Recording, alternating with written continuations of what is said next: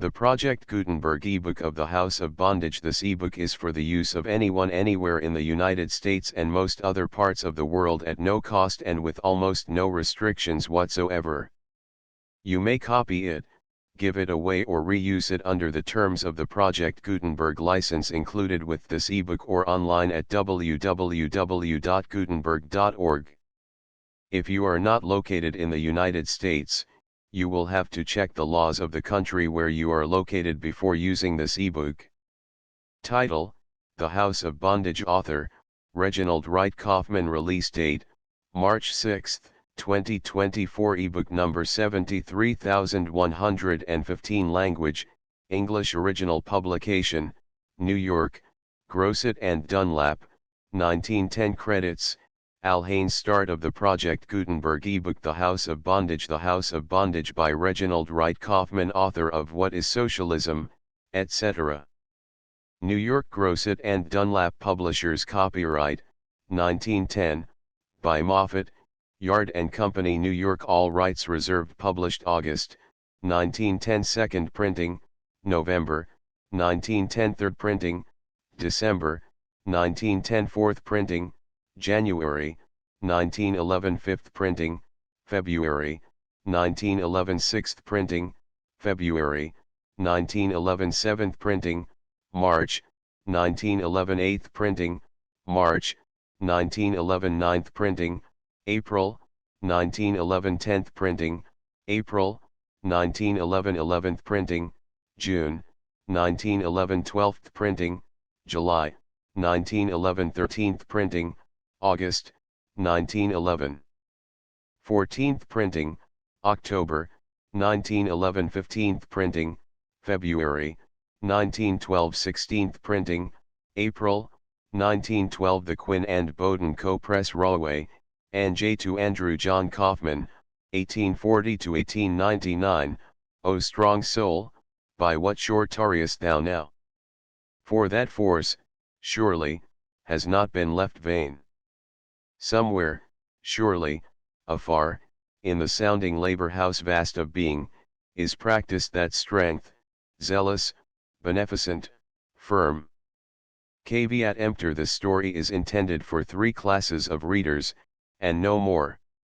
It is intended for those who have to bring up children, for those who have to bring up themselves, and for those who, in order that they may think of bettering the weaker, are, on their own part, strong enough to begin that task by bearing a knowledge of the truth. For it is the truth only that I have told. Throughout this narrative there is no incident that is not a daily commonplace in the life of the underworld of every large city. If proof were needed, the newspapers have, during the last 12 months, proved as much. I have written only what I have myself seen and myself heard, and I set it down for none but those who may profit by it.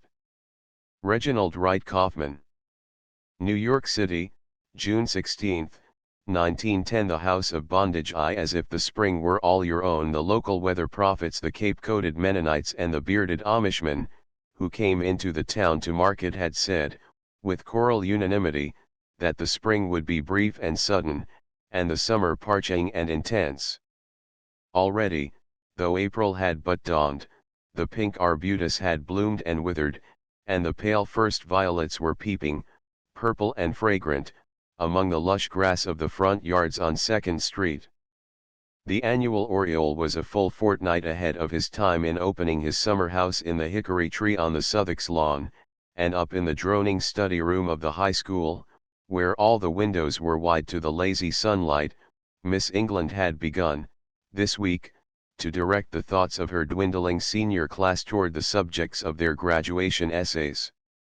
Swaying with the easy, languid grace of an unstudied young animal, Mary Denby, the morning session ended, turned from the graveled walk before the school grounds into the little town's chief thoroughfare. Nobody had ever called her pretty, but her light serge skirt had that day been lengthened to her ankles, and Mary was wholly conscious of the new tokens of her growth. Lithe, strong-limbed, and firm-bodied, of peasant stock and peasant vigor, youth, and health and the open country air were not factors sufficiently unfamiliar to combine in a charm that would attract admiration in her own community.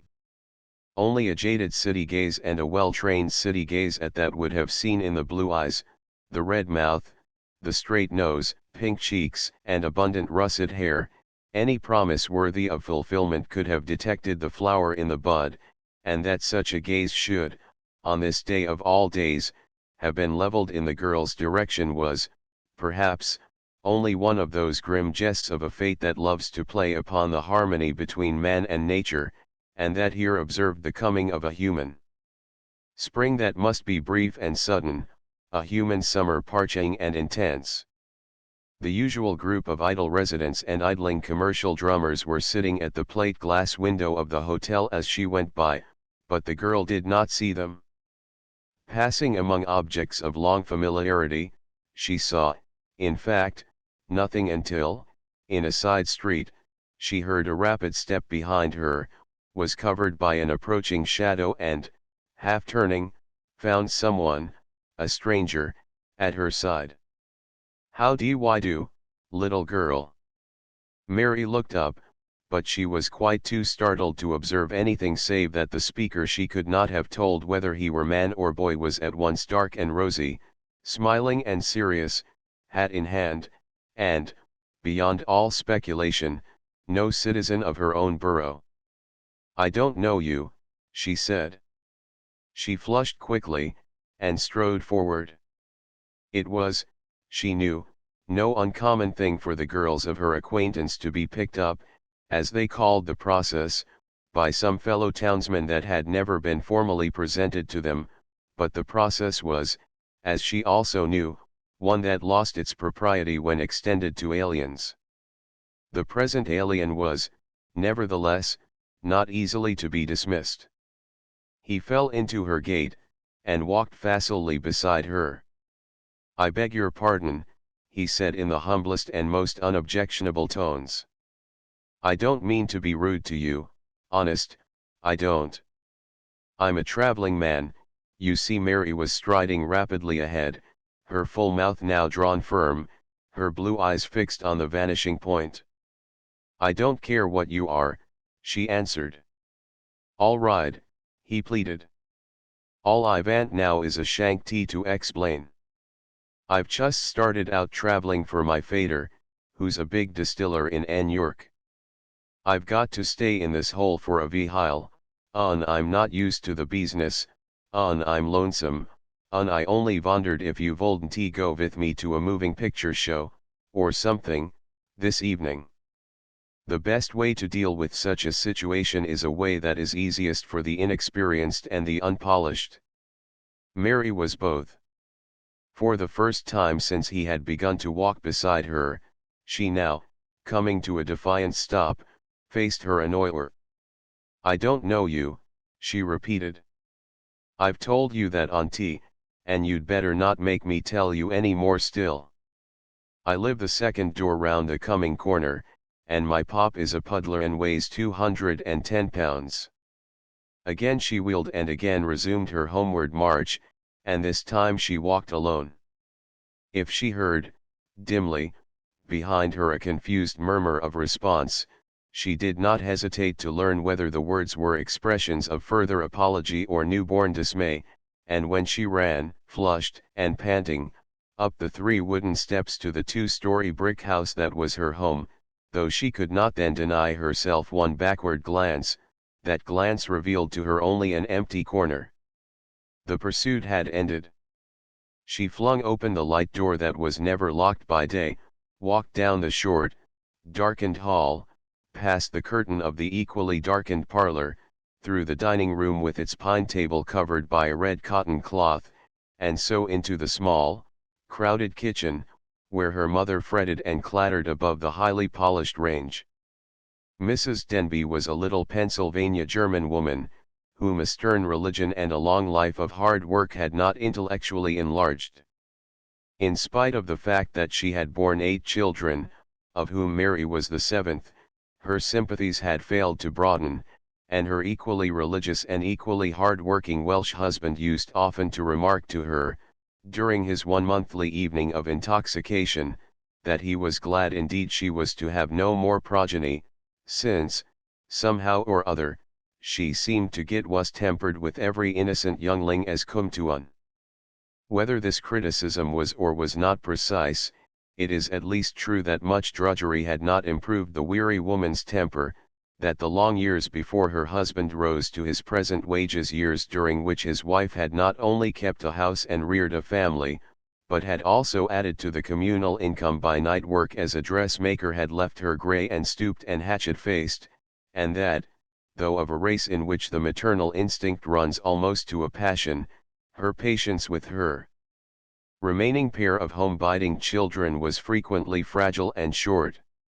Just now she looked up, a spoon in one hand and a pan in the other, her forehead damp, as always, with sweat, and her harassed eyes momentarily bright with anger. "Where on earth have you been, anyways?" she shrilly inquired of Mary. The girl's face instantly hardened from the excitement of her recent adventure to the sullenness behind which she always took refuge in these more usual domestic crises. What she might have confessed had she come home to a less overworked mother, it is, obviously, vain to conjecture. What she actually did was to lock within her breast the story that had been trembling on her red lips, and what she replied to Mrs. Denby's question was an ungracious, "Been at school? Where do you think?" The mother straightened up as far as her long stooped shoulders would permit. "Think," she echoed. "I guess I can guess still where you was. 'Less you was kep' in, you had oughty been home 5 minutes ago, and nobody's kep' in only 5 minutes. You been flirtin' with some idiot of a boy on the street corner, yet that's about what you been doin'." It was a random shot, and one fired from no previous knowledge, but the girl at once realized that, had any neighbor chanced to see what had actually occurred, this parental construction would appear to have some foundation in fact. The thought was enough to seal the locked gate in her breast. "That ain't so," she said, with childish fury. "I come straight home, like I always do. If you want me to help more with the work than I do help, why don't you let me quit school? I don't want to go any more, anyhow. There are some families in which the passing of the lie is no such uncommon or serious offense, and the Denby menage was one of them." It was, therefore, upon the latter portion of Mary's speech that her mother, at this time, seized. "You'll go to school as long as your pop and me say you must," she retorted.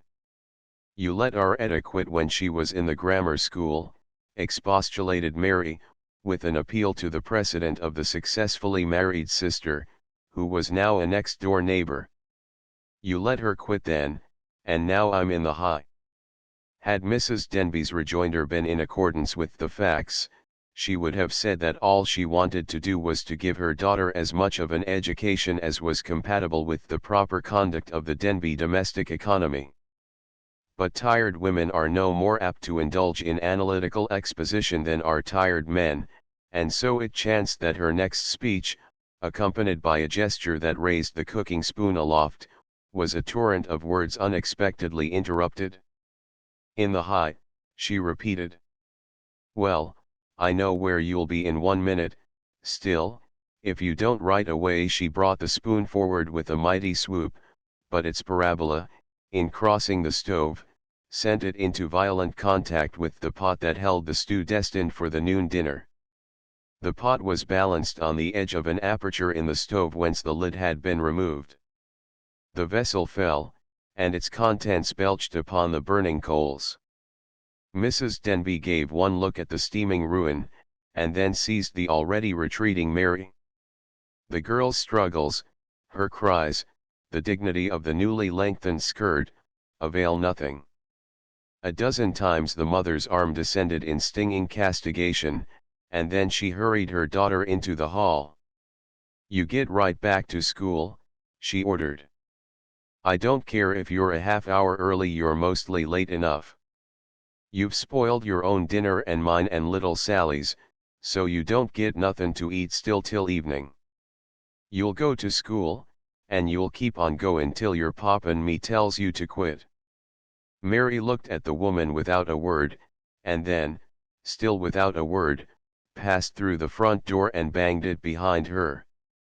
But she did not walk in the direction of the school. She was not going to school. The rebel spirit of youth choked her, and turned her feet, almost without will of her own, toward the river.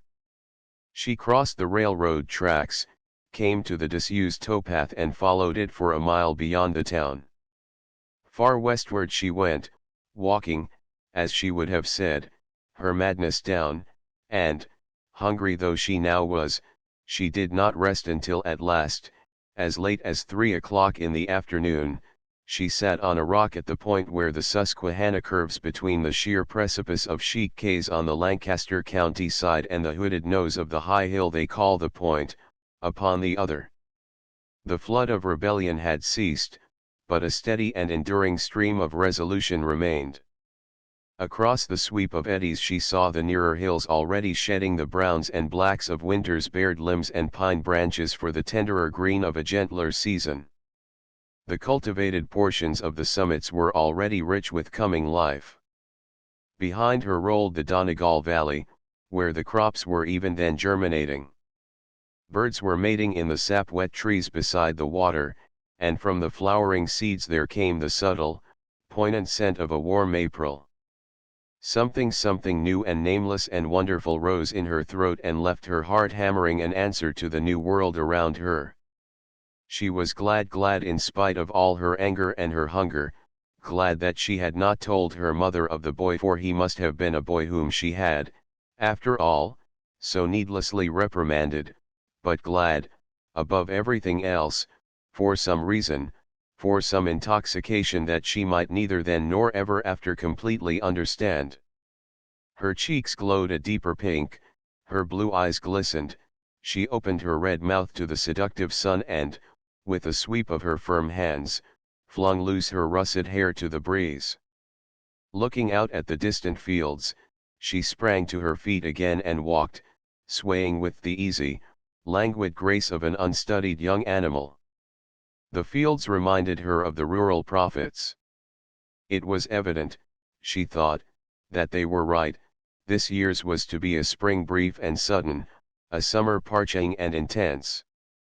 To a deed of trust Mary Denby could not remember the day when the holy estate of matrimony had not been held up to her by others as the whole destiny of woman and had not presented itself as the natural, the easy, the sole path of escape from filial servitude. She belonged, as has been intimated, to a race in which motherhood is an instinctive passion and an economic necessity, and she was born into a class in which not to marry is socially shameful and materially precarious. When she was very small, her own dolls were her own children and her playmates' dolls her children-in-law, and, when she grew older, she had always before her the sedulously maintained illusion of emancipation worn by those girls, but a few years her seniors, who had given up the drudgery of childhood, which she hated, for the drudgery of wifehood, which they loftily concealed. A young wife was a superior being, whose condition was not at all to be judged by the known condition of one's mother, and all the other and more intimate relations of marriage remained, to the uninitiate, a charmed mystery. If it seems strange to us that this mystery and this innocence remained to Mary at 16, the reflection rests not upon her from whom the secret kept its secrecy, but upon us to whom the innocence appears remarkable. From a house that exacted everything and forgave nothing, a narrow house, which she could not see as simply an inevitable result of conditions as wide as the world, the girl looked out to that wonderful house next door where her sister had, only 3 years before, been taken as a bride.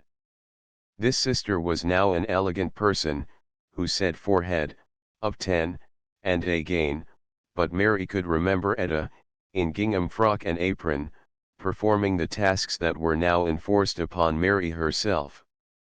And she could now observe as, indeed, Her sister's wholly conscious pride well intended that she should observe Etta in clothes that were beyond the reach of an unmarried daughter of Owen Denby, Etta going to dances forbidden to a Denby maid. When she climbed reluctantly to bed at 10 o'clock, Etta's lights blazed always wide awake, and when she rose in the grey of the morning, Etta's shutters were luxuriously closed. Every dawn Mary must pack her father's dinner bucket, as Etta used to pack it, before Owen started for the mill. That done, and the hurried breakfast eaten, she must make her own bed and wash the dishes before she set out for school. At noon there were more dishes, and only every other evening, before sitting down to detested study by the kerosene lamp in the dining room, was she relieved of still more dish-washing by the growing, and apparently too favored, younger sister, Sally.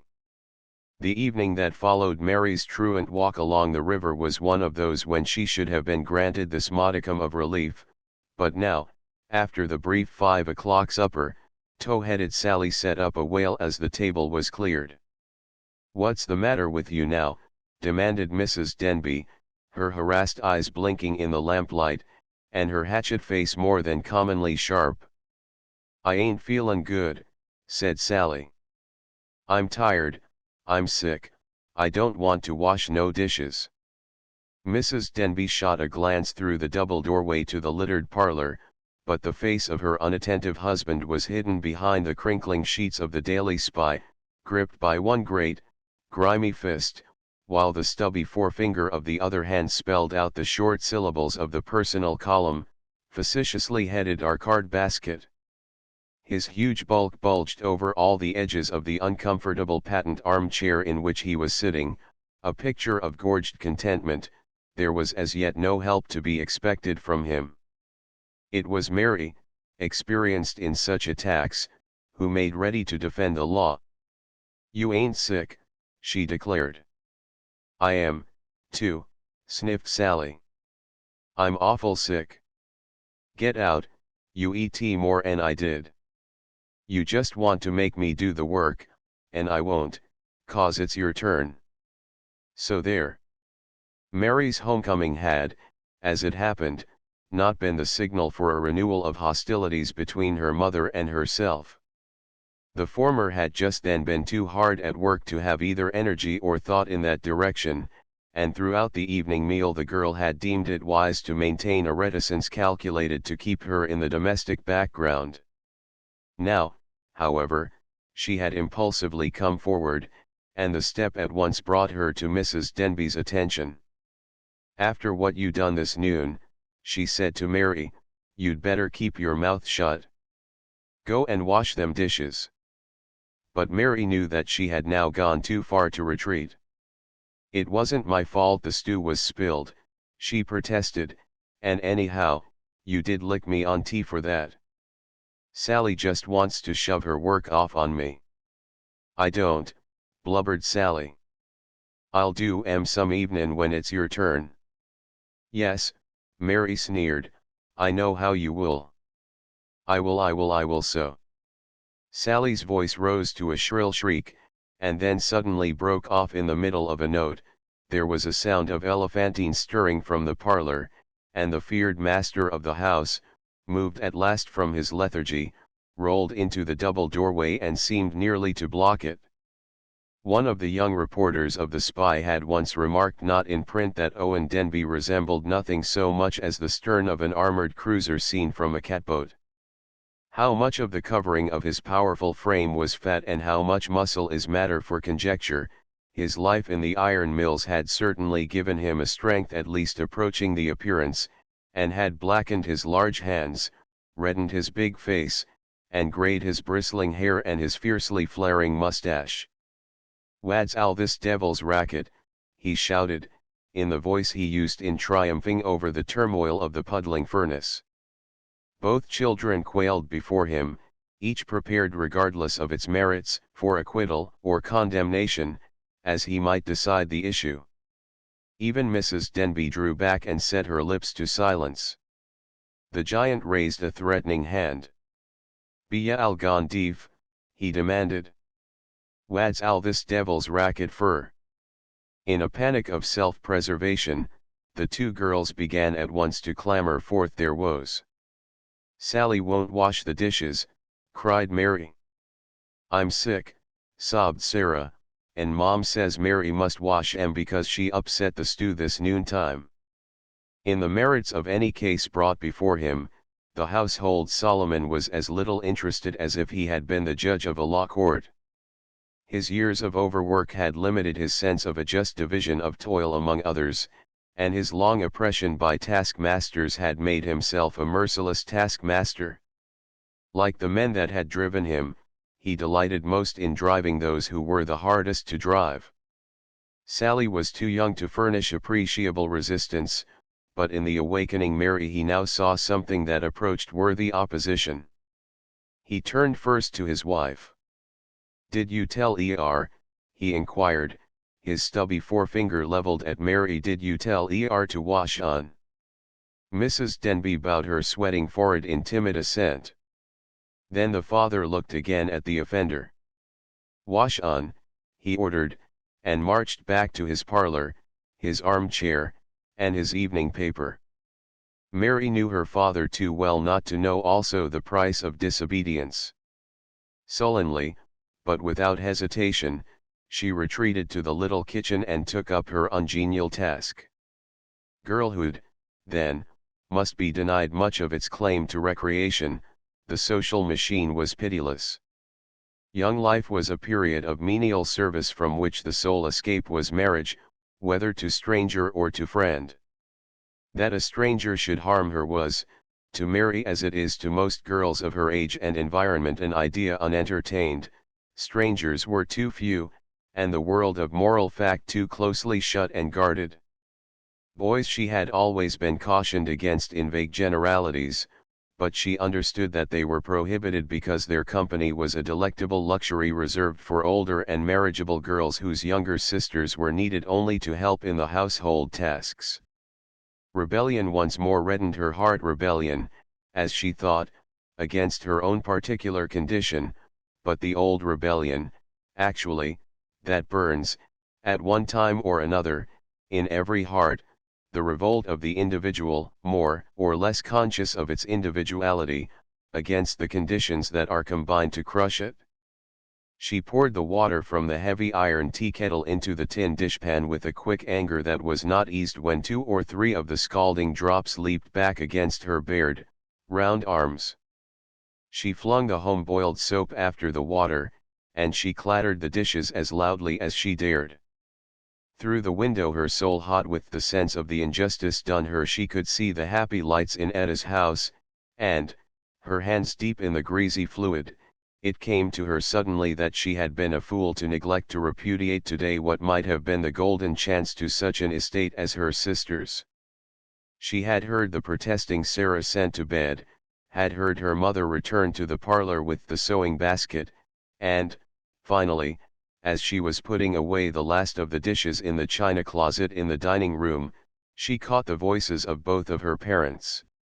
Dimly glimpsed from the small apartment beyond, she knew the scene well enough to reconstruct it perfectly. The crowded little parlor was like 100 others in the immediate neighborhood, a mathematical result of the community of which it was a part. There were the 2 front windows with the horsehair chairs before each, and, between them, the marble-top table bearing the family Bible. There was the gilt mirror over the gorgeously lambrequined mantelpiece, which was littered with a brass clock, dried grass bearing yellow vases, stiff photographs of dead or married younger Denbys, and memorial cards with illegible gilt lettering upon a ground of black. Close by the cabinet organ on one side and the green sofa on the other, the sofa adorned with a lace tidy that would never remain neatly in its place, her father and mother sat, separated by the purple-covered center table, their gaze interrupted by the tall glass case that contained the bunch of white immortelles from the grave of their eldest son. Mrs. Denby was finishing, it seemed, the narrative of the town's latest scandal. "I never knowed Mrs. Drumbow was that soft-hearted," the mother was saying. "Nobody in town was fooled over the reason for why her Jenny went away, and yet here the girl comes back a-ready, and Mrs. Drumbow, church member though she is, takes her into the house in her and her baby along with her. What was it in the words that brought Mary to a sudden pause? Her mother had always been, like most drudges, a gossip, and had sought, in repeating scandal about her acquaintances, that relief from drudgery which she knew how to obtain only by the second-hand thrill of evil. The girl had heard and disregarded the telling of many such a tale, and yet, tonight, she stood there first listening in uncomprehending horror to the narrative and then awaiting the inevitable paternal comment upon it. "Took ba, hey," rumbled Owen Denby. "Well, if she base such a fool, she deserves the scandal ovt. Thank God no youngling o' ourn ever went the devil's way. I have always been sure what I'd do to un if she did, though." He paused a moment, as if to have his wife inquire as to the terrible punishment that he had reserved for such an error, and then, as no inquiry was forthcoming, he gave his statement at any rate, with all the cold ferocity of a Judge Jeffreys pronouncing sentence. "Bay on 30-year-old and nut another sin in un," he declared, "I would beat un within a bare inch o death, and turn un oot to live the life un had picked for herself." The whole intent of that speech Mary was incapable of comprehending, but she understood enough to tremble and then to fan to destructive fury the fire of her rebellion. Of a sudden, the atmosphere of the house had become unendurable. She was gasping like a sparrow under a bell glass. Stealthily she crept into the hall. Carefully she took her coat and faded hat from the rack. Very gently she opened the front door and stole into the street. She felt dumbly that the world was wrong, that youth should not have to work, and that to seize the fruit of pleasure should not be matter for punishment, but for congratulation. I do not think that she meant to pass by the hotel that evening. I do not believe that most of us, in such moments, are actuated any more by motive than we are directed by discretion. Nevertheless, when the clutch of her emotions had enough loosened from her throat to permit her to take account of her whereabouts, the time, and the place, it was 6:15 by the town clock. Mary was just before the plate glass window where the drummers sat, and, only a minute later, the stranger of the morning was again at her side. "Von't you just say that you're not mad with me?" he was asking. She was so frightened that she was conscious of no other definite sensation, much less of any ordered thought or opinion, but she looked fairly at him, and of what she saw she was immediately fully aware. He was a young man, but the sort of young man that might be anywhere from 19 to 32, because he had the figure and the face of the former age and the eyes and the expression of the latter. The hair on his head was black and curly, though his hands were not the working hands with which Mary was best acquainted. They were almost covered with a lighter down of the same growth, and through the pale olive of his sorely clean-shaven cheeks shone the blue-black hint of a wiry beard fighting for freedom. His lips were thick when he did not smile and thin when he did, with teeth very white, and his grey glance had a penetrating calculation about it that made the girl instinctively draw her coat together and button it. To his speech she could pay, just then, scarcely any attention, except to feel that its quick, thick quality, and its ictus on the vowels, denoted the foreigner, but his clothes were a marvel that would not be denied. His coat and trousers of green were cut in the extreme of a fashion that was new to her, his brown plush hat was turned far down on one side and far up on the other, his waistcoat, of purple striped by white, was held by large mother-of-pearl buttons, and his shoes, long and pointed, were the color of lemons. Impulsively she had refused an answer to his first words, but the young man was a member of the persistent race, and speedily followed the first speech with a second. "Just say the word," he pleaded, "you and I von bother you no more. I only want to make myself square with you." Mary hesitated. Something, she knew, she feared, but whether it was the man, herself, or the habit of obedience she could not tell. He was polite, he was respectful, he came, it was clear, from a happier world than her own, and, as against her own, she was now in open revolt. A certain parley with this visitor from an alien orb seemed likely to constitute a fitting declaration of independence. Conditions had worked upon her to desperation, and the same conditions, little as she guessed it, had, under the mask of chance, inevitably provided this avenue of protest. "Oh," she said, "I'm not mad at you, if that's what you want to know." "I'm glad of that," he easily answered, as they turned, quite naturally, away from the main street. "But I thought you considered me fresh." "Well, I hadn't never been introduced to you, you know."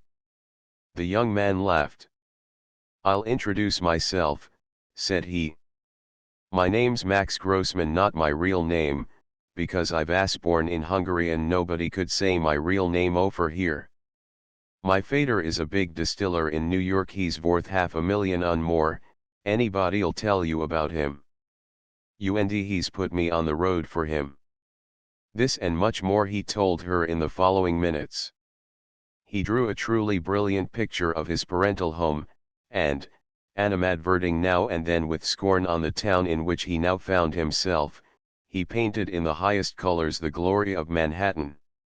New York, it appeared, was a city of splendid leisure. Its entire 4 millions of population spent their days in rest and their nights in amusement. There were the rumbling cable cars, the roaring elevated trains, the subway expresses, which reached out and drew the Battery within 20 minutes of the Bronx. There were the realities that had been only vague magic names to this girl: the East Side, the Bowery, the Metropolitan Opera House, the Waldorf. Nobody went to bed before 3 o'clock in the morning, or woke before 1 in the afternoon. Nobody was ugly and nobody was old. There were no books to study, no errands to run, no dishes to wash.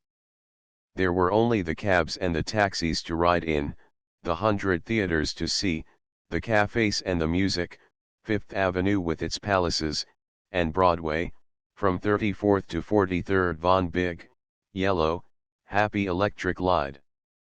She listened. As he spoke, though she did not know it, the far-off orchestras were calling her, as if the sound of the city deafened her to all other sounds, as if the lights of New York blinded her to the lights of home. Her own story, as she in turn briefly told it to him, provided her with the one touch of contrast needed to make the lure of the new dream complete, provided him with the one text necessary for the implications he frankly wanted her to receive.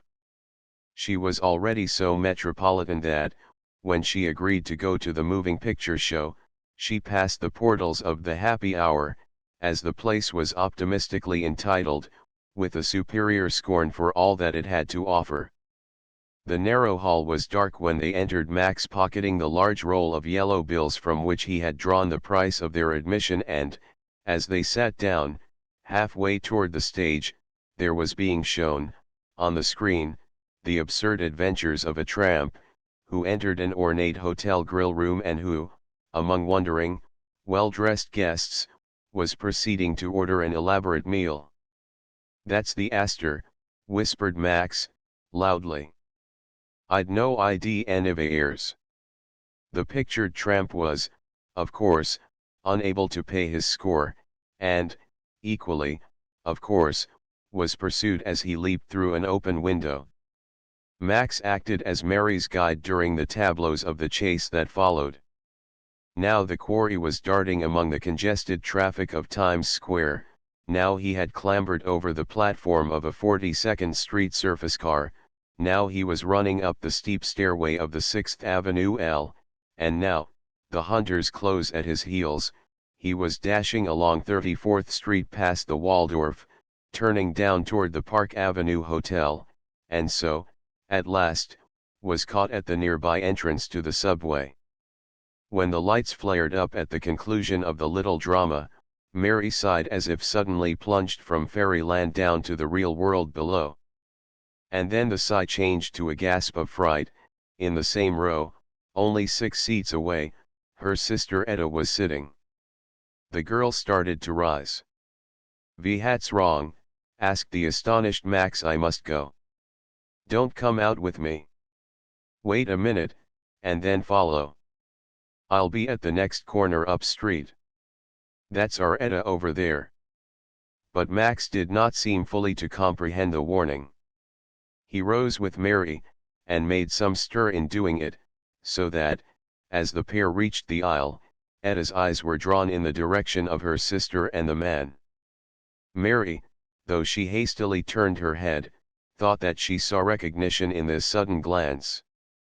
She thought that she saw recognition turn to amazement, and amazement to rebuke. Instantly, there rose before her the reefs of ultimate domestic disaster. With Max in close attendance, she hurried to the door. Outside she did not speak until they had reached the comparative seclusion of a less frequented street. Then she turned hotly upon the youth, whom she considered the cause of her peril. "Why was you such a fool?" she demanded. "Didn't you hear me say for you not to come out when I did?" "I didn't understand you," Max humbly expostulated. "But what difference does it make, anyways?"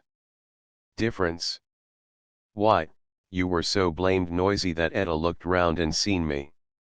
She'll go straight home and tell Pop I was here with you."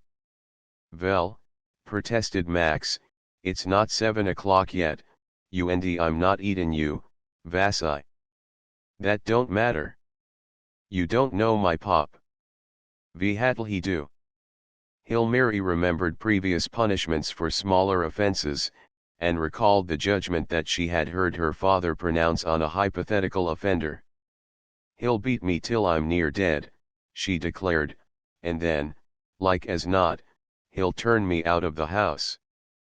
They were at pause in the shadow of an old buttonwood tree, Max leaning against the gnarled trunk, the girl facing him, erect.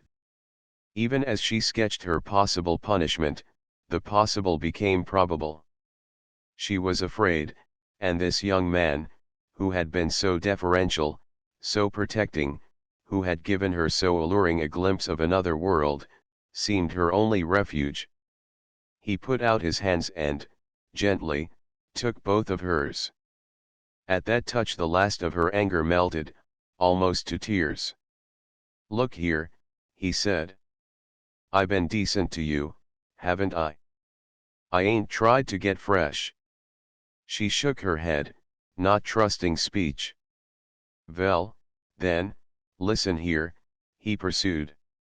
"If your old man gets gay, just remember that. You ain't treated right at home, the best of times. You said so yourself. On this here J-Town's no place for a pretty young lady like you, anyways. So, if there's any trouble, you come for me, you and I'll get you away from here." The girl thrilled with a delicious sense of adventure. She trembled with the foretaste of a new delight. The passing praise of her looks and of her newly acquired maturity, a novel sound in her ears, was not lost upon her, but even that was dwarfed by the tenor of her companion's words, and the wonderful current that ran from his hands to hers. Was this what had been meant, that truant afternoon, by the calling birds, the leafing trees and the poignant air along the river? Was this what young women felt when lovers told their love? She could not have formulated the questions, but her heart asked them, and Max, meanwhile, was repeating, "I'll get you away from here." How could you do it?" she gasped. "It'd be dead easy. If there's any scrap, you've at your shank tea on give the house the slip. I'll be waitin' at the hotel till midnight. Telephone me from the nearest drugstore, we'll take a trolley down the line catch a train to New York be married there this same night.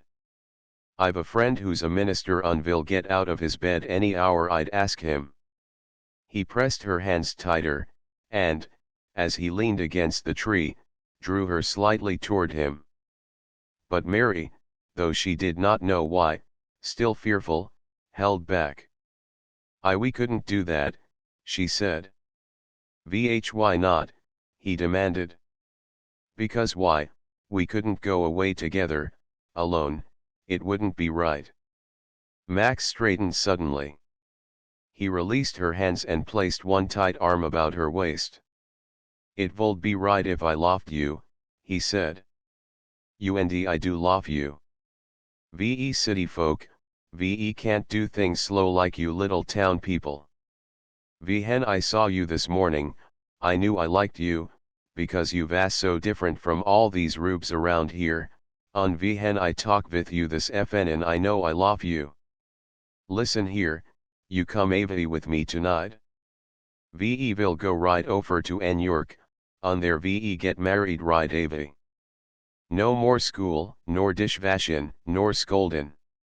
Your own fader will be pleased when it's over, because my fader is rich, my fader will be pleased too, because he's been devilin' me to marry for more and a year, only I never till now found a girl I love. Come on, Mary, I love you. Her eyes swam in a mist. They had come then, love and freedom, hand in hand. Her soul grew faint within her. She struggled a little, fluttering like a young bird in a capturing palm, but he drew her tighter, and his free hand passed electrically across her cheek.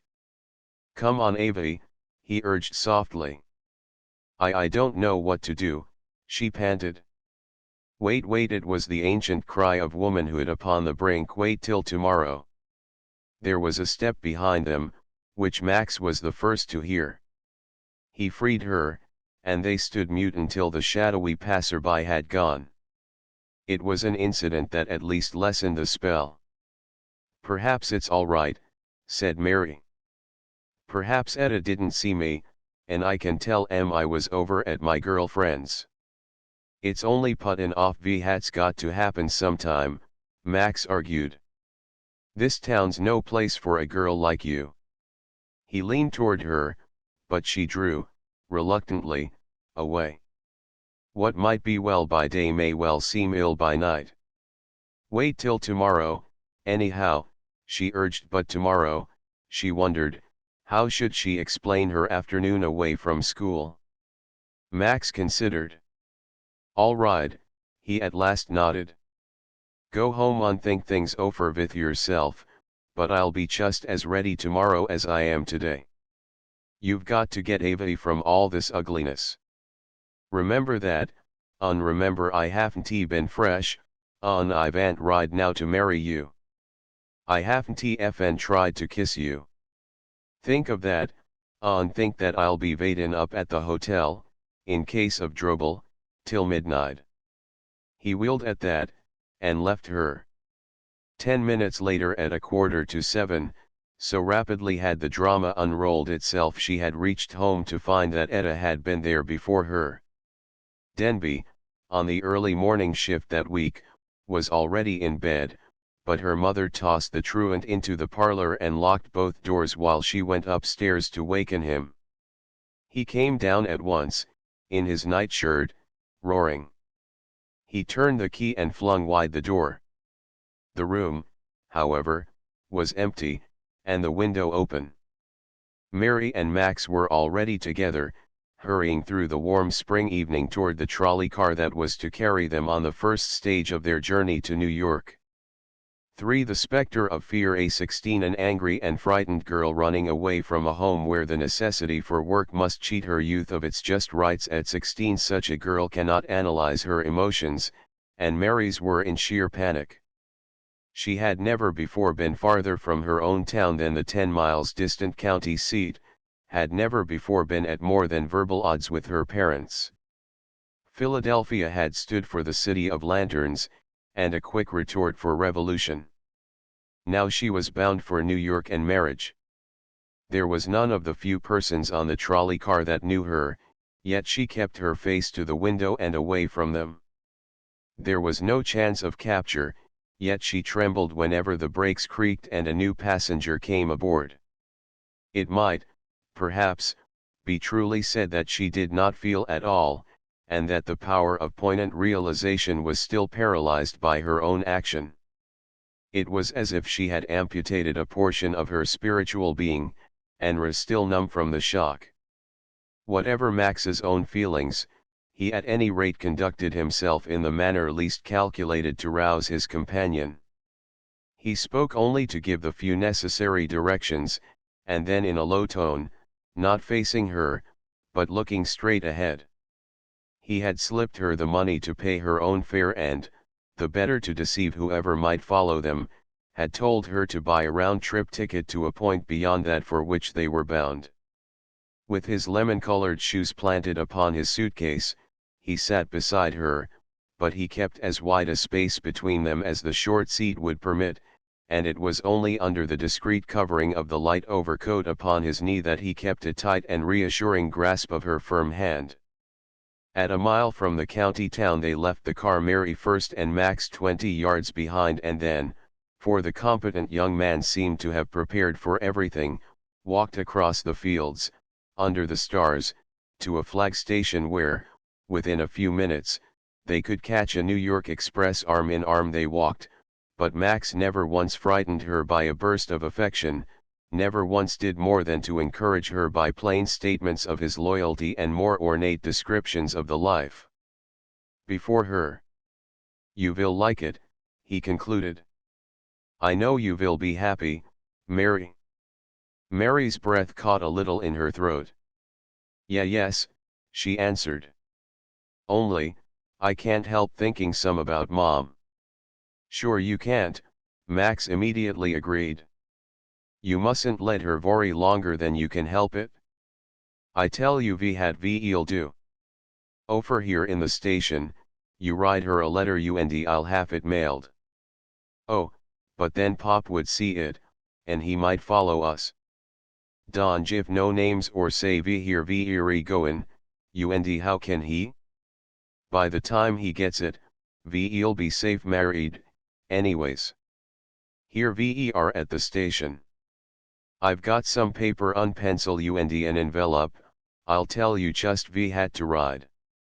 He did tell her, and this note, given to the train porter, was mailed farther along the line: "Dear Mother, don't please worry about me. I will soon be back for a visit, only I have gone to Buffalo to get married. He is a nice young man and his father is rich, for I could not stand to have Pop beat me, nor do other people's work any more. Your F. Daughter, Mary Denby." The train, which Max had duly signaled, had stopped just as the writing was ended, and the pair of runaways had hurried into the last seat of the rear car. During the journey that followed, Mary's nerves, accustomed to early hours, gave way not to tears, but to the exhaustion consequent upon the strain of her crowded day. Her hat in her lap, her russet hair made a pillow for her against the sharp window sill, and, with Max's coat piled at the pane to protect her from the keen arrows of the inrushing night air, she lay back, the pink cheeks and the red mouth paler than an hour since, and the blue eyes closed. She did not seem to sleep, and yet it was in a dream that the ride ended, in a dream that she found herself one of a hurrying crowd stamping down the platform and into the huge elevator at the Jersey City station, in a dream that she clung faithfully to Max's arm as the sudden lights and damp odors struck her and as she dropped upon a straw-covered bench of a swaying car, which shot them immediately through a tunneled darkness into the very depths of the earth. She knew from her geography that New York was separated from New Jersey by water. "When do we cross the ferry, Max?" she asked. Max smiled, his thin lips showing his white teeth in sharp contrast to his olive skin. "We're crossing it now," he answered. "But where's the water?" Max, mopping his dark forehead with a purple-bordered handkerchief, pointed to the roof of the car. "Up there," he said. "Very in the tube, you know." She did not know, but she was too much ashamed of her rural ignorance further to discover it by unconsidered questions, and so full of a pulsing wonder at what was to come next, so full of the expectation of the child at her first melodrama that she had place for no backward thought. She sat silent until they had come out of the tunnel, climbed a windy stair, and emerged upon a thoroughfare as much ablaze as if all the stars of heaven had descended to light it, and as brimming with moving life as her father's mill at 10 o'clock in the morning. Max regarded the girl's open-eyed wonder. "Now," he said, "Ve'll just jump in a taxi and go get a good supper, and then, while the waiter's filling our order, I'll first do a little telephoning." He put up his dark hand. A passing automobile, its tin flag raised, hummed up to the curb, and Mary, clinging timidly to the arm of her betrothed, began her first ride in a taxicab. The street, it was 14th Street, he told her, flared and seethed and spluttered before them. As if leaning over the head of a runaway horse, they shot in and out among clanging cable cars, dashed by snorting vehicles of their own sort, and nearly grazed jostling cabs driven by cursing Jehus.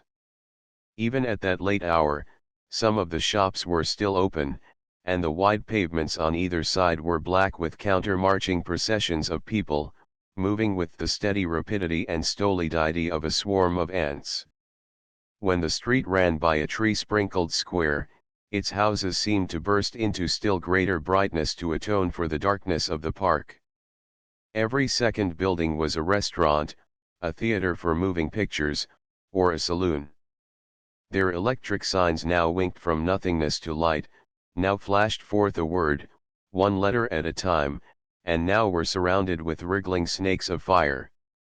It came upon her, this vision of the absolutely new, of the city's immensity and teeming life, at a moment when her heart was ready for reaction, when memory was prepared to reassert itself, and when, anger gone and regret poised like a runner at the starting line, her quick determination might have failed her.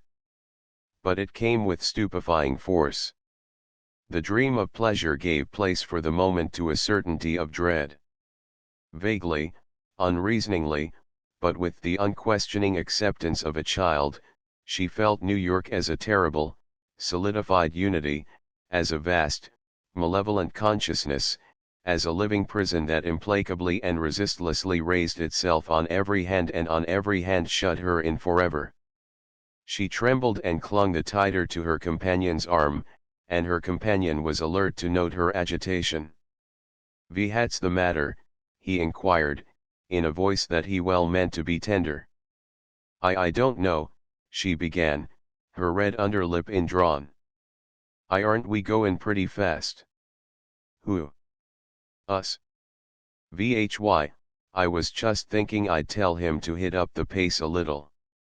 "Are you scared?" Her pride would not permit confession. "Oh, no," she lied, "I'm not scared." "But you are shivering." "I guess I'm kind of chilly." "All right. Just wait a minute and we'll soon be at the restaurant and warm up. You'll like that restaurant, it's one of the swellest in town." "But it's pretty late," she ventured. "Your friend, are you sure he who?" "The minister." Max patted her hand with reassuring affection. "Don't you worry about him. He's all for me, you and I'll get him out of bed just as soon as we've ordered our supper." A few blocks more, and Max, aided by a marvelously tall person in a wonderful uniform, was helping her, with what she considered an elaborate courtesy, to dismount from the taxi, pass under a glass awning and, through a changing stream of hurrying waiters and arriving and departing guests terribly arrayed, to climb a softly carpeted stair and enter a brilliant balcony open to the street and full of chattering men and women eating and drinking at a score of tables. Even in her fright, it was with a touch of admiration that she observed how her Max seemed to be known to the immediately attentive waiters, and how, smiling, they hurried to make way for him. They secured a corner table, a relatively quiet corner table, and there, with a servant standing by, pencil in hand, and with a huge double-paged menu card before each of them, made ready for their meal. "Just you order whatever you like," said Max, "pretty near everything in the world's on there, but if you want anything that you can't see, just you ask for it. Mary looked at the card. In spite of all that had passed, and all that now filled her heart, she was young, and youth is so fortunate as to be able to eat in the trough of any emotional sea. She was a child, and, by the sure logic of childhood, whoso thought to feed her could be nothing but a friend. The card, however, was of small assistance. Its very size was appalling, and its offerings were made in an unfamiliar tongue. "You get what you like," she at last submitted. "I'm so hungry I can eat anything." He saw her difficulty so well that he could rescue her from it without seeming to see it at all.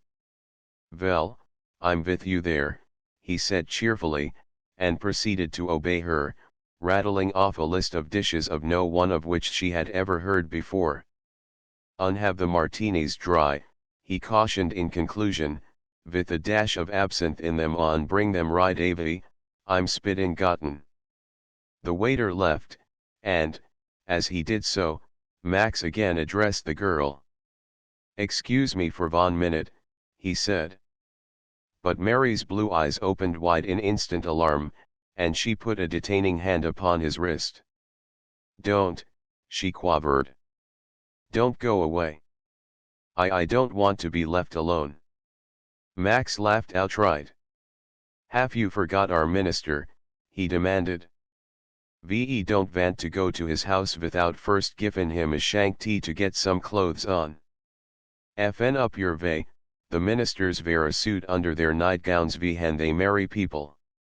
She smiled faintly at his labored wit, and, as her heart fluttered at this definite approach to the end of her journey, permitted him to go.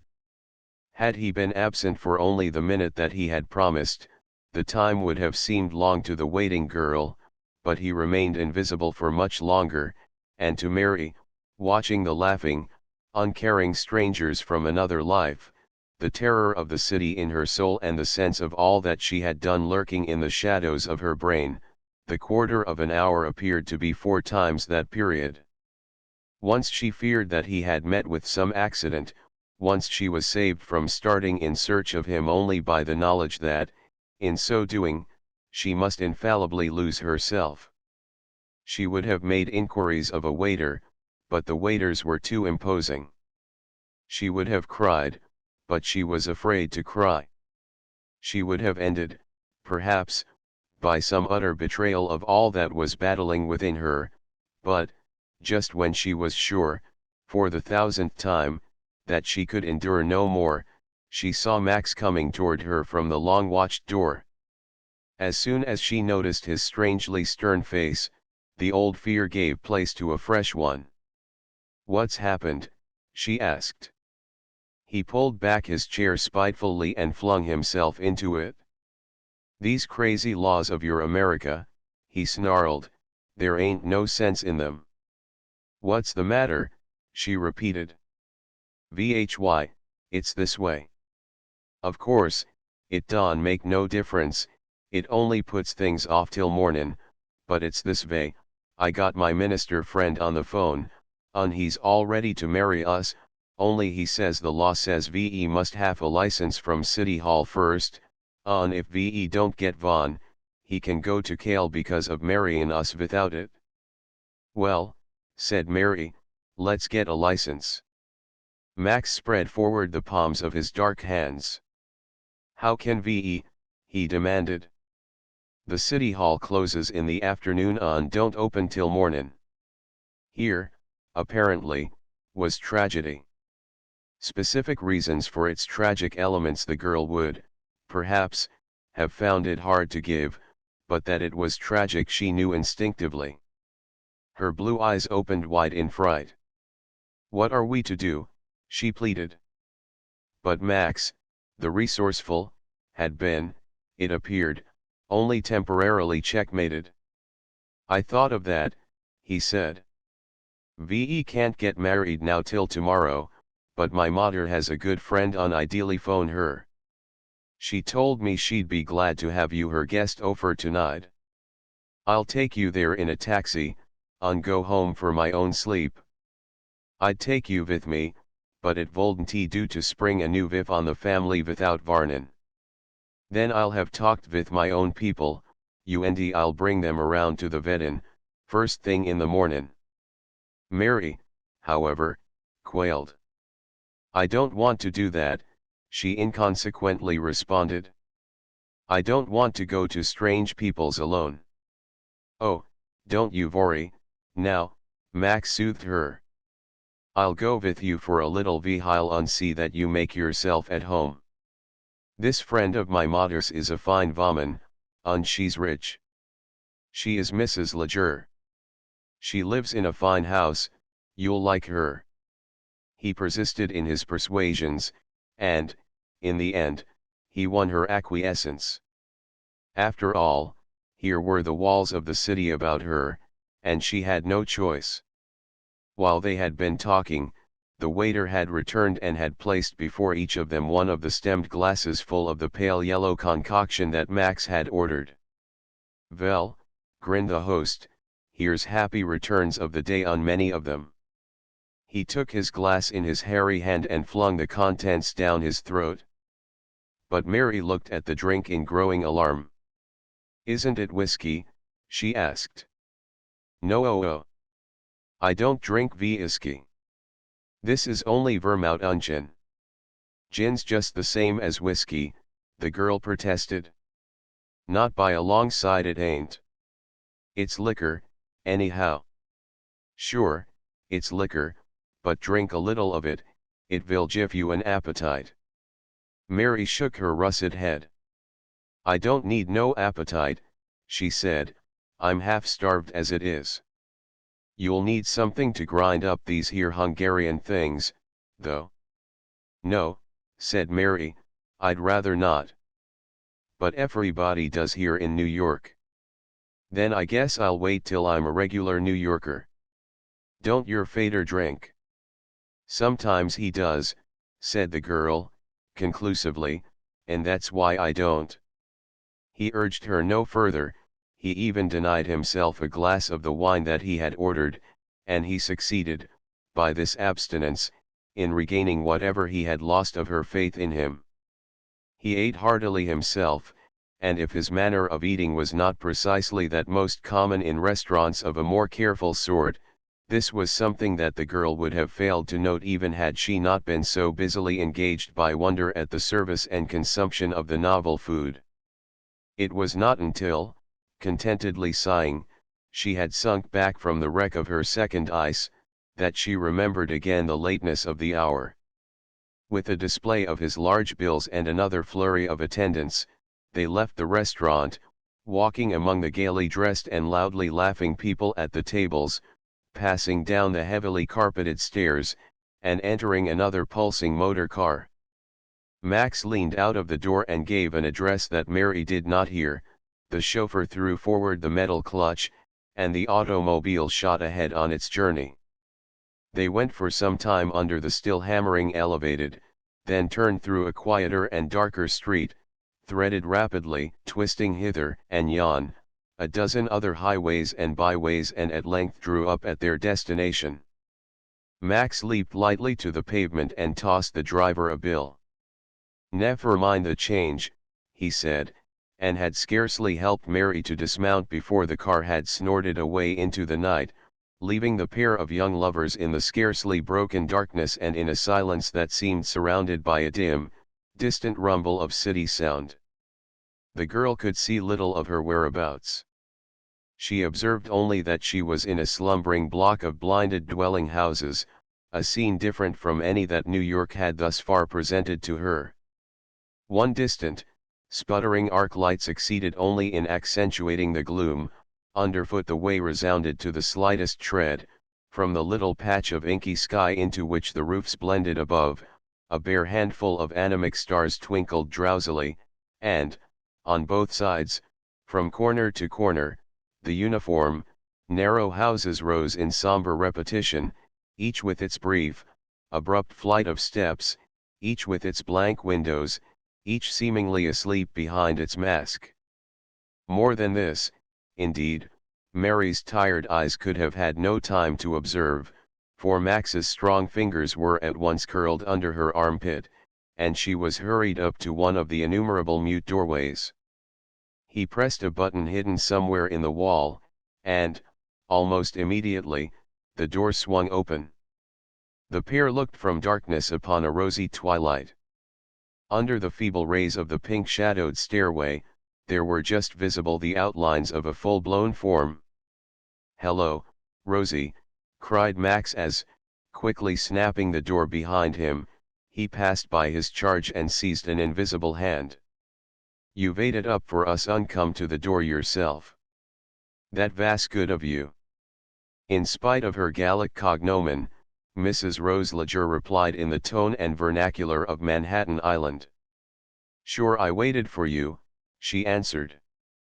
"But don't talk so loud, you'll wake the whole family. And is this the little lady, eh?" Half disposed to resist, Mary felt herself gently propelled forward by Max, and then enveloped in an ample, strangely perfumed embrace, while two full warm lips printed a kiss upon her cool young cheek. "Come into the back parlor," said Rose Leger, lightly seizing the girl's hand. "I want to get a look at the bride." She led the way past the closed double doors of the front room on the ground floor, and into a rear apartment that, though not brilliantly illuminated, was far better lighted than the hall. It was a room the like of which Mary had never seen, decorated in colors that outshone the rainbow and filled to overflowing with furniture that, to the undiscriminating eyes of the girl, gave it the air of a chamber in the cave of Monte Cristo. Gilt-framed pictures of beautiful men and women, she supposed they must be Grecian men and women, flamed, in more than lifelike hues, from the crimson walls.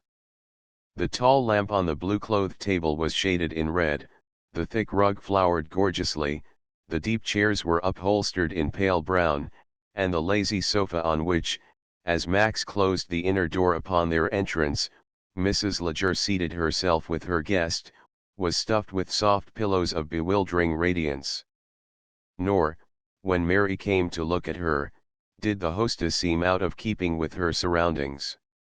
To the girls' home Owen Denby had once brought a large, lithographed calendar, issued by a brewery, and depicting, at its top, a woman of the elder Teutonic days, very red and white, with long yellow hair, and a body of rounded proportions, which threatened to grind to powder the rock on which she sat, and desperately endangered the filmy garments that enfolded without clothing her. It was of this picture that Mary instantly thought when she got her first full view of Mrs. Leger. The hostess was clad in a long, fluttering, baby blue kimono, spotted by embroidered white dragons, with sleeves that fell despairingly from her puckered elbows, disclosing thick white arms with rolls of fat at the wrists, and plump hands and fingers the almond-shaped nails of which gleamed like the points of daggers. The folds of light silk, held by a large amethyst pin at the base of her sturdy throat, bulged broadly over her capacious breasts and trailed, across frou-frouing lace, far beyond her heels.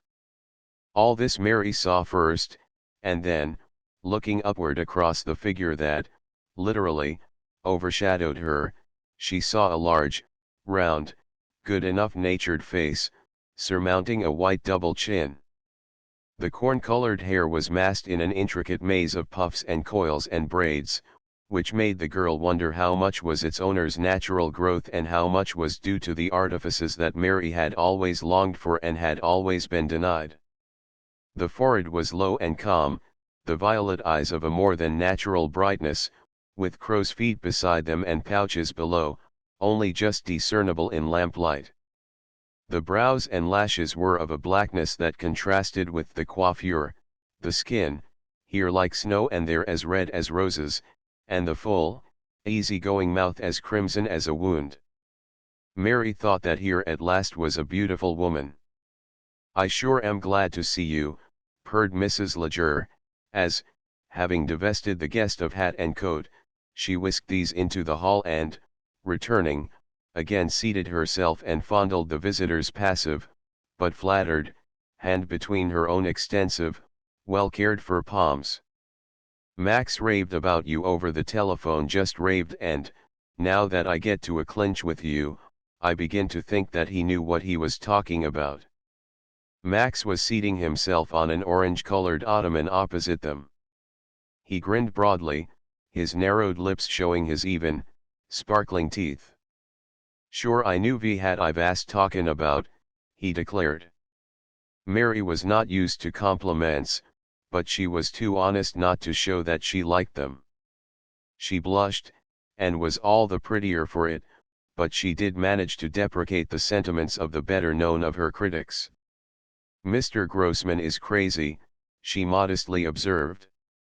"About you he is," said Mrs. Leger, "and," she added, "I do blame him, but look here." She placed a crooked forefinger under the girl's chin and turned the blushing face upward. "Look here, what a tired little woman it is, Max, you're so careless. I'll bet you've never thought to give this poor child a drop of wine to strengthen her after all that traveling." "I tried to get her to," said Max, "but she wouldn't take it." "What? I don't drink," explained Mary. "Of course you don't, but," Mrs. Leger elucidated, "taking a glass or two of wine after a railroad ride isn't drinking." "No," Mary granted, "but I don't care for it. I hope not only taken this way it's medicine. I don't blame you for not drinking in a restaurant with a bad boy like Max, but you need it now, you're all played out. This is as good as your home till tomorrow, you know. Just have a little with me, I'm old enough to be your mother, and we won't give Max a drop just to punish him, Cassie." She had run through the speech with a rapidity that had left the girl no chance for reply, and now, before Mary could move her lips, she had, with amazing agility, leaped to a back door, opened it, called an order into the darkness beyond, and as quickly returned to her former position on the sofa. "It will be the best thing in the world for you," she said. "The doctor orders it for me, and so I always have it ready on ice." As she concluded speaking, the door through which she had called was reopened and there entered a tall, raw-boned, glum, colored girl, whose shining ebony skin was darkened by the white apron that she wore. She bore a tray on which was a gilt-topped bottle and two narrow glasses. "Put it there, Cassie," said Mrs. Leger, pointing to the table. The girl obeyed and left the room. Max seized the bottle, ripped off the gilding and, wrapping his purple-bordered handkerchief about the neck, with one dexterous twist, drew out the resounding cork. A living foam gushed from the neck as the self-appointed butler poured into the two glasses a pale gold fluid, which creamed angrily to their edges, and then subsided until first one addition and then another set them boiling again. Mrs. Leger took a glass in each hand and pressed the foremost into the passive palm of the girl. "Well," said she, in a phrase new to Mary, "here we are." Mary hesitated, the glass to her lips. She could hear the liquid whispering to her, and particles seemed to jump from it and sting her eyes. "What is it?" she asked. "Wine," said Max, "but what kind of wine?" she weakly delayed. "My dear," her entertainer informed her, "there is only one kind of wine in New York." "It's champagne," hissed Max, as if the name were something too sacred to be spoken in the tone of ordinary conversation. "On this kind costs $8 a bottle." The words and the connotation had their lure. Champagne, she had heard of it as the beverage of the rich, and $8 for one bottle the price of 2 winter dresses. "Come on," smiled Mrs. Leger. The girl still hesitated. "Here's to the wedding," prompted the hostess, and drank the entire contents of her glass. Mary took a mouthful and swallowed it. At first she nearly choked. Then the fiery liquid brought fresh tears to her blue eyes, still smarting from the gas that had, a moment before, assailed them. But finally, there began to spread through her weary body a grateful glow, and, Half in apology for what she feared had been a clownish exhibition, she looked up with red lips pleasantly parted. "Now, wasn't I right?" inquired Mrs. Leger. "Don't you feel better already?" I believe I do, thank you," Mary admitted. "Anyhow, it is pretty good, I guess, when you get used to it." She took, bravely and with an ease now gained by experience, a second drink, and, as she held the glass before her, Max gallantly replenished it. A bell rang and the glum, ebony maid passed through the room, closing both doors behind her. Mary, alarmed at this nocturnal interruption, started a little, but neither of her companions seemed to regard the incident as unusual. "You look much better," Mrs. Leger asseverated. "Finish that glass, dearie, and you'll be all to the good again." "Do you think I'd better take so much?"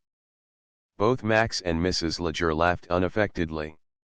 "Vhy, there ain't enough here to hurt a baby," declared the former.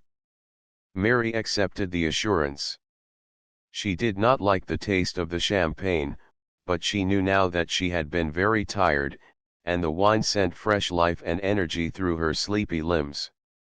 She emptied the glass and felt, joyfully, all her fears and regrets slipping for her. Doubt and difficulty were resolved into a shimmering mist, were overcome, were forgotten. The black maid thrust her head in at the hall doorway. Mrs. Leger rose. "Excuse me," she said, leaving the room. "I'll be right back." Max, the instant she was gone, rose in his turn. "I'm going to fool her," he said. "I'm going to graft her drink." He took the glass that his hostess had placed upon the table, poured more of the wine into it, replenished the glass of his now unresisting companion and sat down by her side, his arm stretched behind her. Mary, with refreshed courage, broke the silence. She was feeling like a naughty child triumphantly successful in her naughtiness. "Do you know, Max," she said, "I gave a jump when that bell rang? I thought for a minute they might be after us." "Nix on that," chuckled Max, "they couldn't catch us if they tried. Here's to the Runaways." They clinked glasses and drank. "I guess," the young man pursued, "it was just one of Rosie's boarders." "Her boarders? Does she run a boarding house?" There was a note of dignified scorn in Mary's climbing voice. "Sure, she keeps boarders." "But Mary hesitated. She was tasting wine for the first time in her life, she had been tired and nerve-racked, and now, though thoughts danced through her mind with unfamiliar rapidity, utterance seemed to her suddenly, and somewhat amusingly, to have become too clumsy to keep pace with them. "I thought," she elaborately persisted, "that you said she was rich." "She is," said Max, "only she's got a big house she can't all use herself. Lots of people fill their houses that way in New York." Mary started to formulate a reply that came glistening along the dim horizon of her mind, but just then there was a light tap at the door. "Come in," called Max, and Mrs. Leger re-entered. The precaution of her hostess forced a smile from Mary. "Why did you knock?" she asked. But Mrs. Leger shook her corn-colored locks wisely. "I don't ever disturb lovers," she said. She sat down opposite the pair she was addressing and, without noticing that Max had appropriated her glass, discovered a fresh one on the mantelpiece, poured herself a mouthful of the wine and then decanted the rest for Mary. She had just put down the empty bottle when the bell rang a second time. "Good Lord," she sighed, "there it goes again. These people will be the death of me, losing their keys and coming in at all hours. Never mind, Cassie," she called through the rear door, "I'll go myself. And then, to Mary, she concluded, I'll attend to this and then I'll come right back and send Max home and show you to your room." She left them seated on the sofa, Max's dark hand encircling the soft, young fingers of the girl as gently as if he had been a rustic wooer. "Shall I go graft another bottle from the kitchen?" he asked, grinning impishly. Mary shook her russet head. "Not for me," she said, "I guess I've had enough." Max again refrained from insistence. Instead, he remained beside her, and fell once more into the story that she had learned best to like, the beautiful pictures of the wonderful city, of the work-free life that she should lead there, and of their marriage on the fast approaching morning. Gradually, as his voice ran smoothly on, the words he was then saying became confused in her brain with other words that he had said earlier in the evening. Her eyelids grew heavy. The mood of exhilaration passed, and a weariness far more compelling than that from which she had previously suffered stole upon her. Mrs. Leger was absent for an unconscionable time. The girl yawned. "I wonder when she's comin' back," said Mary. I'm awful tired." Max's hand slipped to her unresisting head and pressed it down upon his shoulder. He had not yet so much as kissed her, and he did not kiss her now. "Don't worry about her," he said softly. "You're tired out.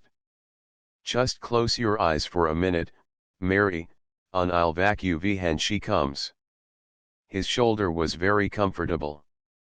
She closed her blue eyes. "You will wake me," she murmured.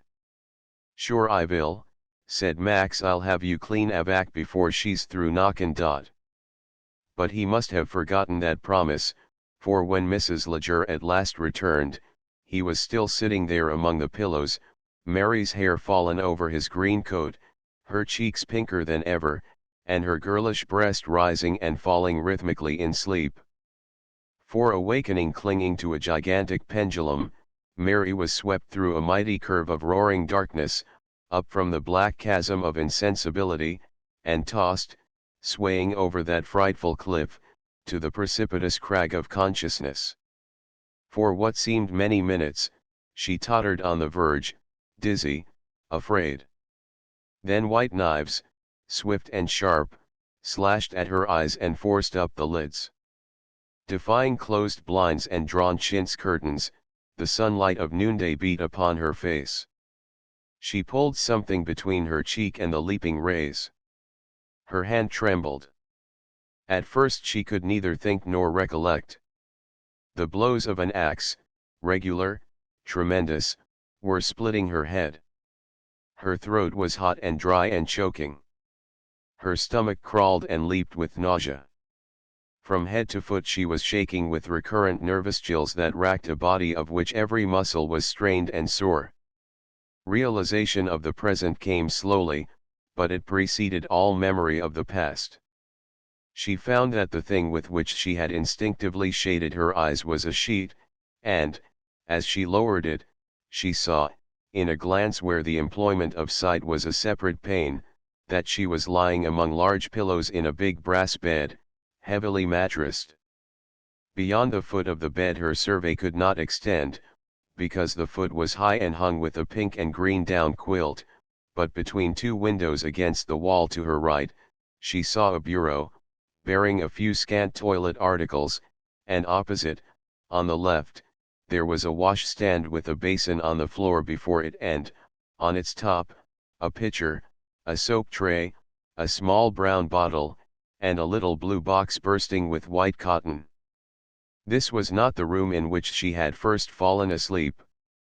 With that isolated fact flashing like a message of disaster through her brain, she sat suddenly upright in the bed, but the room pitched before her like a boat in the trough of a storm on the river at home. A wave of sickness hissed over her, and she sank back among pillows repellently scented. Vaguely she realized that she must be in a room somewhere above the ground floor. Dimly she began to wonder how she had got up the stairs.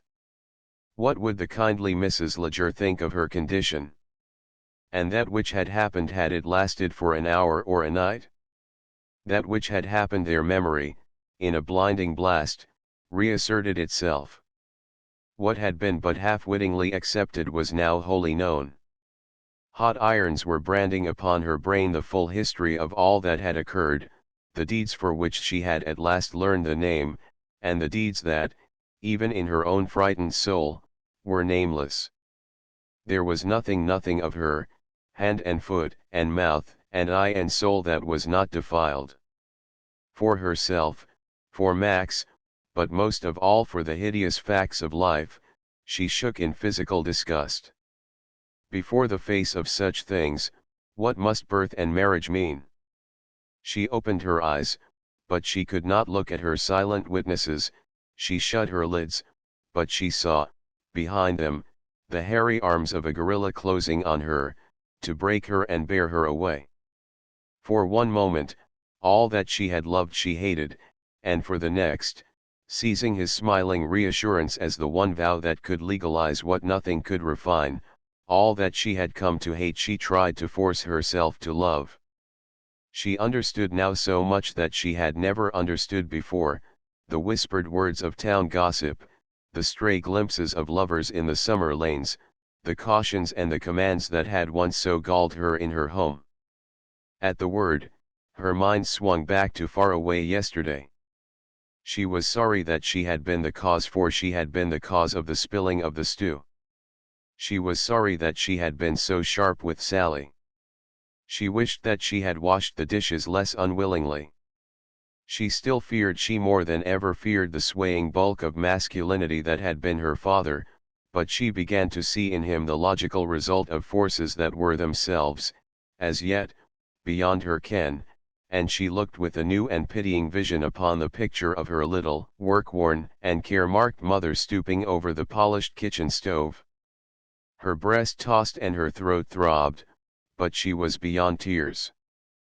Painfully, slowly, yet with resolution, she struggled back to her sitting posture in the bed. In this position she found herself facing a long mirror hung against the opposite wall, and in the mirror she saw what was herself. With a low cry, she pulled loose the sheet and covered her nakedness. That done, she looked again at the strange face that fronted her, a face the more strange because it was the intimate become alien, a ruin, an accusation. Framed in a tangle of dank hair, the cheeks, once pink, were chalky now, and splotched with red. The mouth that she had known only as full and firm was loose and twisted, the eyes that had been blue, now circled with black, burned in bloodshot fields like coals of angry fire. One impulse alone directed her, to find her clothes, to put them on, to return, as far as the mask of appearances would take her, to the self that she had been.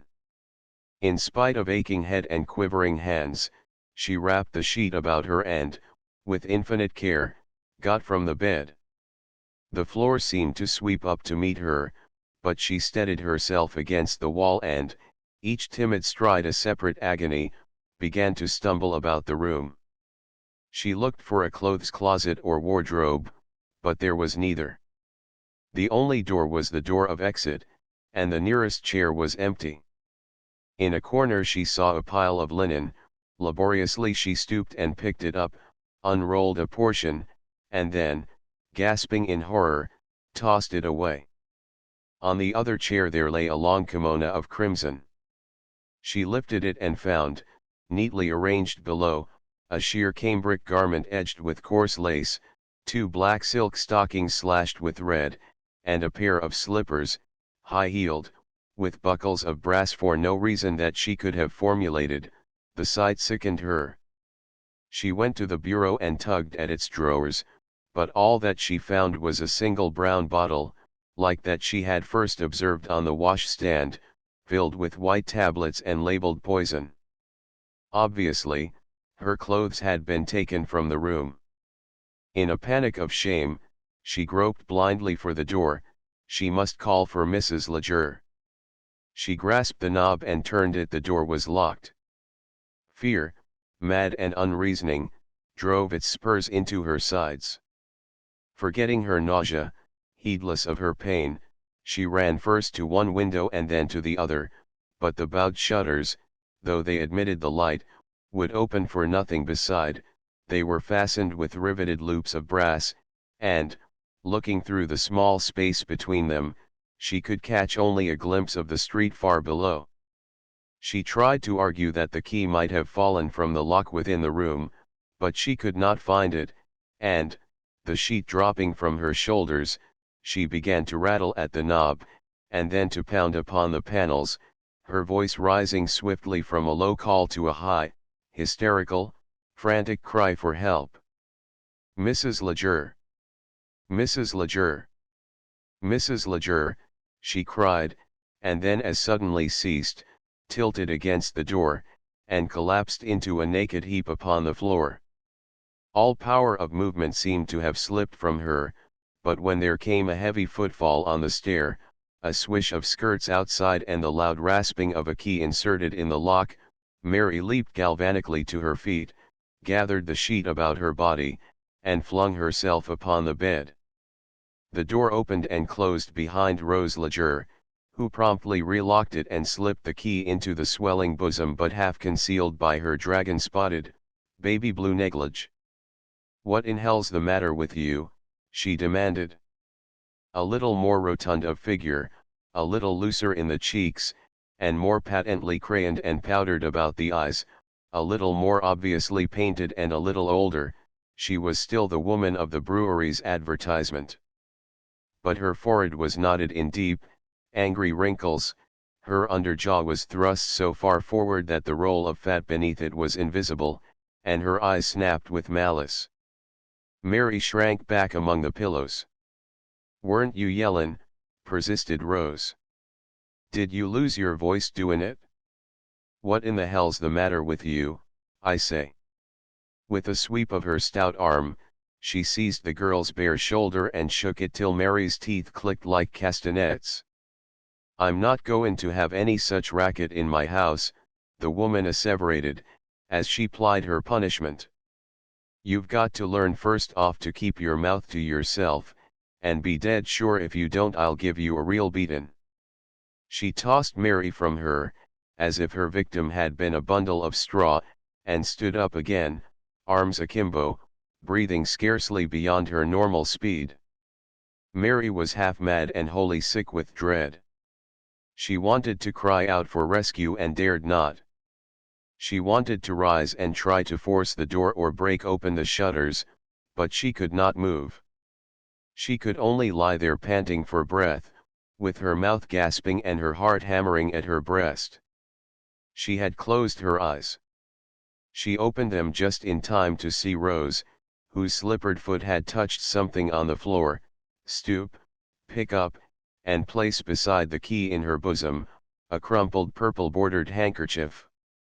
"Now then," said the woman in a tone that, if still hard, was at least less intense than its predecessor, "try to tell me what's the trouble, like somebody the side of Matt Owen." With a supreme lunge at courage, Mary got her voice. "I want my clothes," she said dully. "And where's Max?" "Your clothes ain't fit to wear," said Rose, "and I don't know where Max is." "What you need is breakfast." "I want my clothes," monotonously repeated Mary. "I couldn't eat to save my life." "Hasn't Max come back?" But Rose did not seem to hear the question. "Nonsense, honey," she said, her anger seeming now entirely past. "Of course you must eat. I got up on purpose for it, and I've set that nigger cooking a perfect peach of a breakfast. I want my clothes." Rose leaned over the bed and put a soothing hand upon her questioner's fevered forehead. "Now don't lose your nerve, dearie," she advised. "I'm your friend, honest, I am. You rest a while and eat a little, and then maybe we'll talk things over." "He hasn't come yet." "No, he hasn't. But why are you lettin' that jar you? Perhaps he's sick, too. Perhaps he's had some kind of a scrap with his old man. How do I know what's hit him? He'll show up all right in the end, and, till he does show up, you just make yourself at home here and don't bother. I'll take care of you." Something in the woman's solicitude, or it may have been the quick and unexplained change from violence to tenderness, frightened Mary even more than the initial outburst had frightened her. "I want to go home," she quavered. "Sure you want to go home," Rose acquiesced, without moving a muscle. "But how can you go? Max told me you'd sent your people a note saying you'd hiked out with him to be married, and how can you go home until he gets back here and you can take him along and show the goods?" Her tone was lightly argumentative, but it was also stolidly merciless, and it hurled true to its mark the shaft of conviction. Out of the yesterday, Mary heard the voice of her father, that was the voice of a society rigidly shaped by the conditions of its own fashioning. "Bay on 30-year-old and nut another sin again on, I would be done within a bare inch oerdth, and turn on oot to live the life on had picked for herself." She understood that statement now. "I can go to Max's," she hazarded. "To where?" "To Max's father's." "Maybe you can, but it's a long trip to Hungary." Mary answered nothing. Rose had only confirmed what the girl had for an hour feared. "You see how it is," pursued Rose, reading Mary's silence with a practiced mind. "Better let me take care of you." Mary's face was hidden. Again she felt New York as a malevolent consciousness, a living prison implacably raising around her its insurmountable walls. There was, she thought, nothing left her but the diminishing hope of Max's return. "Now you will eat, won't you?" Rose was continuing. Mary shook her head. Rose patted quietly one of the clenched hands that lay close to her. "Better do it, dearie," she said. "I'm your friend, remember that. You can have whatever you want." Mary mastered what strength remained to her. She raised herself on her elbow. "Then let me go," she pleaded, extending an open palm like a beggar asking for a crust. "I don't care if my clothes is mussed. I don't care what'll happen afterward. Just let me go." "You're a fool," Rose made cool rejoinder. "Where'd you go?"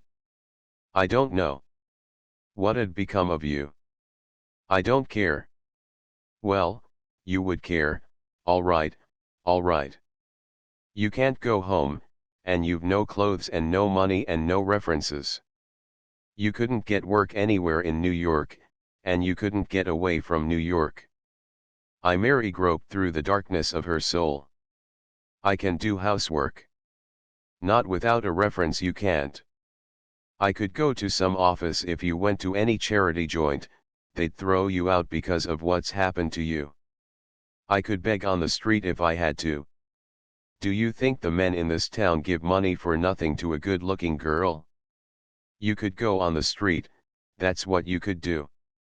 The phrase was new to its hearer, but the tone explained it. "Then," she stumbled forward, "I could go to the police. They'd help me.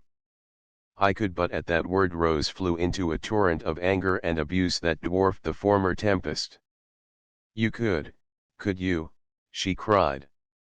"That's your game, is it, you sneaking little innocent? I'll bet you're a damn sight wiser than you let on. But you don't know this town, you can take that much from me. Go to the police. Go to 'em.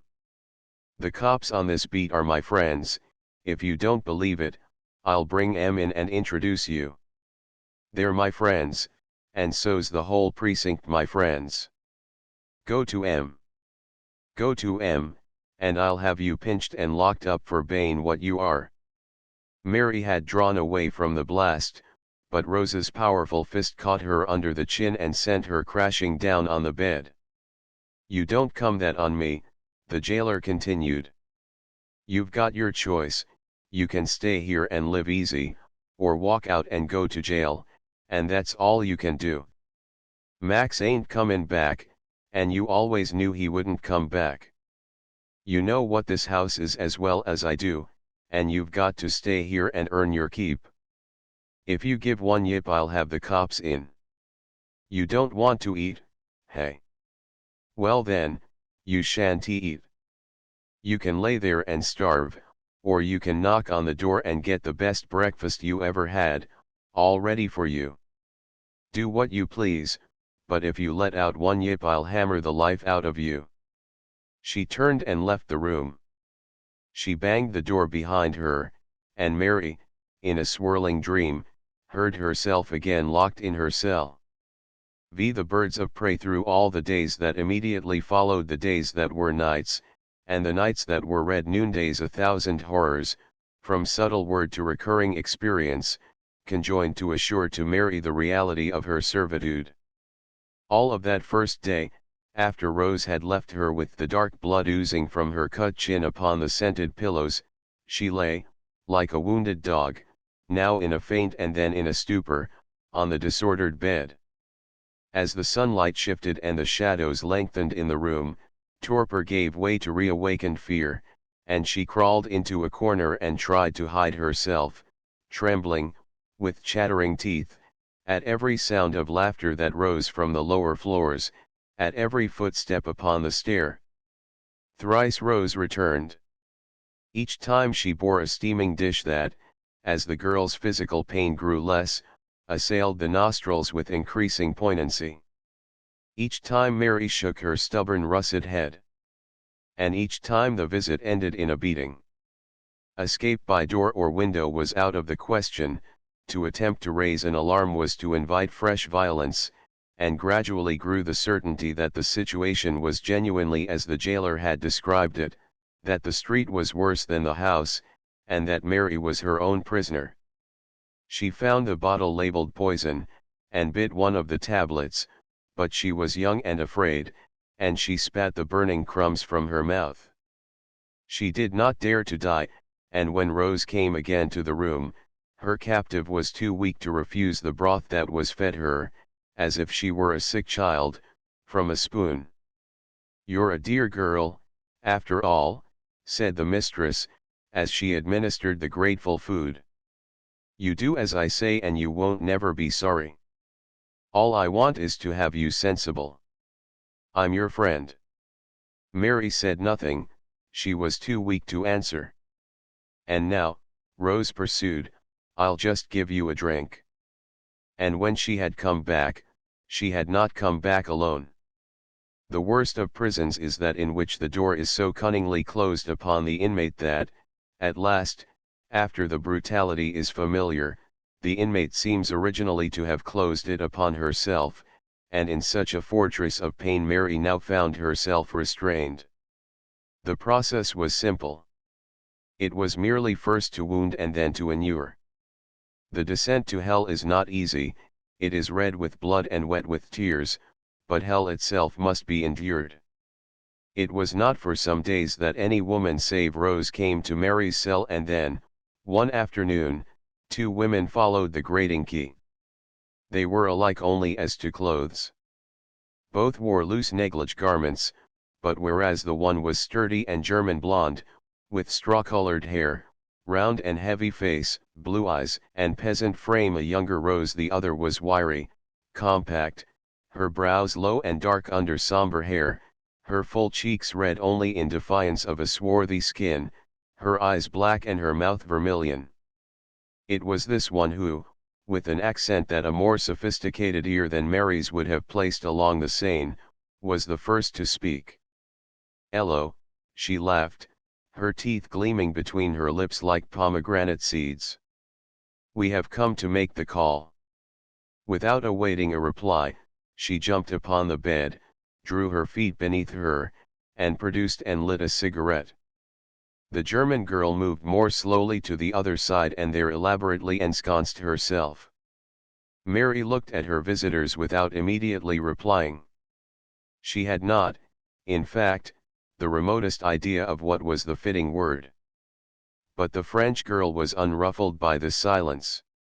She flung her head back upon a white neck and sent a slow column of blue smoke curling toward the ceiling. "My name," she explained, with an odd clipping of her speech, "Eetees Celeste, and my good friend here," she continued with an easy gesture of the cigarette, She es Fritze just a barbarous German. Mary looked at her with a gaze large and listless.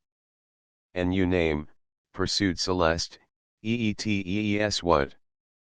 Fritze supplied the answer, speaking in a ponderous contralto. Her name is Mary, said she.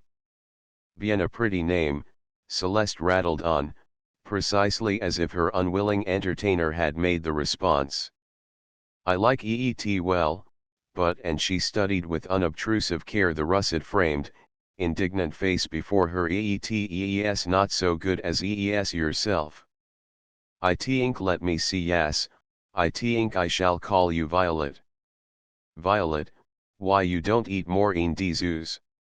I'm hardly ever hungry, said Mary. Not hungry, oh, but you most be hungry. Anyone so young most want to eat, and anyone so beautiful most eat so as not to lose the beauty. Eet not so, Fritze. The German girl smiled gently and nodded her blonde head. Ach, yes, she rumbled. The Liebchen. No, insisted Mary. I don't care about nothing. I have a headache all the time. I have one now. Celeste jumped lightly to the floor. It was as if to uncoil her feet and to reach the door required but a single movement. Un moment, she laughed. I shall fix the mal de tête immediate. There was no time for remonstrance, the door closed upon her concluding word, and Mary was left there gazing into the stolid, sphinx-like face of the placidly smiling German. It was not a bad face, and soon Mary realized that it was a contented one. Fritze was returning her look with an equal curiosity. Are you worried? She finally inquired. No, lied Mary proudly. I doubt you looked like worried, the German continued. But you should be not. Dis is a good place. There are loads vorse blacks in New York dan dis, I know em. She paused, but Mary's lips remained closed, her eyes fixed. You bet I know Fritze repeated. But dis place ve have de best meals, so good nobody gould besser have. I like dis place. A faint question shot into Mary's face. At once Fritze answered it. That's right. Listen, I gome over here 2 year ago in de steerage. Some of de women, men meet demo, most all de not family vons on took dem to dies here intelligence office dat are only fakes, on sold dem, I doubt der knowin nussin of it, for $10 on $15 each. But I've asked careful. I get a real job Himmel. She waved a broad palm in disgust. Id vas bad enough in de steerage mit all de sailormen's kissin you today unkickin you tomorrow, but dat job of mine, dat vas de real limit. I gome over here because I've old tea fork in de fields back home, but in dat boarding house here I get dat job. I get up at 3 o'clock every mornin', because some of de men's fork in Jefferson Market, on I have to scrub, on make de beds, on help cook, on wait on table, on wash dishes, on sweep the whole house on den till late at night I have to help cook, on wait on table, on wash dishes some more still.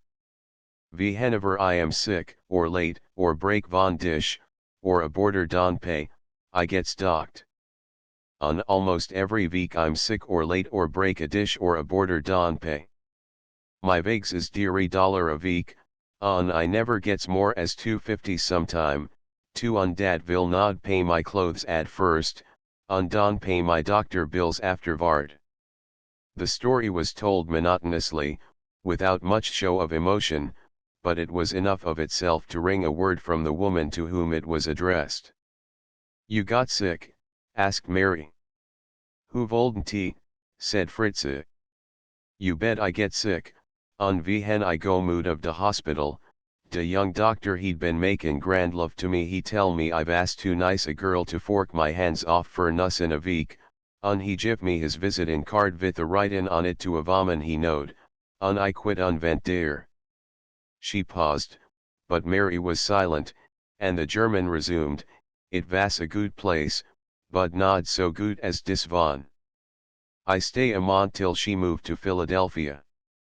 Den I went to another house, not so good as dad first, for 2 months till the woman die.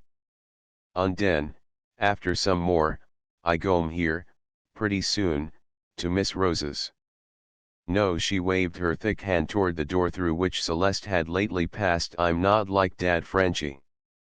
She's v hat Phil Beekman calls a gong genital, whatever dad iss, I fork hard enough now, and I vant to fork right den, but I tell you I could not stand it, though I vas so strong. No, I'm glad I gome here. She leaned back upon her elbow. Now, dis Celeste she began, but the French girl, just then entering, came with an air that was a sufficient explanation of her never complex temperament. Voila, she smiled, holding aloft a long glass filled by a dull green liquid. Let the little girl tack some of these wick I mix for her. Before she had well realized what she was doing, Mary had accepted the glass. What is it? She asked weakly. Absinthe, replied Celeste. It smells like licorice, said Mary. Ah, but no, eets not that. You try these, and then you can eat. But I don't think I want to eat. Poof. That folly. See, now, I mix these myself. I myself have frappe eet. What you call polite that you say no to me? Say, now, eet. Involuntarily Mary smiled. It was a rueful little smile, but it was a smile of exhausted consent. It won't hurt me. These? You do not know EET. EET the enemy of all the headache, of all the heartache, of all the bad nerve. For answer Mary drained the glass, and when her visitors left her they turned no key upon their exit. So, slowly, through all those early days, and through the days that immediately followed them, the spell of the situation worked. There was infamy, there was torture. The unending procession of visitors, clerks, drummers, car conductors, teamsters, gamesters, thieves, brothers in the fraternity of lust, equals in the night of horror, mostly drunken, nearly all unclean of body and everyone filthy of mind. The green government note was their certificate of qualification. The money, however acquired, constituted their right to those counterfeits which the House of Roselager was maintained to sell. For that note, themselves the chattels of conditions, they might caress or beat; for that, they might take whatever their hearts demanded. Was the slave wounded? Was she ill? Was she heartbroken? She must smile, she must be one woman to all men. She must receive the blows with laughter, the ribaldry, the insults, and the curses as wit. She must pass from this to that, and she must not care. And yet Mary, who was Violet now, could do nothing but take as final the conclusion that Rose had drawn for her. To return home, even if she had the money, would be impossible, because to do so would be to court her father's anger and her mother's shame, with no hope of either pardon or justification. To go out into the cheerless street that sent its growling echoes up to her curtained window would be, she was assured, to deliver herself to arrest or starvation. She was ignorant and young. With no knowledge of the laws and the charities of the monster town, she saw only that the former, in uniform, was a backdoor friend of her keepers, and she was told that the latter never helped before they first publicly burned upon their victims' brows the thenceforth ineradicable brand of infamy. Without there was, at the least, hunger, drudgery and disgrace, at the most, starvation, jail, death. Within, where fresh wounds meant but little, there obtained, under only a velvet pod tyranny, a tolerable democracy of disrepute, an equality of degradation, where food, at any rate, and shelter and raiment were certain, and where old scars and fresh bruises were hidden from the world, the price was no more than supine acquiescence. Anything like financial independence was, of course, impossible. The slaves of Roslager were as much slaves as any mutilated black man of the Congo, or any toil-cramped white man in a factory. Their wages were paid to the supervisor, their few belongings secretly searched for gratuities, and though one half of each payment was, theoretically, the portion of the employee, rent and board and lingerie demanded, and must needs secure, prices that left each woman hopelessly in debt to the mistress of the house. With her senses in revolt, the mind and body of the newly christened Violet came, by insidious degrees, nevertheless to approach some likeness to adaptability. Her material wants never went unsupplied, and such intelligence as she possessed began to swing toward that point of view to differ from which could bring nothing save serious discomfort. To the hope of Max's return she still, in her own heart, clung with that tenacity which only a woman can exert upon an acknowledged impossibility, but she felt even this hope shrink between her clutching fingers, and, doing her best to reason, she knew that, even should the miracle happen, Max had brought her and left her here with the intent that she should fulfill her economic destiny. Too dull to see deeply into causes, she could only accept the slowly numbing hail of effects. Until a few days since, she had been a child, and, like most children, the individual at fault in every personal catastrophe. It was thus that she began by blaming herself for all that had now befallen her. It was only at moments of growth that she turned her anger first against her own parents, then against the active agent and finally against his principal, and it would be but after deeper vision and harder usage that she could see both herself and them, and the whole company that made them possible, as mere grist in the mill of a merciless machine. And yet for a long time her one passion was the passion of release. Without clothes and money and protection she could understand no escape, but for these means she at last found courage to appeal to the one source from which she could conceive of their coming. 6. An angel unawares. The man to whom she first spoke, in a stolen instant, descending the darkened stair, was a small shopkeeper, fat and pliable, beyond the age of violence, and, as he had just told her, a husband and the father of a girl of her own age. "Listen," she said, with one trembling hand upon his shoulder, "I want you to do me a favor." "Anything you say, Violet," he chuckled. "Don't talk so loud, then. I want you to take me out of here." The man looked at her, through the rosy twilight, in a flattered bewilderment. "Like me as much as that, do you?" he sparred. "You don't understand." "Of course, I like you, but what I meant was," he interrupted her, his fat fingers complacently patting her cheek. "It's not me that don't tumble to the facts," he said, "it's you. I told you I was a family man. I couldn't put you anywhere." "I don't mean that.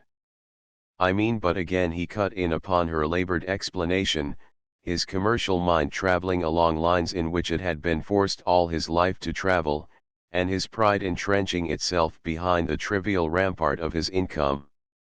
"You girls," he laughed, in palpable deception. "You all think I've got a lot of money. Why, there ain't no use thinkin' you can bleed me. I'm a businessman, and I do everything on a straight business basis, but I wouldn't rent a flat for the finest of you that ever walked 14th Street. Violet's answer was brief. That she should have given her confidence to such a beast, that such a beast should continue to thrive in the world that was closed to her, and that, her pitiable confidence once given, she should be so grossly misinterpreted. These things sent a red rage rushing to her now always incarnadine cheeks. She gave the shopkeeper a push that nearly sent him rolling to the foot of the stairs. Get away from me, she whispered hoarsely. Get away. I wouldn't have you for a gift. The man stumbled and gripped the rose-colored lamp upon the newel post, which swayed, under his rocking weight, like a palm tree in a storm. He gasped for breath, got it, and, shaking his fist upward through the shadows, began to bellow forth a storm of oaths that, for foulness, utterly outdid the ejaculations to which, from both sexes, Violet was already becoming accustomed. You come down here, he courageously shouted, and I'll give you the worst beating you ever had in your life. Nice place, this is. I'll have it pinched, you see if I don't. You can't make an easy thing out o' me. You've robbed me, anyhow. You'll get what's comin' to you. And he ended with the single epithet to which those four walls were unaccustomed. Rose ran out from the parlor. Shut up, you, she commanded of the disturber, in a low tone that nevertheless compelled obedience. What's the trouble, Violet? Violet leaned against the stair wall, halfway up, her burning hands pressed to her burning face. She was mad with anger and shame, but she was also afraid. You heard him, she gasped. Yes, snapped the visitor, his voice uncontrollably resuming its former timbre, and you heard me, too. The mistress is, of necessity, always, in a crisis, against the slave. Well, said Rose, tell me what she done. Violet, however, saw at once the necessity of changing the issue. He says he's been robbed, she called down the stairs.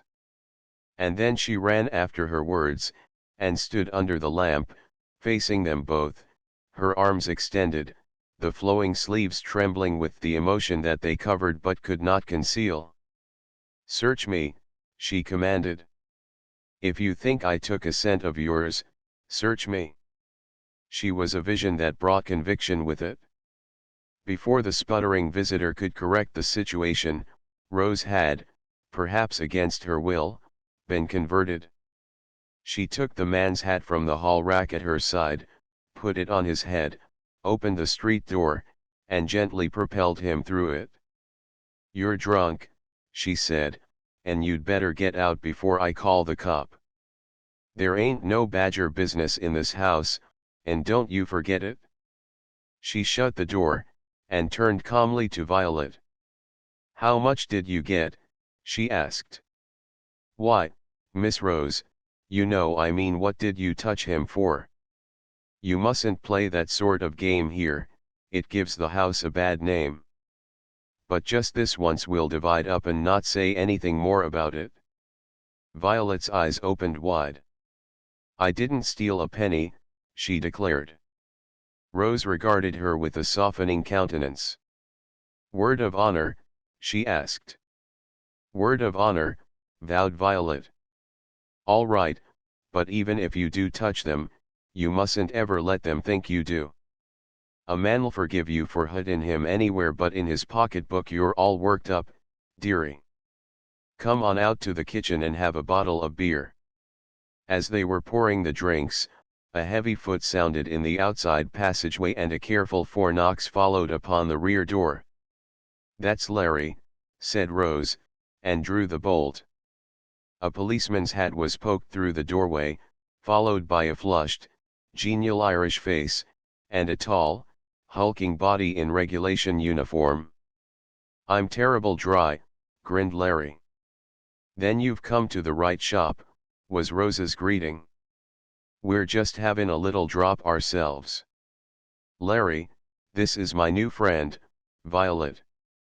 The policeman grinned again, and sat carefully upon the edge of a kitchen chair, in evident fear that his bulk might prove too great for it. Glad to know you, he said. Larry's on this beat nights, Rose explained to Violet, and him and the lieutenant look after us, don't you, Riley? Well, what use is a friend if he don't take care of yez, Miss Rose? We do the best we can. I know that what'll it be, Larry? We're talking beer, but there's wine on the ice if you want it.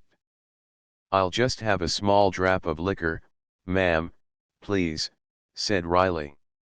Rose poured and handed to him a glass of whiskey. When you came by, she inquired, did you see a fat man throwin' fits in our gutter? Why, I did not. Have ye been after havin' a rumpus the night? Oh, no, only that fat little fellow that keeps the jewelry store around the corner. He was drunk, and I threw him out. If he tries to get gay, let me know, will you? Of course I'll let ye know, and here's to your very good health, ma'am and miss, but you may rest aisy, that there won't be no throuble. I know that, he's too scared of his wife have another, won't you? The officer rose. No, thank ye kindly, he said. I wanted but the drap, ma'am. And how are Mrs. Riley and the children? Larry's face became a web of smiling wrinkles. Grand, he said, the old woman's grand. You ought to see her in the new silk dress I bought the day, all grain wid fancy trimmings from 6th Avenue. And the kiddies is thrivin'. Cecilia'll soon be havin' to go to work and help the family funds, she's that strong and hearty, and young Van Wyck is such a devil that the teacher throwed him out of school. He's licked all the BYS in his class, and I think he'll end as a champeen pug. He went out, still smiling, and, as he did so, Violet saw Rose, after stooping hurriedly, place in his hands a yellow bill. As the door closed, there came into the younger woman's eyes the question that she would not have dared to ask. Yep, nodded Rose, that's my week's pay for what they call protection. Isn't he afraid to take it? Violet, thus encouraged, inquired. The man above him isn't afraid to take 2/3 of it, said Rose, and the best of it goes past him to the district boss. It's the regular system with the regular prices. Oh, no, he ain't afraid, and if you ever tried to live on a copper's pay, you'd soon be afraid not to take it. Violet, returning to the parlor, bit her lip. There was indeed small help to be had from the law. Small help, either there or elsewhere. She turned, naturally, only to the seemingly more prosperous customers, but, even by them, she was met with smiling incredulity. Her story was so hackneyed that it could not be true. It's all right enough to want to get out of here, said her sagest adviser, who at least paid her the rare compliment of credence, but how are you going to live after you get out? You can't go home, you haven't got any trade, you can't cook, without a recommendation you can't get even a job at general housework or in a factory. He was a quiet, middle-aged widower that said this, an infrequent visitor, a chief clerk in one of the departments of a large insurance company, with a reputation for liberal kindliness at Rose's and, in his own little world, a position of some influence. You get me out, said Violet, and I'll do the rest. But here again the gate was barred against her. The clerk was burdened with a good name and a place of trust. He could risk neither the one nor the other. He was sorry, genuinely sorry, she saw that, but what could he do?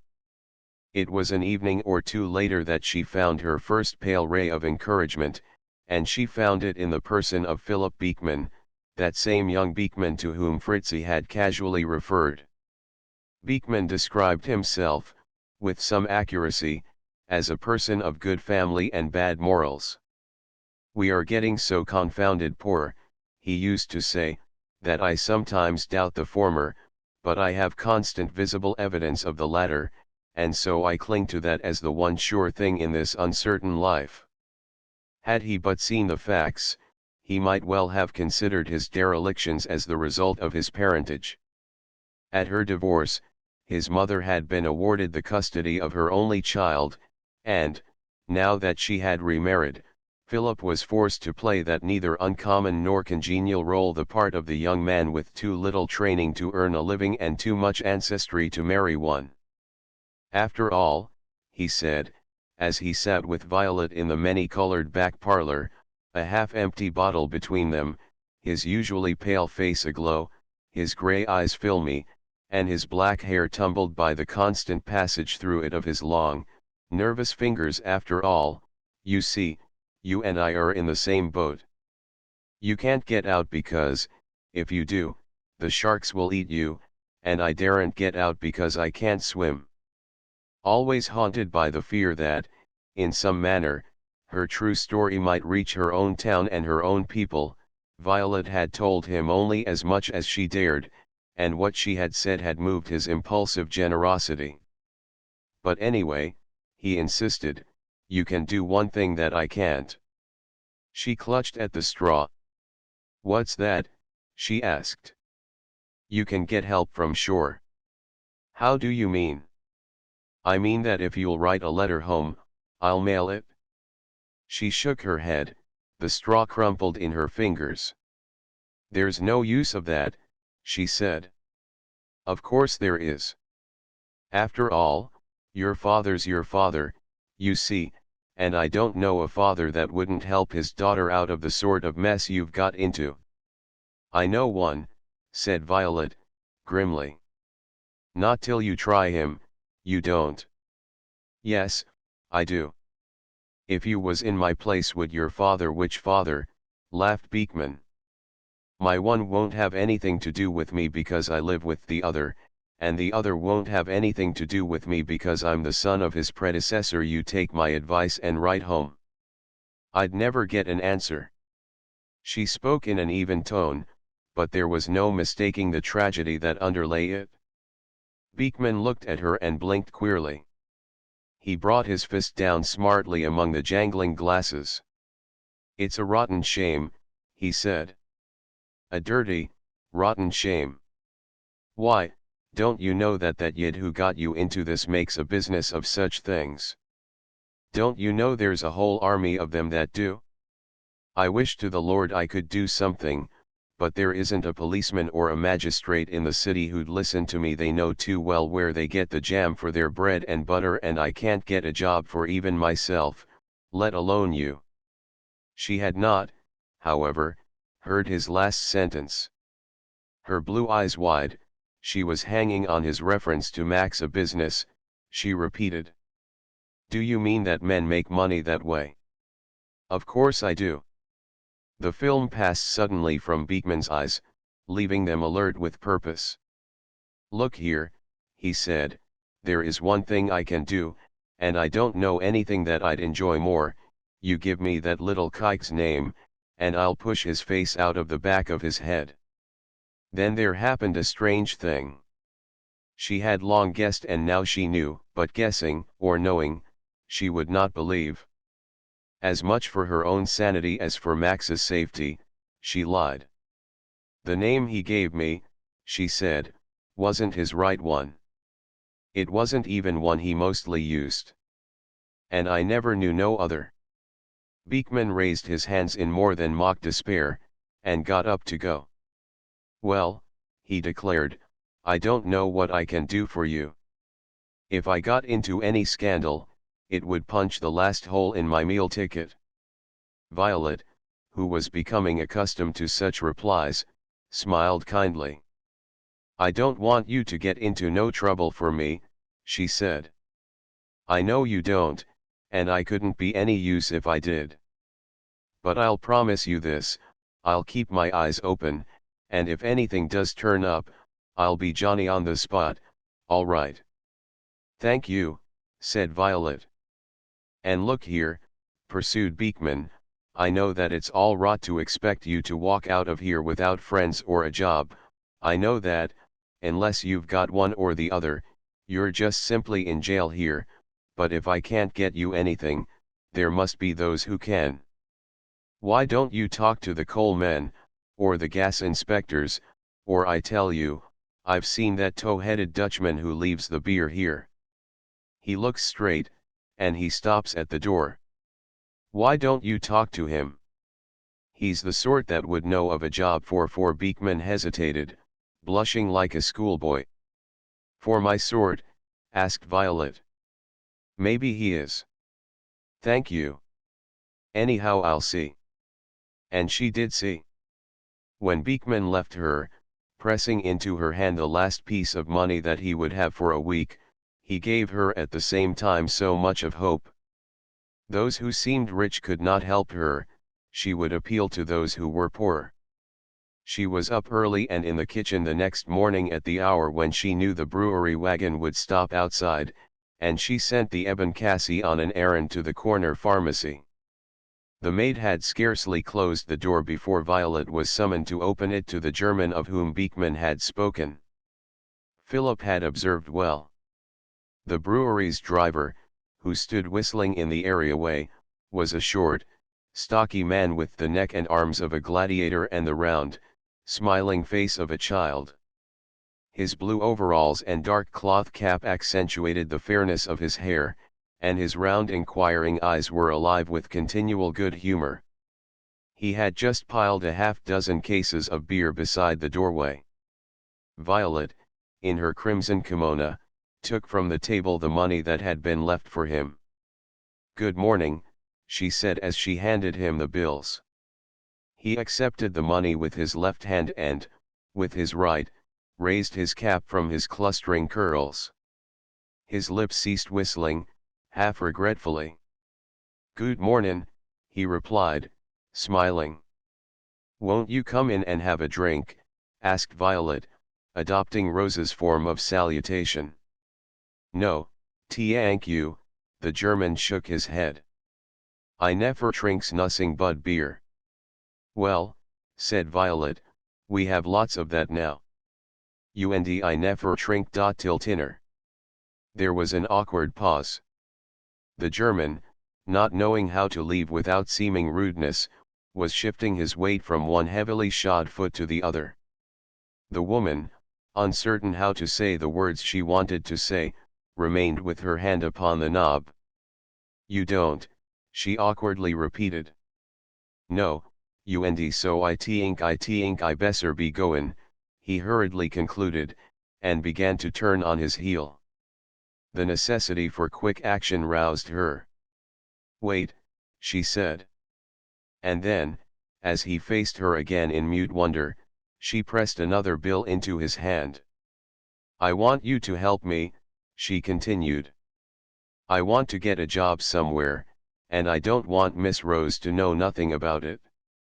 He looked from the bill to her, still wondering. "So, he responded. "Yes, I want work, some other kind of work, and I thought perhaps you might," her voice faltered, "might know of some kind." The German's mobile face underwent a quick change. First astonishment and then something not far removed from tears came into his childlike eyes. He crushed the bill in his big red fist. "So, he repeated. "Yes, you understand that I must have friends or a job if I am to get away from here, and I thought you might know of something."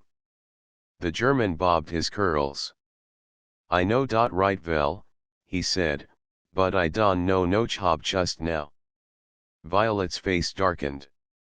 "All right," she answered, "I only hoped maybe, look here, miss," the driver cut in with a note of ready feeling in his voice. "You mean all dot?" "All what?" "About gettin' other abode a real job. If I had the clothes and a place I'd go this minute." "Vell, den, listen. I've just got a new place, I'm goin' to be bartender over on Second Avenue, but I can send back here if I hear anything your name. Violet, just Miss Violet." "All right, Miss Violet, I know some more abode dese blacks like dis dan you maybe t'ink, and I guess maybe I can do something. Next Sunday I take my girl to Coney, and den ve'll dock sings over and ve'll see v hat Katie says." In spite of the promised delay and the growing habit of doubt, Violet's face kindled. "You're good," she said simply, "and I'll trust you." "Oh, I make nothing," replied the German, smiling once more, "but just you wait, Katie can fix it, she can fix anything." Before Violet could reply, he had resumed his whistling and run down the alleyway, and she saw that he had tossed back her money on the topmost beer case. 7 Holiday that Sunday morning in his single, dark, narrow room, Herman Hoffman, the erstwhile driver of a brewery wagon and the coming Second Avenue barkeeper, arose with the dawn, just as if it had been a workday morning, and set about his elaborate toilet, whistling. To the casual eye there would have seemed little in his surroundings to inspire any lyric joy. The cell-like apartment, which was the only spot on earth that Herman might call his home, was a back room on the top floor of a damp and gloomy tenement in a filthy court running off Houston Street near Avenue A. Only at noon did the pale sunlight strain into that court, crowded all morning with malarious dogs and dirty, toddling babies solemnly, but vainly, trying to learn how to play, and echoing all through the black night now to the curses of scarred, slinking tiger cats, now to the staggering footsteps or the brawling oaths of drunkards reeling homeward through the evil-smelling darkness, and again to the piercing cry of a woman in mortal agony or mortal fear. Robbins's Row was no place for a policeman after nightfall, and scarcely a safer place for a stranger by day. From its sagging file of dirty, paper-patched windows, more or less feminine shapes leaned out, calling gossip to their neighbors, and hauling at the pulleyed ropes that, crossing the street, spread above the pedestrians a tossing, parti-colored canopy of wash. You entered it by climbing 3 rotting wooden steps, by stumbling through a wet hall, where a blue-burning gas jet accentuated the sense of perpetual midnight, and you could reach the room of Herman Hoffman only by a perilous climb of 6 flights of stairs. That room was as bare as any in the building. It looked out, by a single slit in the wall, upon a light shaft, strangely misnamed. Its only furniture was a cot, a wooden seated chair, a washstand, and, bearing comb and brushes and shaving utensils, one of those pine bureaus the drawers of which may be opened in 10 minutes, and closed, if you are lucky, in 15. Yet the note of the place was the note of order and of neatness. The bare floor was clean, and, against the fresh and brightly papered wall, there hung here a calico curtain that hid the tenant's wardrobe and there a single shelf bearing only, as if it were an altar consecrated to one holy object, a thumbed and dog's-eared copy of Das Kapital.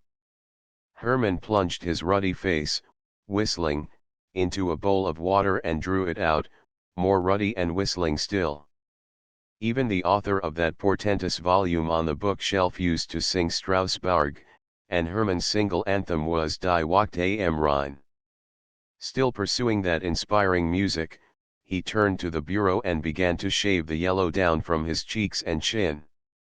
Thrust between the exaggerating mirror and its frame were 2 photographs, the one, a trifle faded, of a matronly, kindly woman of his own race, perhaps 50 years old, stiffly arrayed in a silk dress rigorously American, and the other, a new one, that of a young girl in a great hat and unmistakably Manhattan dress, a young girl with a pretty, piquant face of that distinctively American type, the Irish.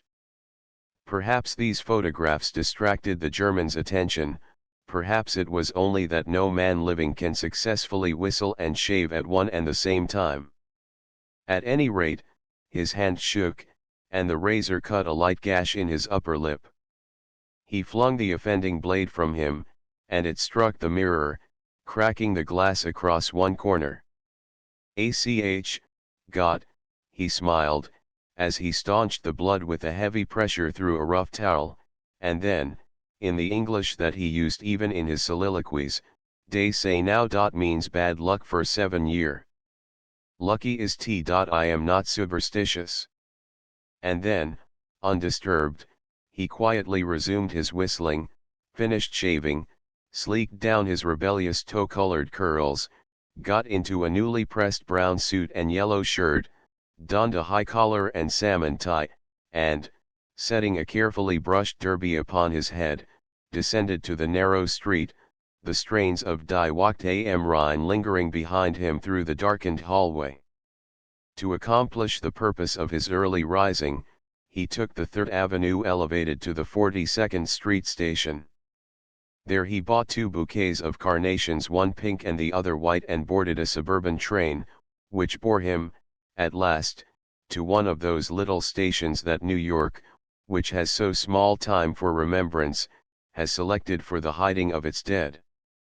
In the warm sunlight of the spring morning, Herman picked his certain way among the green grass and the white-roofed habitations of the sleepers, until he came upon a little plot, by no means the cheapest or more obscure in the burying ground, and there, his lips still pursed, but silent now, took off his shining derby and paused before the solitary white stone. With much that was unaffectedly reverent, he knelt, according to his weekly custom, and placed the white carnations on the grave, and with a great deal that was just as unaffectedly proud, he read, also according to that custom, the inscription cut upon the white stone that he had purchased with what, when he paid the bill, happened to be his last dollar: "Here in peace lies the body of Wllhelmina Hoffman, widow of Ludwig Hoffman, of Andernach, Rhenish Prussia, who deptd this life, January 10, 1907. Wait thou, soon thou shalt rest also." The inscription was in English, but when he had finished reading it, the dead woman's son said, under his breath, the Lord's Prayer in the language of Luther, as she had taught it him. She liked me to pray, he shamefacedly explained to the circumambient atmosphere, as if prayer in any tongue were a compromise with his principles. Undv heil I'm aboded, I might as well use de old language. If the Herr Gott listens at all, he'd hear it some besser in de way she said it. And then he resumed his hat and his anthem, and returned to town. Katie Flanagan was waiting for him as he came hurrying up the steps from the subway at Park Place. The piquant, pretty girl of the photograph, in black, because her parents had died not long since, but in black just as elaborate as her slender purse would permit, because she knew the full value of her raven hair and blossoming cheeks and tender eyes of Irish blue. "ACH, gasped Herman, hoff I kept you a long time waitin'."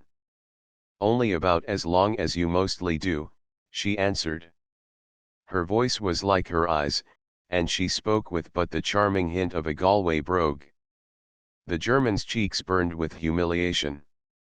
"I'm sorry," he apologized. "I got up early to be on dime, but de train vas late from the cemetery inn." She understood and smiled. "It's only 5 minutes I been here," she confessed. "I brought you a few posies, Katie." "I ought maybe oh," she seized the carnations with a laugh of delight, and buried her nose in them. "It's good why are to think of such things, Herman, and a bad lad that why are to spend the money so." They were making their way toward the bridge, the sturdy Hoffman shouldering a passage through the momentarily swelling Sunday morning crowd. "Little makes nussing," he proudly protested. "Tomorrow I begin at my new job." "But that," said Katie, "won't pay you hardly $1 a week more and the brewery did." "I dunno, but I think there," however, her protest, for the moment, ended.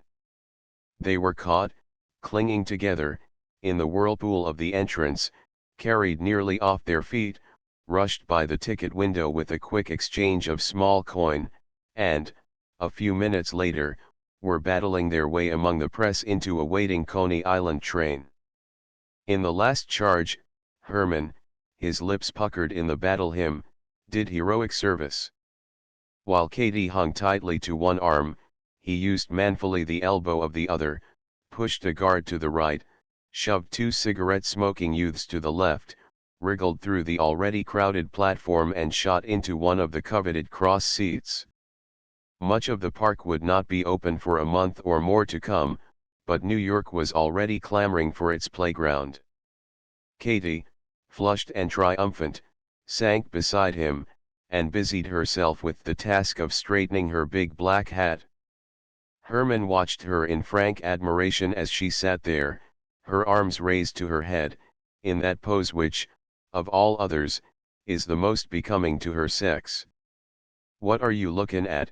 she archly wondered, casting a smiling, sidelong, blue glance at him. But before her the strong man was a timid child. "Ad the prettiest picture in a whole world," he stammered. Katy laughed again. "Och," she said in gratified disapproval, "there sure must be a Castle Blarney somewhere on the Rhine. What favor are you wantin' to ask me now, I wonder?" Once he had started, Herman was too dogged thus to be retarded. "It's just the same old favor," he pleaded, as, with a great creaking of brakes, the train began to swing upon the bridge.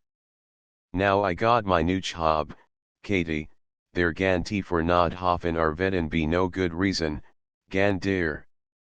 "There's one," she said, still delighting in her coquetry, "there's one reason."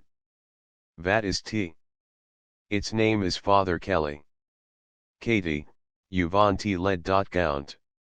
"I will so. Und I have to go into your church, und all dem deings." "You do that?" Herman squirmed, but he knew of old that from this point she was neither to be persuaded nor driven. It was a discussion that they had held many a time before, and every time she would give him no answer to his suit until he should surrender in this particular. Now, however, he considered himself about to set foot upon the high road to prosperity, and the prosperous can ill afford to skimp magnanimity. "All right," he at last somewhat ruefully conceded, though with certain mental reservations into which it seemed then unnecessary to enter, "I'm a strong von, und hof stood a lot a ready, so I think I gan stand dot too." "I'll do it." He took her by surprise. "Promise?" she asked. "Sure I promise. No backin' out whatever happens." "No packin' "Well, God bless you then." There was a catch in her voice as she said it. Into her lonely, hard-working life, this strong, soft-hearted, poor and cheerful German had brought about all the sunshine that she had latterly known, and she could think of nothing better than to give him the answer that he was so honestly anxious to hear. But, though he had become more and more to her from the first evening when he had seized her as she was falling from the platform of a surface car that had started too quickly on its way, she had seen enough of the warfare with poverty in her own family to resolve that she would not marry until she could contribute her share to the wages of the resulting household, and now she had neither a position nor the immediate likelihood of obtaining one. It was hard, but she was used to hardship, and so, because she must not cry, she smiled. Herman tried to grasp her hand, but she easily eluded him. "Den, wie hen du ve say?" he eagerly demanded. Much as it hurt her to hurt him, she laughed her answer, "As soon as I get me fingers on a job that'll pay me $6 a week, we'll have Father Kelly say the words for us." "But Katy," he used to say gaudy until she had teased him out of it, "you don mean dot. You said you told me you bromis," he floundered in the breakers of amazement. She turned her face away, and looked out of the window at the gigantic mockery of liberty in the harbor, but she could not find it in her heart long to remain silent. She faced him once more. "It's no use, Herman," she said, her eyes very big and serious. "Here why are goin' to Schledger's place with your first good chance at a way as'll lead you to somethin' worth workin' for. You said yourself it might end in a cafe o' your own, and to get there you'll be needin' every blessed cent you can save. Do you think now I could look at meself in the glass mornin's if I married you and kep' you down? No, thank God, I'm not so bad as that." He sputtered toward a protest, but she waved him down. "Now don't be tellin' me that two can live as cheap as one," she said.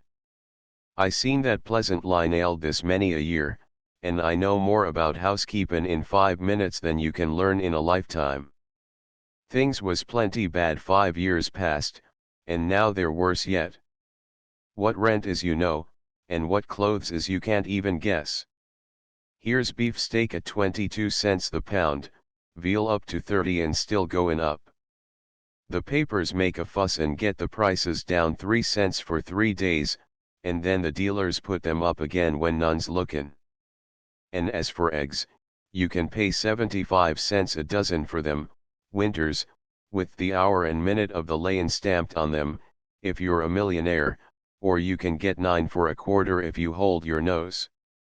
The hopeful Herman shook his blond head. But Katy, he said, I don't care if I never get a gif off my own. I don't want a gif, I want you. She smiled again.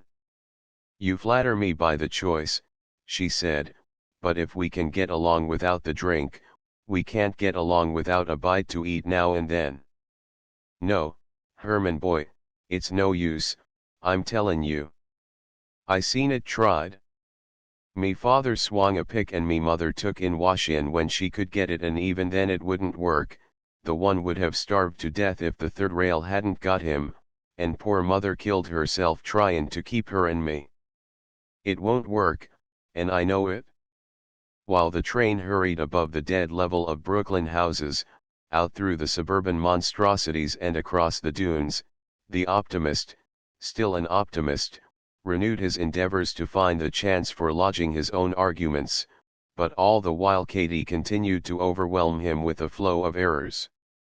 They had almost reached the sandy island before Herman, still stubbornly hopeful, elected to drop the subject for the present, and took up, in its stead, the story of Violet. He spoke simply, which is to say forcibly, and he had an understanding, and therefore sympathetic, audience. Katy's face immediately softened. The poor child, she murmured. And don't I know what it is? I've seen them go under, here one and there another, hungry or overworked, every mother's daughter of them. There was Molly Ryan, as good a girl as you'd find in a day's search of the parish, left alone with no one to put clothes on her back, and pretty Agnes Donovan out of work for 4 months, her as died in the city hospital, and Julia Fortuny, whose father kept a fruit stand by the Grand Street L station. What can we do for her, Herman boy? That's vad I want to ask you, Katy, said Hoffman. She has to have friends and fork first of all. Friends she has right here, but work she must have whether or no. I begin me old search for meself in the mornin', and I'll keep eye and mouth ready to get a job for her. Cynically hopeless and city-wise in regard to her own chances, Katy's Celtic soul warmed to something of Herman's optimism in the cause of a sister. She began planning at once, and when the train drew up outside the tunnel shed, she had the absent Violet established as a cloak model in the big Lenox department store, and engaged to marry a floor walker. And then Coney the sweetly reasonable in price and the extravagantly generous in provision crowded out of her mind, for that day, all thought save the thought of itself. A great many years ago, oh, a very great many years ago, when you were a little boy, your father took you to the county fair. You remember it, even yet, as a purple day in the glad calendar of your childhood, the blood cattle, the show of farm implements, the prize pumpkins, the sideshows with their fat ladies and skeleton gentlemen, and the suave individual that put a bean under a cup and then, for $1, showed your shrewd parent that it was under another. But above all you remember the crowd. Never before had you seen so many people in one place, never realized that there were so many people in the world, and even now, out of the past, you can hear an odd voice saying, there are 5,000 persons here. Well, back home, the county fair, thank heaven, continues to grow. Cattle are sleeker and pumpkins larger, the fat ladies weigh more and the thin gentlemen less. The shell game, in one form or another, aids the progress of agriculture by making $5 grow where only $1 grew before. But, in the meantime, the ugly, delightful amusement park has brought the county fair to the city limit, and nearly 300,000 persons go to Coney Island every day. Early in the season though they were, Katie and Herman no sooner stepped upon that surf avenue which is at once the heart and the aorta of the island, than they felt, as there they always felt, that they had entered upon the land of carnival.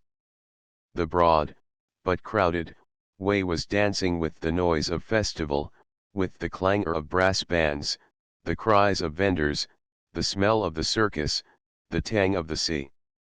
Here, from mixed drinks to mixed music, went not the thugs and blacklegs, the pallid men and the painted women that would have filled such a place had it been within the borough of Manhattan. In their stead here drove the cars of generally stolid people of business and leisure, and here, above all, walked the workers of the city, the weaker sex and the stronger, seeking holiday. The full portion hat on the half-portion girl is as familiar to Surf Avenue as to the Waldorf Palm Room, care is erased from the tablets of memory. On Coney there is no tomorrow.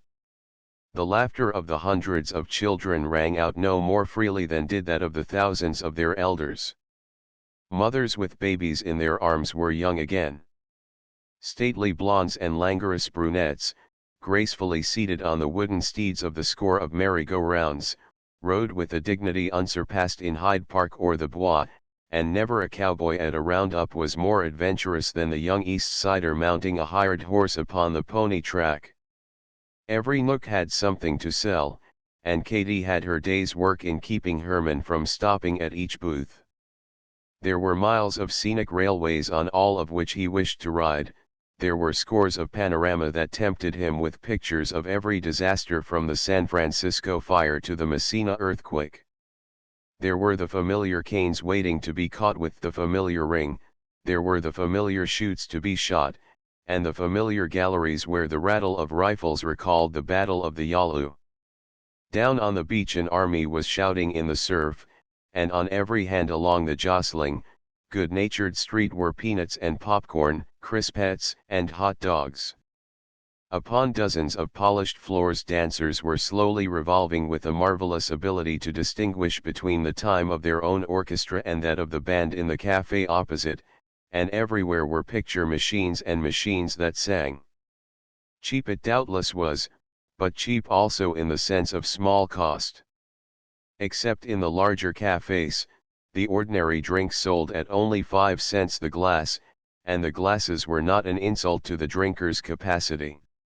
Herman and Katie had their beer at one of the smaller places. They dined for 25 cents apiece, without tips. At the homemade lunchroom, they were twirled and buffeted in a swiftly revolving car down a series of precipitous canvas chasms, paying 5 cents apiece for the privilege of the shaking up that, at home, Herman would have resented with a blow, and they chose the last seat in the last car of a steep gravity railway, where a man must hold himself aboard with one arm and his shrieking sweetheart aboard with the other.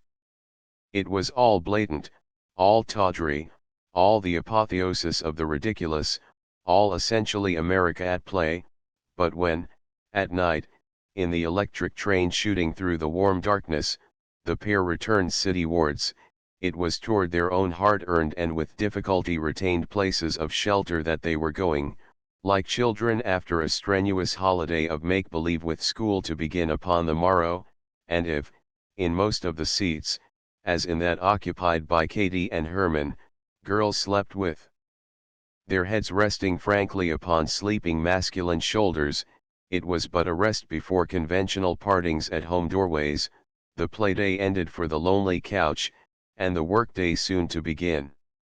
8 Mr. Wesley Diker in that company of the ignoble army of martyrs over which circumstances had given Rose Leger command, there were 5 members. Besides Mary, who now was Violet, Celeste, whom ancient conditions had temperamentally predetermined for such service, and Fritze, who had chosen a partly moral slavery as less onerous than a wholly economic servitude, there was the highly colored Englishwoman Evelyn, who regarded her present station as one of the descending steps inevitable for everyone that set foot upon the way they all were treading, and Wanda, a dark little Russian Jewess, who, as soon as she had landed at the South Ferry from Ellis Island, had fallen into the hands of the slave traders, and had thenceforward persistently striven upward to the place she now inhabited. For the maintenance of her authority upon these and their patrons, Rose, unlike some of her fellows, did not have to depend upon the assistance of any man quartered in the house. To the discipline of the inmates her system of charge for clothes, food, and shelter was admirably suited.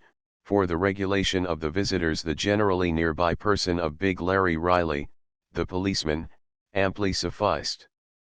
One other outsider seemed, however, to have a regular connection with the establishment, and this person early excited Violet's curiosity. Dressed in the extreme of fashion, as fashion is known from 14th Street southward, his gray, almost white, suits always fresh from the pressing iron, and his flowered tie and ever-evident gay silk handkerchief always glaringly new, this dapper, dark young man was unmistakably Neapolitan. His glossy black hair clustered tight over his forehead, his brown skin shone as if rubbed with oil, his eyes danced like merry, but sinister, bits of coal, and his two red lips were continuously, loosely, patterned to a smile that was more nearly contemptuous than good-humored. For at least a part of every evening this Italian, who always entered the house from the rear and without the formality of knocking, sat in the kitchen, drinking his beer with infinite leisure and, in the intervals of her discussions in the parlor, condescended to talk, lazily, with Rose. "Who is he?" asked Violet, on what was perhaps the fifth of his visits that she had happened to observe. Celeste, to whom the question had been addressed, shrugged her smooth shoulders. "He is Angel," she answered. "He don't look like one." "No, not mooch, but he's name, Eetees that, Raphael Angel Ellie. If he had the moustache, he would be almost handsome. Rose acts like she thought a good deal of him as he is." "But why not?" Celeste raised her heavy brows. "Eeser sweet erd." "He is," repeated Violet, who could not yet understand the masculine lover that would batten upon his conquest. "I notice he pretty nearly lives here, and he never pays out a cent, and never seems to work at anything, and he always wears good clothes."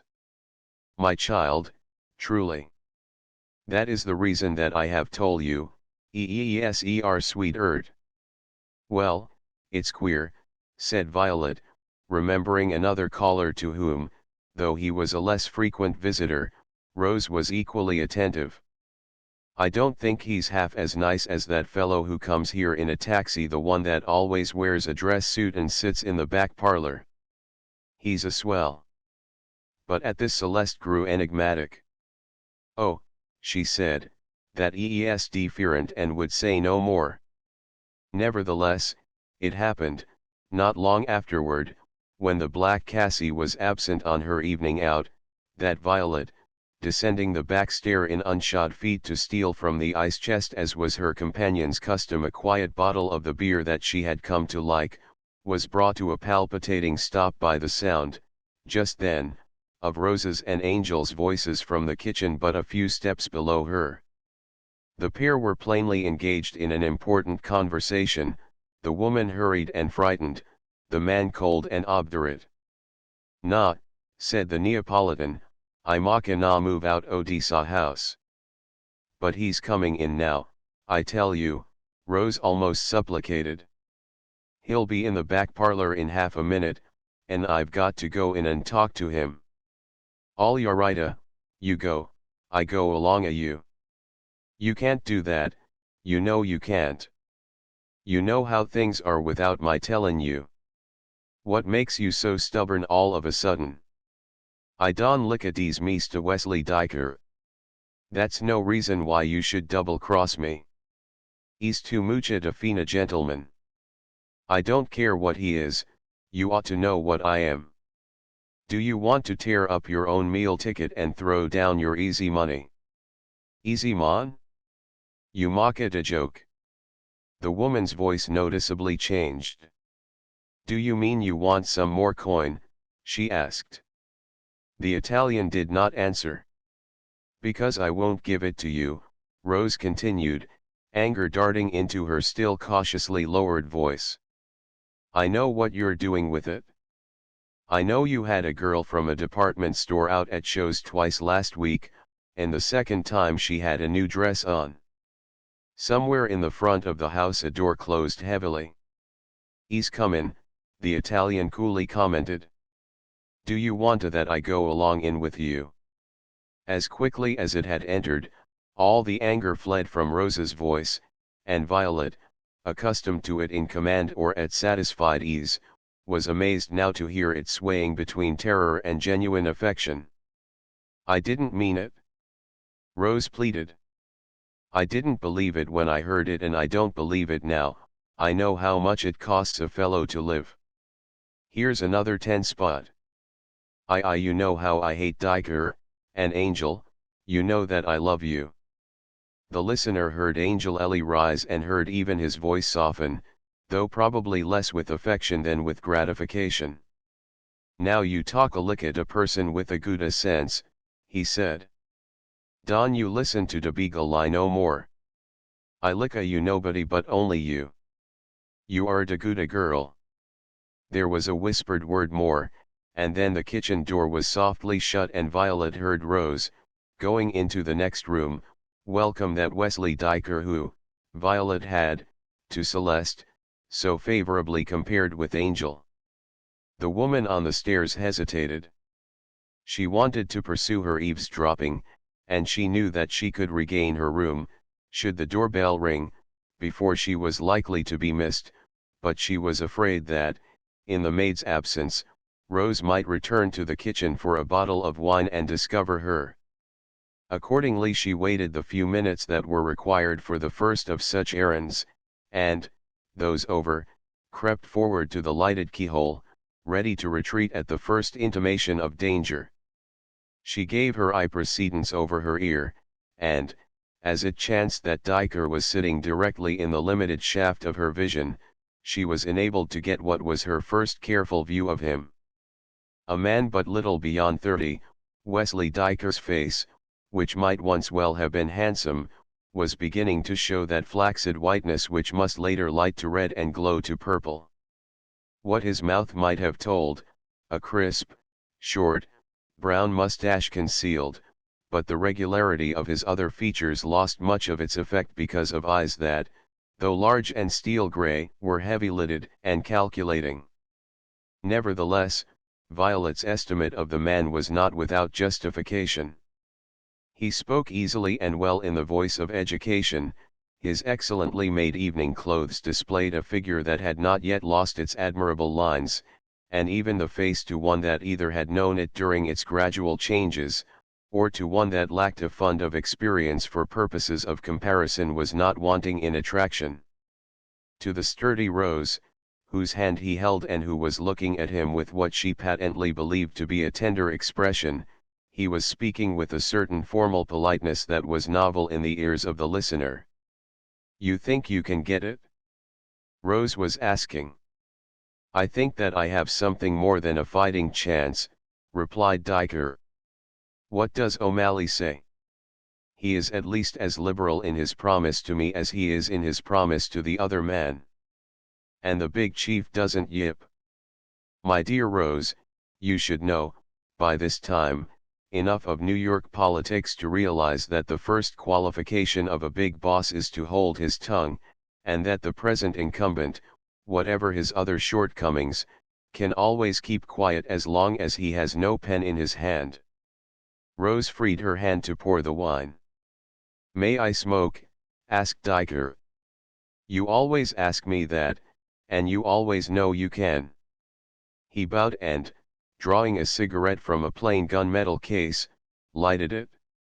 "Of course," he pursued, "I expect to win. I always expect to win, because failure may fight its way to a perch on any man's banner, but it's sure to lodge on the standard of the man that sits and waits for it." But I can't be sure of O'Malley. I guess whatever headquarters orders will go with him, all right. On the surface, perhaps, but, if he wants to, he can have his own candidate run on an independent ticket, and then he can quietly knife me at the polls. Would he have the nerve? It is precisely what he did election before last. I am sure of that, and yet nobody has ever been able to prove it. That is where I look for your help. Rose took his hand again, and pressed it reassuringly. I always take care of my friends, she smiled, and you sure have been good to me. Where do I come in on this game? Just yet you don't have to come in at all. It may be that everything will be honest and above board. I trust it will, and in that case you need not disturb yourself. But if it ain't?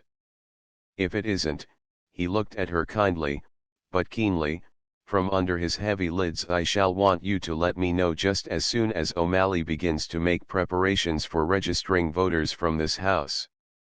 Rose bent forward and kissed him lightly on his flaccid cheek. That's easy, she laughed. Perhaps, but if you have to go so far at first, you will have to go farther afterward. And now? Just now I want you to keep your ears open for gossip. You are in a position to hear a lot, in this house, men talk that are dumb outside. Who are you thinking of? Several people, friends of O'Malley's. There's one cheap little camp follower who, I am told, gets around here rather frequently. I don't suppose that he's of enough importance to know much, but he would be worth watching. What's his name? Diker filled Rose's glass, and poured more wine for himself. Angel Ellie, he answered. From the darkened kitchen, Violet, her eye now fast to the keyhole, drew a short breath, and watched Rose as the sophisticated spectator watches an emotional actress when she approaches her big scene. But Rose, still the primitive Teuton of the brewery calendar, never quavered. Raphael Angel Ellie, she inquired. I think so. He is a little Italian loafer with no work and plenty of money. You know him, of course. Sure, I know him. He's in and out of here all the time. We call him Angel. Well, there are angels and angels, so that name may fit him as well as any other. There may be nothing to it, but he does hang about O'Malley a good deal, and it might be worth your while to find out what, if anything, he knows. That's easy, purred Rose. Here's success. The pair clinked their glasses, and drained them. And Rose, began Diker. Yes. Neither this little fellow nor any of his crowd knows about us. Rose's placid smile was eminently convincing. I guess I know my business, she said. I dare say you do. Only don't let him know that you know mine. Trust me for that, Wes dear. Because, if O'Malley could get hold of it, he would have a rather formidable weapon. He doesn't know I ever set my lamps on you. Good, said Diker, and he mustn't know it for a good many months to come. Now, then, let's have just 1 pint more between us, only a pint, my dear. And but the woman at the keyhole waited to hear no more. 9. The court of a merchant prince. When that injudicious grasping of the third rail had snuffed out the low, but stubborn, flame that a foreman had known as number 12, and a few score of human beings had called Michael Flanagan, his wife, Bridget, had looked up from her washtub long enough to refuse the offer of $100, made by the company's claim adjuster as full payment for whatever inconvenience she might have been occasioned by her husband's demise. One of those very modern young lawyers, whose livelihood depends upon their study of the newspapers, and the speed of their feet, had arrived at the Flanagan tenement ahead of the adjuster. He had accepted a contingent fee of $10, and thereafter, being defeated by the company's expert attorneys in a lower court, refused, as usual, to appeal unless the widow handed him a further amount of money that was wholly beyond her reach. So Irish-eyed Katy was put to work, as she should in any case have been put, and Mrs. Flanagan went on with her washing. The girl's first position was in a second-hand clothing shop on 6th Avenue, where she went to work at 8 in the morning and quit at 10:30 at night. The stock in trade of this place was largely revived ball gowns and opera cloaks, bought, for the most part, from women of so much means as to pretend, at least, that they never wore the same gown twice, and yet of too much thrift to give their discarded clothes to charity. Its patrons were persons that the original wearers of the gowns would have blushed to meet. And its proprietress was a little lynx-eyed, hook-nosed person whose sole object in life was to induce the former class to sell for less than they had intended and to persuade the latter class to buy for more than they could afford. The virtue of this method she impressed, by precept and example, upon her 6 girl clerks, and she raised their profits as they raised their prices of sale. She told, with a fine pride, how she had once so conducted a negotiation that a Riverside Drive husband had paid her nearly as much for a dress that he was buying for a 47th Street acquaintance as he had first paid for the same dress when it was made for his wife. But, commissions to the contrary notwithstanding, neither Katy nor her companions could earn anything beyond a bare living wage. The lure of clothes was always before them. Their work was the handling and the praising of beautiful fabrics beautifully arranged. They were told that they might themselves buy of these at what the proprietress called a mere nothing above the cost price, but what was really a considerable increase over it. They wanted to look their best among their friends, and their employer insisted that they look their best to her patrons.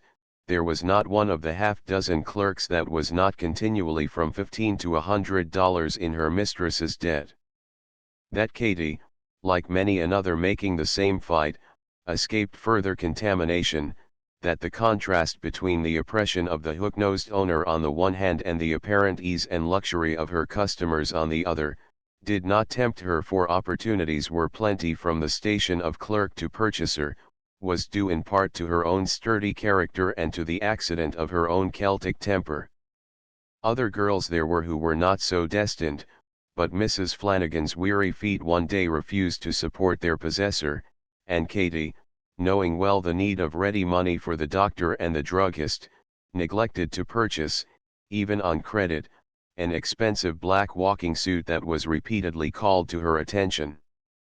"Say, you'd look just grand in this," said the citizentic proprietress, Mrs. Binks. She held the dress extended, putting its best points to the light. And all the other clerks echoed, "You'd look just grand in it, Miss Flanagan." "I would that," replied Katy, who was as taciturn to her employer as she was loquacious to everybody else. "Why don't you take it?" asked Mrs. Binks. "I don't just like it," lied Katy. Mrs. Binks blinked her bead-like eyes. That the girl's reply could be true was inconceivable. "Try it on," she suggested. "Where's the use?" "I don't want it." "Oh, try it on anyway." "I'll be too busy, Mrs. Binks. The customers restartin' to pour in this very minute." "Then try it on at your lunch time." "I'll leave it handy here, over this chair." She did leave it there all day long. Katy, whose one dress was now, in spite of endless feminine makeshifts, beginning to show wear, had to go through her task with the baited hook constantly dangling before her. Nevertheless, when the long-delayed closing hour arrived, the suit was just where Mrs. Binks had left it. Katy carefully abstained from touching it. She would not even put it away. "What's this?" asked the mildly surprised owner, as she stumbled over the garment. "I declare it's that handsome walking suit I wanted you to have, Miss Flanagan." Katy turned and regarded the neglected garment precisely as Mrs. Binks was regarding it. "Well, well," she said, "and is it, now?" Her mistress looked at her, again blinking suspiciously. "Did you try it on?" she demanded. "No." "Why not?" "I don't think I want it." "It's a fine suit." "It's grand." "But you don't want it?" "I don't think I do." "I told you that you could have it for a third off." "I know you did that, Mrs. Binks, and it's thank you I do for your kindness." "Hum hum. I'll take off $1 more for you." "Thank you, no, Mrs. Binks." "Good night, Mrs. Binks." This sort of thing went on, with variations, for 3 days, at the end of which time Mrs. Binks, as she would have phrased the occurrence, came right out with it, and for this ceremony she chose that morning hour when the other girls in the shop had the greatest amount of leisure to observe what happened. "Miss Flanagan," said she, marching up to the thoroughly prepared Katy, and peering hard into the serene Irish eyes of her selected victim, "I like my clerks to look well." "So I been noticin'," said Katy. "And I don't like to speak about it when they don't," continued Mrs. Binks. "You're just that tender-hearted. But if you girls don't wear good clothes, my customers'll think I don't treat you right." "How could they now, Mrs. Binks?" "And," concluded Mrs. Binks, overlooking these interruptions in view of the crushing climax she was approaching, "as you've made up your mind not to take the hints I been givin' you, or the fine offers I've made you, I've got to say it plainly that you're looking too shabby to work any more for me." Katy smiled her warmest smile. "Mrs. Binks," she replied, resorting again to prevarication, and presenting the greedily seized money that she still owed her employer, "I'd begun to be afraid that maybe them was your feelin's, and so yesterdwhy at lunchtime I bought me the exact duplicate of that walking suit you been tryin' to thrust upon me, only I got it next door and for half your price." Saying this she had walked to the shallow closet in the fitting room, taken down her hat and coat, put them on, sung goodbye to her consternate fellow workers, and strolled away forever from that place of employment. She went smiling, but, instead of the curt word that she generally employed, she administered a hand slap with her open palm to a stranger that accosted her on her journey homeward. She got work, after some searching, in a candy shop on 8th Street, but this she had to relinquish when her mother's speedy illness developed into a brief and fatal disease. It was not until the last nursing, relieved by Herman's assistance, and the funeral were over, that she could again think of labor, and then it was only to get, in a 4th Street necktie factory, a small position that she lost because she had the effrontery to resent the rather frank overtures of the foreman. Now, although she had told her cheerful lover nothing about it, she had come to the last ditch. She had been deceived by advertisements, cheated by employment agencies, denied work by the superintendents of scores of shops and manufactories. She was not a skilled laborer, and she had, at first, nothing in the matter of recommendation. She belonged to no trade union, the rent for her little room was dangerously overdue, so, also, were the bills of the baker and the milk dealer upon whom alone she was depending for food. All that she could pledge was in pawn, and, with the solace of her shoes worn through almost to her feet, the elaborate morning costume that she had been unable to resist was her only badge of material prosperity. 2 avenues of escape were open, were even persistently presented, yet she would regard neither. To take what Herman pleaded with her to accept, though her hungry heart and her underfed body cried out for it, would have been, she felt well assured, unfairly to handicap her best friend, and, as for turning into that other way, a way into which the streets on every hand seemed so easily to open, she was too wise to consider. "No thanks," she answered in her soul, as she walked by the leering satyrs, with her black head erect and her lips compressed. "Not yet, if you please, not yet, nor never, I think, for starvin' seems some easier and a deal quicker, too."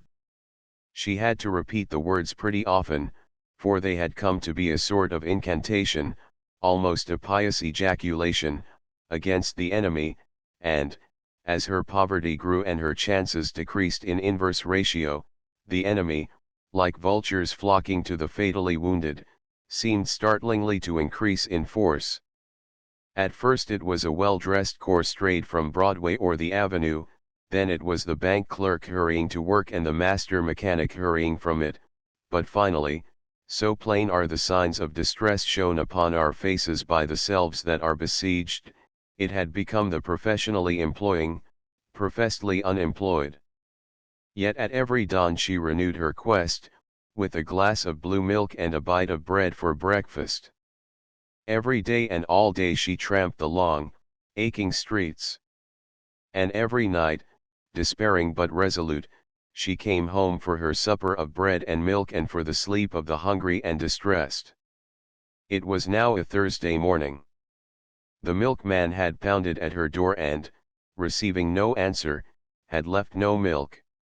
Still gnawing her crust, Katy slunk out of the tenement, and, at the step, was waylaid by the rent collector, a little man with a sharp, white face that told plainly of his own struggle. He blocked the exit. "Good day to you, Miss Flanagan," he said, touching his dirty cap. "Good mornin', Mr. Woods," she answered, aware that the hour for the last engagement was approaching. The man was one whose business forced him to mince nothing. "I was comin' up to get your rent," he continued. "It's 3 weeks overdue." "I'm afraid I'll have to be askin' you to let it run a bit longer," said Katy, and her voice, in spite of all resolution, trembled. "But I been and done that twice for you, Miss Flanagan. The boss is after me as hard as I'm after you and harder. I know it. You can't stand him off another week, Mr. Woods. Nix on the stand off, miss. You see, I'm out of a job. I know that, but then you've been out o' one for a good while now." "Yes, only I rather expect indeed, I been promised one beginnin' tomorrow." The little man coughed behind a dirty hand. "That's Friday?" he asked. "It is that." "Well, ain't you got your dates mixed? You told me last week you had a job promised for that Friday." Katy surprised even herself, she laughed. "So I did," she said. "And of course I was lyin' and of course you knowed it." "Oh, well, Woods, man, hold 'em off for 48 hours, and if I don't get work then, I won't bother you no more." In the shadowy hallway, she felt his eyes studying her less with evil than with wonder.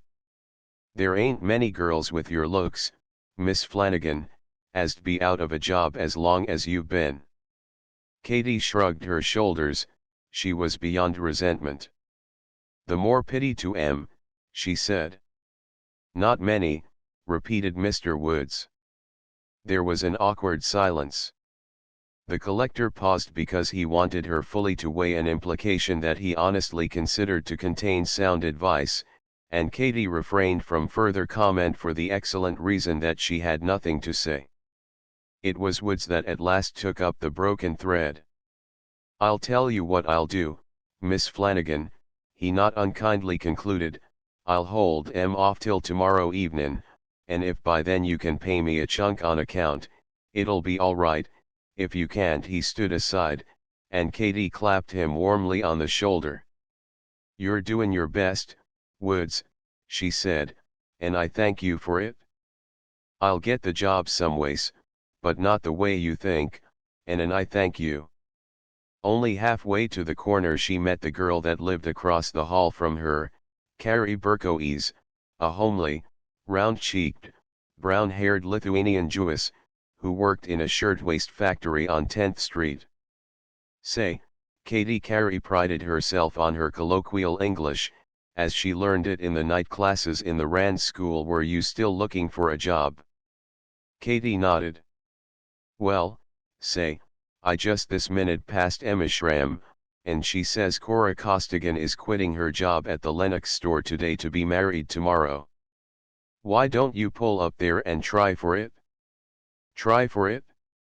Katie could scarcely stop to thank her rescuer before she had turned northward.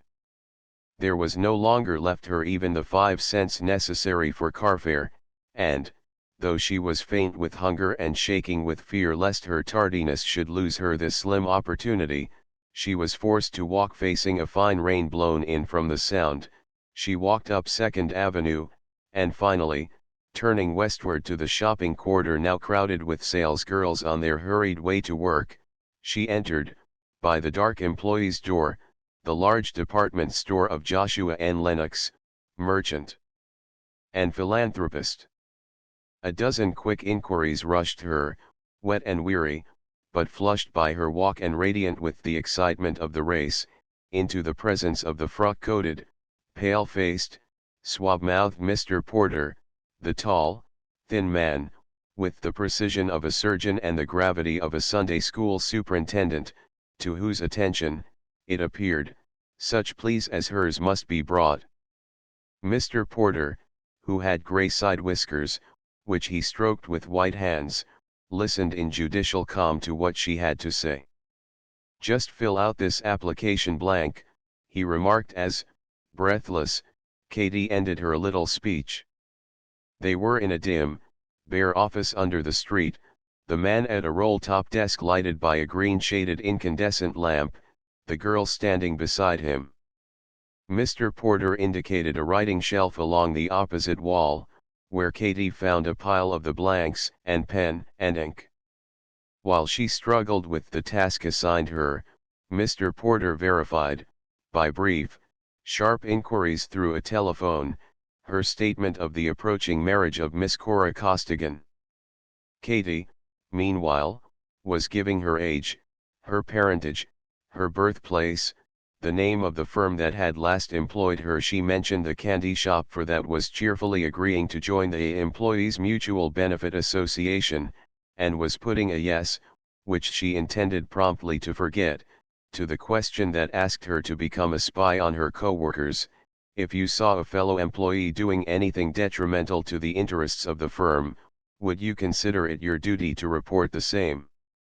It was only at one of the last questions that she hesitated. "Please, what does that mean?" she asked.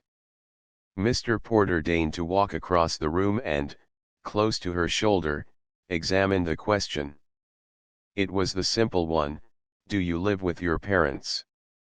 "That," said Mr. Porter, "is inserted because the firm wishes to have only nice girls here, and those with good home influences are considered most trustworthy." Mr. Porter had the type of emotionless eyes that can say one sort of thing far better than the eyes of more temperamental people, and he now met Katie's steady gaze with a stare of considerable significance. Katie was rather sure that she understood. "So that," she said, "if I didn't live with my people, I couldn't have the job." "So that," Mr. Porter corrected, "if a girl does get a position and lives with her family, she will be better cared for, and we will know that she is safe at home evenings." Katie hesitated no longer. She took the pen and, opposite the query, wrote a quick yes. To be sure, she was, on that account, obliged to invent the kind of work done by her father and the amount of the family wage, but she so needed the position that her active wit at once supplied the answers. More or less truthfully, she put a word in reply to the remaining questions, signed her name, and wrote her address. Mr. Porter took the paper in his white fingers, read it slowly, folded it, indexed it with several hieroglyphics, and placed it in a pigeonhole. "I am filing this with our other applications," he said. "As soon as your name is reached, I will see that you are notified." Katie's jaw dropped. "But I thought," she began, "I thought I was to get the job now. I isn't Cora leavin', thin, after all." "Miss Costigan is leaving us, I understand," said Mr. Porter, stroking his whiskers, but there are others nearly 100 on the list ahead of you. Katie was hungry, and hunger finds it hard to think of justice. She had borne all that she could bear. The waiting, the walking, the hope, and the hopelessness had gnawed the string of her courage. Something snapped inside of her, and she began to sob with Irish unrestraint. Mr. Porter was embarrassed. He frequently had to deal harshly with other employees of his philanthropic employer. It was, in fact, upon the performance of such duties that his living almost depended, but he did not like to have tears shed in his office. It did not look well for the reputation of the establishment. "My dear Miss Flanagan," said he, first consulting the application blank for the forgotten name, and putting one of his white hands toward the face now hidden in a crumpled handkerchief. "You mustn't really, you must not." "But everything depends on me gettin' this job," sobbed Katie in an Irish wail.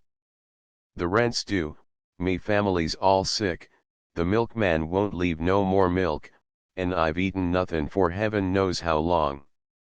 In a rush of words her story, including that of her resurrected father, leaped from her. What effect it would have had upon Mr. Porter had it been calmly told is beyond guessing, but it was told by no means calmly, and Katie's voice rose to a pitch that forced him to surrender out of mere fear of a prolonged scene. Grudgingly, but unconditionally, he laid down his arms. He took the telephone and called again. Miss Isaacs, the buyer of the women's hosiery department, which Miss Costigan was to leave on the following day, told as much of Katie's story as he thought necessary, and obtained consent to a trial of the girl. He informed Katie that she might take, on the next morning, the place to be vacated by Miss Costigan, but he took care to impress upon her mind the fact that he was doing her an exceptional favor, which she was not to mention to her friends, who might try to profit by her unusual experience. Katie was on the point of calling all the saints to bless him when she bethought her of a practical inquiry theretofore, in her eagerness to secure any sort of work, neglected. "And what's the pay?" she inquired. "You will receive," replied Mr. Porter in the tones in which his employer announced the gift of a small fortune to a large college, $4.50 a week. Katie forgot the saints. "For," she began. "But, Mr. Porter," she concluded, "will you be tellin' me how I'm to be livin' on all that?" Mr. Porter's calm eyes came again into significant play. "You have said in your application, you may recall," he dryly remarked, as he reached for that document, "you have said that you lived with your father." For a moment her glance probed his. "But for all that," she said, "I have to support meself entirely." Mr. Porter was still looking at her with his emotionless, appraising gaze. He saw a girl with pretty, piquant features, with glossy black hair, with cheeks that bloomed even in privation and blue eyes that were beautiful even in tears. "Miss Flanagan," said he, "most of the girls that start at these wages in department stores are partly supported by their family or have some friend to help them out." Katie flushed, but she kept her outward calm. "And what if they haven't got a friend?" she inquired. Porter's cold eye never wavered. "They find one," he said, "and I may add, Miss Flanagan, that you should experience no difficulty in that direction. Poverty will do much for most of us." For Katie it succeeded in curbing a temper that, in better times, was never docile. Beggars, she reflected, cannot afford to look too closely into the source or significance of the alms they have asked. She swallowed her wrath. "Will you advance 1 week's salary now?" she asked. Mr. Porter was distinctly surprised. Why, certainly I won't," he stammered. "Why not?" "But, my dear Miss Flanagan, I have nothing to do with the payment of the salaries. Besides, this firm doesn't know you, it does not even know that you will come tomorrow, it does not know that, if you do come, you will remain. Katie smiled insidiously, and Katie smiling through her tear-curled lashes was insidious indeed. "Och, now, Mr. Porter," she protested. "That's all well enough for the green girls, but you and I know that you're the boss in matters of this sort. Lend me 2 1/4. Mr. Porter, pleased in spite of himself by her flattery, protested, but Katie remained unconvinced. She declared that she knew he was the real authority and that she could not bear to hear him underestimate himself. And the upshot of the discussion was that, though Mr. Porter could, in his official capacity, do nothing so unbusinesslike as to make her an advance, he would, personally, be glad to oblige her with $1.50, and oblige her, adding a fatherly pat to her pink cheek, he ultimately did. "Thanks," Katie responded as she took the money, and turned to go. "I'll report tomorrow, then, at 7:15, Mr. Porter." "At 7:45, repeated Mr. Porter, slowly closing the door behind her. But, out in the wet street, Katie was saying what she had refrained from saying in the darkened office.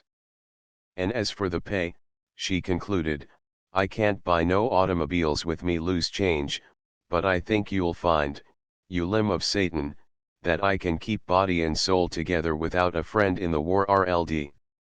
Another sphere that same evening, his crisp brown mustache hiding the meaning of his mouth, and his drooping lids concealing the purpose of his steel-gray eyes, Wesley Diker, from the rooms he had rented in an East Side Assembly district, took a cab northwestward through the rain to Riverside Drive.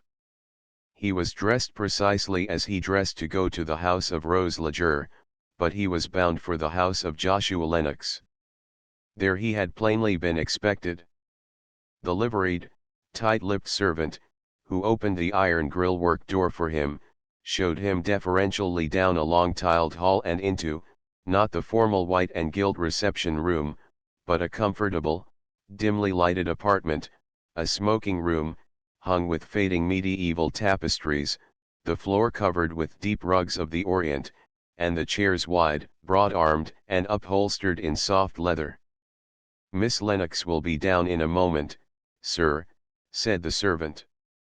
"May I bring you anything, Mr. Diker?" Wesley shook his well-shaped head. "No, thank you, Charles," he answered, and then, nodding to a decanter that, under a wide, soft-shaded lamp, stood upon a corner table, "Irish?" he asked.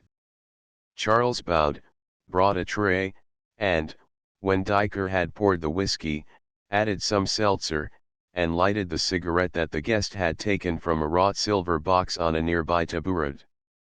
"That is all, Charles," said Diker, and the servant silently left him alone. Wesley sank back in his chair with a sigh of comfort. He liked the house of the philanthropic merchant so well that he could have wished its master liked him better, and when, within a few minutes, the master himself chanced into the room, Diker was prepared to be diplomatic. Joshua N. Lennox was the explanation of that Mr. Porter who held so much power under him. The latter was tall and thin, the former short and compact, but there all physical differences ended. Mr. Porter had found his model in his employer. Here was the source of the seneschal's gray hair and side whiskers, his trap mouth tortured to the line of benevolence, his calm gaze and his manner that combined the precision of the surgeon with the gravity of the head of a Sunday school. Mr. Lennox, in fact, conducted the second largest Bible class in New York. He knew its textbook from the first chapter of Genesis to the 22nd chapter of the Revelation, and he believed in the literal inspiration of every verse of the original and of every syllable of the English translation. It was in the voice in which he habitually addressed his Bible class, the voice of one uttering a benediction, that he said, "Good evening, Mr. Diker." Wesley put down his glass and rose to his feet. The man before him was the perfection of that noble work of heaven, a prominent citizen. Joshua Lennox endowed Bowery chapels with organs and meat supplies, he contributed heavily to missions among the benighted Japanese, he assisted in arbitrating strikes wherein his fellow employers were concerned, he always served on memorial committees, and he regularly subscribed to the campaign funds of all movements toward municipal political reform. If his climbing wife insisted upon having liquor in the house, Mr. Lennox never touched it. If she served tobacco, he did not smoke. If she took in a Sunday paper, written and printed on Saturday, he would read no news until the appearance of the Monday journal merely written and printed on Sunday. And if his mercantile establishment sold poker chips under the pseudonym of Counters, he was aware only that it did not sell playing cards. The business he considered as his creation had grown beyond the limits of his power, and though, a good man and sincere, he might have done something by keeping a closer eye upon his work, he was in reality as much the creature of conditions as his worst paid cash boy. The great Frederick complained that a monarch could not know all the evil done in his kingdom. Joshua Lennox was so busy benefiting mankind that he had no leisure to observe in his own shop the state of affairs that made his philanthropy financially possible. "I hope you are going with us to the opera, Mr. Lennox," said Diker. The old man shook his silvered head. "No," said he in the slow, deliberate utterance that he had acquired with his first $1,000,000, "I am on my way farther downtown than that." "But you had better come," urged Wesley, knowing that refusal was certain. "This is the last performance of the season." "On the contrary," the merchant chuckled kindly, "I think you had better let Marian go to the opera alone and come along with me. I am going to the first performance of a new season." "Where's that?" "To the Municipal Improvement Mass Meeting at Cooper Union." That made it Diker's turn to smile. "Oh, but I couldn't do that," he said. "I'm on the other side, you know. Against good government." The elder man manifestly enjoyed this mild thrust. "Against irregularity, Mr. Lennox. There never has been and there never can be any lasting reform from the outside. We must clean our own houses. That is why I have moved to my present address. I believe in reform from within the party, and I believe that to effect this we want men of your sort to help us indoors and not to attack us from the street." The merchant's cold eye looked hard at the speaker, but Diker's lowered lids betrayed nothing. "Yes," replied Lennox, dryly, "I heard that when Tammany Hall first came into power, but I have never seen any trace of reform from the inside. What I have seen is the spectacle of most of these inside reformers developing into leaders of the machine. If you will take an older man's advice, you will withdraw while there is yet time." Wesley's reply sprang ready to his lips, but, before he could utter it, Marian Lennox came into the room. Something of herself the girl received, no doubt, from her climbing mother, something, probably, from her satisfied father, and more than she guessed from a narrow environment. Nevertheless, 4 years at college had cultivated in her what seemed to be a spirit of independence, and a brief life in the city had confirmed in her what she was certain were opinions of her own. She was tall and moved with assurance. Her full throat rose above the ermine of her cloak, supporting a delicately carved head, the head of a Greek cameo, held rigidly erect. The hair was a rich chestnut, the eyes large and brown, and the mouth at once firm and kindly. Her skin was very fair and her gloved hands long and slender.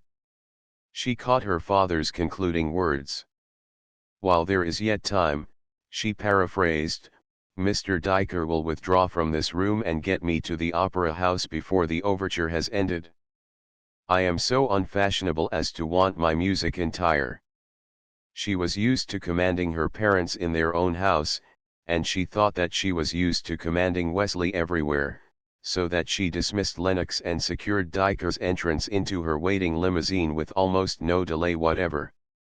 There, she remarked as she settled herself comfortably for their drive, "I rather fancy that I rescued you from a sermon." Diker laughed shortly. "Oh, I don't know," he said. "I esteem your father so much that I should like him to like me." "But you think that he doesn't like you?" "I think that he is slow to see that two persons may differ on a question of political tactics and yet remain, both of them, honest men." "And may they?" bantered Marion. "Well," he lightly accepted the challenge, "I shall take the specific case. There is no doubting your father's sincerity, there is no doubting the sincerity of nearly all the men that will, with him, tonight try to launch another of these municipal reform parties which, if they ever get started at all, are sure to run on the rocks at last." "And on the other hand," said the girl, "I suppose I must generously refuse to doubt the sincerity of Tammany Hall." "On the other hand you must justly refuse to doubt the sincerity of a few young men who have seen that reform parties always end in violent reaction within the city and, if briefly successful, weaken the party in the next national campaign. You must refuse to doubt the sincerity of these young men when they go into the heart of the East Side to live and work among the people that make up the organization's fighting strength. You must believe in them when they try to get nominated for even the smallest offices on the machine ticket. And you must have faith that, if they can work themselves at last into places of power, they will reform the party in the only way that will keep it reformed." "Dear me," sighed Marion, "it seems that it was father that I rescued from a sermon." "Well," said Diker, "you asked me why your father and I should not mistrust each other, and there you have the reason.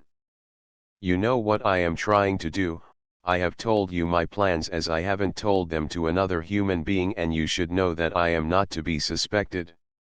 There was a ring in his voice that touched her. "I'm sorry," she said. "I beg you'll forgive me. Only really, you know, you can't expect father to be with you, he would have to break the habit of a lifetime. I don't ask him to be with me, I only ask him to believe that a man can work with the organization and yet have pure principles. He can't even go so far as that.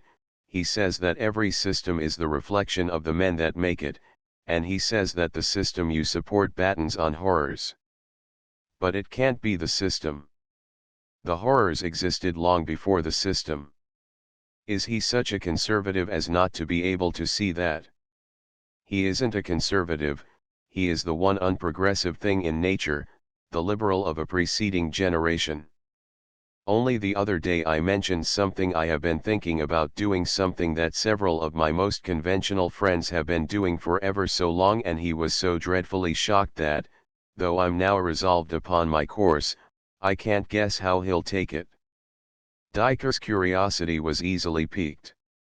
"If you proposed it," he said, "I can't imagine that it was such a very terrible thing." "Oh, no, it was merely that I want to be of some use in the world and so have made up my mind to go in for settlement work." Wesley Diker was one of those rare animals, a human being whose parents, though they could have arranged it otherwise, permitted him to be born in New York. He had been reared, at least during the winters of his earlier life, within the borough of Manhattan, and his views were, like those of most of his even less acclimated neighbors, just as wide as that narrow island, and no wider. Indeed, so far as were concerned his views of the proper sphere of his own womankind, he limited them entirely to an extremely small portion of the city. "Of course you're joking," he said. "I am in cold earnest," she assured him. "But that's absurd. You don't know what settlement work means." "I know quite well what it means," said Marion. "I have friends engaged in it, as I told you, and I've been visiting them and seeing their life at close quarters." "And you really mean?" "I really mean that here we are at the Metropolitan, and that we can't talk on our way upstairs, and we won't talk while there is music to listen to." Slowly their car had taken its grudged place in a long procession of its fellows, one by one unloading the human freight before the brilliantly lighted doorway. The pavement and the steps were a tossing sea of silk hats, colored scarfs, and glittering headdresses. Into this they plunged, hurried to the crowded elevator, traversed a lighted corridor, passed through a short, dark passage and came out to the Lenox box in the great, glaring horseshoe of the opera house. Diker, baffled by the sudden stop that had been put to his protests, looked moodily upon the familiar picture. Below them, climbing to the rail behind which was massed the orchestra, was the pit, white bosoms and bare shoulders, too distant to present, to the unassisted eye, any hint of individuality. Above rose the teeming galleries, line above line of peering faces. And to right and left swept the great curve of the boxes splendid with lace and feathers and jewels. He saw no more than that during the entire performance and, as Marion, even in the entr'actes, would talk of nothing but the music to which he had refused to listen, he heard less. The opera was Lucia, and as Wesley, with a taste worthy of a more discerning critic, considered that work nothing but a display of vocal gymnastics devised for a throat abnormally developed, he would probably have been, in any case, bored. His father, who had what his friends called family, had married what everybody called money, but had managed to invest that commodity with a talent for choosing failures, and, when both parents had died, Wesley, fresh from the Columbia Law School, had amazedly found himself in a position where he would actually have to turn his education to practical account. For 5 years he held a thankless, underpaid and unmentioned partnership in a well-known firm of corporation lawyers. He drew their briefs, and developed a genuine talent for the task, but he was never given a chance to plead. The worm of necessity spun its cocoon in his brain, but the emerging butterfly of ambition could find no way to liberty. One day, however, he was commissioned to prepare the case in defense of a large contractor, quite justly accused of fraud. It happened that, when the young lawyer brought the results of his week's work to his chief, the client in whose interests the work had been done was closeted with the head of the firm, and, Diker being presented, that contractor learned of Wesley's service. At the ensuing trial the client was acquitted, and remembered the service. He lived on the East Side and made most of his money from political jobs. The rest followed simply enough. Diker was introduced to the powers of his patron's district, and, thinking that he saw here the opportunity of which he had begun to despair, he had left his former employers and was already shouldering his way forward among his new friends. His former acquaintances mildly wondered what the devil he was after, his latter ones began to regard him as a clever fellow, and the newspapers printed stories of him as a young society man that gratuitously gave his legal talents to the help of the poor. For his own part, Diker was quite certain of what he was and of what he would be. He had seen, beneath his lowered lids, that a clever man could gain both fortune and power through political prestige, and he meant to use that means to his end. He had also, while still with the firm of corporation lawyers, been presented to Marion Lennox by her opportunely met, socially aspiring mother, and was, whatever his relation with other members of her sex, quite as much in love with her as he could be with anybody.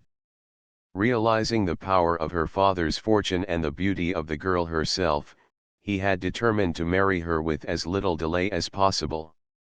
Until tonight he had delayed all open pursuit, because there had not been lacking signs to free him from fear of all male rivals, but that Marion should thus suddenly develop a purpose in life meant that he was to have a rival of a far more formidable sort.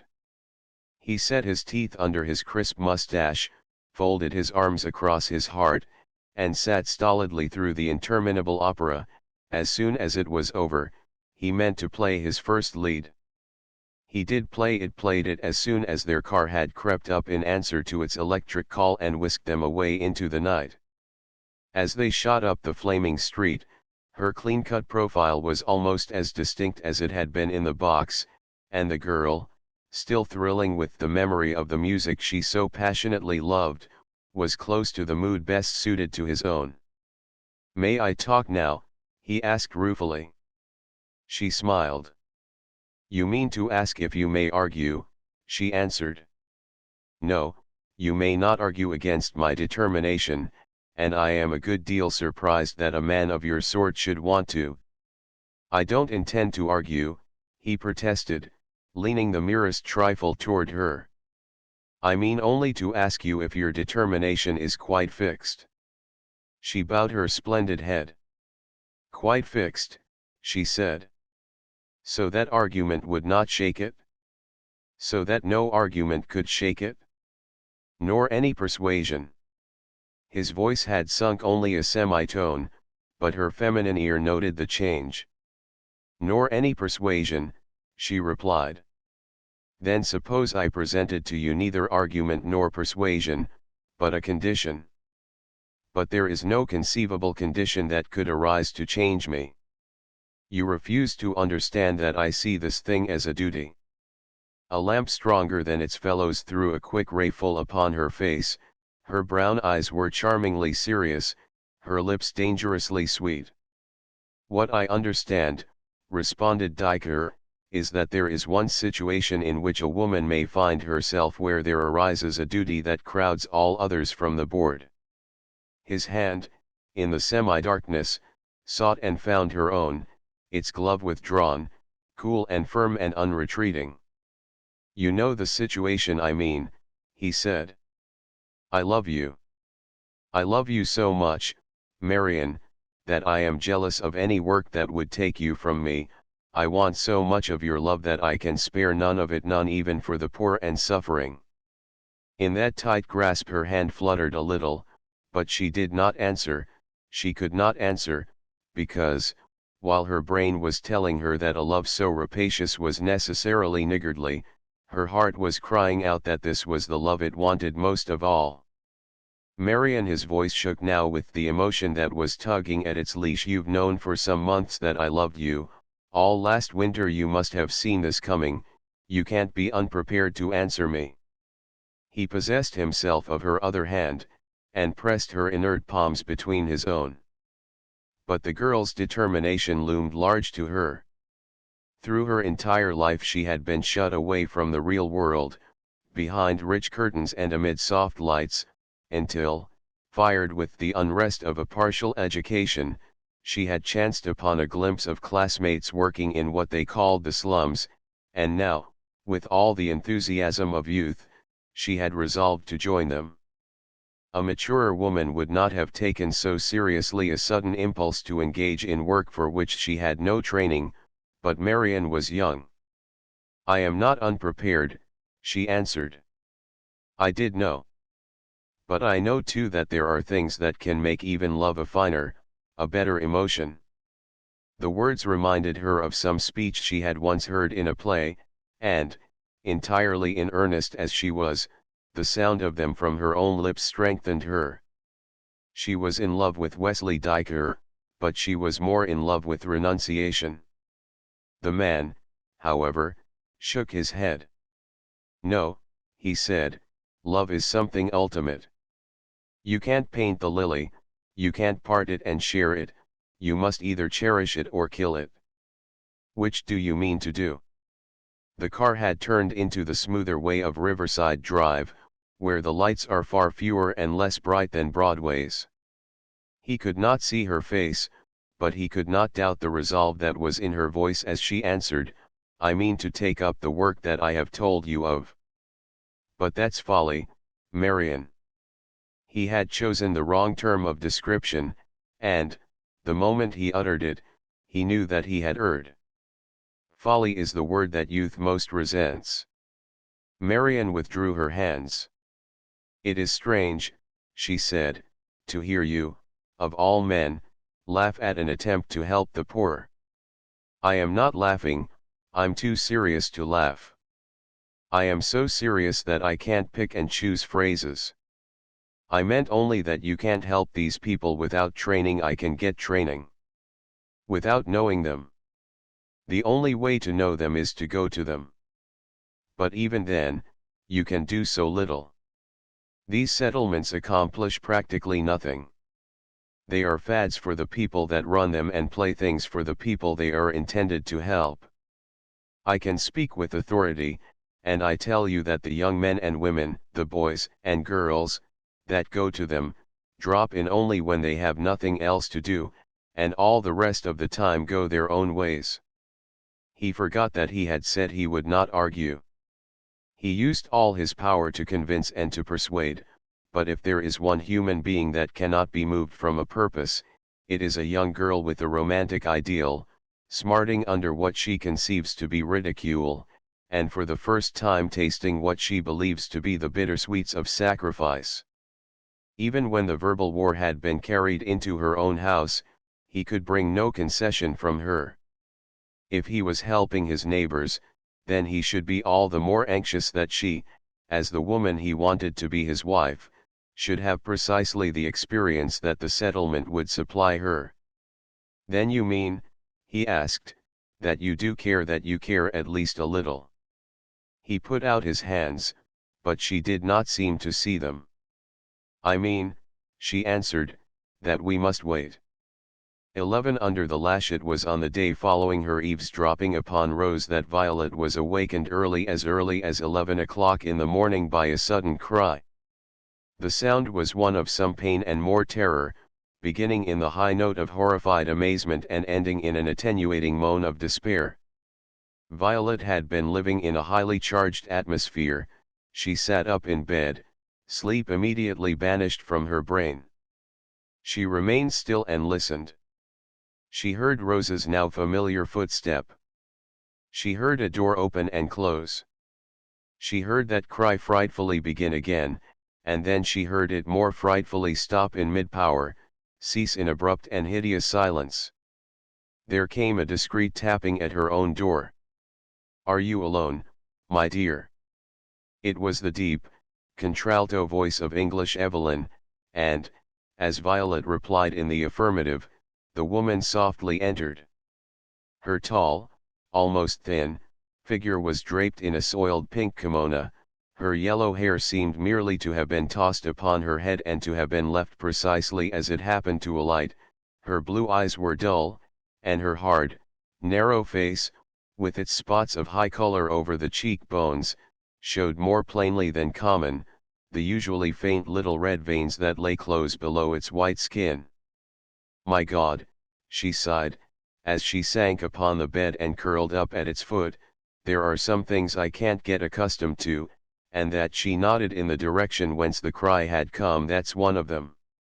She spoke in a weary voice, a voice with almost no animation, but with a curious mixture of the Cockney of the New Yorker and with a rising inflection that saved what she said from monotony. "What was it?" asked Violet. "You ought to know." It was another of them. "You mean?" The question trailed into nothingness on Violet's whitening lips. "Yes," said Evelyn, seizing a pillow and snuggling her broad shoulders against it. "Got a cig?" And then, as her hostess produced a box from under the mattress, "It does so get upon my nerves. Why, sometimes they come here young enough to play with dollies." This time there was no more sleep for Boy-Bye. Had to run downstairs and rig a B&S, and then come up to Girlie here for company. How did this happen? How the deuce do you suppose? One story is pretty much all of them, my dear, and one about as nasty as the others. But this. Oh, this broke me up just because I had the bad luck to hear the details, though I must say I've heard the same details often enough before. Her people lived in a tenement in Essex Street, where it's so crowded that the men have to come outside every evening while their wives cook the dinners. 3 9x7 rooms, no bath, and no privacy, 4 children from 18 to 10 in one room, Pa, Ma, the boy-bye, and the 7-year-old in the second, and the cot in the kitchen living room rented to the lodger. The lodger was the wiggly snake under the apple tree. He brought her here. Gave her, as you might say, the general directions. but she'd have come along of her own self sometime. How could she? How couldn't she, you mean? Those tenements are not for living in, there isn't room for that, they're just to eat in, when you've got enough, and sleep in, when you can sleep, and die in, when you have to. So this girl had to live outside. On the doorsteps and the roofs when it was hot, and walking up and down the street when it wasn't. Violet remembered her own home, and reflected that her excuse was less, because her surroundings had been better. That must have been pretty bad, she said. It was bad, but it wasn't so bad as being indoors, my dear. That's what most girls think about it anyway, and that's why they never go home before 10 or 11. How else do the moving picture shows keep running, and how else do the dance halls make their cakes and ale? The dance halls. The word was new to Violet. Yes, my dear, I said the dance halls where you pay 5 cents to dance in the dust, with the windows nailed fast to start a thirst, and then buy you bad beer of the kind proprietor. That's where the lodger took this girl, and that's where she learned to drink. Too much. Chuck it, dearie, chuck it. Among all the wasters I've known, I've never found one drunkard, they all called themselves moderate drinkers. Well, this girlie played double for a bit, and then met a nice young man that wanted to marry her next day. She woke up here. Did they drug her? Did they drug you? They don't have to drug you, you know that.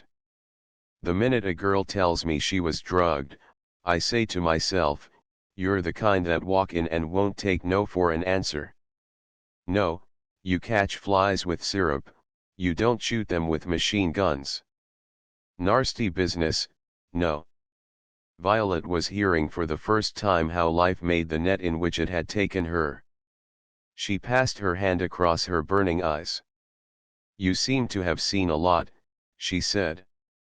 Haven't I just? I had my own little flat to myself, too, once upon a time, and I kept my eyes about me. There was the Dago woman that owned a fruit stand on my corner. She lived in an alley off Houston Street, and had a 16-year-old daughter who worked 12 hours a day rolling cigarettes. Chuck me another, there's a good girlie. Thanks, awfully. That girl hated her work, can you blame her? Met a man that told her she wouldn't have to work anymore, and goodbye. She went with him. Parsed out of sight completely, my dear. Mother nearly crazy. Went to the police.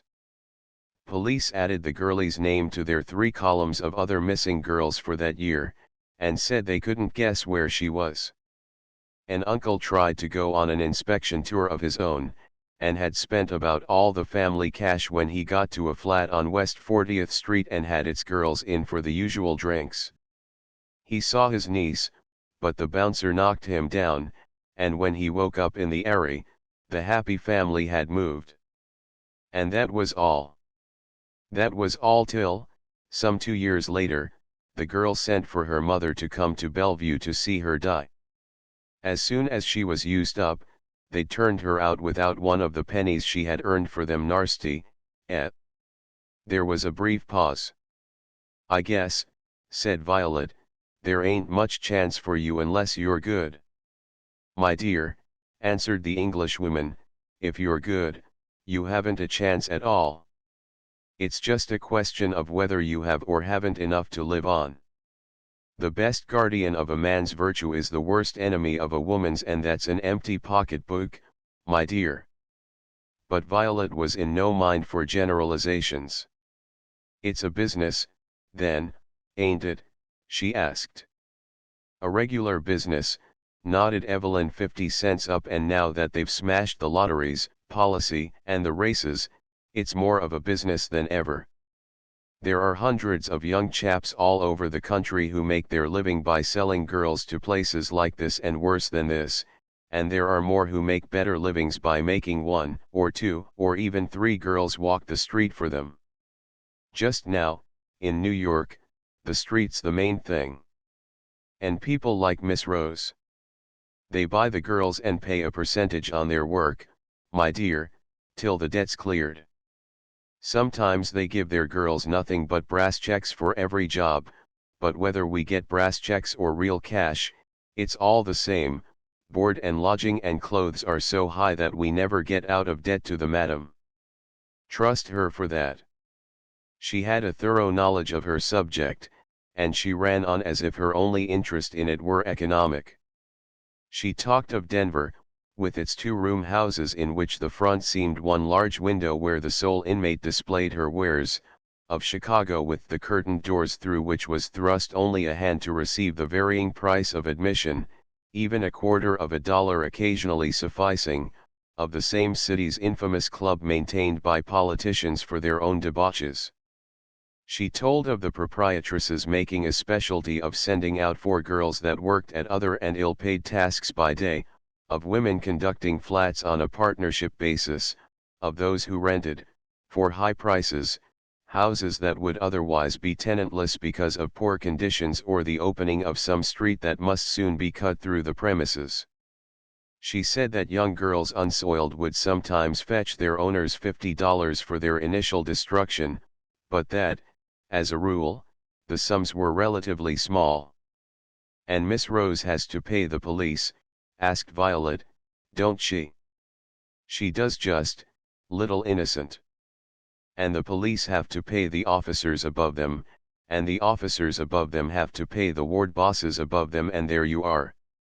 It's all the worse since the bosses can't make any money from gambling houses, and it's all the worse since the business got organized and meant votes for the gang at every election. Oh," Evelyn broke off, "I tell you it's the same in every city the world over, my dear, and you and I haven't even the comfort of being exceptions.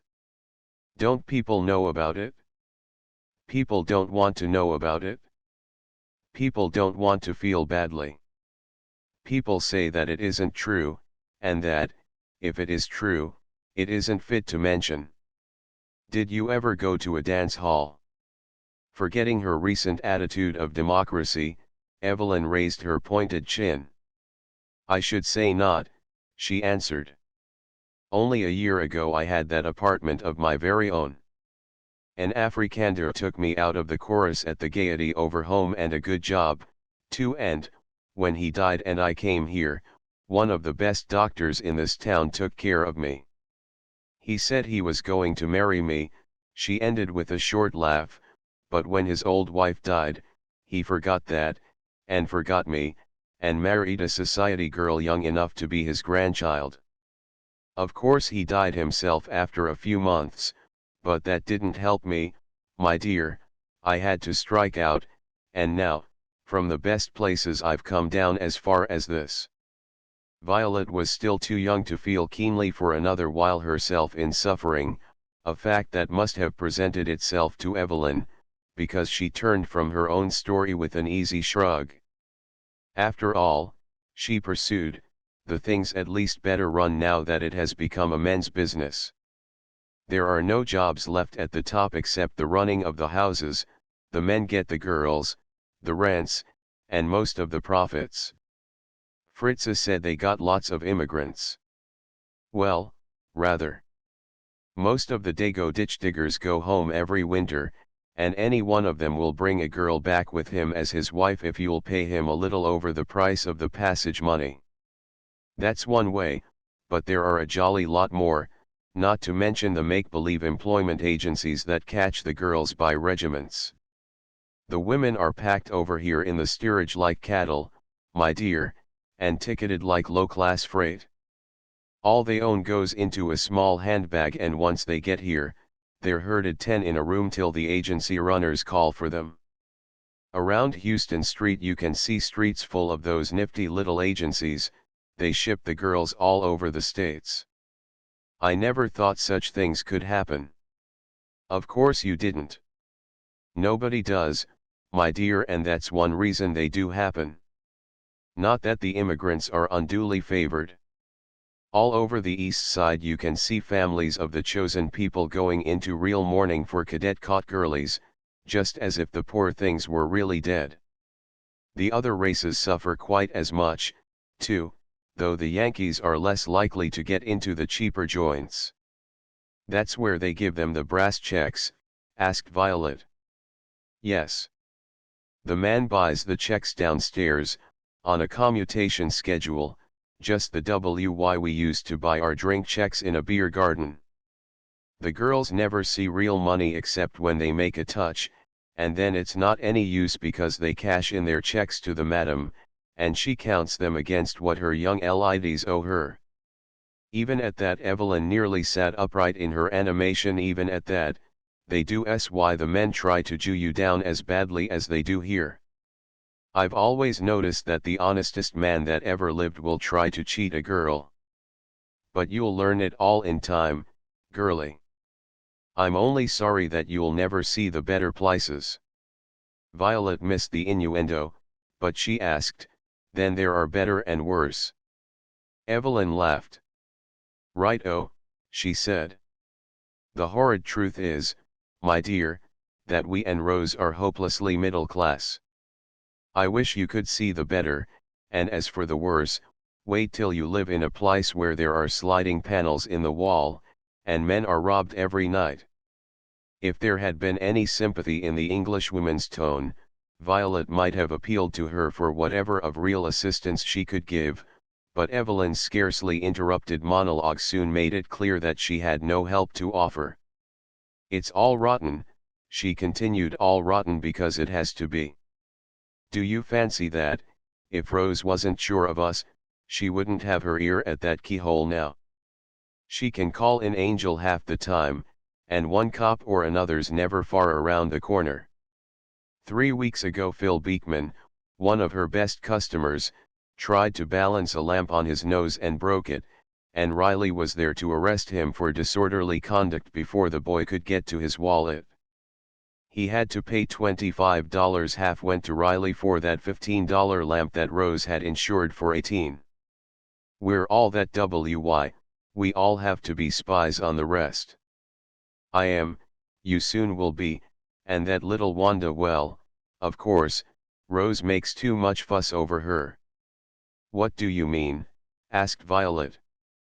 But Evelyn only shook her tow-sled yellow head. I mean, my dear, she said, that there are some things, you know, that even I don't fancy discussing. She was an immigrant, wasn't she? Oh, yes, Evelyn acquiesced, with a yawn. Already her restless heart was tiring of the conversation and her insistent thirst was crying for more alcohol. Wanda came over here to be a housemaid. She landed in Philadelphia and went directly to an employment agency, like a good girlie. They took her money for their commission in getting her a job, and then they sold her right over here to a sailor's joint. For housework. Housework? My dear, you overact your part. There's no housework done in those places, but Wanda's won her way up in the world.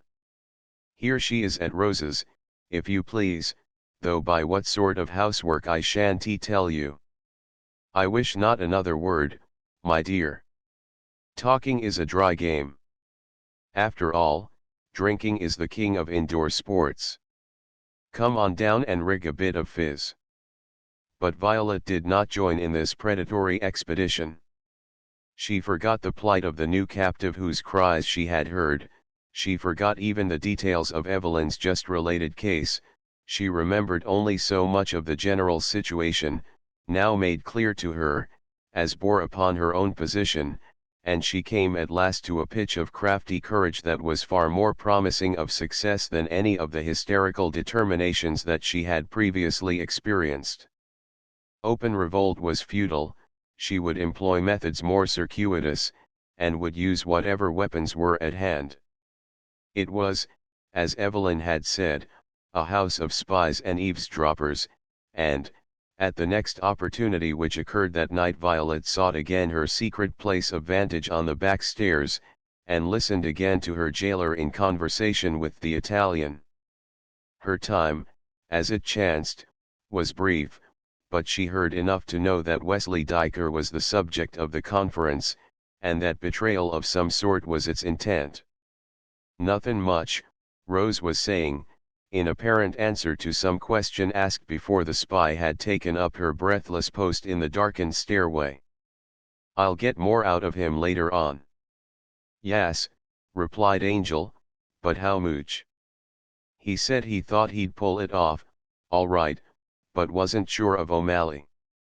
Said he'd got a bunch of kind words from up top, but was scared for fear O'Malley would knife him. He's a pretty wise guy for all he's a swell, and he's looking out for the double cross from your crowd.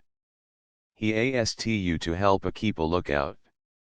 Sure he did. Said if O'Malley's man put up a bluff at runnin' independent, I was to tip him off when O'Malley began registering votes here. That is a good. More. Some. Said he wanted me to keep my ears wide for any news. Wanted me to pump you. He did. The voice grew threatening. Say, now, you tell me why he know you know me. I guess he has as good ears as most people. But how he know me and you he don't know that, Angel. Keep your hair on. He don't know nothing about it? If he did, do you think he'd stand for it, and cough up all these here straight tips to me? Nah, the Italian drawlingly admitted, in slow mollification. Nah, maybe he wouldn't not. He certainly wouldn't. He don't know nothing about it? What he's afraid of is that somebody might think he stood in too good here. He say that? Yep.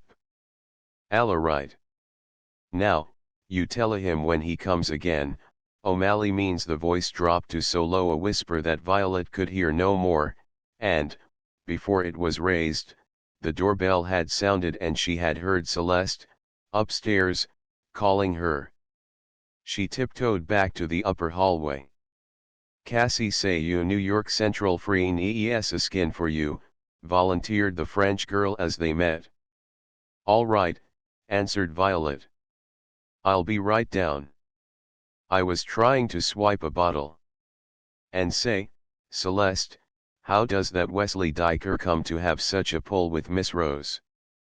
You don't know?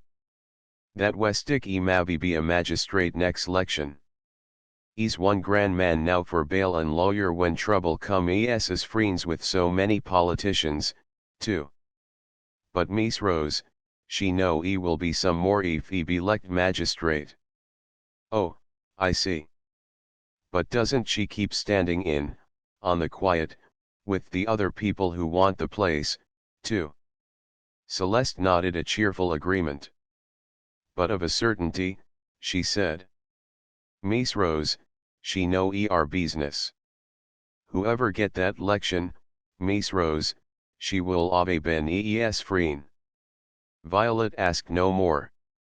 She had learned enough to put into her hands the best weapon just then available.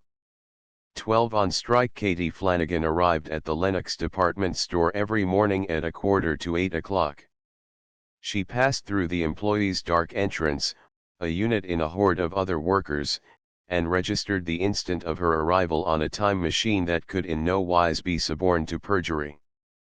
She hung up her wraps in a subterranean cloakroom, and, hurrying to the counter to which she was assigned, first helped in laying out the stock, and then stood behind her wares, exhibiting, cajoling, selling, until an hour before noon. At that time she was permitted to run away for exactly 45 minutes for the glass of milk and 2 pieces of bread and jam that composed her luncheon. This repast disposed of, she returned to the counter and remained behind it, standing like a war-worn watcher on the ramparts of a beleaguered city, till the store closed at 6, when there remained to her at least 15 minutes more of work before her sales book was balanced and the wares covered up for the night. There were times indeed when she did not leave the store until 7 o'clock, but those times were caused rather by customers than by the management of the store, which could prevent new shoppers from entering the doors after 6, but could hardly turn out those already inside. The automatic time machine and a score of more annoying, and equally automatic, human beings, kept watch upon all that she did. The former, in addition to the floor walker in her section of the store, recorded her every going and coming, the latter reported every movement not prescribed by the regulations of the establishment, and the result upon Katie and her fellow workers was much the result observable upon condemned assassins under the unwinking surveillance of the death watch. If Katie was late, she was fined 10 cents for each offense. She was reprimanded if her portion of the counter was disordered after a mauling by careless customers. She was fined for all mistakes she made in the matter of prices and the additions on her sales book, and she was fined if, having asked the floor walker for 3 or 5 minutes to leave the floor in order to tidy her hair and hands, in constant need of attention through the rapidity of her work and the handling of her dyed wares, she exceeded her time limit by so much as a few seconds. There were no seats behind the counters, and Katie, whatever her physical condition, remained on her feet all day long unless she could arrange for relief by a fellow worker during that worker's luncheon time. There was no place for rest save a damp, ill-lighted recreation room in the basement, furnished with a piano that nobody had time to play, magazines that nobody had time to read, and wicker chairs in which nobody had time to sit. All that one might do was to serve the whims and accept the scoldings of women customers who knew too ill, or too well, what they wanted to buy, keep a tight rein upon one's indignation at strolling men who did not intend to buy anything that the shop advertised, be servilely smiling under the innuendos of the high-collared floor walkers, in order to escape their wrath, maintain a sharp outlook for the spotters, or paid spies of the establishment, thwart, if possible, those pretending purchasers who were scouts sent from other stores, and watch for shoplifters on the one hand and the firm's detectives on the other. "It ain't a cinch, by no means," thus ran the departing Cora Costigan's advice to her successor, "but it ain't nothin' now to what it will be in the holidays. I'd rather be dead than work in the toy department in December. I wonder if the kids guess how we that sells 'em hates the sight of their playthings, and I'd rather be dead and damned than work in the accounting department. A girlfriend of mine worked there last year, only it was over to Malcare's store and didn't get through her Christmas Eve work till 2 on Christmas morning, and she lived over on Staten Island. She overslept on the 26th, and they docked her a half-week's pay. And don't never," concluded Cora, "don't never let 'em transfer you to the exchange department. The people that exchange things all belong in the psychopathic ward at Bellevue, them that don't belong in Sing Sing. Half the goods they bring back have been used for days, and when the store ties a tag on a sent-on approval opera cloak, the women wriggle the tag inside, and wear it to the theater with a scarf draped over the string. Thank God, I'm goin' to be married."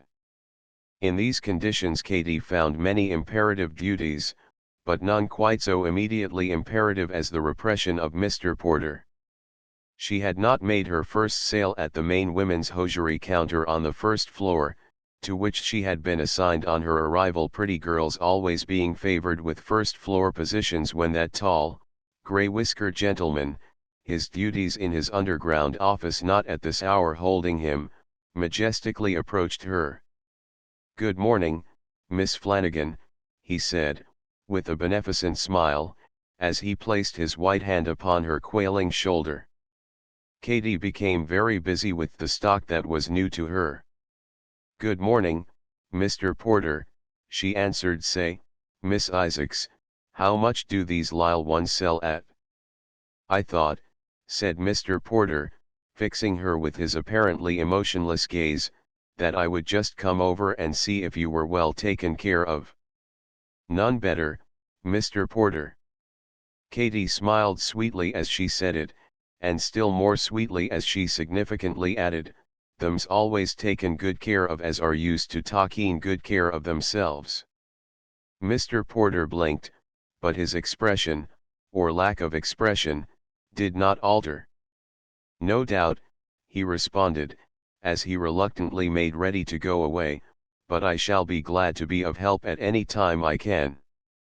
"Thank you, Mr. Porter."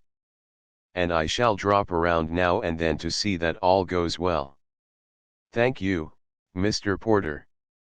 Because I was always interested in Miss Costigan, very much interested, and she was very pleasant to me, and I am naturally very much interested in her successor, too.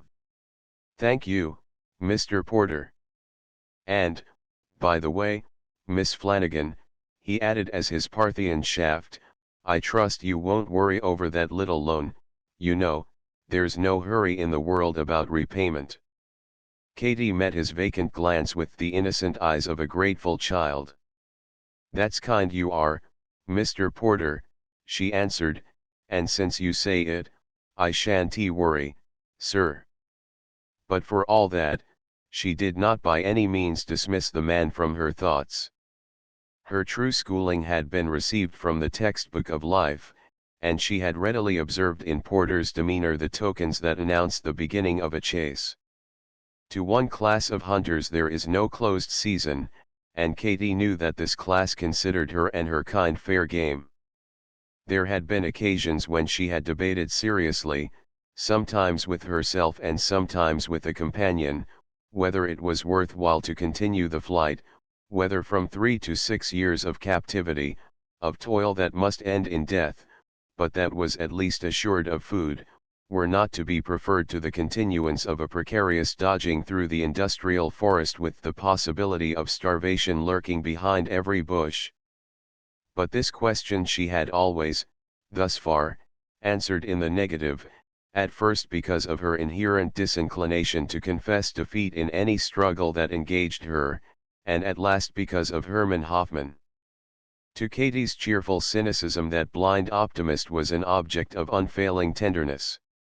She knew how he had been left, when his father's heart was broken after a long battle against an oppressive landlord system, with a gentle mother whom he worshipped and who thus became entirely dependent upon him, how he had sold the few remaining family belongings, escaped the threat of a compulsory military service that would have left Frau Hoffmann in destitution, and come, lured by the glittering promises of one of the immigration agents of a steamship company, to the land where he had been told there existed equality of opportunity for all men. And he had told Katie, in his convincingly simple English, how, a shred at a time, the fabric of his ideal had been torn away, how bitterly he had toiled only to keep his foothold, how the little mother had fallen beneath the stress, and yet how, to the last, he still retained his high hope, and still dreamed of a genuine democracy in a country where the men that worked would eventually become the owners of the wealth that their hands created. She was thinking of this when, that night, she returned to her tenement and found waiting at her door her neighbor Carrie Berkoes, the shirt-waist worker, who had told her of the chance of a position at the Lennox shop. "Hello," said Katie. "Lookin' for me?" "Yes." "Come on in." Katie led the way and lit the lamp, which threw a kindly light over the neat, bare room, with its stiff wooden chairs, its oilcloth-covered table, and the lithograph of Our Lady of the Rosary tacked against the room door. A gas stove, a cot, a bureau, and a screened-off sink completed the furnishings. "I'm just gettin' a bite of supper," she said, before she asked the cause of Carrie's visit. "You'd better have some." "No, thank you," replied the caller, with her careful night school inflection. "I had mine early." Katie looked at the speaker, whose round cheeks seemed drawn in a new determination, and whose jaw was swollen as if from a blow. "How did you get through so early, Carrie?" she inquired. The little Lithuanian's eyes sparkled. "We've done it," she said. "Done what?" "Gone out." "Struck." Carrie nodded. "You know how it was," she explained, "all the girls around here do. We've had to work all day long from early morning till late night, Sundays too, and $5 for the 7 days is counted pretty good wages. But somebody said the firm's books showed your pay was higher." "Oh, the books did show it? You see, they carry only a few of us on their salary list, and then each of the foremen hires helpers paid out of one girl's wages. You know as well as I do that most of us live on oatmeal and crackers, and rent one bed in somebody else's tenement. Katie was acquainted with enough of the shirtwaist makers to be aware that this was true. That's so, she granted, only I thought them things were all ended after the last row. Well, they weren't ended, they were only helped for a few months, and now it's summer and most of us would have been laid off. It's the worst time to strike, we know that, but things came to a point where we had to make a fight, or there wouldn't have been any of us left to fight when a better time did come. You're talking about the union. Yes, that's the real point. The bosses started a union of their own. Among themselves. No, they've always had that. I mean, they got the new girls into what they called a beneficial association, with the bosses for officers. If you join that, you get all sorts of favors, but you can't join unless you leave the old union. Well, then, as soon as they get the beneficial association full enough, they discharge the union girls and, little by little, withdraw the privileges from the association members, so that things go back to where they were before. The girl spoke quietly, but Katie remembered many of the evils that Carrie had not mentioned. She recalled how each moment's pause in work meant a deduction from the worker's pay, how the elaborate system of fines taxed the girl whose fingers left her task to rearrange a straying lock of hair, and how the tears forced by overstrained nerves or overexerted muscles cost the offender almost a fixed price apiece, how the girls that did piecework received no money unless they brought the little check for every article made, the firm thereby saving, through the inevitable loss of some of these checks, a proportion of payment as well known to them and as certain as the mortality rates of life insurance. "And so you went out, Carrie," she said. "Yes, they turned down our committee at 3 o'clock this afternoon, and at 3:15 we had all left the shops. Oh, it was great. But they've got a lot of hands left, and they'll have some of their orders filled in Newark. I don't know how it will end. The bosses wouldn't budge. Not an inch. The most they did was to get some of us aside, each away from the rest, and offer us $7 a week apiece if we'd fix things up so that our friends would go back to work without any more trouble." Katie, who well knew what $7 a week must mean to this calm, hard-working Lithuanian girl, who had come to America alone and was saving to send her parents money enough to follow, shot a sidelong glance at the speaker, but Carrie's tone had not changed. She seemed unaware that she was narrating anything unusual. "And you turned down the offer?" asked Katie. "Last strike," said Carrie, "one of those union girls was sent out to sell copies of a special edition of the Call for the benefit of the strikers. She hadn't had anything to eat for 3 days. One man gave her a $5 bill for a single paper. Nobody saw him give it, she didn't have to account for it, and she was nearly starved, but she came back and turned in that whole $5 to the fund. That was one of the girls I was representing this afternoon. Do you suppose I could go back on such girls? Do you suppose I could help myself when I knew it was hurting the others?" Katie did not immediately reply, but her blue eyes shone. Presently she asked, "Picket duty, now, for yours?" "I began it right away. I spoke to one scab as she came out, just asked her wouldn't she join the union for her own good and ours, just laid my hand on her wrist, but they had the cops ready and their own strong-arm men, and had 3 of them beating me for my pains. Pinched. Of course. The magistrate let me off with a lecture on the rights of every girl to work for starvation wages if she felt like doing it and like making others starve, but next time it will be a fine or the workhouse." Katie had begun to busy herself with the preparations for her meal. She had warmed some coffee on the gas stove and taken from the cupboard a roll and a few slices of dried beef. Look here, she said, stopping in the midst of this task, how much money have you got? Oh, I'm all right, thanks. Maybe you are, but you might as well be better. Now, the while the strike lasts, just you give up that room across the hall and come over here with me. Carrie's brown locks shook in doubtful refusal. You're the real goods, she said, but I don't have to do that. Of course you don't have to, but I'd take it a real kindness. What's the use o' keepin' a whole room to yourself when you'll be spendin' parts of the time in jail? Carrie laughed. Will you let me pay half? She asked. Sure I will. Then perhaps that's settled, ended Katie, and it was arranged that Carrie's few sticks of furniture should be moved into the Irish girls' quarters the next morning. The details had just been settled when Herman entered, his cheerful lips concluding the last bar of Die Wacht am Rhein. Hello, said Katie, smiling. Are you out of a job, too? Or are you just goin' to be late the night? Herman pulled his cap from his blonde curls and, with blushing cheeks, grinned broadly. Neither, he answered. I'm just on my way to the saloon. He twisted his cap between his awkward fingers. I want only to ask you something, Katie. All right. Sit down and ask it. You know Carrie? Don't mind her. Sure I know her, only Carrie rose.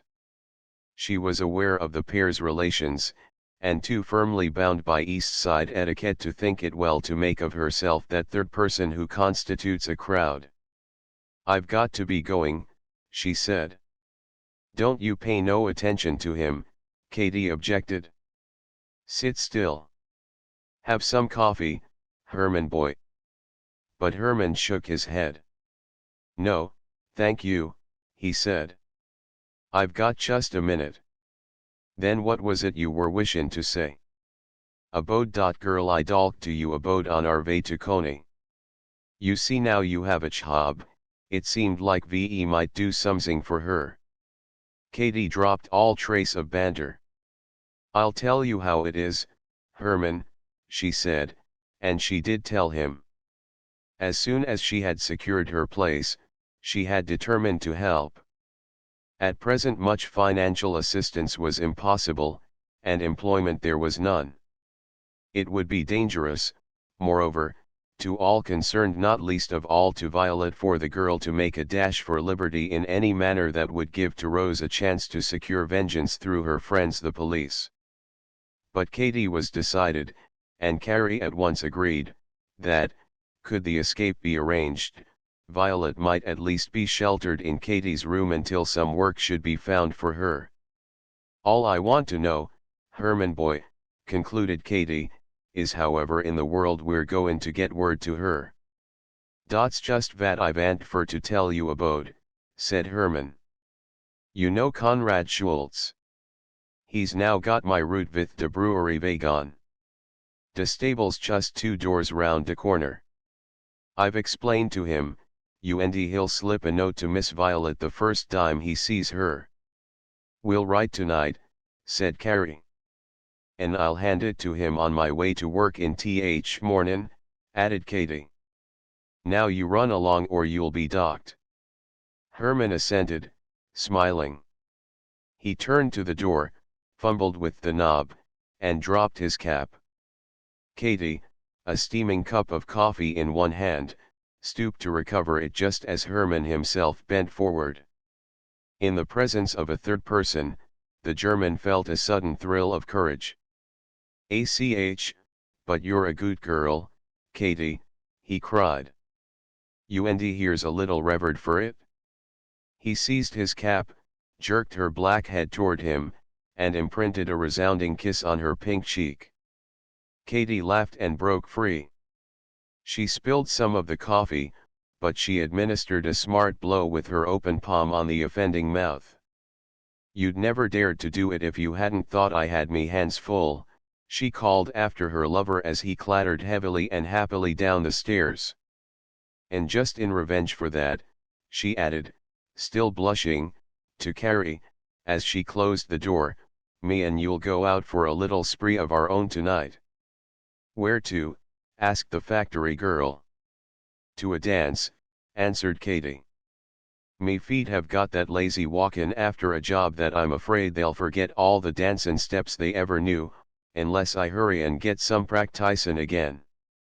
"I don't know," said Carrie, doubtfully, "I've got to get up early in the morning." "And what about me?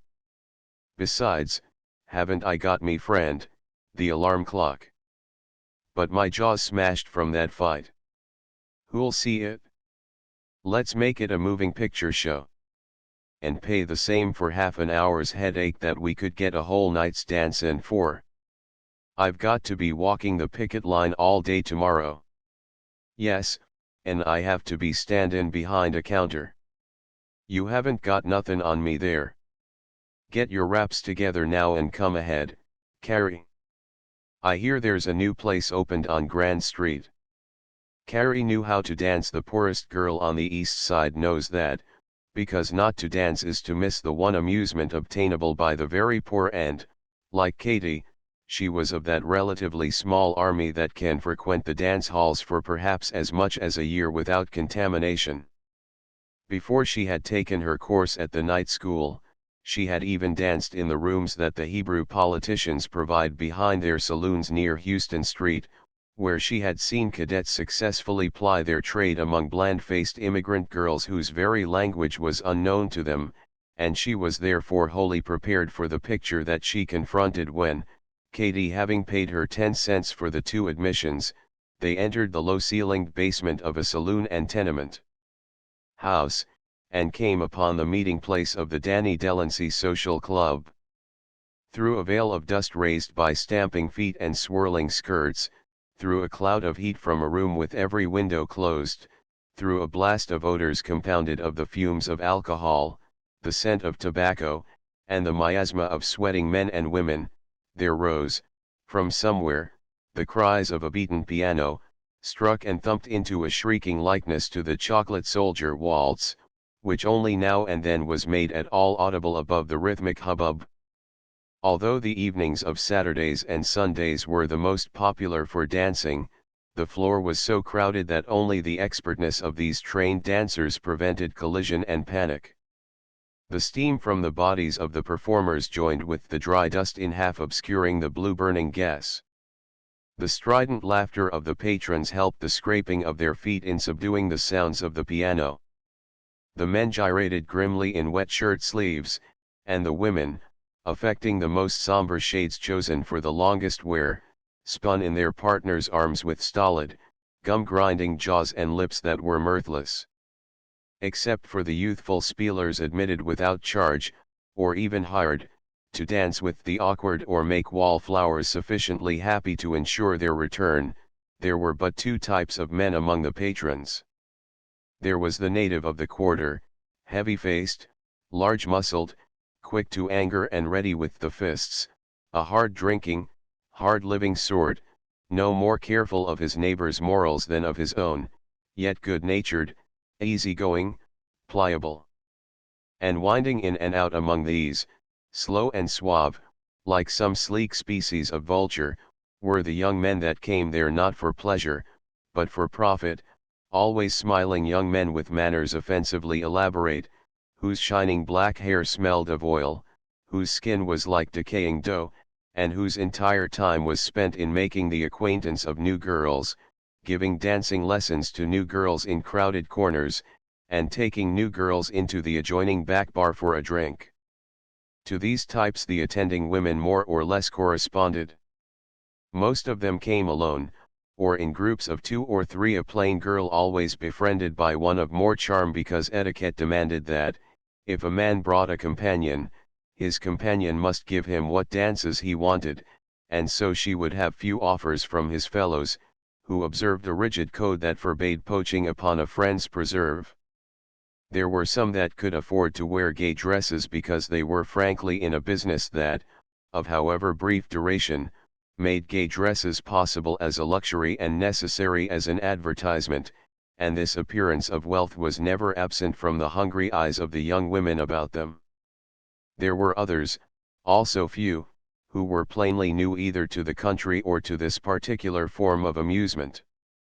But the majority came from the factories and shops, lured by nothing worse than youth's natural craving for its right to pleasure, seeking to forget the exertions of the day in these new exertions of the night, drifting whither they neither knew nor greatly cared, the necessary factors of an industrial system too fatuous to conserve their efficiency.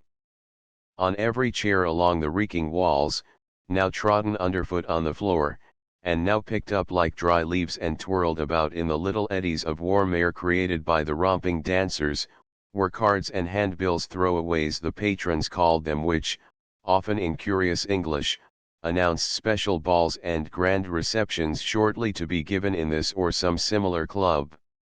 Here one was cordially invited to the third annual dance given by the two well-known friends, Greaser Einstein and Kid Bossler, at New Starlight Hall, gents 25 and ladies 15. There one was cautioned not to miss the devil dance that would form a part of the forthcoming reception of the Harry Cronin Association, young Theo, floor manager, and again, one was told that the special extra event of the season would be the ball of the Ryan McCall Social, Incorporated, Tammany Hall. Ticket admit gent including wardrobe, 35 cents, ladies free.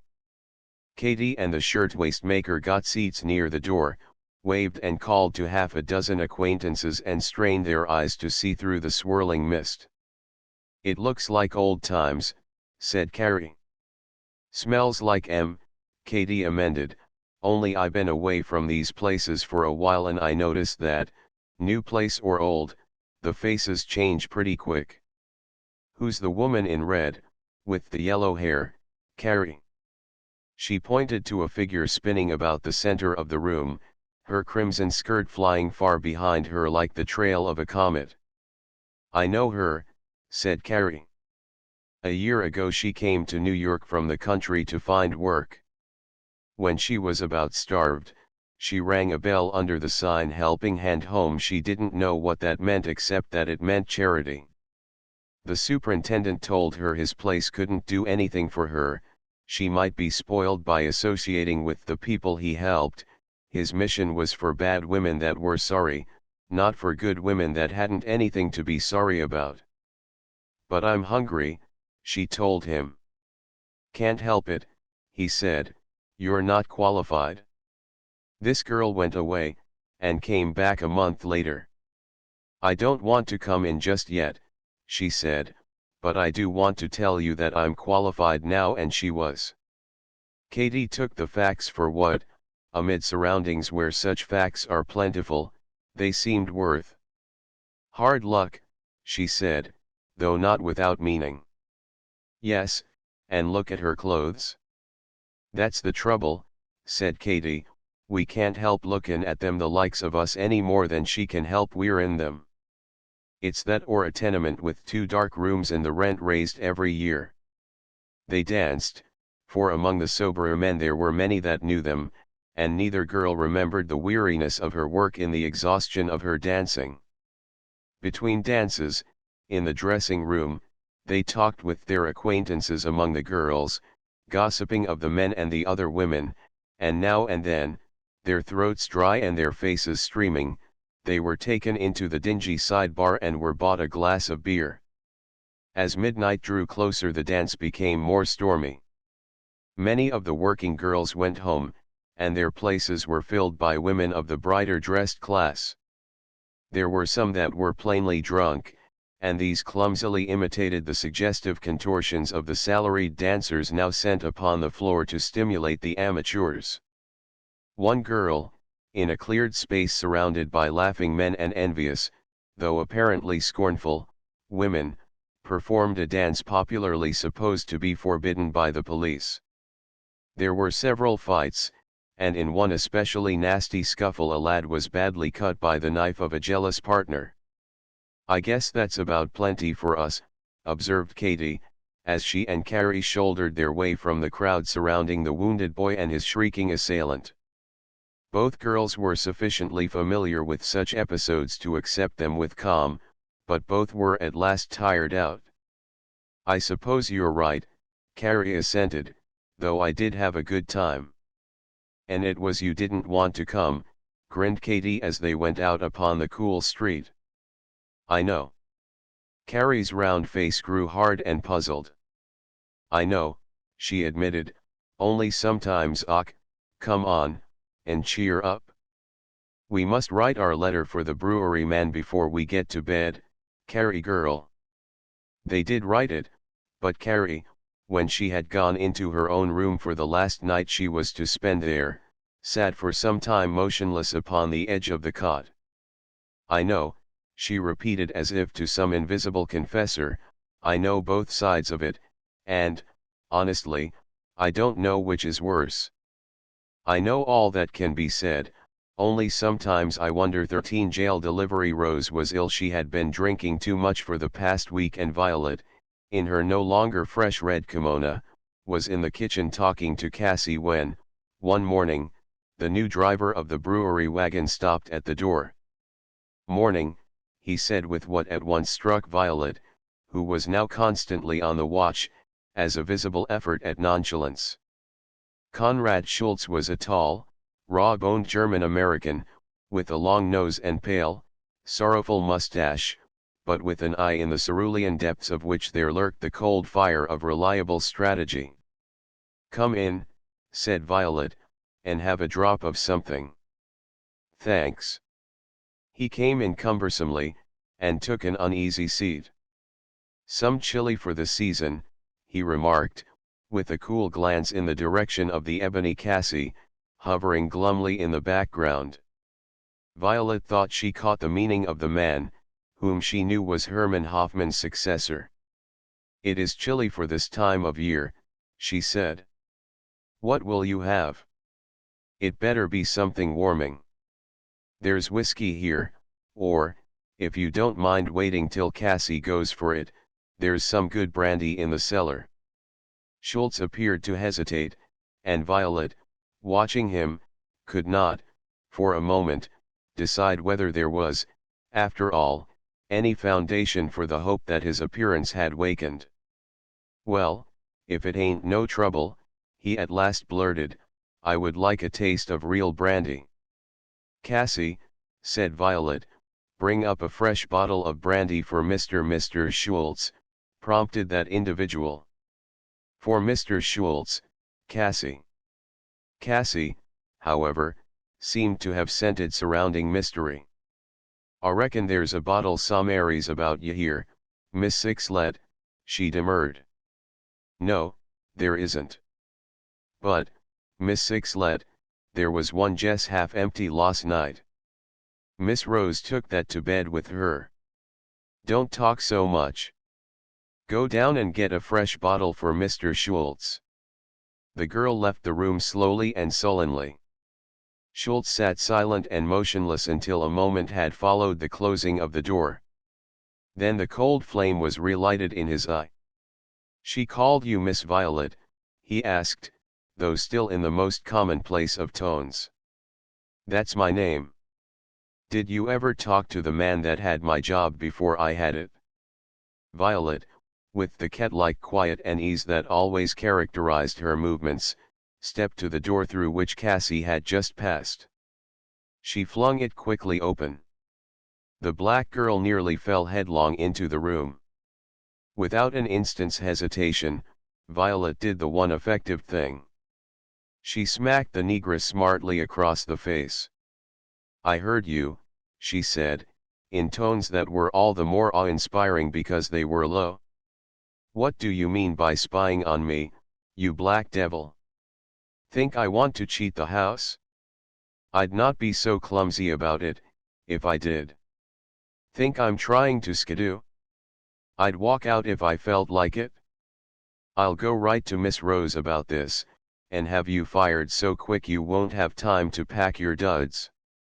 The servant remained as she had sprawled. "Oh, please Don, miss," she wailed. "Please Don tell Miss Rose. I wasn't tryin' to spy on yous. I just dropped something ya here, and I was just tryin' to fin don't you lie to me, said Violet, her cheeks, now always so wan in the morning light, flushing to something like their former color. Get up off your knees. Miss Sixlet, please don't tell on me. The black girl's voice threatened to rise to a dangerous wail. All right, said Violet, quickly. I'll let it go this time, but you hurry up and get that brandy, or I might change my mind. Pull the cork while you're at it, and fetch a decent glass from the dining room. Cassie, murmuring thanks with her thick lips, and wiping her eyes with the big knuckles of her right fist, scrambled to her feet, and started again upon her errand. This time Violet left the door open. She waited till the servant was out of earshot. Then she opened the door to the back stairway, which she herself had twice used to excellent purpose, and, finding nobody there, returned to Schultz. Got something for me, she whispered. But no haste upon her part would speed his Teutonic caution. I asked you, he said, as if he had not observed the little encounter through which he had sat serene and unconcerned, whether you knew the man who had my job before what I had it. Yes, I knew him. Quick. And your name is Miss Violet. You heard the girl call me that. Can't you hustle? I don't want to hustle. If you're the girl I want, you've kept me waitin' here 3 mornings already. Well, I'm the person all right. You know that now. Oh, won't you please hurry? Don't you see how things are here? I seen enough to make me want to go slow. You're going slow all right. What more do you want to know? I talked to the man you're telling me about and he said he'd see what he could do.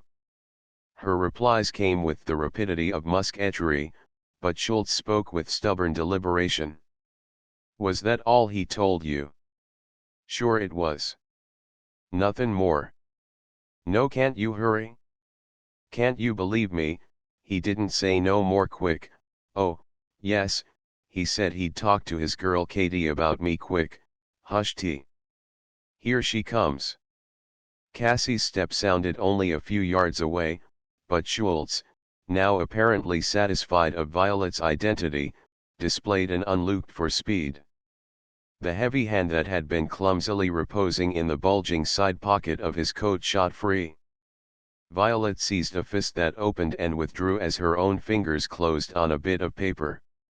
Cassie entered to find them the width of the kitchen apart. Violet was pouring herself a drink of whiskey into a soiled glass, and, if her hand trembled, the silk swathed back that was presented to the servant hid all tokens of nervousness. She waited until Schultz had slowly drunk his brandy. She waited to exchange a few more words and to see him go. She even waited a little longer in order not to make her retreat too patently hurried and in order to subdue by threats and cajolery whatever suspicions might still be lingering in the black breast of the apparently penitent Cassie. But at last she made her way to her own room and unrolled the bit of paper.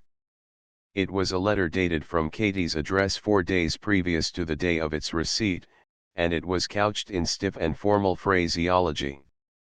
She read, Miss Violet, Dear Miss Violet, this is to inform you that I am Miss Katie Flanagan, particular friend of Mr. Herman Hoffman, who used to drive the brewery wagon that left beer at your house. He told me about you and what you want, and I told a lady friend, Miss Carrie Berkoes, who is coming to live with me. I have just got into a small job and Carrie has just got out of one, and we don't know of none yet for you, but we'll keep looking and sure we'll find one, and meantime we want you to come here and stop with us just as soon as you can beat it from that place where you are. Don't you lose your nerve, and don't bother to talk about things when you get here, because we know how it is. You needn't worry about how we feel, we have too many friends who had the same bad luck as you, and least said soonest mended, we think. So come right here first chance you get and stay as long as you like, and if we're not home when you get here, sit on the step till we do get home, and if anybody asks any questions just say you're a friend of ours, because you are, and that's none of their business anyhow, and nobody won't bother you anymore. Now keep your head cool and God bless you with best wishes. From your friend Miss Katie Flanagan. Without daring to lessen her courage by giving way to the feelings that this letter stirred, Violet read it twice, tore off the address, concealed it in one of the rats on which the structure of her russet hair was founded, and then tore the rest of the epistle into small bits, which she flung out of the narrow space between the riveted shutters of her room. She was now almost ready to strike. In her captivity, she had, after the first shock, made it her business to learn what she could of those about her. She knew that Wesley Diker had once been what was called a straw bale man, an agent who, for a high consideration, provided bogus bail for such women as the police, to keep up appearances, were forced from time to arrest. She had been told that he was wont, for a still higher consideration, to appear at court for these clients, in the role of a defender of the wronged poor, and in a very different role in their behalf with the dispensers of justice to the underworld. She had gathered that his friendship with one political faction aided in securing Rose the chance to purchase that expensive police protection toward which Angel, unknown to Diker, assisted Rose through an opposing faction. And she believed that his ambition was now to gain a magistracy from which he could grant bail on bonds signed by his own servants, secure for prisoners the legal service of men that would return him a commission, and pronounce judgment or dispense mercy for the furtherance of his own fortune and the strengthening of his own power. Out of these threads of knowledge Violet resolved to weave the net in which to catch freedom. That afternoon Evelyn informed her that Rose was still abed and had sent for her favorite, Wanda, to console her. This meant that she would not descend to the ground floor or be visible to any visitors before the next evening, and that the Englishwoman, promoted to temporary command, would have to pass the night in that reception of callers which necessitated the appearance of drinking much and the fact of drinking almost nothing. "She does that every time she goes on a bust, my dear," complained Evelyn. "Of course she jolly well knows that she can trust me and that I have some manners too, but I wish she would remember that I also have a thirst and can't do without my drop of real liquor." Violet's nerves tingled. With her best effort to bury all signs of her mounting hope, she ventured, "I wish I could help you." "You, my dear?" Evelyn's eyebrows raised and her contralto voice followed them. "Catch the madam letting anyone but me take charge. You know you're none of you allowed down in the front hall unless you're sent for. Things are ticklish enough, thank you, with that new girl upstairs." It was almost the first mention that had been made to Violet of the latest captive since the recent day of Evelyn's exposition of the entire traffic. Violet had not dared to ask any more questions than those that she deemed necessary for the perfection of her own plans, and she dared ask none now. "I do hate the job," Evelyn was continuing, "even if it does mean a few bits extra. Rose says that fellow Diker is due tonight. She's not fit to see him above all men, and he's the one I most particularly hate to meet, because he was a friend of my friend the doctor and used to call with him now and again at my flat. I always fancy he's making comparisons under those nasty low lids of his." Violet, in sudden reaction, felt choking with despair. "I could see him," she said. But Evelyn's honors sat heavily upon their possessor. "You're not a trustee yet, my dear, by any manner of means," she responded. "No, no, you will go to your own room after dinner and stay there till you are wanted." She tilted her sharp chin and strolled kitchenward for a drink, but, though she left behind her a Violet discouraged, it was not a Violet beaten.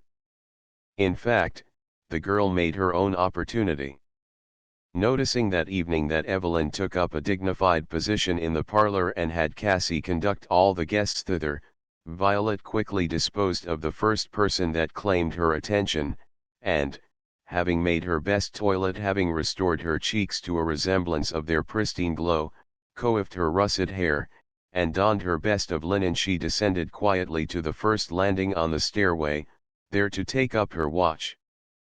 Before she was again in demand, she saw the servant admit Wesley Diker. She ran quickly downward and, just as Cassie stepped forward to precede him, brushed by him in the rosy twilight of the hall. "Ask to see me," she whispered. "Ask to see Violet.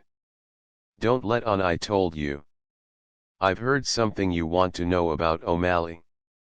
Before the man's shadowy figure could come to pause, she had passed him and caught up to Cassie. "Where have you been?" she asked. "I been calling for you for 5 minutes. I need some more water in my room." She turned and reascended the stairs, but her door had not long been closed before the servant was knocking upon the panel. "Here's you water, Miss Sixlet," said Cassie. "And Miss Diker wants fer to see you down in the back parlor."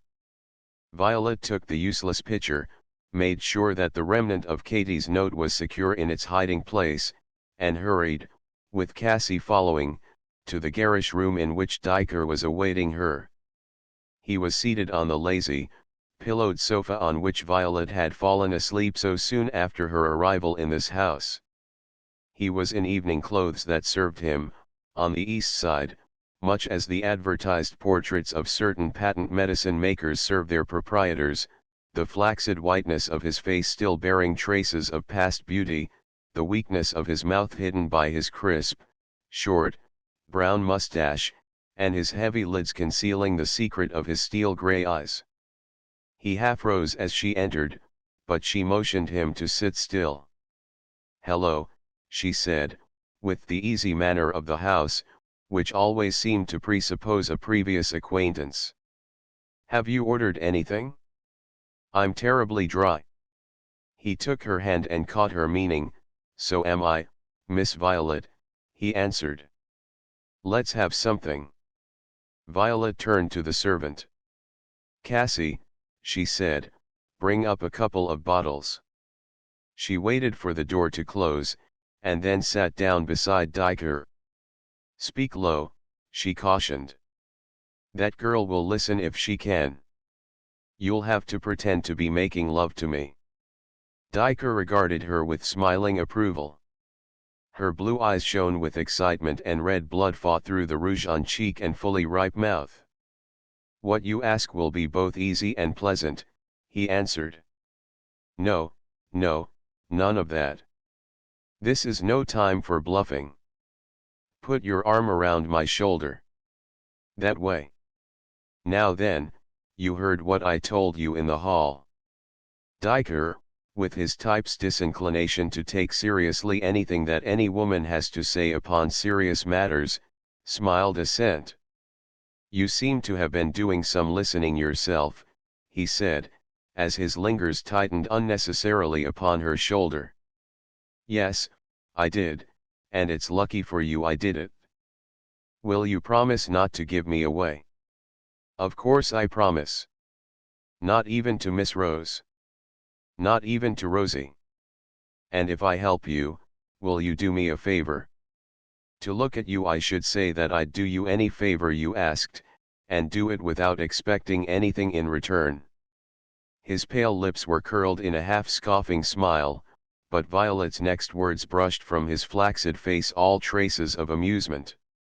"You remember that night you told Miss Rose about what you wanted to get at the next election? You said you were afraid of O'Malley giving you the double cross." Diker stiffened.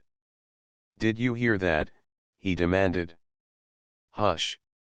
Keep your voice down, or I won't tell you nothing of what I know. Remember you're supposed to be making love to me." All right, but I want an answer to my question." "Well, then, of course, I heard it. I was at the keyhole there, that's why I want you to whisper now, and I heard more." "What was that?" "Wait a minute. You'll do me a favor if I tell you." Anything, he smiled. But this is business. If I tell you something that it's worth your while to know, will you promise not to blow on me to Miss Rose? I promise. And to do something more that I'll ask you. Wesley was now certain that he must not stick at promises. Surely. Then sit tight. I don't know as much about O'Malley as I pretended out there in the hall, but I do know about Miss Rose. I don't know whether O'Malley is going to double-cross you or not, but I do know that Miss Rose has given you the double-cross already. She had thought that passion played a large part in his relations with her mistress, and she had counted upon awakening his jealousy. What, however, had far exceeded his affection was a poor pride of possession, and when Violet's words, in addition to touching his ambition, struck at that pride, they aroused an anger that was far more dangerous than any sense of love betrayed. "What's that?" he demanded. Two red beacons flashed into his pale checks, and his heavy lids, shooting upward for a single instant, disclosed hard, gray eyes gone hot and malevolent. "Be careful. Speak low, I tell you," she cautioned, "and remember your promise. I don't believe here's Cassie." They waited while the black opened the champagne and filled the glasses. Violet brushed Diker's hair over his eyes and laughed at the effect. Diker caught the offending hand and kissed it by way of punishment. "Cassie," he banteringly asked, "why didn't you ever tell me there was such a nice little girl in this house? I had to get the news from a friend on the outside." He tossed the now grinning negress $1 and, as soon as she had left them, dropped the farce as promptly as did Violet. "I say, I can't believe you," he resumed, the two spots of anger still glowering in his cheeks. Violet knew that her whole hope rested upon her ability to force conviction. "You've got to believe me," she said. "I'll tell you all that you told Miss Rose till I had to run away, that evening." She did it, omitting scarcely a particular. "That's right, ain't it?" she concluded. "Maybe. But what does that prove? It only shows that you heard me. It shows that I can hear Miss Rose when she talks to somebody else. And I did hear her. Whom was she talking to? The man you asked her about. To Raphael Angelelli. Well, but I told her to talk to him. And she did it? But the first time I heard her was just before you told her to. That same night. He was in the kitchen with her when you came in. Why, he's here all the time. I don't care what she pretends to you, she's stuck on him, and every girl in the house knows it."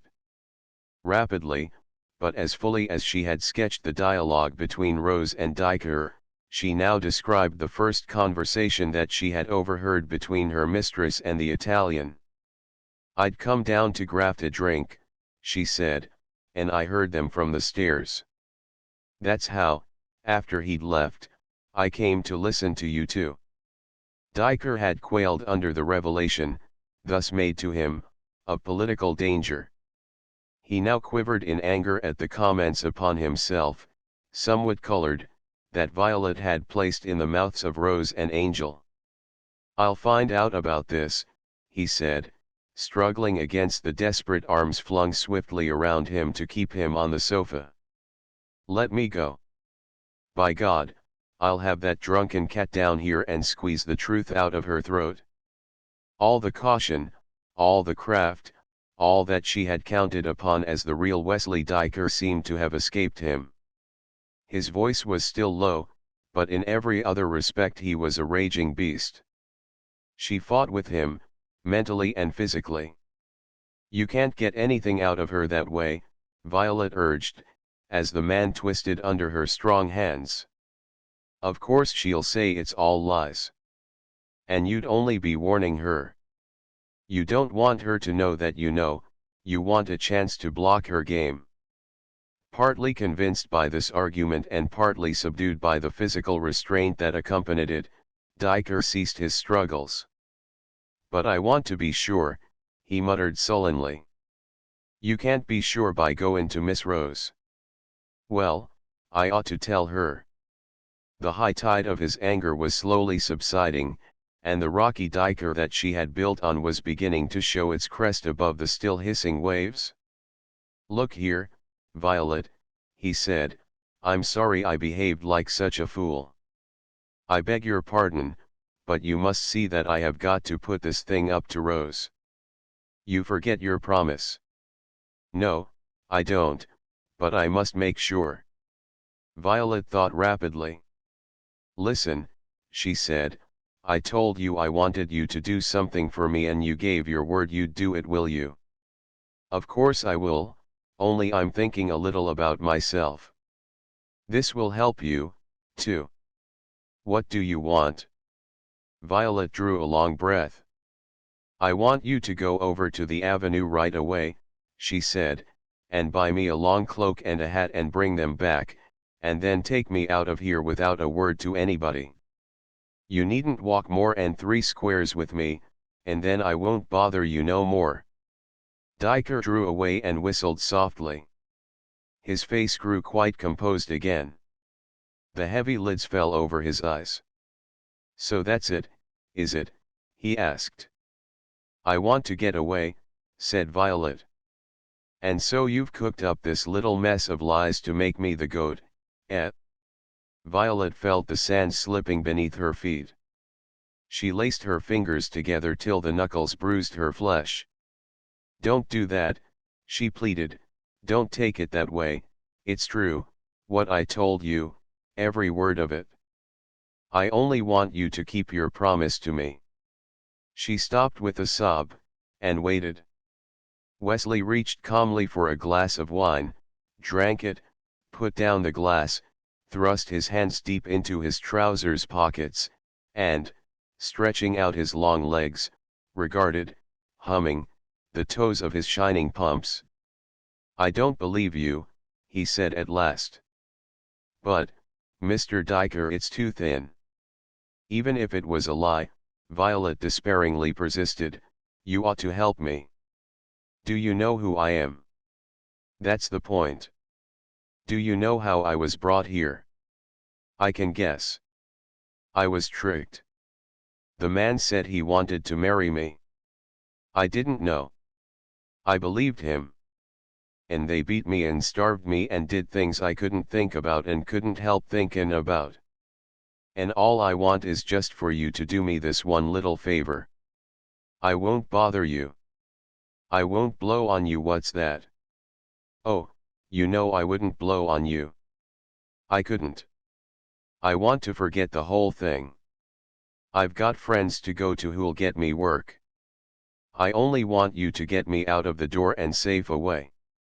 Like most men of his sort, Diker, although ready enough to make a living out of the results of cruelty, hated the sight of cruelty's self.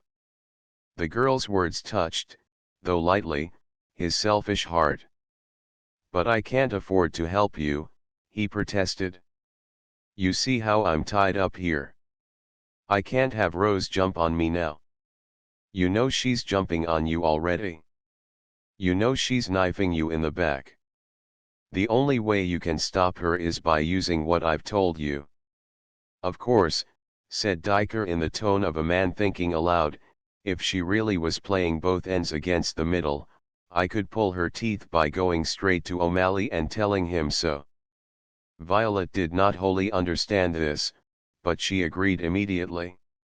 Of course you could, she said. And I suppose I could have her pinched then, if you'd testify against her. Would you do that? Would you go into court? Violet's fingers closed spasmodically. Just give me the shank tea, she said fervently. And of course there are other girls who've been in the same scrape here. There's a new one upstairs this minute. There is? That's good. He rattled the money in his pocket. Only, look here, he persisted, if you have been telling the truth, it will probably make me solid with O'Malley, but if you haven't, I'll go clean to smash. Violet saw the turn of affairs and, with hope's revival, her mind cleared immediately. "I haven't told you all," she said, "and I guess the rest will make you sure enough." "There's more then?" "A lot." "What is it?" "Will you help me out of here?" "If you convince me. Let's see, the shops around here are still open. Yes, if you convince me, you'll be out of here in half an hour." It was her only chance. She did not hesitate. She told him the whole of what she had heard of the later assuring interview between Rose and Angel Ellie. This time he listened quietly, his face inscrutable. "That all?" he asked when she had ended. "That's all," she said. "It's the truth. Ain't I sayin' it proof that it's true? How could I make it up? I don't know all that it means. You knew enough to pass it on to me. Lucky for you I did, too, but I don't know all it means. How could I, and you do know, and that ought to be proof enough that it's God's truth, Mr. Diker." She stopped. Her case was with the jury. Diker rose. "Cassie," he called. Violet leaped to her feet and laid her hands on his arm. "What are you going to do?" she whispered. He silenced her with a gesture. "What you want," he said. Cassie put her black head in at the door. "Cassie," he continued, flipping the maid another $1, "I'm a little off my feed. I'm going to the drugstore on the corner and get fixed up." "Thank you, Miss Diker. I can go for you, Miss Diker," said the negress. "Thank you, sir." "No, thanks, Cassie, I can go myself, I want the air." "But you can do something else for me. You can just not let this girl run away from me." "I know she would run if she could, but I like her too well to let her, so if anybody wants her, just you say she's in here and engaged for the evening by me. I'll be back in 15 minutes. He left one door as the willingly assenting Cassie closed the other, and Violet flung herself on the sofa and buried her face in the cushions, now fearful that the servant, notwithstanding their precautions, had overheard her, now afraid that Diker would change his purpose and fail to return, and again dreading that he might betray her to Rose. Since the night she had waited for Max to telephone in the cafe, since the terrible morning that had followed, it was the longest quarter of an hour that she had known, but it at last dragged its quivering length away. The doorbell rang. Cassie passed through the room to find Violet sitting suddenly upright, and at once returned with Diker, his summer raincoat tossed across his arm. As the servant left them, he lifted the coat. Below it, not wrapped in the paper usual to a new purchase, was a dark cloak. He unrolled it, uncovered a beaver hat, and handed them both to the panting Violet. "Here you are," he said quietly. She seized them and began to put them on. "No," he cautioned, "on second thought, I guess I'd better carry them. The parlor door's open and Evelyn and Fritzy are in there with a couple of men. I'll go ahead and open the vestibule door and the front door. Then you come by as if you were going upstairs. Evelyn'll come out to see if I have any money. She'll never learn that, though here, by the way, is a $10 bill that will come in handy. The doors will be open and I'll be on the pavement. Keep only a yard behind me. Riley's at the other end of his beat, and I have a cab at the curb. Ready?" She could not speak, but she nodded her russet head. He passed before her up the rosy twilight of the hall. Violet, following, her lips tight, her breathing suspended, her heart pounding against her breast, was dimly aware of her own soft footfalls sounding hideously loud, of the blast of light and laughter from the parlor. Diker flung wide the vestibule door. "Good night," he called to Evelyn. "Going?" "Good night." Violet heard the Englishwoman answer. She heard Evelyn rise. She heard the front door open. She saw Wesley raise his arm. She hurried by the parlor door, and then, instead of turning to the stairs, gathered up her red kimono and ran through the vestibule, through a patch of soft, fresh darkness, and was tossed precipitately into a cab into which Diker followed her just as the horse, under a quick blow, dashed madly up the street. At the open cab window the night air beat upon her fevered face. She drank it deep into her thirsting lungs. It was the wine of freedom. 14 Rivington Street. The eastern end of Rivington Street is a hectic thoroughfare. Often it is so hectic as to be no thoroughfare at all, but only a tossing fever dream, a whirling phantasmagoria of noisy shadows, grotesque and reasonless. It seems a street with a bad conscience, for it never sleeps. The dawn, even in summertime, hesitates long before it comes shivering up from the crowded East River to drop a few grudged rays of anemic light on Rivington Street. Already, out of the humming courts, the black alleys, and the foul passages that feed this avenue as gutters feed a sewer, a long funeral procession of little handcarts has groped its way and taken a mournful stand beside the fetid curbs, and soon, pausing at these carts to buy the rank morsels of breakfast that there is never time to eat at home, the grey army of the workers begins to scurry westward. First come the market labourers, with shoulders bowed and muscles cramped from the bearing of many burdens. Upon their heels march the pale conscripts of the sweatshops, their hands shaking, their cheeks sunken, their eyes hot from loss of sleep. Follow the sad-lipped factory girls, women before their time, old women before their youth, and then the long line of predestined shop clerks, most of them still in short skirts and all of them, befittingly, in morning black. Swiftly they go, the whole corps of them, the whole corps strangely silent. The street is not emptied of them before it is filled again, now by solemn children on their way to school, children whose gaze is fixed, whose mouths are maturely set, and whose voices, when they are heard at all, are high, strident, nervous. As these go by, the shops begin to do business, the cheap food shops, the old clothes shops, the shops that sell second-hand 5-cent novels for a copper, and the pawnbrokers. The shawl-hooded housewives clutter in and out, selling first that they may buy afterward, and continuing like ants swarming about an ant-hill until noon strikes and the children parade stolidly away from school for luncheon, and back again. At that hour the underworld of Rivington Street enough recovers from its drunkenness of the night preceding to stagger forth and drink again. The doors of the shouldering saloons swing open and bang shut in a running accompaniment, and the highway rocks with it until a cloud of clattering two-wheeled pushcarts swoops from the pushcart garage around the corner and alights as if it were a plague of pestilent flies.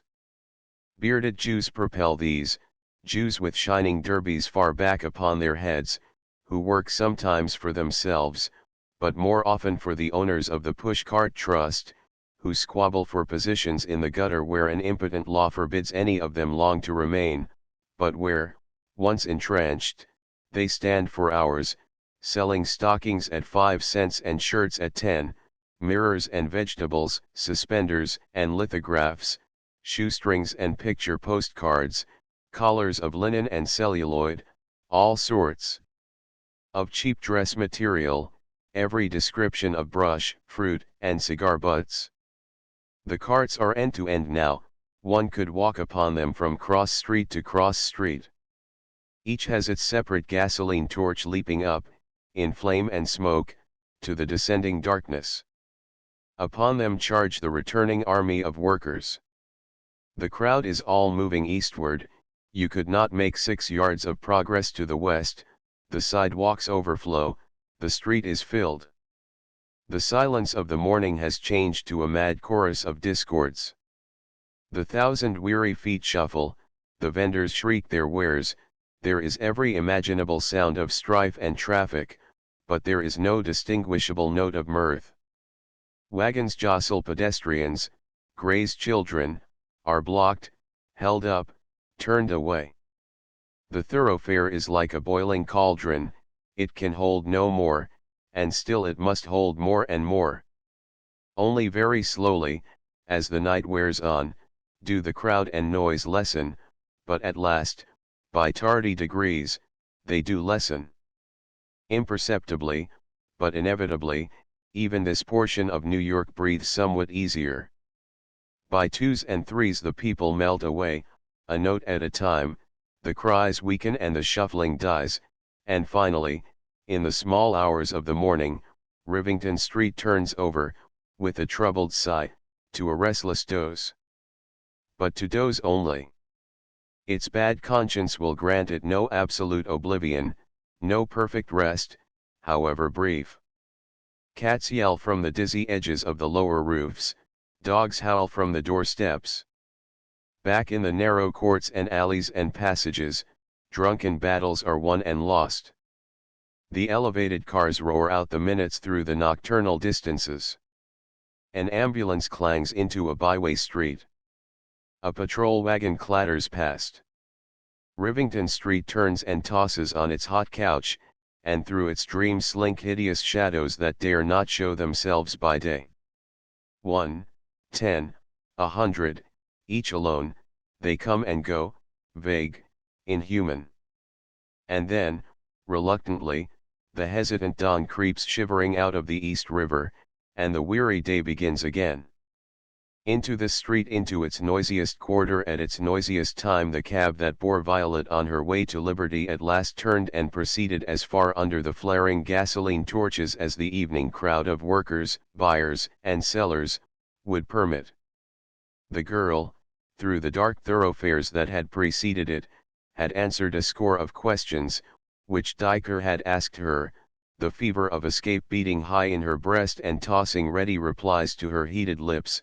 But now, in the roar and brilliance of Rivington Street's nocturnal traffic, there had come upon her a terror almost equal to that which had assailed her when, with Max for her guide, the lighted length of East 14th Street had first unrolled itself before her.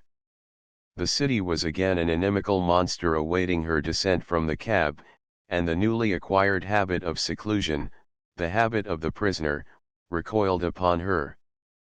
Freedom was strange, it became awesome, and when the horse was stopped and Violet knew that she must soon fare alone, she cowered in a corner, breathing hard. "Can't go no further, boss," said the cabbie, leaning far around from his seat. "Where to now?"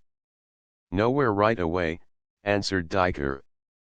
"Just stand where you are for a minute." Then he turned to Violet. "Now," he said, not unkindly, "I'm afraid I'll have to drop you here. It wouldn't do for me to figure publicly as an active agent in this case, you know. But you needn't worry. Just get out and walk to the next corner.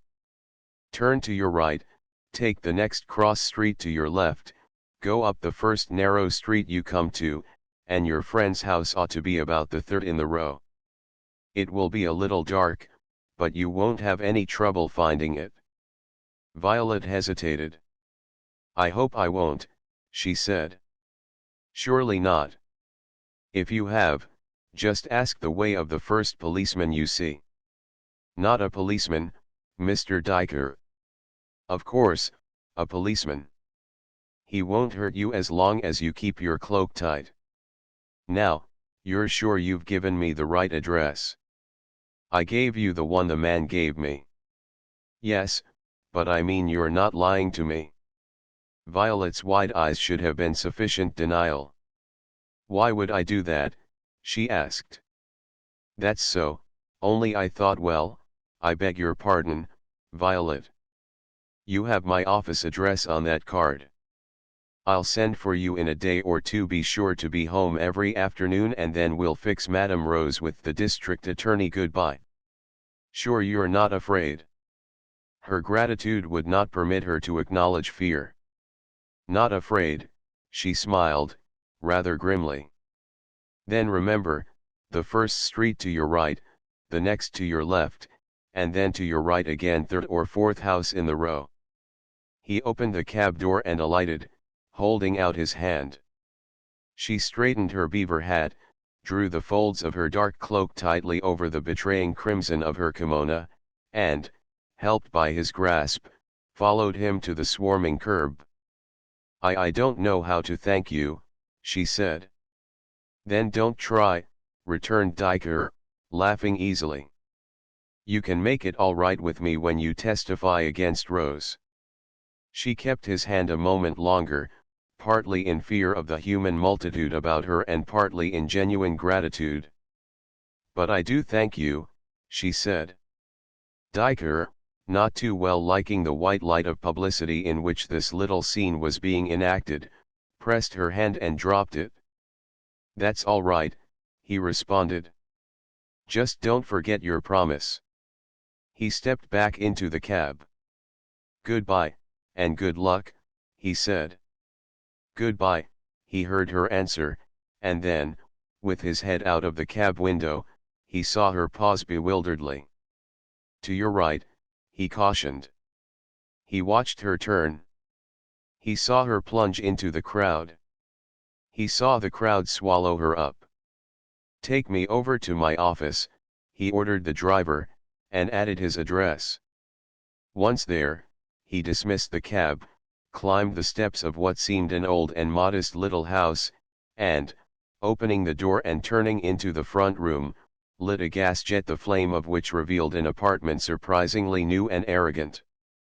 The walls were lined with new bookcases holding rows of new law books, and surrounded by rows of new chairs.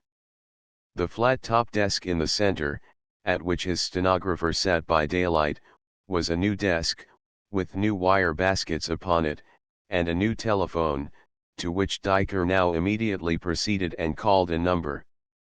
"Hello," he said into the transmitter, adopting the low tone that he always used in his wired conversations. "Is that Schlegers?" "It is. That you, Ludwig? This is Diker. Yes. Good evening, Ludwig. Yes, pretty good, thank you. How are you, and how's business?" "That's good. Mrs. Schoolager and the baby's all right. I'll bet that boy's gained 3 pounds, he has." "I'm glad to hear it." "You're a wonder." "Yes, that's what I said." "And, say, Ludwig, is O'Malley anywhere around?" "He isn't, hasn't been in this evening." "Oh. Well, I wonder where I can find him." "You don't?" "Perhaps he's at Dugan's place." "No, it's not anything important, I just wanted to take a drink with him, that's all." "He's sure to be at Dugan's or Venturio's, but I guess I won't bother." "Ever so much obliged, Ludwig. Goodbye." In spite of his word, Diker did, however, bother.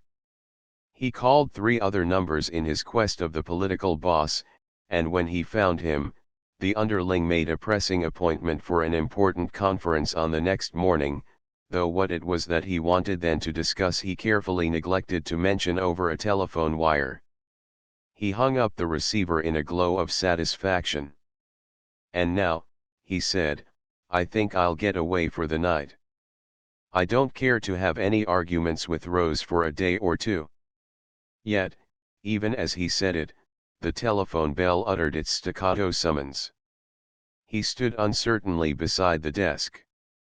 She wouldn't have the nerve to use the wire, he argued. Perhaps it's O'Malley with more to say. Again the bell rang, and his curiosity overcame his caution. He took up the receiver. "Hello," he said sharply, and then his tone mellowed, for the voice that came to him across the hurrying New York night was the voice of Marian Lennox.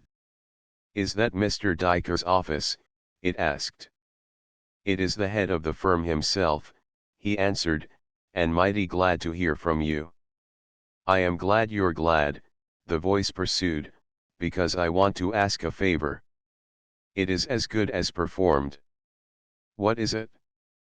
"I have been downtown, and remained longer than I intended, and I want you, please, to take me home." "I thought you were asking a favor, not bestowing one." "Where are you?" "At the settlement." In Rivington Street. Wesley set his teeth as he asked it. Yes. Very well, I'll be over right away. He rang off and left the office. He was sorry that he had dismissed the cab, for he expected to need it when he reached the first stage of his journey, but the way was not long to the place that Marion had named, and, even had it been twice as far to the settlement, Diker, who walked thither with the feet of chagrin, would not have remarked the distance. In the midst of Rivington Street, in a house that used, long ago, to be a Methodist parsonage, a little group of devoted women are doing their best to redeem, by social activities, the people of the neighborhood from the benighted condition in which the people's lot is cast. This best has now been done for more years than a few, and the people, still considering it necessary to remain alive, and still knowing that to remain alive they must submit to the economic system imposed upon them, continue discouragingly unredeemed. But the devoted women, though they neglect the disease for its symptoms, persist as only feminine natures can persist.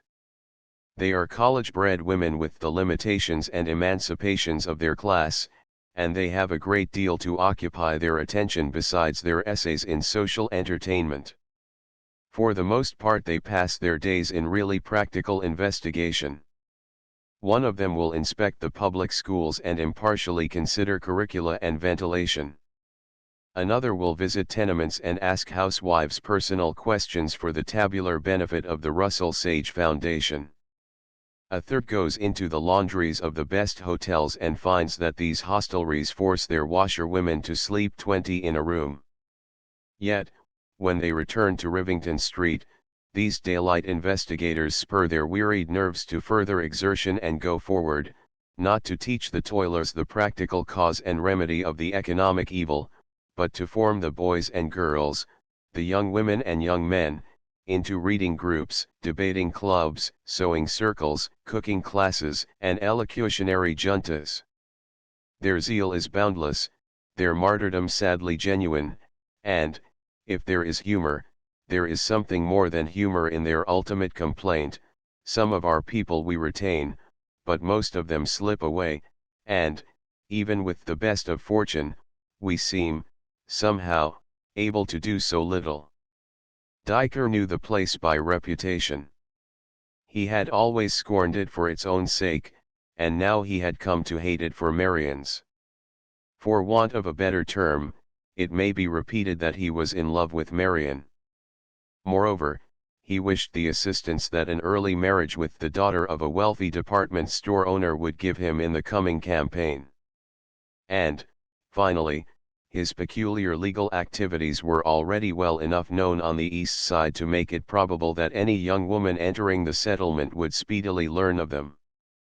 After the night of the opera his cooler reflection had rejected Marion's plan of joining the Rivington Street colony as a fervently girlish dream destined to fade before the reality of action. He had decided that the best way to aid its dissipation was no longer to combat it, and he had even, during the months that had followed, seen Marion but rarely, and never alone. Occupied with politics and knowing the tactical value of restraint, he had not so much as pressed his wooing. He had relied upon what he chose to describe as his sweetheart's basic common sense to work out their common salvation, and had decided that, this common sense being what he esteemed it, Marion was a woman more likely to be won by a Fabian campaign than by a Varick attack. The point wherein these calculations erred was their underestimation of the momentum of a girlish impulse. That method of consideration which makes one slow to reach convictions works beyond the convictions and retards one from action upon them, once they are achieved, but the impulsive mind that bolts a creed unmasticated straightway drives its owner, in the creed's behalf, to the thumbscrews or the rack. It is from the pods of half-baked opinions that there is shaken the seed of the church. Marion meant to keep to her purpose. Perhaps Wesley's silence and the subtle sense of pique that it awakened played a part in this, perhaps the purpose was self-sufficient, but, in either case, Marion missed scarcely an evening at the settlement. Two of her former classmates were knee-deep in the work there, and what she saw and what they told her served only to confirm her. It thus happened that, anxious again to see him alone, and more anxious to let him know the endurance of her resolution, she had, on this evening, telephoned on the chance of finding him late at his office. "Good heavens," he gasped as she met him at the settlement's door. "What on earth are you doing in this part of town at this hour of the night? Let me phone for a taxi." What, as a matter of fact, she had been doing was to listen to slim little Luigi Malatesta and fat little Morris Binderwitz respectively attacking and defending the proposition that Abraham Lincoln was a greater American than George Washington, but what she thought she had been doing was assisting in raising the lower half of society. Under this impression, her fine brown eyes shone with the consciousness of moral rectitude, her mouth was even more than usually firm, and her head even more than usually like some delicate cameo. "One thing at a time, please," she imperturbably answered. "First, no taxicab. It isn't far to 2nd Avenue, which is quiet enough, and I want to walk for a few blocks."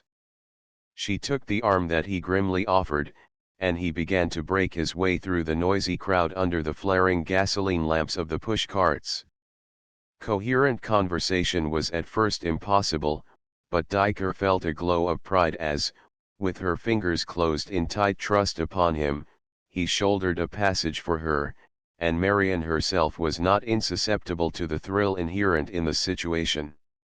Nevertheless, the girl, as soon as they had turned northward, reverted to her former attitude, and the man, knowing well that all this meant that she was still determined upon a course necessarily delaying his wooing and perhaps resulting in his discovery, frankly resumed his opposition. He did more and worse, he swept aside all his method of silence, all his plans of conquest through non-resistance. "Now," he said, continuing their interrupted talk, "I should really like to know what you, of all people in the world, were doing on Rivington Street." "I was there," she announced serenely, "because I have made up my mind that it is I, of all people in the world, who ought to be there." "Marian," he almost stopped as he said it, "are you really in earnest about this fancy? Do you honestly mean that you are seriously considering any such chimerical course?" He had, naturally, chosen precisely the tone that, were any additional incentive required, would have compelled her to resolution. Her mind, as it chanced, was, however, made up, and what he now said served only to turn her toward that feminine logic which assumes as done that which is determined. "I am past consideration," she said. "I have already virtually begun." "Marian, you're joking." "I am simply stating a fact."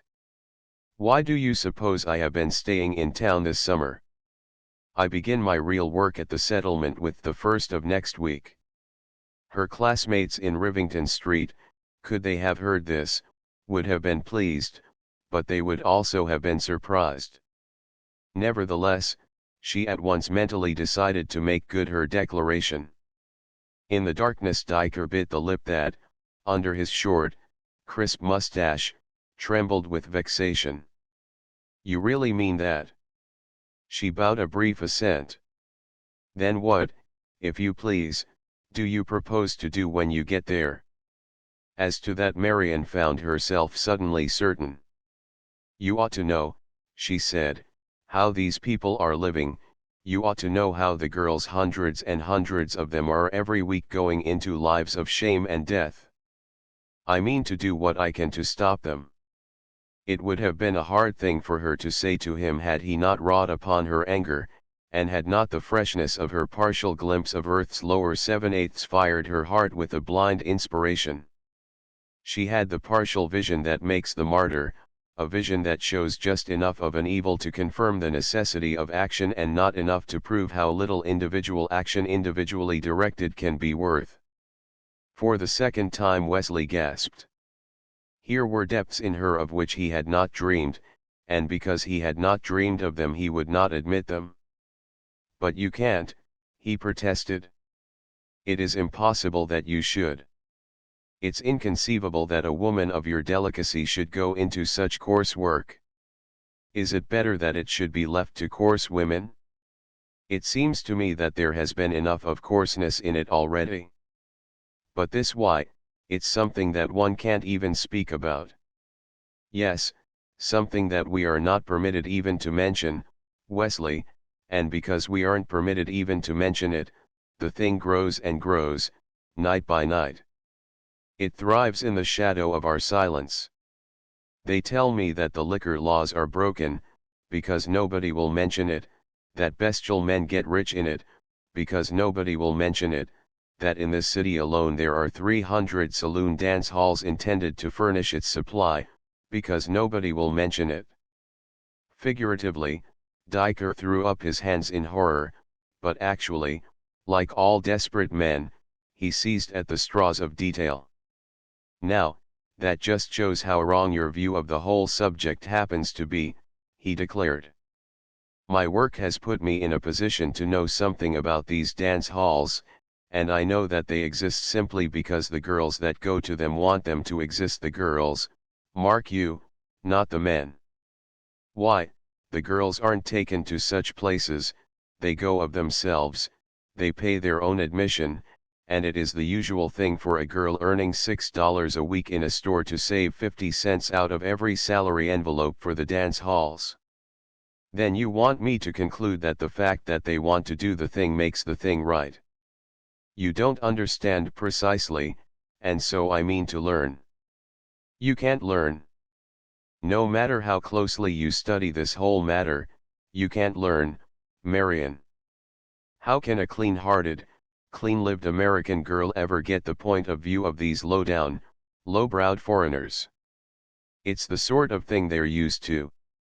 Before they begin it, it's the survival of the fittest. Then can't some be made more fit to survive? It's the law of life, and it can't be stopped. So was Negro slavery the law of life? It couldn't be stopped either until we stopped it? That is all theory, Marion, it won't work out in practice. The great point is that these unfortunate women, whether they become unfortunate through the dance halls or anywhere else, are simply not our sort of clay, they're not Americans. They are human beings. A pretty low example. And they are more Americans than your ancestors or mine were 300 years ago. Nonsense. They're different, I tell you different. Seriously, I know what I am talking about, I speak from systematic investigations, reports, statistics. The very latest investigation shows that all but about 13% of these women were either born abroad or else are the children of foreign parents. It is always the newest immigrants that swell the ranks, and of course the newest immigrants are our lowest type. I don't see that all this alters the question. Well, it does. The lower they are, the more plainly it is our duty to raise them. My dear Marion, how can you raise them when you don't understand them? Marion shook her handsome head. You will come back to that, she said, and all that I can answer is that, not being utterly stupid, and having come to understand a few abstract problems, I have hopes of mastering something so close at hand to me and so concrete as a fellow human being. What, for instance, asked Wesley, can you understand of the typical Jewish girl of the East Side? A good deal, I think. They were talking about that type at the settlement this evening. We were looking from the front windows at an endless stream of Jewish girls tramping home from the factories where they worked to the tenements where they slept. Somebody said there are nearly 400,000 Jews living east of the Bowery, that in most Jewish families the ambition to which every comfort must be sacrificed is the education of the boys, that for this reason the girls must work and are worked until there is nowhere else in the world where so much labor is got out of young women, and yet that the Jewess that is not married and a mother before she is 20 is regarded as a family disgrace. It seems to me, Wesley, that the case of those girls is pretty easy to understand. It seems to me that they are on the horns of a rather ugly dilemma. Diker's cane whipped the air as if it were striking at the heads of opposing arguments. You accept as gospel, he said, everything that is told you by anybody but me. It isn't a pleasant subject, but, if you insist upon facts, let me tell you that there are troops of Jewesses who come down here from the upper ghetto and walk the streets for no other purpose than to get money for their wedding trousseaux. It was a blow at her conventions, and she shuddered, but she stood by her guns. They had crossed down 26th Street now and they turned into the quiet of Madison Avenue, among comfortable houses and silent churches, as she answered. If they do that, she said, it is because they have to. Have to? Why on earth should they have to? I don't know, but I know that the very use they make of the money shows what they do is only a means and not an end. Are trousseaux so necessary that these girls have to sell their souls for them? Souls have been sold for less. Even you and I make considerable sacrifices for things that other people in other classes would not think needful at all. He had done his best to bridle his annoyance, but now he could bridle it no longer. He was wholly sincere in his inability to take seriously either the girl or her point of view, and now, though he felt as if he were riding a hunter at a butterfly, he charged blindly. Oh, please don't let us jump at sentiment and theory, he remonstrated, let us keep our feet on figures and fact. The figures grow with the population, they always have so grown and they always will so grow. And the plain fact is that, though a few good people have been trying to stop this thing for 4,000 years, they have never succeeded in doing anything but soiling themselves in the attempt. I know that, she frankly acknowledged, and I don't know what it is that's to blame, but I know that there isn't any evil that hasn't some cure if we can only find it out. Then why not leave the search for a cure to the experienced? I shall, but I propose to become one of the experienced. I mean to give my time, at least for a while, to first-hand study. Perhaps then I shall learn enough to know that it's useless for me to go on, but I shall keep trying to go on until I am convinced that there isn't any use in the trying. That's absurd, Marian, simply absurd. The condition is, after all, one that must be dealt with by the law, and I tell you honestly that, as yet, even the law is helpless. Has the law really tried? Has it ever attempted, for instance, to do anything to the men that take these immigrant girls at the dock and make slaves of them? Yes, it has tried just that. In Chicago 2 men were arrested for taking a couple of such girls. They had brought them from New York, and when the case was appealed, the United States Supreme Court found that, though importation of girls was a violation of federal law, yet the federal law providing a punishment for merely harboring such girls after their arrival was unconstitutional. Marian's voice faltered. Is that true? She asked. Absolutely, said Diker. Like most lawyers of his generation, his ideas of what was right were limited only by the final decisions of what was legal, and if the Supreme Court of the United States had, by even a majority of 1, declared that the sun moved around the earth, Diker would have first denied and then forgotten all previous astronomy. Absolutely, he repeated, and awaited her capitulation. But Marian did not capitulate. She merely drew a long breath and answered, after all, that, of course, is just a small portion of the big question, and the only way it moves me is to lessen my opinion of the Supreme Court. It was Wesley's turn to gasp, and he did so. He had always suspected that these college settlements were hotbeds of socialism and anarchy, 2 theories that, to Diker, were one and the same, and now he had his confirmation. he was too cynically wrong upon one side of their subject to realize how emotionally wrong she, in her hope of accomplishment through personal appeal, might be upon the other.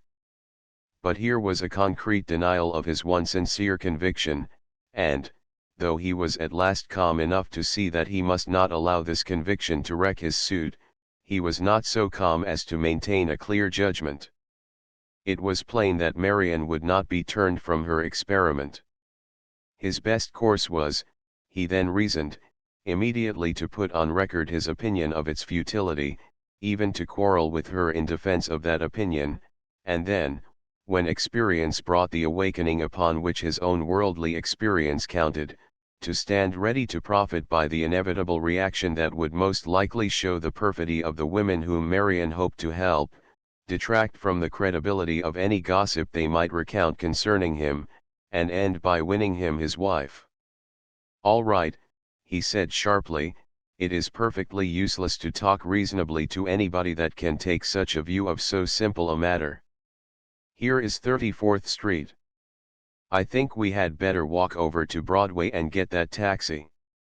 The worst thing that a man can impute to a handsome woman is a lack of intellect." Marian's cheeks flushed. "I quite agree with you," she replied. "I am utterly incapable of arguing with anybody that so confuses law and justice." "Very well," said Diker, "but I want you to remember what I have said upon the subject as a whole. When you have trusted these women and been betrayed by them, when they have poisoned your mind against all the principles you have been brought up to believe, when you have left the world of sentiment and bruised your poor hands with hammering at the door of fact, then you will acknowledge that I have been right. I am not angry, oh, of course not. I am not angry, but I am firm.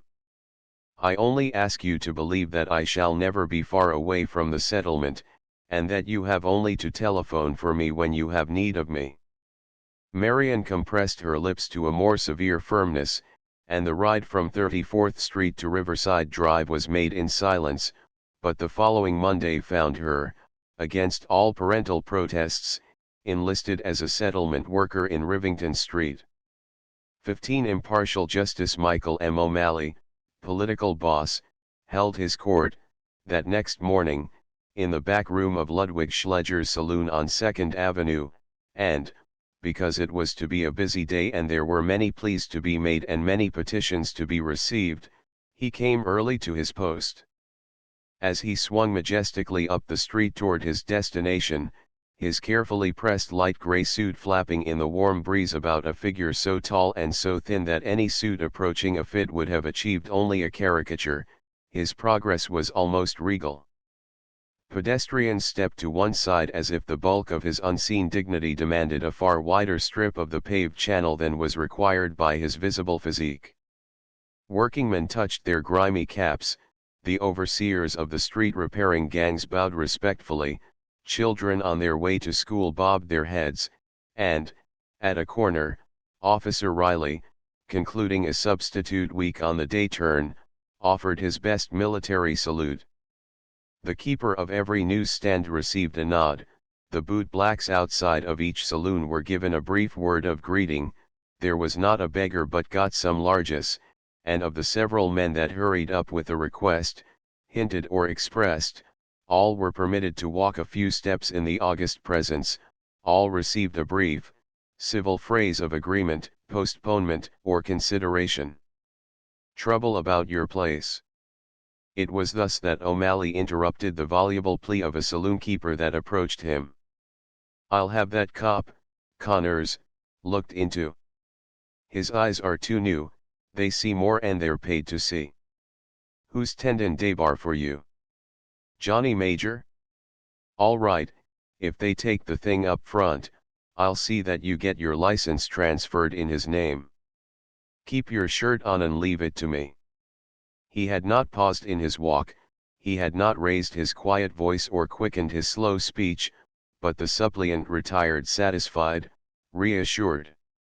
Indeed, O'Malley's face was one that, if it would not inspire confidence in a stranger unacquainted with the man's reputation for guarding the interests of his dependents, at least bore the unmistakable stamp of that knowledge of life which is power. It was sallow and long, with a long thin nose and long thin lips, and cold eyes that thrust as swiftly and as deeply as the stilettos of Mr. O'Malley's Italian constituents.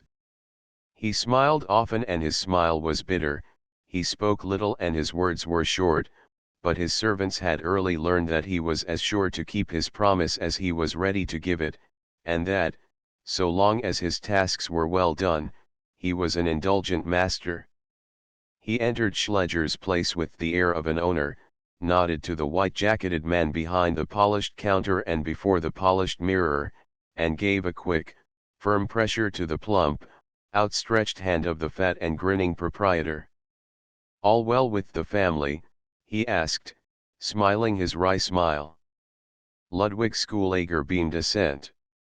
"Anything doing last night?" "Nothin'," replied Ludwig. "Septin Mr. Diker called you on the telephone." "Wouldn't say what he wanted." "I know that." "Haven't had any more rough housing?" "No," grinned Schulager, wisely, "the boys are all got wise that they can't meddle with my new night man." "I see. Name's Herman Hoffman, ain't it?" "That's right." "Hum. Well, he may be useful. You must get him to move into this precinct, or else register him from here." "Votes right, of course." "I ain't asked him yet." "Do it tonight." O'Malley walked to the dimly lighted back room, hung with racing prints and framed lithographs advertising a wide variety of whiskies. He drew a wicker-bottomed chair to a stained round table, and sat down.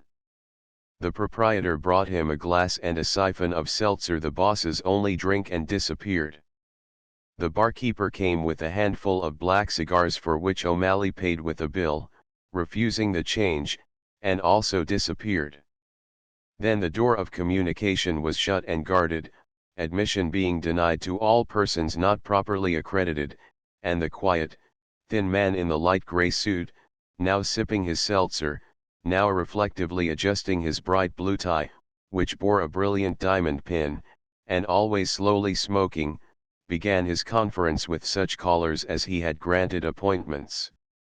They came in force, alone and in groups, all manner of men by the main entrance, and a woman or two ushered through a side door. This one was promised a reward for duty to be done, that one assigned to the performance of a delicate piece of diplomacy. Now and then a short, sharp, cold reprimand for negligence or failure sent away a caller whipped, penitent, trembling, and here and there release was promised for a wayward son sent to the island, or a line of credit written for use at a grocer's shop. Wesley Diker came early. He paused at the bar for a drink to stiffen his courage, lingered a little longer until a predecessor had been dismissed, and then, his lids lowered, entered, alone, with a succinct account of Rose's attempt to play a double game. When he had finished the narrative, O'Malley sat for a while gazing unconcernedly at the blackened ceiling, and smoking quietly. "Well," he said at last, and turned the sharp thrust of his gaze upon his caller.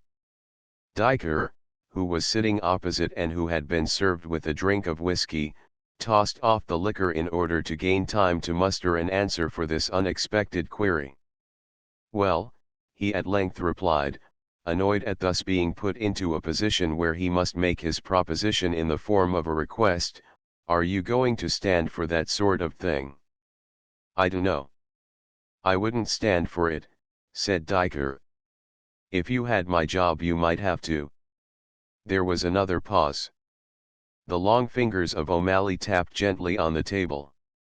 Diker shifted uneasily in his seat. "I wouldn't stand for it a minute," he at last broke forth. "And what's more, you can have her up for something worse than the disorderly house charge. She has one kidnapped girl in her house now, and I've got another that escaped from her, and who's ready to testify." An instant later he was sorry that he had spoken so readily. O'Malley tilted back against the wall until the front legs of his chair rose 6 inches from the floor. He blew an easy ring of smoke. "You seem to have come here with your case all prepared," he remarked. Wesley flushed and stammered. "You see," he began, "I mean that I got hot at this, and I said to myself that it was only right to let you know this woman wasn't to be depended upon." The forward legs of O'Malley's chair came down with a loud thump. Wesley started, but the boss only impaled him with another cold glance. "See here," said he, "before we can do business we'd better altogether understand each other. Just what is it you want?" I think I've made that clear." "I think not. I want this Ledger woman pinched for running a white slave place. I want to see her taught a lesson that the other women down her way will profit by." "Of course you do. But what do you want for yourself?" The issue was too conclusively joined to permit of further evasion. Wesley took his courage in his hands. "Why, I've not made any secret of that," he said, "and neither has headquarters. I want the next election for magistrate. I told you that long ago." He launched his declaration with the bravado of weakness at bay, and then breathlessly awaited the answer. Michael O'Malley leaned back again in his chair, clasped his hands behind his head, and closed his keen eyes, reflecting. His was an hereditary office, but, unlike most men that inherit power, he had inherited also the abilities that had gained the power. His father, who had begun life as a policeman, had been a great exemplar of the political uses of an element fully realized only by the expert politician, the human element. The name of O'Malley had now for a generation been, south of 14th Street, a magic title. To a legion of men, women, and children, it stood for a sort of substitute, and very near and practical, Providence. It implied contact, fellow-feeling, the personal relation. Acting upon the politician's axiom that whatever is acquired is right, the elder O'Malley had risen from the street force until, after zealous party work, he had been promoted, in the palmy days of policy and the pool rooms, to the gambling squad, where he had performed the astounding financial feat of saving 8 times his monthly salary, had retired, and grown annually richer and stronger through politics, without once losing the esteem of his voting underlings, or once seeming to cease being one of them.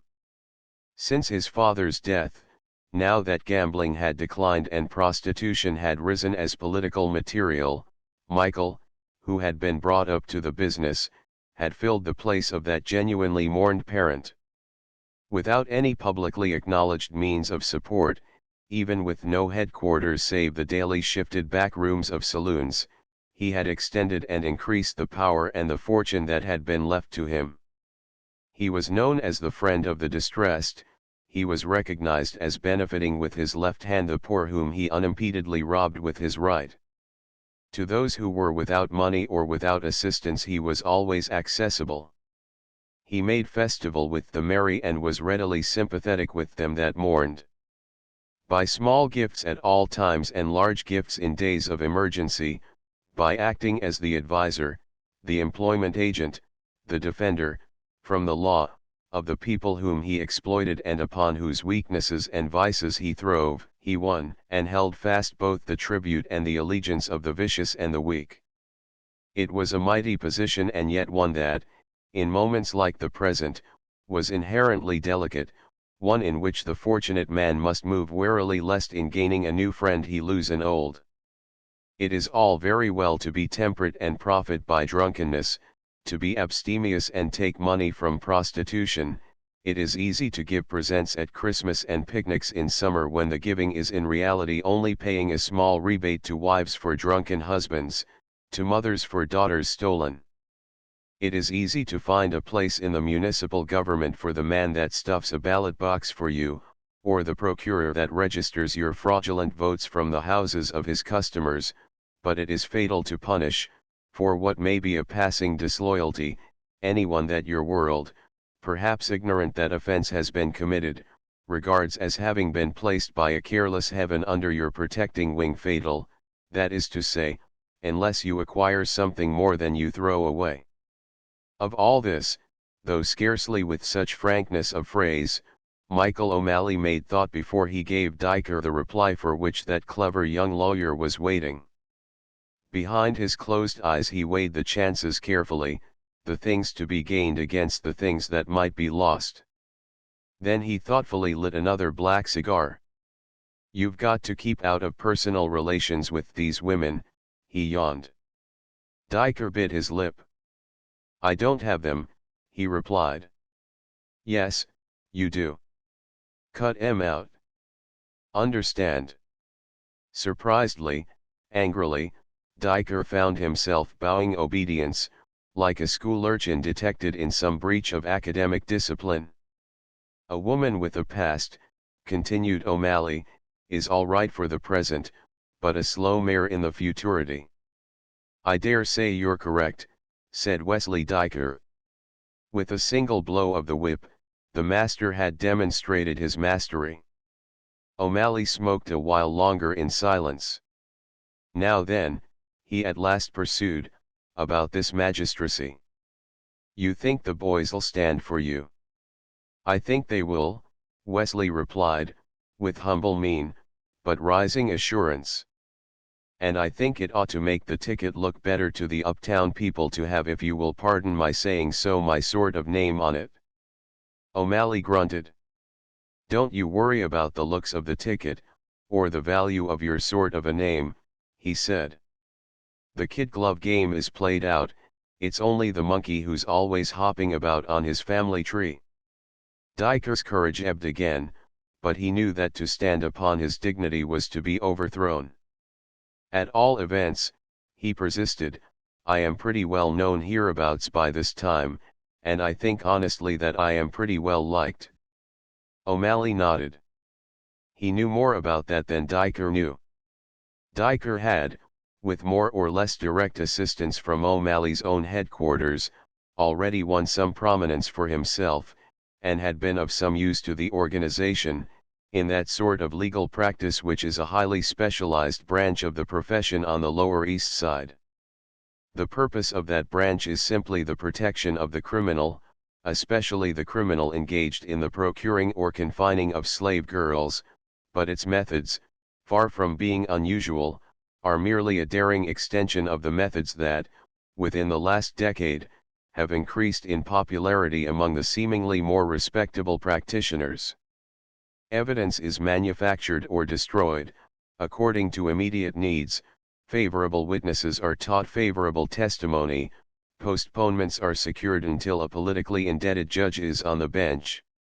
There follows a formal bellowing against what are called invasions of inalienable personal rights, and then there comes a matter of course acquittal. With Diker's ability in this sort of work O'Malley was thoroughly familiar.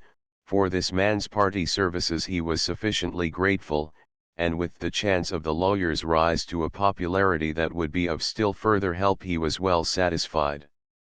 "If you'd be elected," he at length reflectively remarked, "you'd have a mighty responsible position, Diker." "I know that. There would be a good many ways." O'Malley knocked, with great deliberation, the ash from his cigar. "A good many ways in which you could help the party if you'd be elected." He seemed to be discussing, disinterestedly, a purely abstract question, but Diker did not miss his meaning. "I shouldn't overlook them," he said. "And, if you'd be elected, there'd be a lot of ways in which you might hurt the party. I scarcely think you have any just cause for apprehension upon that score, Mr. O'Malley. I think that my record speaks for itself. My record is regular, it is an open book to the whole city. Never mind that, Diker, it's an open book to me, anyhow. I'm aware of it, but then all I want to know is two things. And they are, Mr. O'Malley. First, are you the kind that lose their head over a good thing and land in jail? Does my law practice seem to indicate that I should be likely to overstep legal limits? No, I guess it don't. But you can't always tell, we can't afford no hogs, and that sort of a man gives all his friends a black eye. But I say to you, and next, I want to know, Mr. Diker, whether you're the kind of a man that don't forget them that put him where he's at." The low, slow-spoken sentence ended with a sudden click of Mr. O'Malley's long, vulpine jaws. He leaned quickly forward across the table and fixed Wesley with the stiletto of his eyes. Diker met that gaze steadily. He leaned, in his turn, toward O'Malley, and his own voice dropped to a whisper. There was an exchange of a dozen sentences, and the two men had arrived at a perfect understanding. Diker was as good as elected. O'Malley pressed the call button. "Billy," he said to the barkeeper, "have somebody run out and bring in Larry Riley off his beat. I want to see him." As the barkeeper nodded and disappeared, Diker started to rise. "I don't know whether Riley had better see me here," he said. "Rose's house is on his regular beat." "All the more reason to sit tight," replied the comprehending O'Malley. "What's the use of gettin' square with a person unless the person knows who done it? But I am not sure that Riley would be a safe man to confide this to. He's naturally a friend of Rose's. He's more of a friend of mine." The officer entered a minute later, his flushed face gravely attentive, his helmet in his hand. "Riley," said O'Malley, "you know this Ledger woman?" "I do that, Mr. O'Malley, sir." "Well, she's been gettin' too gay. When you go off duty, you tell Jim to have her place pinched tonight." Riley's cheeks became a shade less red. "It's sorry I am to hear, sir, that she's been misbehavin' of herself," he murmured. "Sure you're sorry. Tell Jim to get there early, we don't want nobody but the women." "What?" Riley wet his dry lips. "What's the charge?" "Runnin' a white slave joint. You're to be sure to get a girl she has in the third floor back." O'Malley's tone had been conclusive, it indicated that the interview was at an end, but the big officer stood twirling his helmet between his large hands. "Mr. O'Malley, sir," he began. "What is it, Riley?" "There's nothin' else." "Nothin'? And there ain't no other way out of it for Mrs. Ledger?" "No, there ain't. But you can report her house and get the credit yourself, Riley." "Thank ye kindly, sir, but if ye don't mind, sir, I think I'd rather let someone get it as nades it more. Yes, see, Mr. O'Malley, sir, this here Mrs. Ledger has been powerful kind to me, and all right, have it your own way.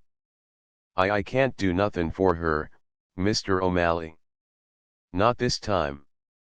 That's all, Riley." And Riley, the thin boss, stood up and crossed to the bulky policeman. His voice was still low and soft. "Yees, Mr. O'Malley. If that woman gets wind of this and makes a getaway, I'll have your uniform off you so goddamned quick you'll wish I'd skinned you alive." "Yees, Mr. O'Malley, sir," said the officer. "No fear of that, sir." But he left the audience chamber with a heavy heart. He lived the life that he was compelled to live, and he did what he was ordered to do, but he could not without compunction turn upon one that had bought a right to his own and his superior's protection. There was not a little silent bitterness in his heart as, later, returning to the station house, he thought upon these things. He remembered the days when he had been new upon the force. Those were the days when the popular tide had turned against gambling and, amid the raids that meant the breaking of steel doors, the pursuit of offenders through secret passages and across steep roofs, it was for a while possible for a policeman to retain his ideals. But he remembered also how, when the ruling powers had thus been forced to destroy the nests where once they had gathered golden eggs, the long arm of necessity swung slowly backward until it paused at the point where it had since remained and, because the eggs must be gathered somewhere, the police were expected to gather them from the eyries of the vultures that preyed upon women. Riley had not minded, every payday, handing over to the appointed healer the $5, wherefore he received a receipt for $1.50 as dues to the political club to which he was expected to belong. For quite some time he had been content with closing his eyes to saloons that were opened on Sundays by proprietors that were powerful, and with allowing others to profit by the rewards of his voluntary blindness. But at last there came the first baby in the Riley home, and then the second, and the wife's long illness, and then assessments were increased and, finally, after many a broad hint from the men higher up, he was given plainly to understand that he must either hand over a goodly portion of money, every week, from the offending women on his beat, or else lose his usefulness to the force. After that, he took what he must and kept what he could. He had no trade on which to fall back, his domestic and political expenses grew annually, and, as an evasion of the former meant financial ruin, so the shirking of the latter meant a charge lodged at headquarters, a speedy hearing, and an automatic dismissal. Even when a nonpartisan man was put at the head of the department, that official's practical power was nullified by the fact that the mayor, a party man, was behind him and could remove him at a moment's notice, and that behind the mayor was the organization that had made and could break the mayor. No individual, so far as Officer Riley could see, was personally to blame, was himself a free agent, but the whole collection of individuals were the irresponsible parts of a gigantic machine, from the inner council of Tammany to their spies in every municipal department which, if ever broken by the recognized party of opposition, must be so thoroughly rebuilt and so precisely operated in accordance with mechanical lines that the change would signify only the casting out of the irresponsible parts and their replacement by parts equally irresponsible. Riley could look no farther, and, even could he have seen that the remedy must be a remedy of conditions, he could have done nothing to free himself. At the station house he delivered the commands that O'Malley had given him. There his words produced consternation, but no thought of disaffection. The patrol wagon was ordered to be in its stable, ready to leave at the given hour, and Riley, as the officer regularly assigned to night work on the beat in which stood Rose's house, was forced to remain to accompany it. "And see here, you men," these were the words with which the brief instructions were concluded, "you see to it nobody gets ahead of you. This is O'Malley's job, and it's got to be done right." In the underworld of every city, news, however, travels even while it is in the making, and in no direction does it travel more swiftly, just as in no other does it travel more indirectly, than, when the slave trade is concerned, it travels to the traders. Riley was careful to remain in full view of the sergeant's desk from the moment the arrangements were made until the time of execution. He would not have dared to communicate with the friends that had thus swiftly become the enemy. None of the wagon crew were seen to leave the stable, to use the telephone, or to speak to a passerby, and yet, shortly before the appointed time, through a certain club room over a not far distant saloon, a club room much affected by young men in Max Grossman's profession, there soon spread the definite tidings that Rosie Leger had just been piped off. The swarthy and brilliant Raphael Angelelli heard the word, and straightway, beyond all doubting, confirmed it. With the unheated easy evening breeze tumbling his uncovered oily locks, he ran to the nearest booth telephone, and hurriedly called Rose upon the wire. "EETEES comin'," he whispered excitedly into the transmitter. Rose's voice replied with stolid assurance. "What's comin'?" she asked. "Poliziati cops," replied the Italian, finding more and more difficulty with his English as his panic increased. "EETEES angel talkin', I Jews get it and wova they mock it a pinch. Quit your kiddin'. Nah. Verament. Credi too. Queek." His fright hit the mark. "How'd it happen?" demanded Rose. "Who's back of it?" Dies meist Diker. You fool Dago, her voice grew shrill with fear and anger. Can't you do nothin'? Nah. He's been to O'Malley. You're a hell of a help. How about Riley and the rest? Nah. O'Malley mocka them do these. It's that slut Violet, that's who it is. That's gratitude for you. I been half expectin' trouble since she got loose last night. How long have I? I don't know. Maybe 5 minute, maybe 1. My God. Don hang up. Listen, first thing you do get it a new girl out. If they get a D's new girl you go. But there came a quick click from the other end of the wire. Rose had ended the conversation. Angel, still headless, hurried through the few intervening streets and darted into that street to which he had just been speaking. Already the early New York twilight had descended, and the block seemed, at first glance, to have turned to slumber. One distant, spluttering arc light succeeded only in accentuating the gloom. From the patch of darkening sky into which the roofs blended, a bare handful of pale stars twinkled weakly, and on both sides, from corner to corner, the uniform, narrow houses rose in somber repetition, each with its brief, abrupt flight of steps, each with its shuttered windows, each silent behind its mask. All this the Italian saw with accustomed eyes, and then he darted into the shadow of an areaway, because he saw also that, brief as had been his journey, Riley had arrived before him. In a little knot of wise children, a patrol wagon, its sophisticated horses unconcernedly dozing, stood before Rose's house. An officer was in the doorway, hurried lights shifted from behind one bowed shutter to another, and gradually Angel became conscious that, all along the street, frightened faces were peeping from stealthily lifted blinds. For quite some time the watcher waited. At last the big figure of Riley and a companion appeared in the open doorway and spoke to someone in the wagon. Through the evening quiet their voices came distinctly. "Ready?" asked Riley. "All ready," came the answer.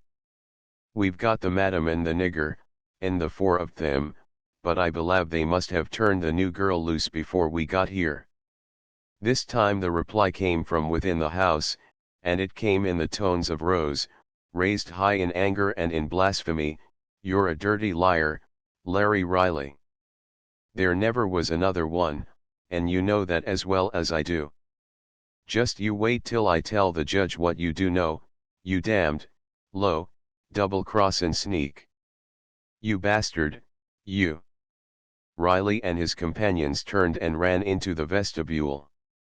"Just you wait," the cry continued. "Just you wait, you thief, you." The voice stopped as suddenly as it had started. There was another pause, a longer one, and then Angel, bending as far as he dared from his hidden corner, saw the 2 officers come quickly out with their hands upon the arms of 2 cloaked women, whom they helped into the dark recesses of the patrol wagon. They went back and returned with 1 more. A 4th followed, then a 5th, and a 6th. 2 policemen appeared, evidently from positions that they had been guarding in the rear of the house. The man on the steps closed the door and locked it. All the policemen climbed to the wagon. The driver gathered up the reins. The tittering children scattered wildly. The horses woke up and started away at a brisk trot. Impartial justice was beginning her task. 16 Sanctuary to leave the protection of Diker and the kindly secrecy of the cab, and then to leap into a tide of alien human beings and swim against them in a strange and terrifying sea, had required the last grain of courage and strength that was left in Violet's sapped body and cowed soul. It was only by the momentum that Wesley's calm directions had given her, and quite without consciousness upon her own part, that, with her cloak gripped tightly about her, she tottered forward, buffeted and shrinking, to the first corner, wheeled to the right into a street comfortingly darker, turned again into a still narrower and quieter way, and then came to an uncertain stop before what seemed to be no street at all, but only a small black rift among the beetling walls of brick. Empty as was the way compared with Rivington Street, it was what, had she not seen the former thoroughfare, she would have considered oppressively full. Urchins walked hand in hand along the gutters, pushcart men cried their wares over the cobbles and, in the hot night, frowsy women crowded the house steps. A clatter of voices, of foreign tongues and unfamiliar forms of English, rattled out the gossip of the neighborhood, and a few steps away, a belated hurdy-gurdy shook forth a popular tune. Violet cowered against the nearest wall. She was uncertain as to how to proceed, and she was afraid to stand still. There seized her an unreasoned terror lest all this seeming escape might be some new trick leading into some new trap. A policeman passed with heavy tread, but, unmindful of Dyker's assurance, the girl drew, trembling, as far away from him as she could. Then, when her straining eyes saw him turn at the next corner to retrace his steps, she made sure that he was coming back to recapture her, and, now desperate, she faced a pair of solemn children slowly approaching from the opposite direction. The 6-year-old boy to whom she especially addressed herself shook an uncomprehending head, but his wiser companion, a very dirty little girl of 7, made proud answer. "He don't to speak no English," she said. "He only can tell things out of Jewish. But I tells you that there's your street right behind you." "Yis, ma'am. And your house is by the two on that there side?" Violet's lips tried to form a word of thanks. She turned, as the girl had ordered, into the rift among the brick walls, found that, once it had traveled beyond the depth of the house before which she had been standing, it opened to a width of a few additional feet, and so, almost creeping through the Stygian passage in which shone only one faraway lamp, she felt her way to the second door. It was partially open, and a jet of blue gas in the hallway burned overhead. She could see several doors in the shadows, but all were closed. She heard a dragging step coming down the stairs. She drew against the wall and waited. The step was slow and uncertain. It seemed to consider well before each movement forward, but it had a character that reassured her. It was the same sort of step with which her father was wont to return home after his occasional carousals, and she knew that whoso walked in that fashion was, so long as one kept out of reach, not greatly to be feared. She remained hidden until the step drew nearer, until the dark bulk of the drunkard slowly massed itself out of the surrounding darkness, until it had brushed by her. Then she spoke. "Can you tell me," she asked, "if there's a Miss Flanagan lives here?" The passerby was not in a condition where voices from nowhere seemed remarkable. He stopped and, evidently not clear as to just whence this particular voice proceeded, addressed the air immediately before him. "I can so," he said. "Then will you, please?" "Will I what?" responded the passerby, determined that the air should be more specific. "Will you please tell me?" "Tell you what?" "Is there a Miss Flanagan lives here?" "There is that. There's 3 of her, and one of them's a missus." "Good night." Awkwardly he touched his hat to the air and stumbled out into the alley. Violet breathed hard. She had never in her life before been in a tenement house, but she knew that now she must seek a door through which some ray of light gave hint of waking persons within and, knocking, of them inquire anew. Around her, all the doors were forbidding, so, timidly and with a hand tight upon the shaking rail, she softly climbed the decrepit stairs. At the second floor a shaft of yellow light stopped her. Here was a door that was open, and beyond it, by an uncovered deal table on which stood a rude kerosene lamp, sat 2 figures, the figure of an old woman, her gnarled hands clasped loosely in her aproned lap, her dim eyes gazing at the sightless window, and the figure of a young woman, her hands beneath her round chin, her wide eyes on a naked baby quietly sleeping in a clothes basket at her knee. The floor was uncarpeted, the walls unadorned, the room almost bare of furniture, but on the face of her that looked into the past and in the face of her that looked into the future there was peace. A quick stroke of pain stabbed the onlooker's heart, but she dragged herself ahead and, not to disturb the baby, spoke without knocking. The old woman turned, and Violet noticed that the eyes which could see so far behind were blind and could see no step forward. The mother, however, spoke kindly and gave the directions that the girl needed, but Violet, wanting to say something about the baby in return, and, able only to murmur formal thanks, pursued her climb upward. She found at last the door that she was certain must be Katie Flanagan's, but, when she had found it, all power of further motion suddenly ceased. Weakness, shame, and fear swept over her like a cloud of evil gases from an endangered mine, and she swayed against the panel before her. Inside, Katie and the shirtwaist maker, just ready for bed, heard the faint sound without and, opening the door, caught the almost fainting figure in their arms. The dark cloak dropped open, disclosing the crimson kimono beneath, and this, awakening Violet's one dominating passion, the terror of detection and consequent recapture, roused the fugitive a little. She staggered away from the assisting hands, wrapped the cloak tightly around her, and leaned, panting, against the wall. Miss Flanagan," she gasped. Katie nodded her black head. "That's me," she said. I'm Violet."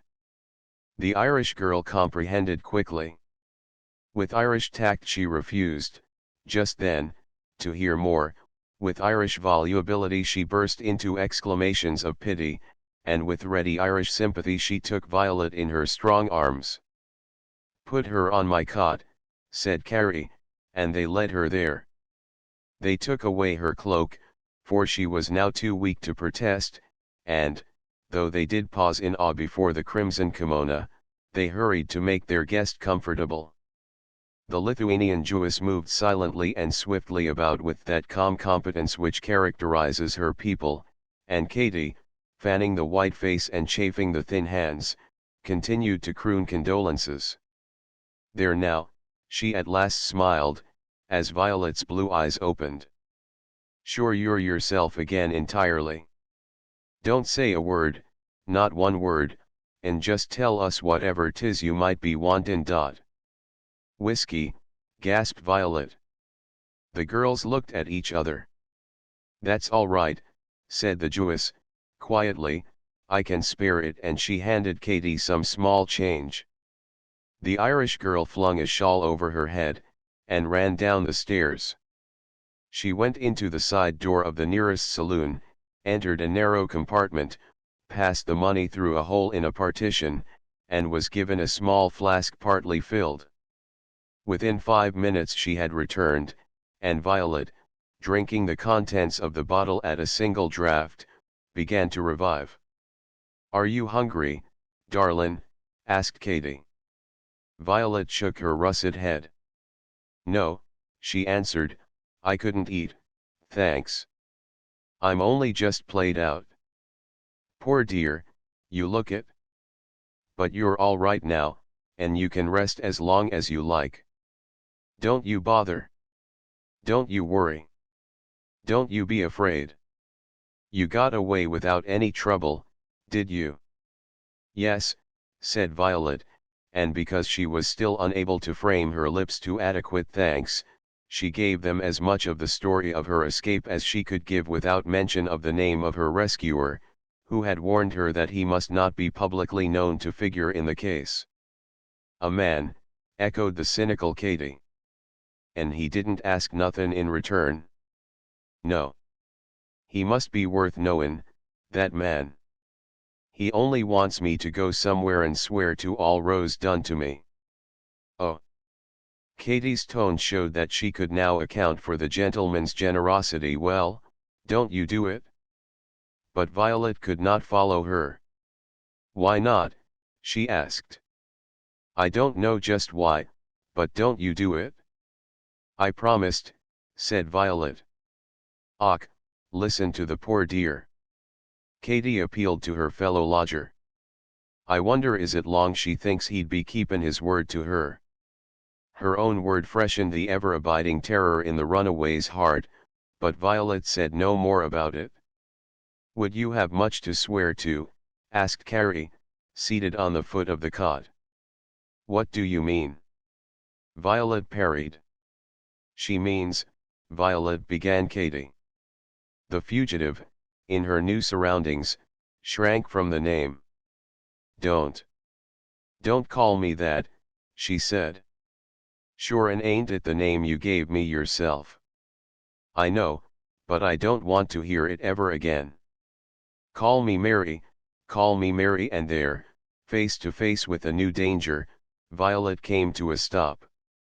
Her captivity had taught her much of bestiality, but it had taught her besides only that some unknown, tremendous power hated her, that she was debased and must never, at whatever cost of further suffering to herself, permit her degradation to attach to her family, that she must escape, but that she must also wholly divorce herself from all that life had meant her to be. She had no thought of the future, she had only a realization of what had been and what was. "Mary what?" asked Carrie. "Mary Morton," lied Violet. Perhaps she had heard the name before, perhaps the easy alliteration brought it first to her mind. At all events, she reflected, one name was as good as another, so long as it was not her own. "Would you have much to swear to?" Carrie was continuing. "Is it as bad as they say there?" Violet looked at the round, serious face before her. "I don't know what they say," she replied, "but it's worse than anybody can say. There's a lot of it you can't say, because there's a lot of it there ain't no words ever been made up for.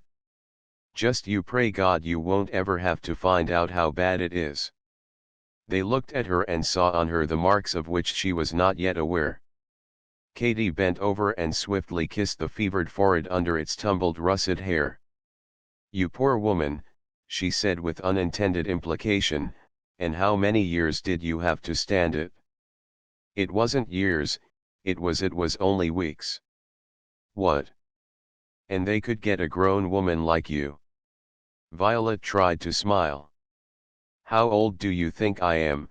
she asked. Katy made what she considered a charitable reply. 25. "I'm not 17. Katy began to busy herself about the room, and Carrie turned her head. "Ah, well," said Katy, "you're tired out, and it's most mornin'. We must all go to sleep now." "I only put on long dresses in April," said Violet. But Katy seemed not to hear her. She hurried the arrangements for the night. "Sleep as long as you like in the morning," said Carrie, "and if you can wear any of our things, wear 'em. We have to get up early, but don't mind us." The latter injunction was unnecessary. Though Violet had for some time been excited by her escape, that excitement had already given place to utter exhaustion. The lamp had scarcely been extinguished before, with throbbing head, she passed into a sleep that was almost coma, and the lamp that was burning when she opened her aching eyes was the lamp of mid-morning. She was alone and afraid to be alone. Her head seemed splitting. She saw the milk and rolls that Katy had set out for her on the oilcloth-covered table, but her stomach revolted at the thought of food, and her poisoned nerves cried out for alcohol. She got up and managed to pull on some of the clothes belonging to her two hostesses. From her first glance at the mirror, she drew back in bewilderment. During all her imprisonment she had been used, through her gradual change, to compare her morning appearance with that of her fellow slaves, but now there was fresh in her mind the standard, not of those pale and worn, though often fat and hardened, convicts, but of the pair of healthy girls that had, the night before, sheltered her, and from that standard her very image in the glass seemed to withdraw in horror. Lacking rouge, her cheeks, once so pink and firm, were pasty and pendant, her lips hung loose, her blue eyes were dull and blurred, even her hair appeared colorless and brittle. Little lines had formed at the corners of her eyes, her skin seemed rough and cracked, and other lines were already faintly showing from her nostrils to the corners of her mouth. She sat down on the cot, sick and shivering. When she noticed a small pile of bedding in the corner behind the gas stove, she shook at the memory of another such pile on another terrible morning, and by the time she had realized that one of her friends must have slept there in order to provide an extra couch, she was too racked by suffering, physical and mental, to feel, at once, any great gratitude.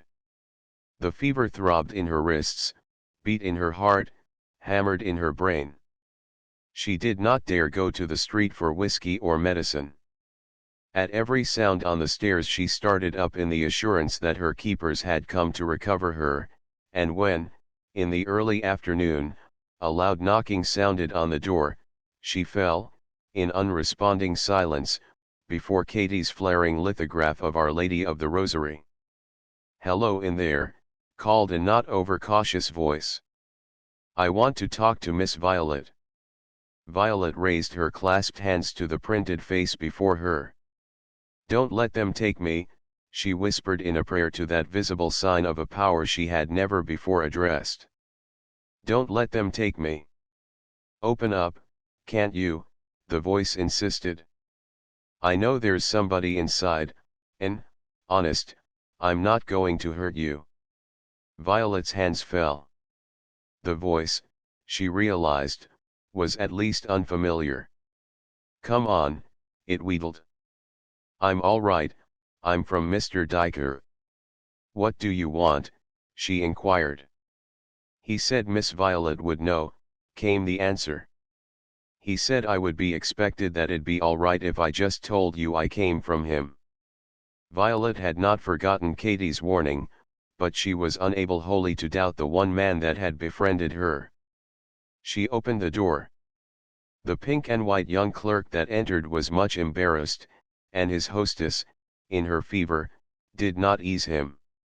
Nevertheless, after many hesitations on his own part, and more repetitions and explanations made necessary by Violet, he at last convinced her that he did indeed come from Wesley Diker, and that there was waiting around the corner the cab that would convey her to an office where she could begin the redemption of her pledge. Almost in a dream, and too ill now much to care what happened to her, she followed the messenger. Dazedly she greeted Diker in the cab, confusedly she left that conveyance for an office where she answered interminable questions put to her by another young man who, she was told, was an assistant district attorney. Vaguely she heard Diker assure this official, as she affixed a signature to an offered paper, that Wesley would himself guarantee her appearance whenever it was required, and when she was at last wheeled back and had climbed the stairs and, alone, fallen again upon Carrie's cot. The only one of recent facts concerning which she was at all certain was that she had said she was a native of Pittsburgh and that her name was Mary Morton. Katie and Carrie, returning together, found her flushed and babbling nonsense. When they approached her, she did not recognize them, and then, for an hour, they could get from her only the monotonous repetition, "Don't let them get me. Don't tell them my name." It was 8 o'clock before the patient, quieted by sympathy and stimulated by whiskey, could be taken to the nearest drugstore, and there, as soon as the experienced druggist set eyes on her, he refused to prescribe. He beckoned Katie to a corner. "That girl's got to go to a hospital," he said, "and if I was you, I wouldn't lose much time in getting her there." Katie the competent lost none. After another drink to stifle possible protest, Violet was taken upon a car to 16th Street, and was then walked quickly westward. During all the way she did not speak, and, When she reached the hospital's fortunately empty receiving ward, she was nearly unconscious. A white-capped nurse received the little party, the young doctor, in shirt sleeves and duck trousers, hovering in the background among the glass shelves agleam with instruments of polished steel. "What's the trouble?" asked the nurse. "It's that we've come to find out of you," answered Katie. The nurse nodded to the doctor. He came forward and made a quick examination. "Bring this woman inside and put her on the table," he ordered.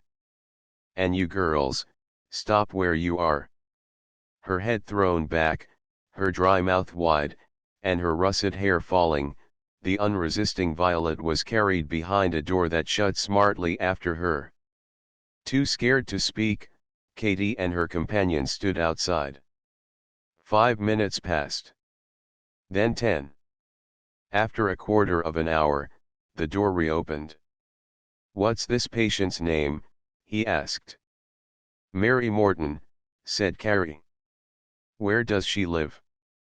Katie gave her own address, and the doctor, a pad of printed forms in hand, noted both the answers. That done, he paused and bit his pencil. "Married?" he asked quickly. "Who?" parried Katie. "Me." "No, the patient." "Well, now," began Katie, "I can't see as that's," but the calm voice of Carrie interrupted. "She is married," she said. The doctor pursed incredulous lips. "Where's her husband?" he demanded. Katie, who had caught the need of the moment, jumped into the breach. "Where a lot of them are," she responded, "and where as many more might as well be, for all the use they are to their poor wives." "Where's that?" "Faith, it's you, sir, ought to know, you're the man." "Dead." "Run away." "Not much later than yesterday, did he?" "Well, I must find her nearest relative or friend." "Are you either?" Katie's face lengthened. "Och, doctor," she said, "you don't mean to, but it can't be that there's goin' to be a baby." The young intern grinned. Then, serious again, he answered, "No, there is not. I only wish it was so simple." "Where are her folks?" "She's none in the world, and no money." "The hard truth is, doctor, that it's a charity patient she'll have to be." "That's all right, but are you her nearest friends?" "Yes, doctor." "That'll do, I guess. She's a nervous wreck among other things. We've first of all got to get her round from that condition, and then I'll have to secure either her own or your permission, as her nearest friends, to do something more." "More," repeated Katie. "Ain't it bad enough as it is?" "What more do you mean to do to the poor girl?" "I don't mean to do anything myself, but this is a common enough kind of case around here to make me certain what the resident surgeon will do. He'll operate." 17 Annette. By the wayside, Herman Hoffman, passing one evening to the little clothes press behind the bar in Ludwig Schleger's saloon, and putting on the canvas coat that was his badge of office, heard the voice of the proprietor calling his name, and turned to see that stout German-American beckoning him to enter the back room where, a month before, O'Malley had held with Wesley Diker that conference which had proved so disastrous to Rose Leger. He walked through the open door, whistling his Teutonic melody. He had not that fear of his employer which most employees have of the man for whom they work. Schoolager had proved himself lenient and good-natured, and Herman, whose cheerful round face and easy smile did not interfere with the use of a knotted arm and a mighty fist, was quite aware that there was no complaint justly to be made against the manner in which he performed his allotted tasks. "Hoffman," said Schoolager, smiling, "you're all right." "Sure," grinned Herman. "Yes," pursued the proprietor, "I been thinkin' about you that you sure have made good.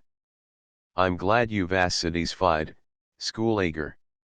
"I am satisfied, but I think you need a little more time off now and then. I haven't got nothin' to do this evenin'. I'll take your place.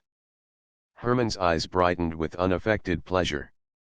It had not always been pleasant to work in the nights when Katie was all day busy in the shop. Thanks, he said. Yes, nodded Schoolager, benignantly, it will be like old times for me. You take a night off. Shall I start out right away? Certainly, of course, you understand I'll want you around here the day of the primaries. Herman nodded. And Herman, there's something else I been meanin' to talk to you about, and kept forgettin' till O'Malley reminded me of it again this afternoon. Hoffman, pulling off his white jacket, stopped with arms extended. O'Malley, he said in a strained voice. Vat's dot man got to do with me. Well, you know he don't miss no tricks nowheres, and some time back I was tellin' him what a good man you was, and he said we ought to get you a little more active for him. A fellow behind a bar can do a whole lot that way, you know, and make a good thing of it.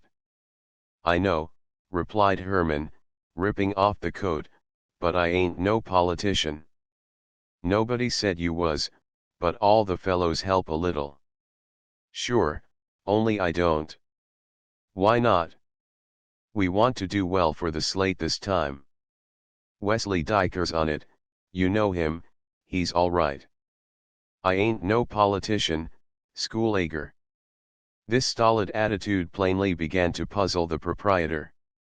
Don't be a fool, Hoffman, he said. The boys all have their eye on you, and O'Malley don't forget any of his friends. Schoolager, I got my own friends, and I make my own friends. I don't vant nussing I don't earn from nobody. But that sort of thing won't look right, argued Schoolager. You see, you're registered from here. No, I ain't, Schoolager, I'm registered from my own place. Well, I didn't know that, you didn't tell me, and so I registered you from here. Hoffman's pink cheeks became red. He folded his coat neatly over his arm. Vatch here, Schoolager, he began. I ain't no politician. I don't care, but he bit his lip and mastered himself to silence. The proprietor saw this and appreciated the self-control that it manifested. There had been a time when he had felt as Herman felt now, and so he was not disposed to use harsh argument. He came close to Hoffman and, still smiling, dropped his voice to a whisper. That's all right, he said, soothingly. I guess I know how you look at it. Don't say that I said so, but we'll let the matter drop if you only lay low a little and keep quiet. You know the brewery's backin' me in this saloon, and you know, with the brewery pushin' me all the time for its money, I couldn't run the place a month if I didn't keep the side door open Sundays. Well, then, how could I keep the place workin' Sundays if it wasn't for O'Malley? Just try not to be openly agin him, that's all. Herman did not commit himself, but his tone had softened when, in reply, he asked, should I take tonight off? Certainly you should. Go along now, and forget it. He went, but as he walked down the avenue, Die Wacht am Rhein issued from his lips to the time of a funeral march. His sole consolation lay in the fact that, in the recent glimpses he had secured of Katie, that young lady had begun to evince signs of relenting from her former attitude of celibacy. He knew that she had gradually ceased to descant upon the impossibility of his supporting a wife, and he thought that she was entertaining hopes of a promotion in the shop to a position where her own earnings, added to his, would make a comfortable living wage for two.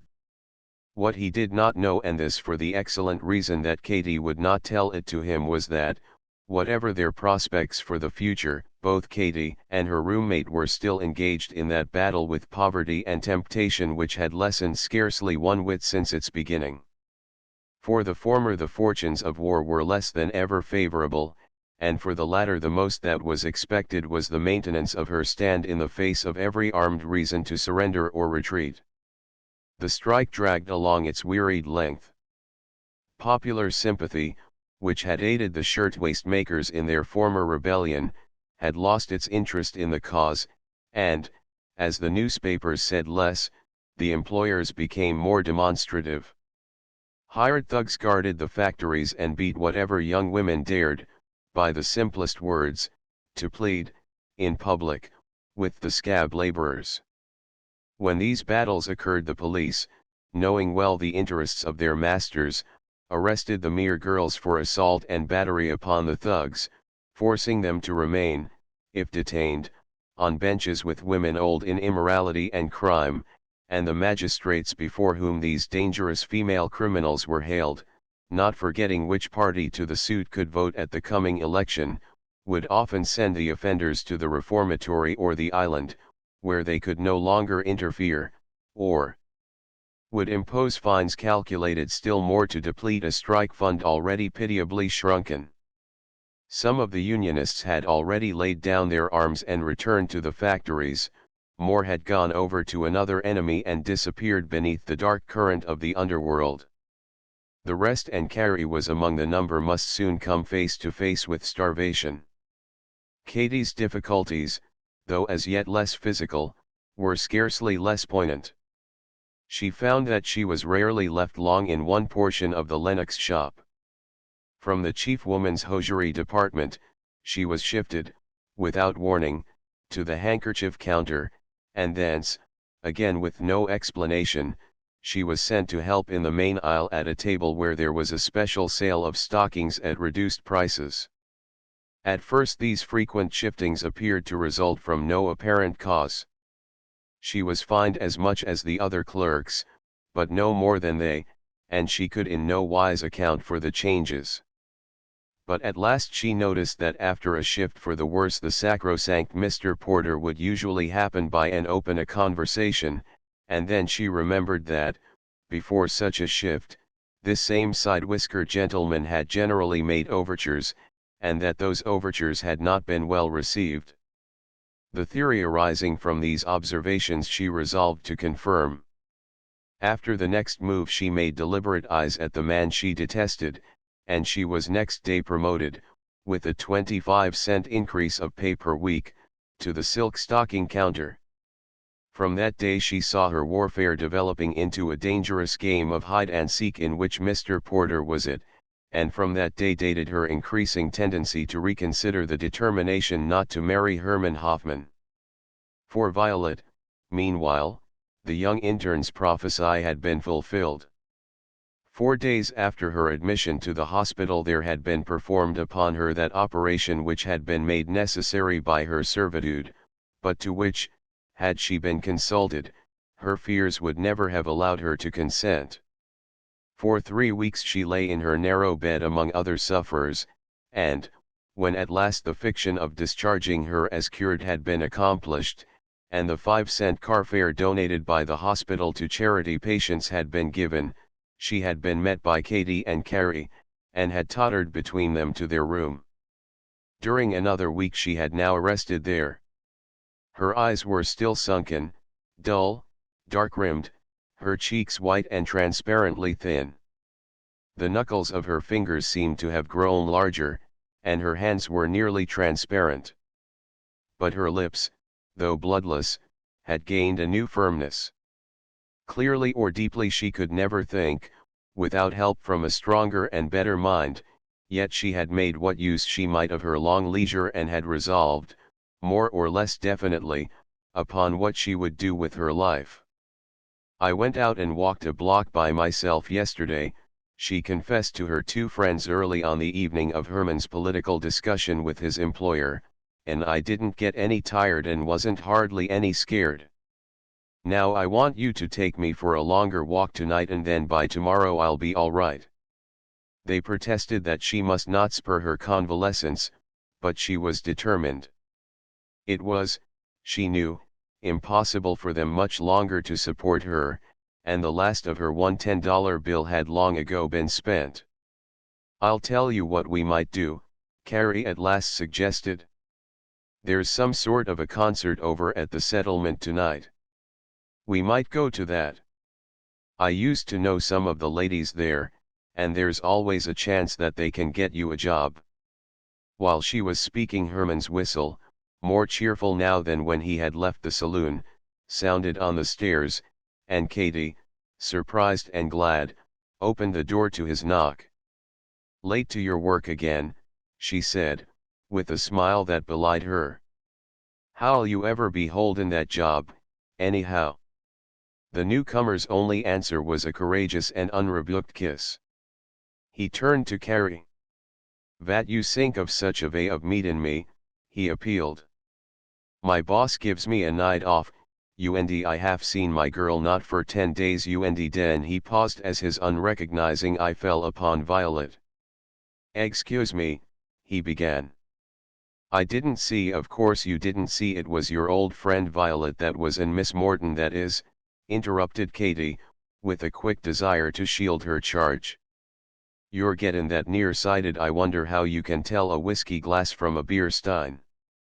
Herman hurried forward in rosy embarrassment and saved Violet from rising.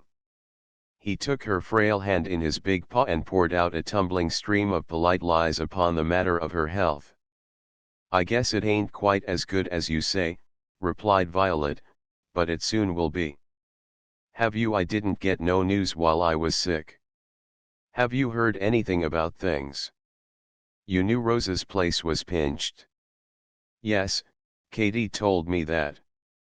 "Well, dey had some trouble gettin' pale for her. Everybody vas afraid for to do it with O'Malley after her. Still, dey forked it some ways and nobody thought but she'd jump at and run away, but she didn't. She tried, but O'Malley had central office men keepin' eyes on her, and she can't leave town." Katie and Carrie were busying themselves in the preparation of the supper, and the German seated himself beside the invalid. "Mr. Hoffman," she said, "I been tryin' to think of lots of things while I been sick, and I'd like to know how it is that women like Miss Rose are allowed." He looked at her, hesitating, but her eyes were frankly curious.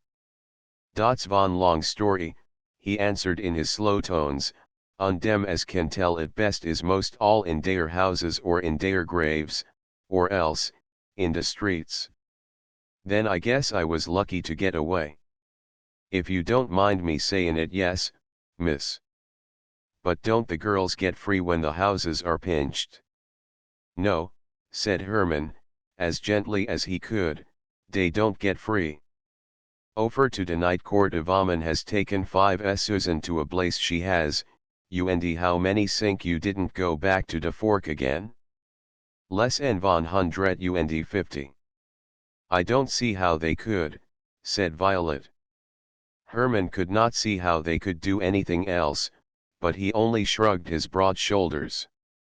"They don't last long anyways," he remarked.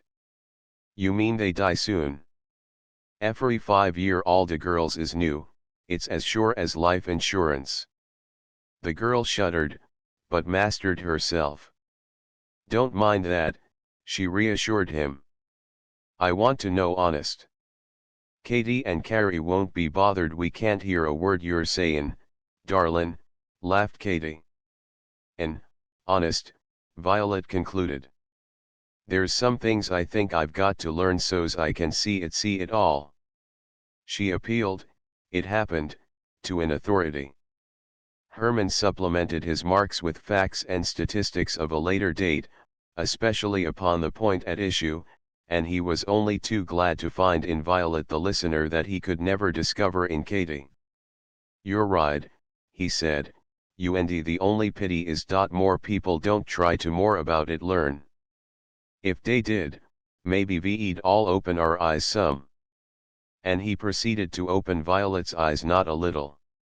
He told her of the hundreds of thousands of girls that are annually caught in the great net, of how 5,000 new ones are every year needed to maintain Chicago's standing supply of 25,000, of how Boston, Philadelphia, New Orleans, San Francisco, all the cities and the towns are served proportionately, and of how, above all, from the crowded east side of New York, there are dragged each week hundreds of children and young women, no one of whom, if sold outright, brings as much as a capable horse.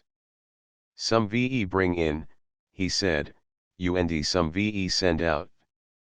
VE take from Italy, and VE send to Sue America.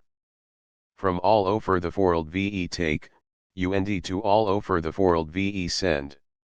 You don't always blame the girls. Blame them. A girl as lived by us, she did tucking in a underwear factory. She has coffee and a roll for breakfast, tea and a roll for lunch, von piece of bacon and von egg for supper every night. 10 hours a day in a bad smelling room, crowded with other girls, she runs dot machine. Part the year she has no fork, because always the factory does not run, but vhend a year's ends, dot machine, makin' 4,000 stitches a minute, she has tucked 3 miles of underwear and got paid $300. Do I blame such a girl if she easy comes to believe a paid vessel as makes love to her and says he marries her and gets her avy from a factory? All of the girls don't come from such hard jobs though. So? Look now. He took from an inside pocket a fistful of soiled envelopes and shuffled them until he found one on which he had transcribed some figures. Yesterday afternoon to Disaster Library I found a report that was made by people sent out by the state of Massachusetts. It got a kind of census from 4,000 women in 60 different cities, all over.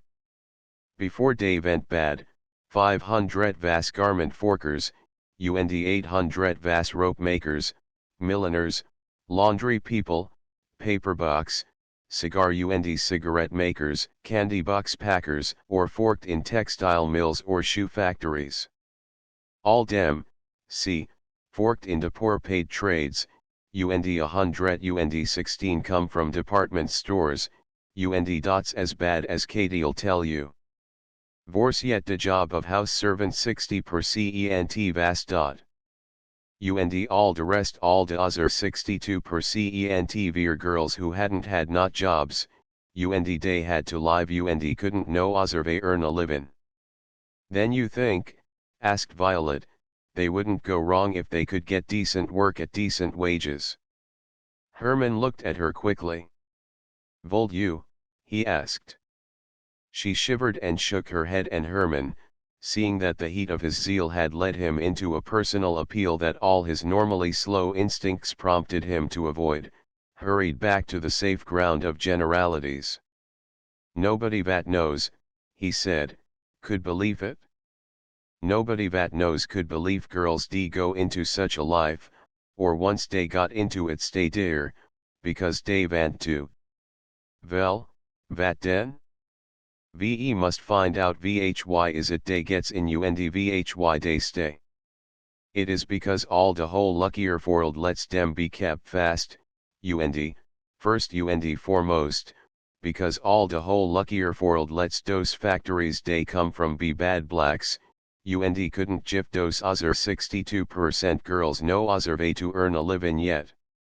Violet thought again, as she still so often thought, of Max. And what about the men that start them, she inquired. Herman brought his heavy fist down upon his knee.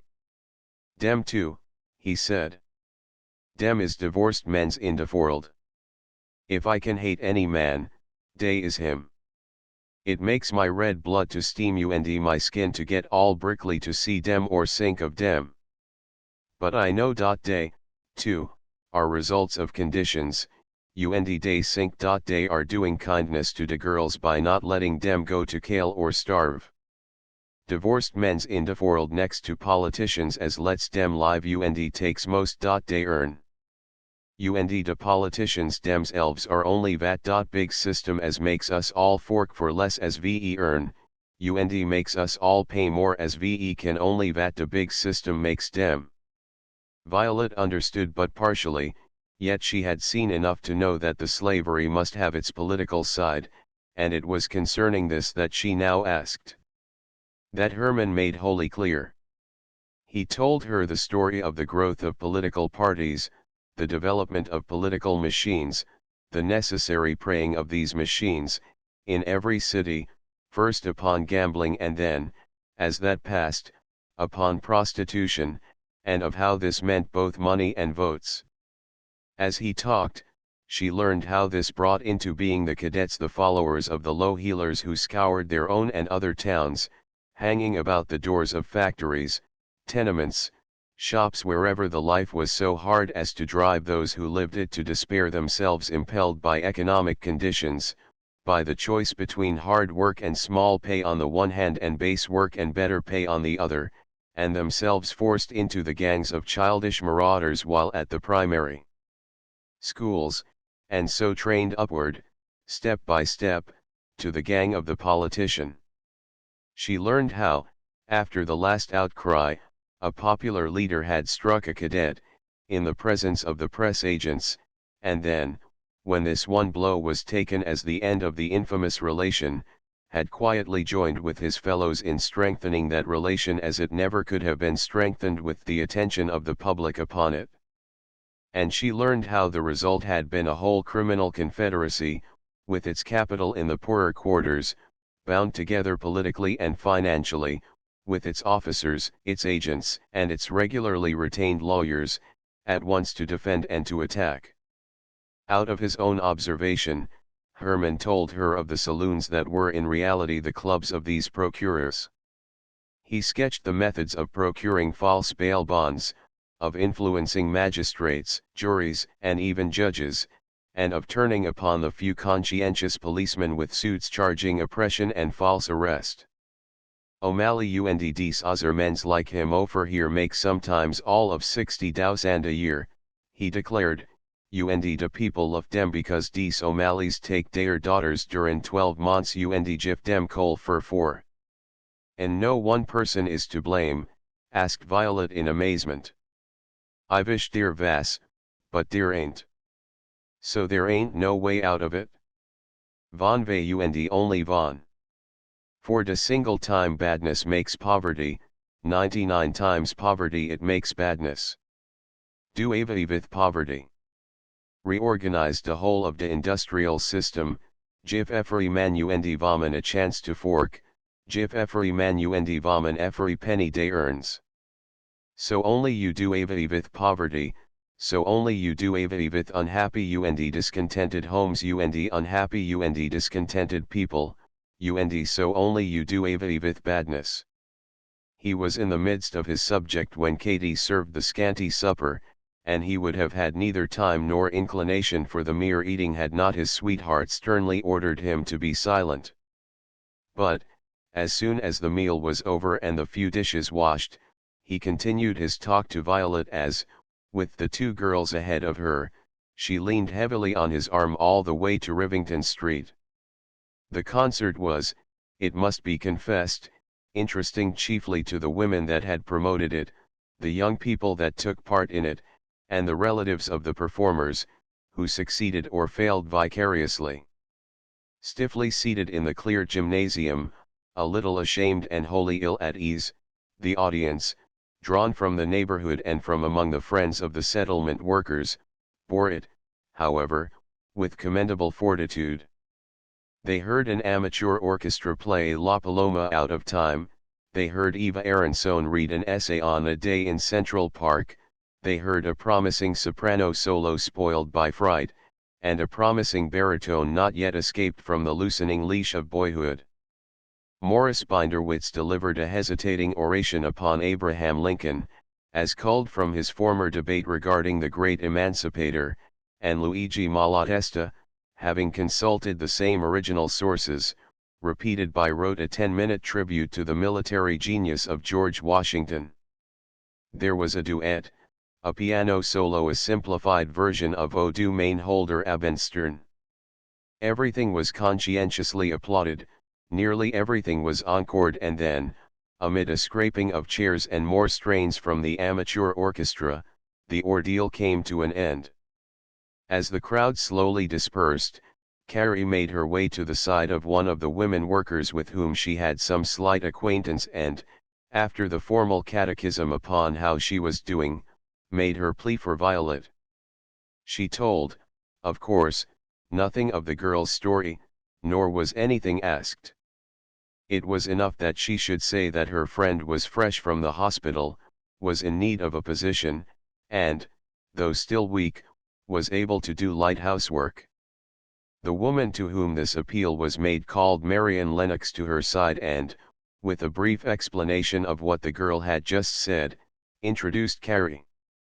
"Didn't you tell me," she asked, "that you'd heard today of somebody that needed an extra servant?" Marian had heard of such an opportunity. The word had not come at first hand, and the housewife was personally unknown to her. She was sure, however, that the place was entirely estimable, and she at once gladly gave the address, to which her co-laborer added, upon strength of Carrie's assurances, a recommendation. Violet was brought over and presented, and when Marian saw the girl's wan cheeks and dull eyes, and read there the plain tokens of suffering, her own fine face shone with sympathy. She drew Violet aside. "Have you ever done housework before?" she asked. "Only at home, ma'am," said Violet. "Well, you'll like it, I'm sure.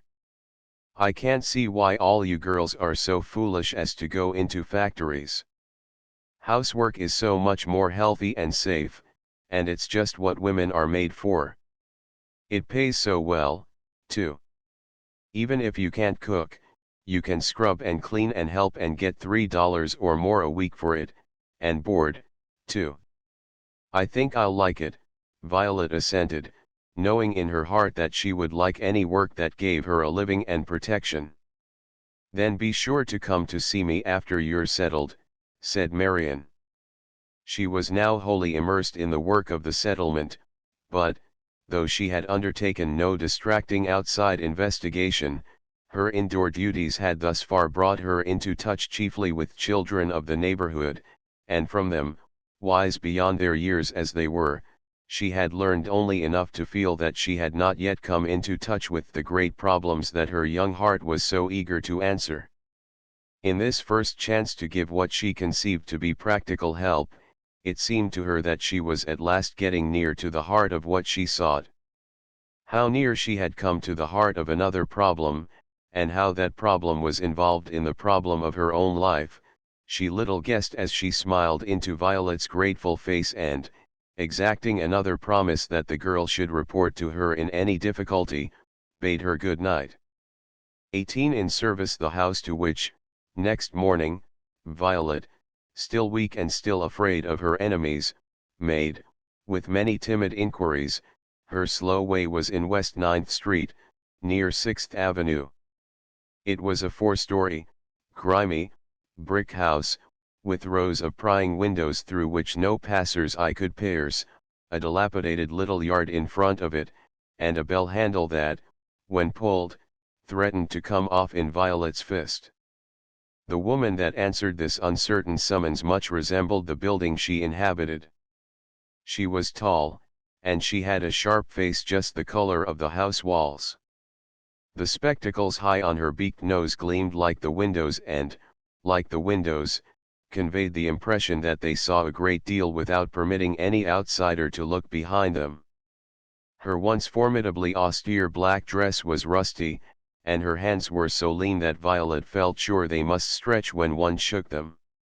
"What do you want?" asked this woman in a voice that cut like a meat axe. "Are you Mrs. Turner?" "Yes." "What do you want?" "I heard you needed a girl." "Where'd you hear it?" "At the college settlement in Rivington Street." The woman's mouth tightened. "Don't see how anyone there come to know aught o' me," she said. "Got a reference?" Violet, beginning to tremble lest this chance should slip away from her, fumbled after the note that had been written for her, and finally found it and handed it over. Mrs. Turner's gleaming glasses read it twice, plainly suspecting forgery. Then she calmly placed it in her skirt pocket. "Where's your home?" she next demanded. "In Pittsburgh." "Hum. How much do you expect?" $16, quavered Violet, who had received instructions from Katie. Mrs. Turner shook her head vigorously. "Won't do," she said. "Can't pay it. 12's my best, and when I have a cook I'm out of one just now. All you have to do for it is to scrub and sweep and clean the house, wash dishes, and wait on table." "How long did you stay in your last place?" Mrs. Turner gave another skeptical hum as Violet answered, 2 years. "Will you take it at $12, or will you not?" asked the woman, sharply. Violet had been told to descend gradually and not to accept a cent under $14 a month, but she was no haggler. "I'll take it," she said. "And good pay, too, considerin'," commented Mrs. Turner. "I dunno. It some ways don't look reg'lar." "Got your trunk over to the settlement?" Violet explained that she had no trunk, that she had just come from the hospital and had as yet had no opportunity to replenish what had been a sadly depleted wardrobe. "Hum," said Mrs. Turner. In the penetrating glare of the impenetrable spectacles she studied the white face before her. "You wait a minute," she concluded. "Not inside. Out here on the stoop." She came outside herself and closed and locked the door. "I'll be back soon," she said, and Violet dumbly watched her lank, hatless form stride to 6th Avenue and turn the corner. True to her word, Mrs. Turner was not long gone. "I guess it's all right," she announced, as she reopened the door to the house. "I phoned that woman to the settlement. She was out, but a friend answered and said the reference is genuine. She described you so's I'd be sure. Looks queer of me, praps, but a person can't be too careful in this town." The gleaming glasses seeming to search her soul for a reply, Violet said that she supposed a great deal of care was necessary. "Try to get along without it," responded Mrs. Turner, "and you'll mighty soon find out." That ended preliminaries, and Violet, agreeing to send for her few belongings, began work without further formality. She discovered that Mrs. Turner was a New Englander, who conducted a boarding house in a manner that sensibly stirred the servants' sympathies in favor of the patrons. Just now the season had greatly decreased these, but the absence of the cook, it was a chronic absence, left plenty to be done. Violet had to rise with the sun and attend to the kitchen fire. She had to help the mistress in the preparation of every meal, and of the serving of every meal and the washing of all dishes she was left in solitary authority. She made all the beds, she emptied all the slops, she swept the floors, beat the rugs, cleaned the windows, polished the stove, and scrubbed the steps. Even in the scant hours free of actual work, she must still be within call of the doorbell and Mrs. Turner's voice. The service was continuous from dawn until 10 o'clock at night. It would have been, upon a friendlier nature, a terrible tax, but, fresh though she was from the hospital, Violet, her sturdy stock standing her in excellent stead, managed so to stagger through it that her racked nerves seemed actually to benefit by her physical exhaustion. Her lot had all the horrors of the average disregarded underservant, and yet, when she crept to her stifling attic room at night, a room ventilated by only a dwarfed skylight, she slept soundly and well. The situation was one that could not, however, long continue. Mrs. Turner was a pious woman, and as such knew that there must be what she described as something sneakin' about any maid that could bear her ill temper. Long experience of one servant after another leaving the house in anger, had not only inured the good lady to such losses, but had ended by really creating a sort of appetite for the kind of condolence that she secured from her neighbors when without servile aid. It was therefore with almost a desire for the worst that she endeavored to delve into Violet's past.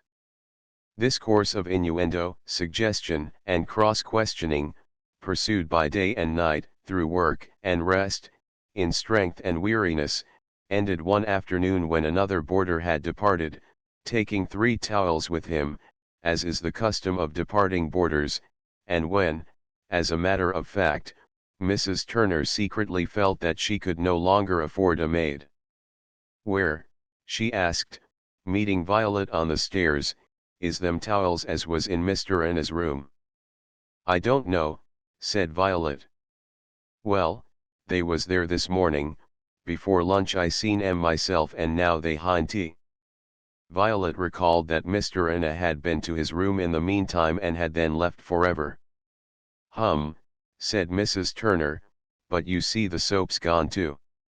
For some reason ungiven, the landlady plainly thought that the theft of the soap, perhaps because of Mr. Anna's personal habits, was proof positive that Mr. Anna could not be the thief, and that Violet must be. The girl was not in love with her work, but she was immensely comforted by the shelter it gave her, and she now throbbed with terror at the thought of its loss. "I didn't take it, Mrs. Turner," she pleaded, "honest, I didn't." "I didn't just say you did," replied the landlady, "but you can't blame me if I think things, the way you come here. Where'd you say your home was?" The question was hurled so suddenly, and was accompanied by such an uncommonly strong glare from the penetrating spectacles, that Violet's slow brain tottered. For the life of her, she could not think of the city that she had formerly mentioned. "Well," Mrs. Turner's foot beat sharply on the floor, "that ain't a hard question, is it? Where'd you say you come from?" In desperation, the girl named the first city that her lips recalled. "Philadelphia," she murmured, and realized at once that this was wrong and that her tormentor knew it. "You said Pittsburgh last week, miss," clicked Mrs. Turner. She raised a naughty finger. "Now I ain't sayin' you took that soap nor yet them towels, mind you that, but I am sayin' you lied. Me and liars ain't good company, you'd better go." The tears came to Violet's eyes. They overflowed and she broke down. In 3 short sentences she had confessed enough for Mrs. Turner to guess the entire truth, and had cast herself upon the woman's mercy.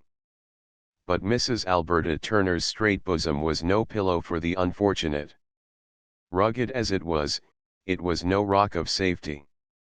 She drew her black figure to its greatest height, she called upon all her religious experience for backing, and upon all her study of the Bible for phraseology, and she launched at the girl a sermon the burden of which was that, as she would have been glad to receive into her care a woman that had erred and had repented, so she was in Christian duty bound to cast forth and utterly repudiate one that had shown herself far from repentance by seeking employment without first bearing her inmost soul.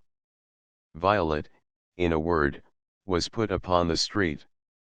She was told that she could have her few possessions when she called for them, but she was given neither the Rivington Street recommendation nor a new one.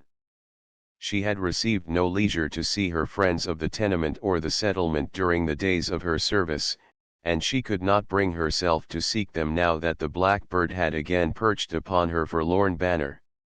For half an hour she wandered aimlessly through the quieter streets, for another half hour she endeavored to gather her courage. It was 3 o'clock in the afternoon before, desperate, she had inquired of a policeman for the whereabouts of an employment agency, had found the grimy place, passed through the gloomy room with lines of toil-worn slatterns seated along its walls, and stated, in hesitant accents, her mission to the fat and frowsy woman in charge at a littered desk in the room beyond. That woman, she had a steady, calculating eye, looked at her victim with a curious appraisement. "What experience?" she asked. "Very little," admitted Violet. "Well, are you?" The woman's voice dropped to the tone of discretion. "Are you particular?"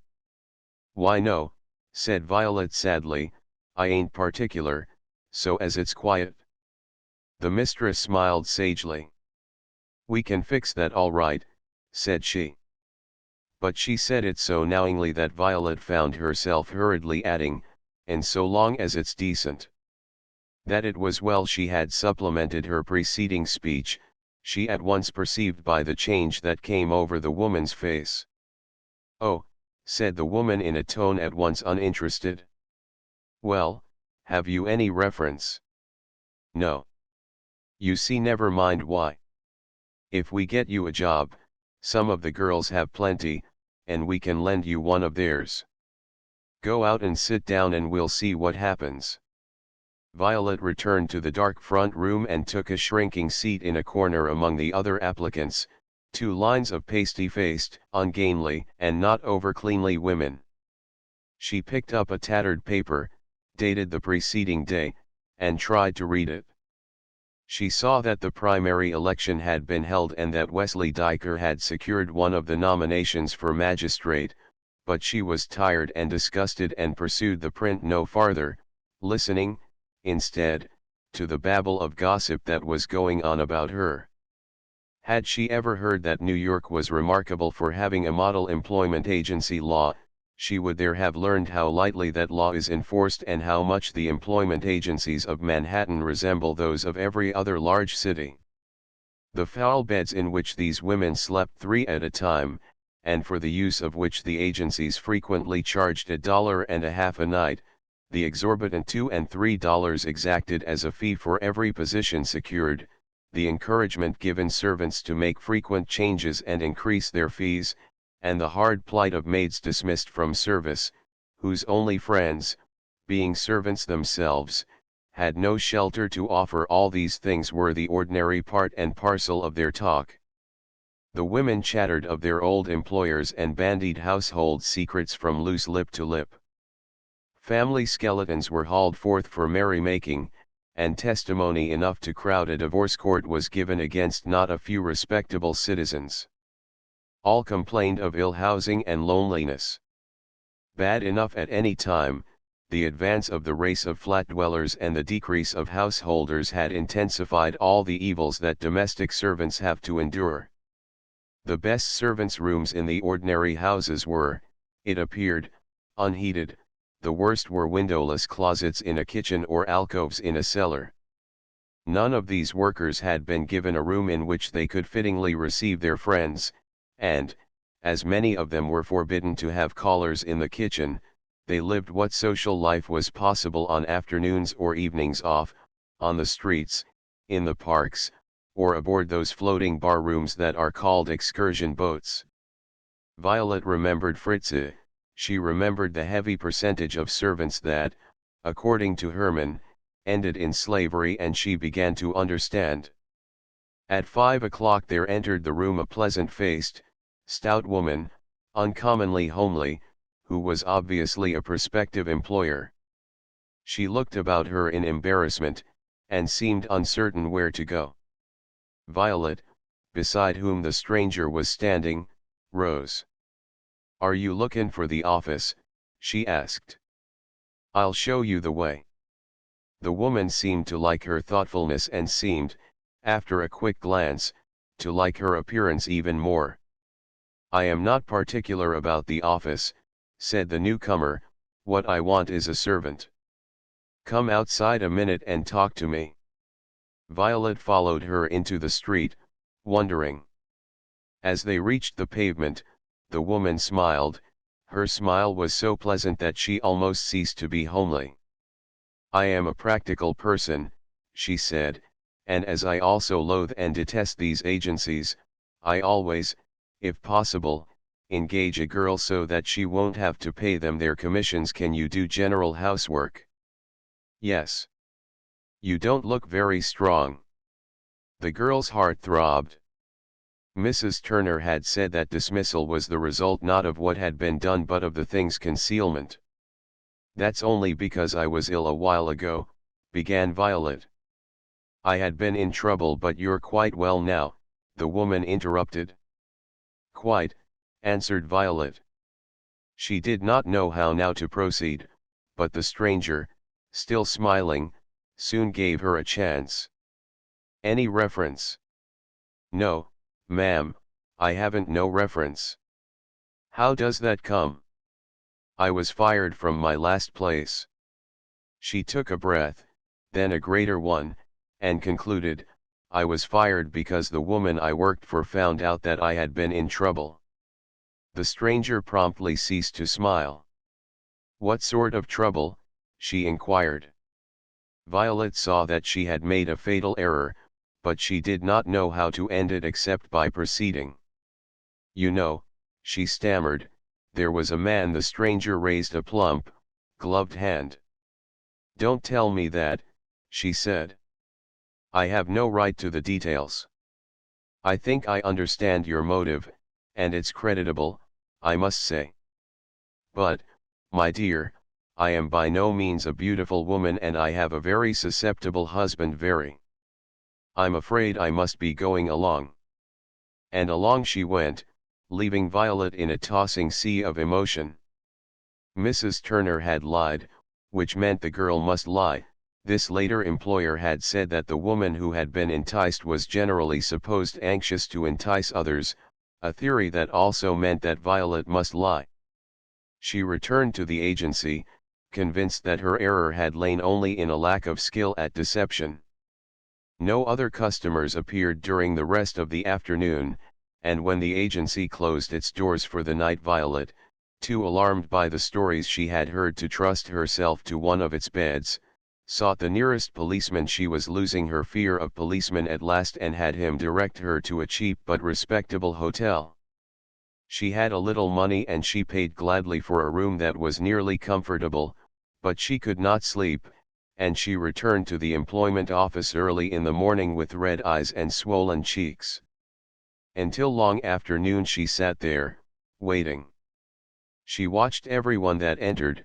She looked at first eagerly and at last appealingly at every possible employer, but somehow the woman in the inner room never sent for her. At last Violet herself walked through the rear door.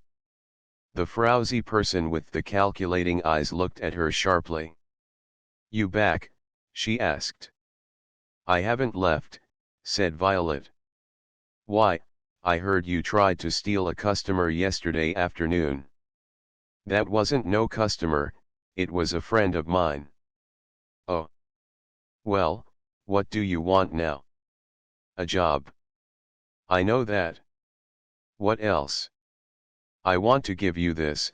I have $6, and I'll give you $5 down if you can get me a decent job in a decent house this afternoon, and then I'll give you $2 a week out of my first 3 weeks' pay. The frowsy person screwed her lips in a downward curve that was probably intended for a smile. I've had that percentage game handed out to me about 1,000 times before, she remarked, and I believe in such money when I get it. Still, I don't mind seeing that 5. Violet produced it, and saw it swiftly vanish down a black cotton stocking. All right. Tell you what I'll do. Here's a woman down on Washington Square wants a maid to wait on table. Can you do it? I can try, but of course I've never done it before. I'll rent you a couple of references in the name of Bellanimic that'll cost you $2 more, and I guess I'll have to trust you for it, and the cook down there, she deals with us, she'll give you some pointers on the job. You'll find it a good place. They're old swells, and the name's Chamberlain. Violet lost no time in seeking this new address. She found it to be a large brick house, with white marble steps, facing the leafy square from the north, and looking across the broad green lawn toward a church that towered into the blue skies by day and by night reached up toward heaven with a fiery cross. The cook, to whom, through the areaway, she made her application, proved to be an ample Swedish woman, with a heart fashioned in true proportion to her body, and a round, placid face that spoke well for her mistress. That mistress, Violet was without delay informed, was an invalid, whose ills, if mostly fanciful, were at least fancied with a force sufficient to keep her in town and in the house all summer long. Her husband she had remarried after a divorce, passed the warm months visiting more wealthy friends along the rocky Maine coast, and her son ran in to see her between such invitations to Newport and Narragansett as he could secure. A daughter by the second union, a girl of 16, remained to care for her mother, and this child and a professional nurse, whose long service made her almost a member of the family, completed the household. Violet was presented to Mrs. Chamberlain, a frail woman with a white, delicate face, lying on a couch in a darkened library, and, her references being casually read, was promptly engaged. She was to receive $18 a month for far lighter work than had been her portion under the sway of Mrs. Turner, and, as Bella Nimick, began at once to see that a better time was before her. Objections there of course were, but these were not of a sort that either Violet's previous experience or present necessity permitted her to observe. Brought up in wealth, Mrs. Chamberlain's ideals had not been improved by that decline of fortune consequent upon her marriage. Neither in a practical nor in an executive sense had she received any training, and, though she would have told you that household management was woman's true sphere, she actually knew as little of it as she did of the wholesale drug trade. It had never occurred to her that cooking was even distantly related to chemistry and dietetics, scrubbing, dusting, and sweeping to hygiene, or domestic administration to bookkeeping. By the same token, the two servants had to share a dark, narrow room in the basement, had no sitting room save the kitchen and, so far as social life went, would have been, had they depended upon the Chamberlain house, twin Selkirks on a Juan Fernandez. But Violet was happy. Her health, if it did not improve, at least did not noticeably decline. The work, if it was hard, was at least possible of accomplishment. And within a week she had made herself so valuable to both her mistress and her mistress's nurse that these potentates found continuous need of her. Then the first blow fell. She had just put away the last of the dishes from an early dinner and was passing the barred front window of the basement when, from the sunset across the square, a shadow descended to the floor within. She looked up, startled. In the areaway a dapper, dark, flashily dressed young man was standing, and the young man was Angel. Violet darted away from the window, but Angel, reaching through the bars, calmly raised the sash, which, even in the warmest weather, was drawn against the noise and dust of the street. His dark face was flushed, and though his wet, red lips were smiling, they smiled evilly. "No tricks," he commanded. "You come to me. I want to talk." Violet did not answer. She huddled into the farthest corner. "Stan out," continued Angel, his lips still curved. "You thinka me so dumb? I am sharp enough for see you. You come here, or I go upstairs and ring a bell." Slowly, like the bird advancing to the swaying serpent, she obeyed him. "Now," he said, when they were face to face, "you alone." She thanked heaven that they were. The cook was in the kitchen. "Put on you hat and come alonga with me." "I won't," said Violet. "You do eet." "I can't. The missus won't let me. It ain't my night off. If you don't, I go upstairs and tell all about you." "I don't care.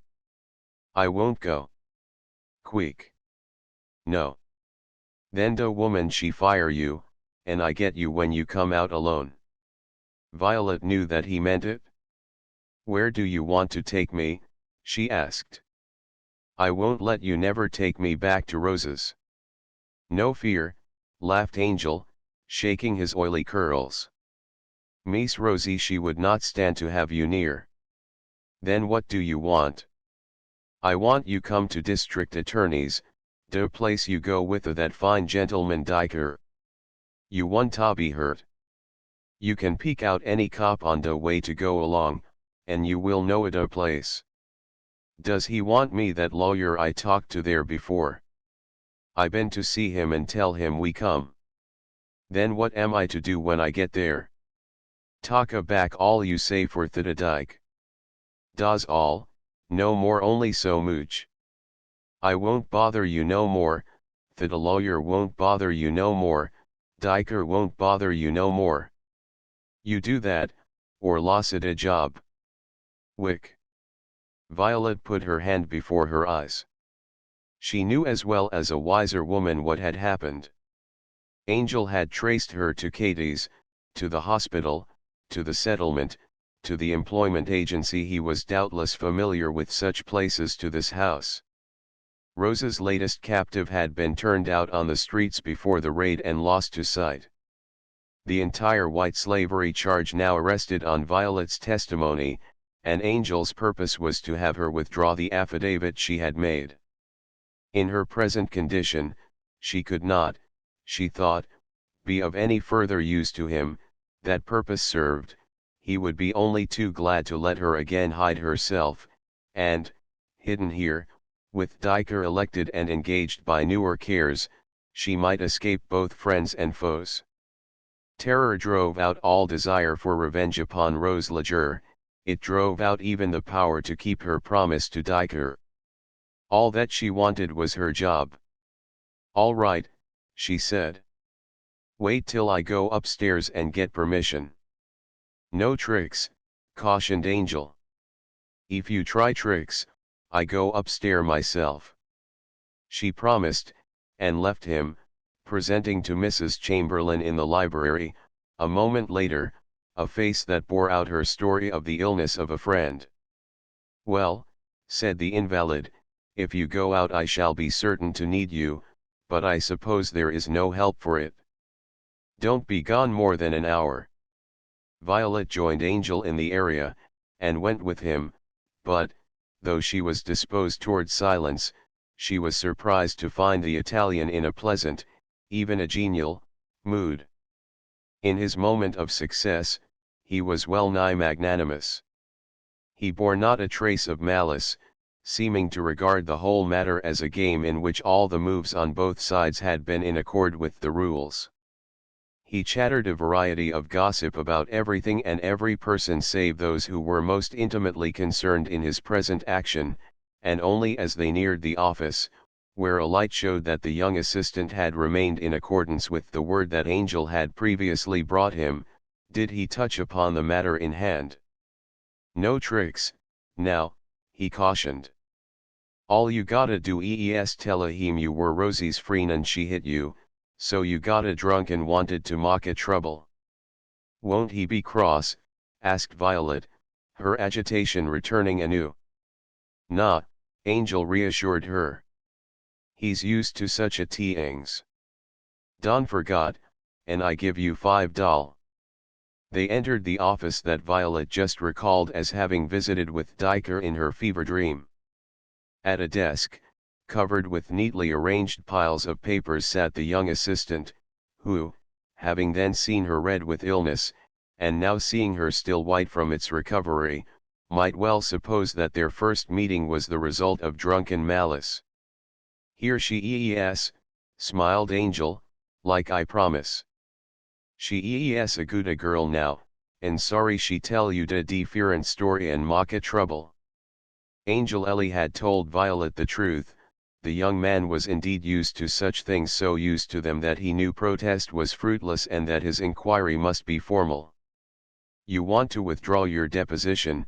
he asked. He was a kindly young man with a thin face. "Do I what?" asked Violet. "He means," began Angel.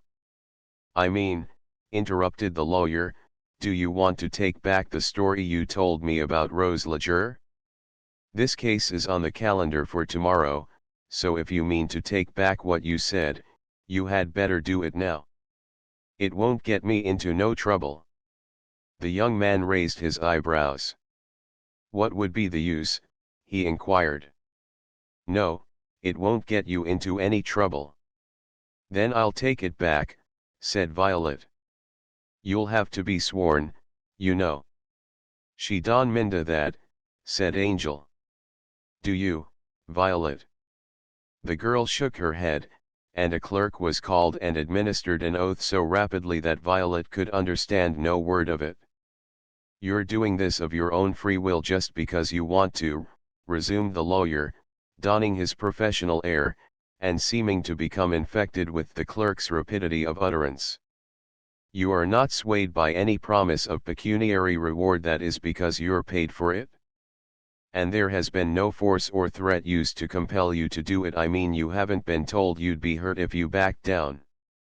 Violet bowed in token of a desire to answer these questions in whatever way was necessary to her bargain, and the new deposition proceeded in the same manner and along the lines that Angel had laid down.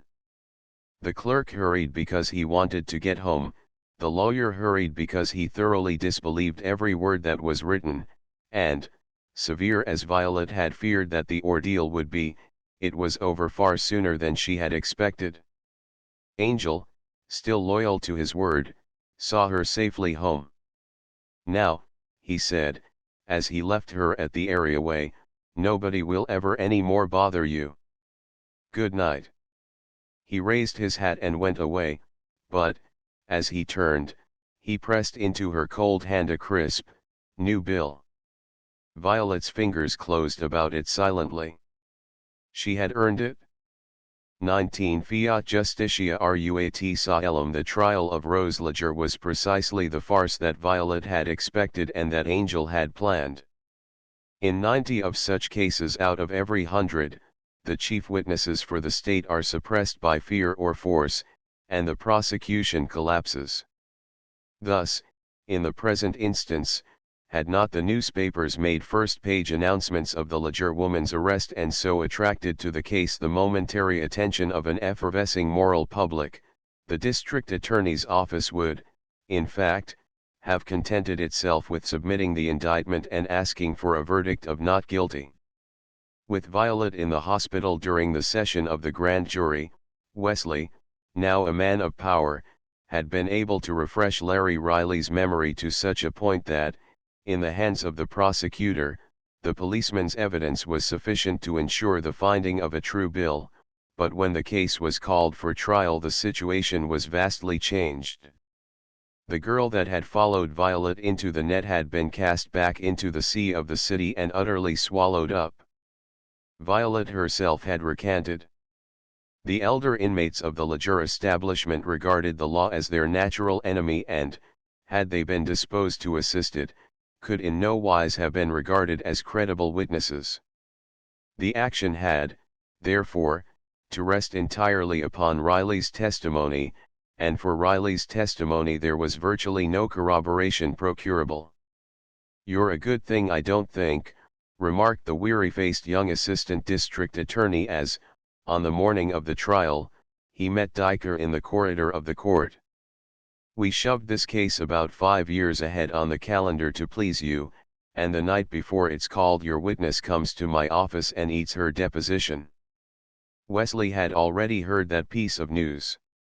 When, in order to keep an eye upon Violet, he had, some time previously, sought her at Katie's tenement, and had received a series of uncredited vows to the effect that the Irish girl had no idea of the whereabouts of her late charge, he had begun to look for a recantation.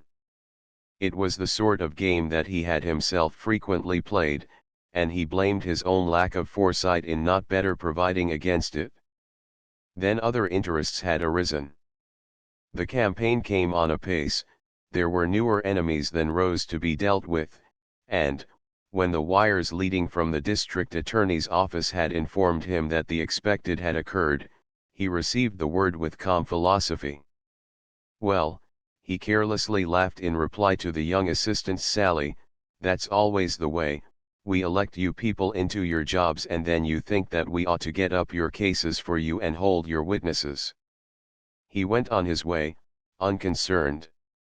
Scarcely less concerned, the young assistant, knowing that his cause was lost, proceeded into court with a solemn air calculated to convince an outraged public morality of his high intent, challenged juror after juror with a frowning brow, outlined his case with biting logic, examined Riley, as the officer on the beat, together with the other policeman that had made the arrest, in an heroic style eminently pleasing to the reporters, finally worked himself into a profuse perspiration of Ciceronian invective against the prisoner and, mopping his weary face, sat down. Equally without concern, and knowing his cause was won, counsel for the defense, a suave little personage, played his role as the cues came to him, retained his suavity through an opening statement flatly denying that of his learned young friend, pretended to drop a little of the suavity through a series of cutting cross-examinations that left nothing of the policeman's vague testimony, and gave an excellent imitation of throwing away all the rest of the suavity when, in an impassioned speech, quite up to that of his learned young friend, he declared that he would call no witness, which he did not dare to do, because the Commonwealth had wholly failed to make out its case, which was quite true, and because a respectable lady, the daughter of a mother, had been outraged by ruffianly officers, her humble home ruthlessly wrecked, and her livelihood endangered, which was absolutely false. So, at last, without any pretense at concern whatever, the bottle-nosed personage on the bench ceased drawing pigs on his blotter, and, sharing the common knowledge of the fate of the case, gravely instructed the unwashed jury that if they thought 2 and 2 were 4 they should so find, whereas if, on the other hand, they believed 4 to be the sum of 1 and 1 plus 1 and 1 they were to perform their sworn duty and so report. And the unwashed jury, without leaving the courtroom, declared Rose Leger an innocent woman. The innocent woman, still the pleasantly stout lady of the brewery advertisement, shook gratefully the soft paw of her forensic defender. "Thank God that's over," said she, with quite as much feeling and quite as much reason as many others of us return praise to heaven for benefits that originate a good deal nearer earth. The suave defender smiled. "Yes," he said, "thank God and pay me." "You'll get a check in the morning," Rose replied, "and I haven't a grudge against nobody, though I do think that other lawyer might a got less gay with his tongue. He was only doing his duty, Mrs. Leger. It's the law, you know." "What if it is? I didn't make it. What I don't like to see is the way you people go back on your friends because something or other's the law." She gathered her silk skirts free of contamination by the low crowd in the courtroom, and made her way to a waiting taxicab outside. "I think," she said, as that vehicle began to pump through the streets, "I'll pay a little call on Mr. Wesley Diker." She found him, somewhat surprised beneath his drooping lids, at his office, and he immediately agreed to see her alone. "Now then," she said pleasantly, seating herself unasked before his desk and leaning easily back in her chair, "what I want to know is, am I goin' to be let alone?" Diker stroked his crisp mustache. He wanted to gain time. "You were acquitted, then?" he asked. "Looks like it, don't it? See here, Wes, I know where all my trouble come from, and I can pretty well guess how it come, but I'm willin' to forget it if you are. Are you?" Diker's slow eyes were raised to hers, then lowered. "Yes," he said. "All right. Now you'll need me and I'll lend a hand, but I've got to know first off if I'm not goin' to be interfered with." "You had better see O'Malley about that." "No, I hadn't." "You went to see him first, go to him again." Diker twirled a pencil between his white fingers. "I shan't be sorry if I do." "You will not." "I may count on that, may I?" Rose squared herself in her chair. "Got a talkin' machine around here?" she inquired. "Why, no. Because I'd like to have some soft music while I tell you the story of my life, see? I don't believe you have to tell that." "Yes, I do. I want you to know just what I am, then you'll see whether you can depend on me. I was brought up decent, that's the truth. I had my church and Sunday school like you had, and perhaps more. The other sort of school I had to quit early, because my old man wasn't paid enough to keep me on, and I had to go to work myself. I was under the age, but I swore I wasn't, so that was all right, and after I'd tramped over the whole town, I got a job filin' letters and addressin' circulars in a young broker's office. I was mighty little, but I was mighty good lookin'. I thought he took me for what I could do, but I found out he took me for my looks. She spoke quite without emotion, and Diker, in spite of himself, was interested. It cost that broker a lot to live, she continued, so much that he couldn't afford to get married. When he'd got through with me, after a few years, and the baby was dead in the hospital, my people were so damned respectable that I didn't dare go home to them. Wall Street had been plungin', nobody'd buy stocks, I couldn't get a job there. Times was hard and I couldn't find a place anywhere else. It was up to me to starve to death, go into a home and be marked for life, or get real money the best way I could.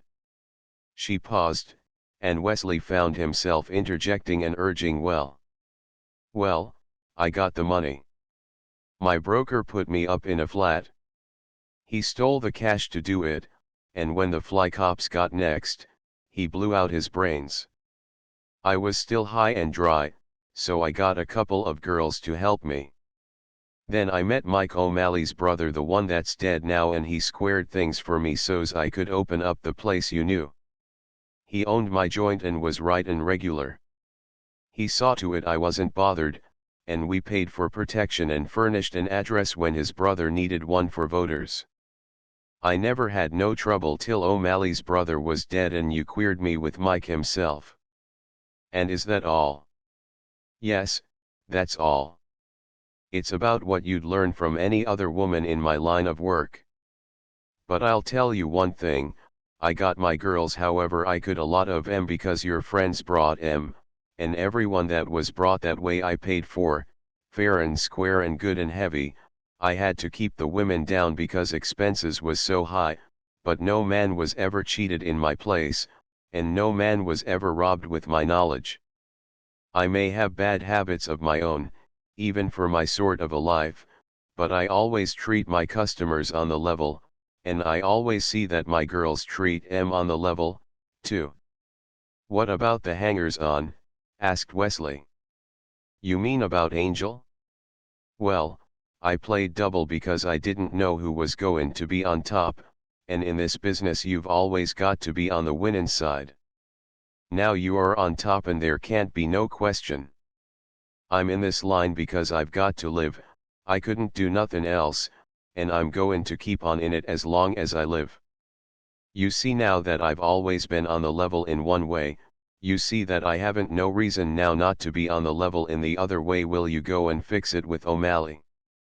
He did fix it. He fixed it that afternoon, and he fixed it so firmly that, within 10 days, Rose, with her former minions gathered from the corners where she had hidden them, was living and prospering in the house that Riley had raided. Impartial justice had been satisfied. XX the sanctity of the home destiny, busy as she had been with the affairs of Rose Leger, had not neglected the usually serene residence of Mrs. Ferdinand Wapping Chamberlain. For 10 hours the invalid herself had been fretful. This had reacted upon the gentle nature of Mistress Madeleine, who had in turn made the nurse to suffer, and the nurse, in her own phrase, had taken it out on Lena Johnson, the Swedish cook. And it's all ban because that son of another husband ban come in home, said the naturally good-tempered Lena, in an effort to pass along the general discontent to Violet. What of that? Violet asked. Is he home so seldom that we've got to get the whole house ready for him? It appeared from Lena's answer that the young man was home far more frequently than his mother's finances could well afford. When he honored the Chamberlain roof with his presence, he generally managed to secure all the money within reach and to devote that money to sociological researches that kept him out until the lesser hours of the morning. These stubborn pursuits were, it seemed, highly disapproved of by both his mother and his sister, yet both his mother and his sister hated his father, the divorced husband of the remarried Mrs. Chamberlain, and as the son and brother constantly threatened that any interference would result in a transfer of his affectionate borrowings to the bank account of his sire, both women were, during his intermittent residence with them, torn between their improbation of his pursuits and their fear that he would desert the maternal house for the paternal club. "What's his name?" asked Violet, as she lent a hand at the preparation of dinner. "Philip," answered Lena, "and it ought to be Hungry Hawken." And yet, when the prodigal reached the house that evening and, admitting himself with his own latchkey, hurried into the library where his mother and sister, the former on the couch and the latter seated beside it, were awaiting the announcement that dinner was served, he would not have appeared, to any stranger that could see him, a much worse young man than most young men. "Hello," he cried, kissing both women lightly on the cheek. "Sister, more of a lure for susceptible hearts than ever." "Much chance I have," murmured black-eyed Madeleine, brushing aside a careful blonde curl disordered by his onslaught. "And the mutter getting better every day," pursued the unabashed youth. "Your mother," said Mrs. Chamberlain, her heavy brows rising almost to the level of her lace cap, "will never be herself again, and you well know it." "Poof! A lean horse for a long race, mutter." Mrs. Chamberlain waved a thin hand in dismissal of all discussion. "If you mean to dress for dinner," she said, "you had better begin, Philip." "No use. I have an engagement for tonight in circles where evening clothes are rarely considered quite proper, and I washed up at the club." "Oh, then you stopped there before coming to your home." "It was on my way." "And you of course saw that terrible man." This being the term in which Mrs. Chamberlain habitually referred to the husband that had been so wicked as to permit her, after her elopement with Chamberlain, to institute and win a suit for divorce, her son merely nodded. "But what's the use of bothering about that?" he demanded. "It was on the way, I tell you." "Cheer up, one may smile and be a woman still." But his hearers, by way of response to this advice, sighed audibly. "I don't think it was very considerate of you, Philip," vouchsafed the younger. "You must remember that when you got that last check from Mother Madeleine," cautioned Mrs. Chamberlain. "I don't care, dear." "Philip, you must remember that when you got that last check from Mother, it was on your distinct promise that you would not see your father again for a year." "And don't you remember," retorted Philip, "that I afterwards, upon reflection, distinctly withdrew that distinct promise as utterly and in essence unfilial? A woman can always remember more things than a man has forgotten, and forget whatever she doesn't want to remember. If it had been an honest woman instead of an honest man that Diogenes was looking for, he'd have had to throw away his lantern and hire a portable lighthouse." But he kissed the girl as he said this, and pressed his mother's hand. "The trouble with you two," he declared, "is that you don't get about enough. Seclusion makes you serious." "I wish," said Mrs. Chamberlain, "that you had brought me back the news that you had grown more like us." "More serious? Still harping on your son, dear?" "No, I'm sorry to disappoint you, but I've about given up all hope of marrying money, and marrying anything else is an impossibility. I must be getting on in years. You know how it is, as we grow older we become more particular and less desirable. When we're old enough to have learned properly to play the game of love, we're too old to play it." "You're a mere boy," observed Madeleine, with a toss of her blonde curls. "And you talk like one," said Mrs. Chamberlain, smiling in spite of herself. "I'd never think of accepting anybody so young as you are," the girl added. Philip pulled her pink ear. "That's right, Queen Mab," he agreed, Wait till a man is large and round and settled. And when you do marry, marry for keeps. A little marriage is a dangerous thing, mutter. Philip. What more she would have said to this criticism of her own estate, Mrs. Chamberlain's son was not just then to hear, for a Japanese gong interrupted her with the melodious announcement of dinner, and the son snatched his protesting mother in his arms and, with Madeleine following, bore her into the brightly lighted dining room.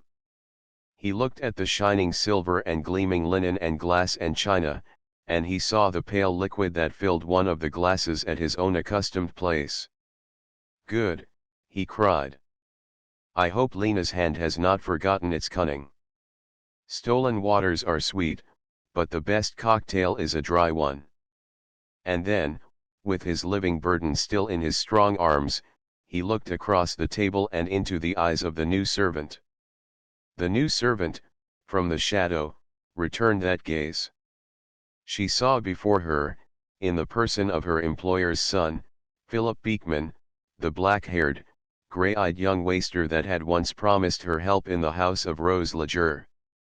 On her part, Violet could have no doubt, and it was only with the utmost exercise of self-control that she continued her duties. But for Philip certainty was not immediately obtainable. He saw many girls in the surroundings in which he had first seen Violet, and her he would probably long since have forgotten had it not been for the appeal that she had made to his surface emotions. Nevertheless, the walls of his own home did not, in this case, form a setting that made for easy identification, and, besides, though this woman had recovered some degree of her health, the best of her looks would never return. Beauty is the quality most remembered by such men as Philip Beekman, and beauty lost is the best disguise against them. Philip, therefore, quietly deposited his mother in her chair, and continued his easy raillery until the soup had been served and the little family had been left, for a time, alone. New maid, he then casually inquired. Yes, said Mrs. Chamberlain, and actually a fairly competent one. What's her name? Bella. Any more? Really, I don't recall her family name, Philip. What possible difference can it make? I suppose, said Madeleine, that he thinks her pallor interesting. Nonsense, Madeleine. Her last name is Nimick, Philip. Oh, said Philip, inwardly reflecting that, in the nature of things, a name could not much signify. I was merely attracted by the fact that she didn't precisely resemble a servant. Have you never noticed how all men look as if they belonged to the class below their own, and all women to the class above? It seems as if a man could never rise above his environment, and as if a woman could never descend to hers. He did not again refer to the subject, but the subject was, during all the meal, keenly conscious that his grey eyes were covertly watching her. She moved about the room with increasing difficulty. Her hand shook as she brought the salad bowl, and she spilled some of his coffee on the cloth. As soon as Lena had left the kitchen and gone upstairs, Beekman came into the pantry. His manner, neither that which she had once known nor that which she had more lately observed, was quick and threatening. His frank face was flushed with anger. Your name is Violet, he said in a voice that, though low, shook under the restraint that he put upon it. She was standing beneath a gas jet, a little column of dishes in her hand. The cruel light showed the havoc that had been wrought upon her, but it also showed the marks that no years or change could alter. Yes, she said, her own voice scarce a whisper. Did you? He bit his lip. Did you come here to scare me? He demanded. She put down the dishes. What do you mean, Mr. Beekman? Because I haven't any money, you know. Mr. Beekman. She put her hand before her face, and he saw that he had been wrong. I beg your pardon, he sulkily said. In the circumstances, It wasn't an unnatural supposition, though my mother thoroughly understands my manner of life, but I see now that I shouldn't have said it. He paused, and then, because he hated to be in the wrong, he hunted about for another excuse for attack, and, finding one, became more angry than before. "Only how dared you?" he asked. "How did you dare to come into this house?" Violet bowed her russet head. "I didn't know it was yours," she said. "You didn't know? How could I? Lena didn't happen to say nothing about you before today, and your mother has a different name." "Don't talk of my mother," he commanded. Had Violet known all the truth of her mistress, it would probably have flashed over even the servant's dull brain that the difference between a woman beaten into slavery and a woman that married the man who, during her first marriage, had been her lover, was a difference not of kind, but of degree, and of a degree decidedly in the ethical favor of the former. However, she held her tongue. It was the best shield she could have chosen. Through silence few fits of anger are strong enough to reach, and the quick temper of Beekman began slowly to spend itself. "I don't see how you could come into any decent house," he grumbled, "no matter whether you knew whose it was or not." Still Violet did not answer. "I suppose you didn't think about that, though," Philip pursued. Violet was as yet too stunned at all adequately to feel. With a shaking finger she drew invisible arabesques upon the shelf beside her. "How did you get away from Rose's, anyhow?" he asked. Slowly she raised her head. Slowly she fixed him with her tired blue eyes. And slowly, still drawing arabesques now unregarded, she answered, "Does that make much difference, Mr. Beekman?" "Wasn't I interested?" he blustered. "Because, you see," she concluded, "however it wasn't by none of the help you promised." The thrust just pierced his armor of convention. "Oh, well," he said, "what could I do? I wanted to help you know that, but what could I do? Nothin'." Her eyes clouded as if they looked at something which, though clear to sight, passed all explaining. "Nothin', I suppose." The words lent him courage. "And I can't do anything now," he went on, his anger cold, but his determination unchanged. "I'm sorry for you on my word of honor, I am sorry for you with my whole heart, Violet, but you can't stay here. You must see that you can't stay in this house another night." Her eyes were still on his. "I know you think that," she replied, as if puzzled and seeking a solution. "And I know what you think goes, but, myself, I can't see why not." "But, Violet, just consider," he cried, his hands outstretched. "You wanted me to get away and get a decent job," she dully answered. "Not here." "What's the difference? What's the difference whether it's here or somewheres else?" "I can't see." "But here all the time I should know. Don't you know, wherever you are, about lots of others that don't get away? And does that hurt you? Wouldn't you know about me wherever you are, about me wherever I went? And would that hurt me? You don't understand." He seemed to charge her with her admitted incomprehension as if it were a crime. "No, I don't," she repeated. "Can't you see that if you were somewhere else, it would be different? I'm sorry, but I can't. Not if you were where nobody knew about you." "No, I don't see that, Mr. Beekman. I haven't got any disease to give people. I wasn't thinking that." "Well, you wouldn't tell on me to the people I went to if I went somewheres else." "Certainly I wouldn't." "And you don't think I'd steal, do you?" "Of course not. Nor get anybody who was kind to me into the sort of a hell I work so hard to get myself out of. How could I think it? What are you driving at, Violet?" This, that if all them things is the way you say, I'm fit for any job I'm able to do, and I'm able to do this one. Not in this house. What's the difference where? Her voice was still low, and her words still came slowly, but she was, however imperfectly and painfully, beginning to think, which is a very dangerous thing in any exploited individual. What's the difference where? She asked. What you know don't make me no worse, and what I know don't make me no better. The truth's the truth. What's happened's happened. I used to be a girl in Rose's house, no matter if I was now workin' in your house, and you do know what I used to be.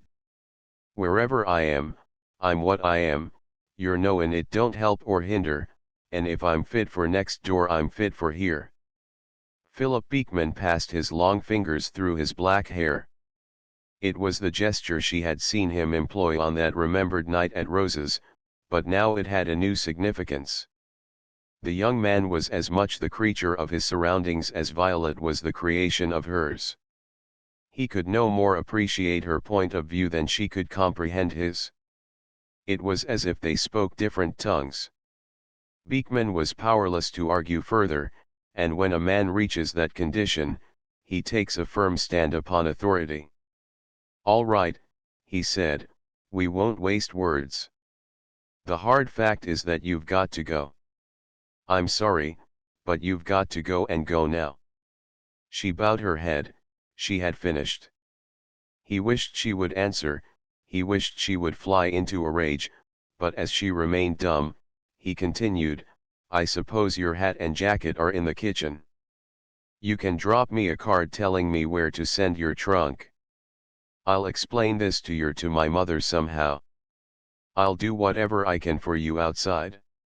A slow shake of her russet head was her reply. I'll give you a recommendation. I won't need none, Mr. Beekman. I think I've got $50 somewhere in my clothes. I was paid my wages only this mornin'. He looked at her in grey-eyed amazement. But I say, he began, you aren't going to. You don't mean you won't. She did not answer. She moved slowly and quietly away. She went to the kitchen, got her shabby beaver hat and her long coat. Philip, in the pantry, remained as she had left him, erect, eyes and mouth wide. A moment later he heard the area door open and close. XXI an ancient problem and twent from Rosie Legers, said Angel, Maka 200. Herman Hoffman, alone behind the bar in Schleger's saloon, and half asleep as he bent over a thumbed and stained copy of the last evening's paper, scarcely raised his head. It was 1:30 in the morning. Except for Angel Ellie and the man to whom he was talking at a table by the door, the place was empty of customers, and so unconcerned were these two latecomers that, had he wished it, every word of their conversation could have been taken down by the barkeeper. But the barkeeper did not wish it. He knew both the men, and had heard something of the character of each, as every good barkeeper comes to know and to hear about most of the regular patrons of the establishment that employs him. With Angel he had even had a nodding acquaintance in the days of the brewery wagon, and since he had donned the white jacket he had seen often the narrow-chested, stoop-shouldered, slouching Austrian now in conference with the dapper Raphael. He had been told that this Austrian, with his bristling brown hair, pale face and thin mouth, pulled downward at one corner by an ugly scar, made his regular living by appropriating the wages of a girl that he nightly drove forth to scour the dark streets, earning what money she could from what looks were left her and stealing what she could not earn. And Herman knew that, now an election was near, both of these proud possessors of the suffrage were doing their exacted duty for the powers that permitted them to thrive, and were, like the army of others in their own profession, through all New York, Chicago, Boston, Philadelphia, through the tenderloin of every American city, providing for the voting of repeaters, of dead men, of men that never were, in the interests of whichever of the two great political parties happens to be in control of the city where such votes are needed. Mirka, said Angel, laying down his gold-rimmed fountain pen and looking up from the back of the envelope on which he had been making his calculations, we will need 100 more. Mirka, the Austrian, tried to smile, but that ugly scar at the corner of his mouth caught the smile in the making and pulled it down into a sinister sneer. I can smoke out 50 if you can, he said. De sama kind. Yes. Herman, behind the bar, frankly yawned. He remembered, with a slow smile, how, when he had first come across such practices, years ago, he had gone to the ward leader of that party in whose interests the work was being done. He remembered how this potentate had first assured him that he had heard wrong, and finally met his persistence with a warning that he had better keep his mouth shut. He remembered how, at the rival headquarters, he had been told that there was always a mass of such evidence, none of which could be effectively used before election, and how, when he had ventured to suggest that an election offense was punishable after election day, he had been ridiculed. And lastly, he knew that his own socialist friends had already all the information that he had now obtained, but could do no more at the polls than lodge protests that would be overruled by the election judges and subsequently pigeonholed by the courts. All right, Angel was saying, as he pocketed his pen and tore the envelope into small bits, which he tossed deftly across the room into the gutter beneath the bar. I figzahim. I get it a rest. The two men rose and stepped to the bar for a nightcap of whiskey.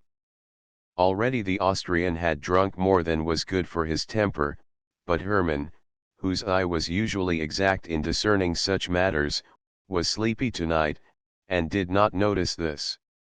Angel poured a bountiful portion from the cool metal-stoppered bottle that Hoffman shoved clanking toward him. Mirka decanted even more, and then momentarily released his hold of the bottle to speak to his companion. Herman, thinking both men satisfied, reached for the liquor. Keep your dirty fingers off of that, cried Mirka, with no trace of his nationality in his speech. Can't you wait till I pour a real man's drink? Herman flushed. It's a bath, den, you're goin' to take, he asked. I will if I like, you damned fool, rejoined Mirka, his eyes warming. Herman's blue glance surveyed the uncouth, slouching figure. All right, he said, you need von. The Austrian glowered. Then, tilting back his bristling head, he tossed the liquor down his long throat. Give me another, you Dutchie, he ordered, pushing his glass across the bar. Angel began a quieting word, but Mirka broke in, still addressing Herman. Get a move on, or I'll break your face, Dutchie, he insisted. Herman's jaw was suddenly set in a rigid line. He remained motionless. Come on, now, said Mirka. Don Maka these tricks, protested Angel Ellie, dividing his plea between his hearers, and placing his hand upon the Austrian's shoulder. You shut up, retorted Mirka, shaking himself free. And you Dutch fool, give me a drink quick. Herman did not obey. He saw at last the fellow's condition. You've had enough, he said. Mind your own business, snapped the Austrian. That's what I'm doing, answered Herman, calmly reaching for the empty glasses. You're drunk. He had hardly spoken before Mirka, his habitual lassitude dropping from him like a discarded cloak, made a quick leap that brought him half across the bar. The glasses crashed, the bottle was overturned, and in the Austrian's waving, clenched right hand there flashed a knife. It was a moment of action, but a moment only. From one side of the bar, Angel had gripped Mirka by the waist and was pulling him backward, on the other, the powerful German had caught the threatening fist and now, with a quick twist, sent the knife plunging into the tub below the beer spigots. Spluttering obscenities, the Austrian was dragged to the position from which he had made his attack. "You keep a quiet," commanded Angel of the one combatant, and to the other, "You get a more fresh with your mouth than I get a you fired." Herman had recovered the knife and was now calmly drying it upon a bar towel. Such incidents were not unusual in his occupation and, now that this one was closed, he could afford to smile his answer to Raphael. Mirka, on the other hand, though still tightly embraced by Angel, was trembling with rage. "I'll get you for this, Dutchy," he declared. "So," said Herman. He still smiled, but he was tired of being called Dutchy, and his tongue ran just a hair's breadth ahead of his caution. "Try it," he concluded, "try it, you dirty Austrian loafer, you and I'll some f hairs go v hear dose names you been makin' ood will get you v hat you deserve.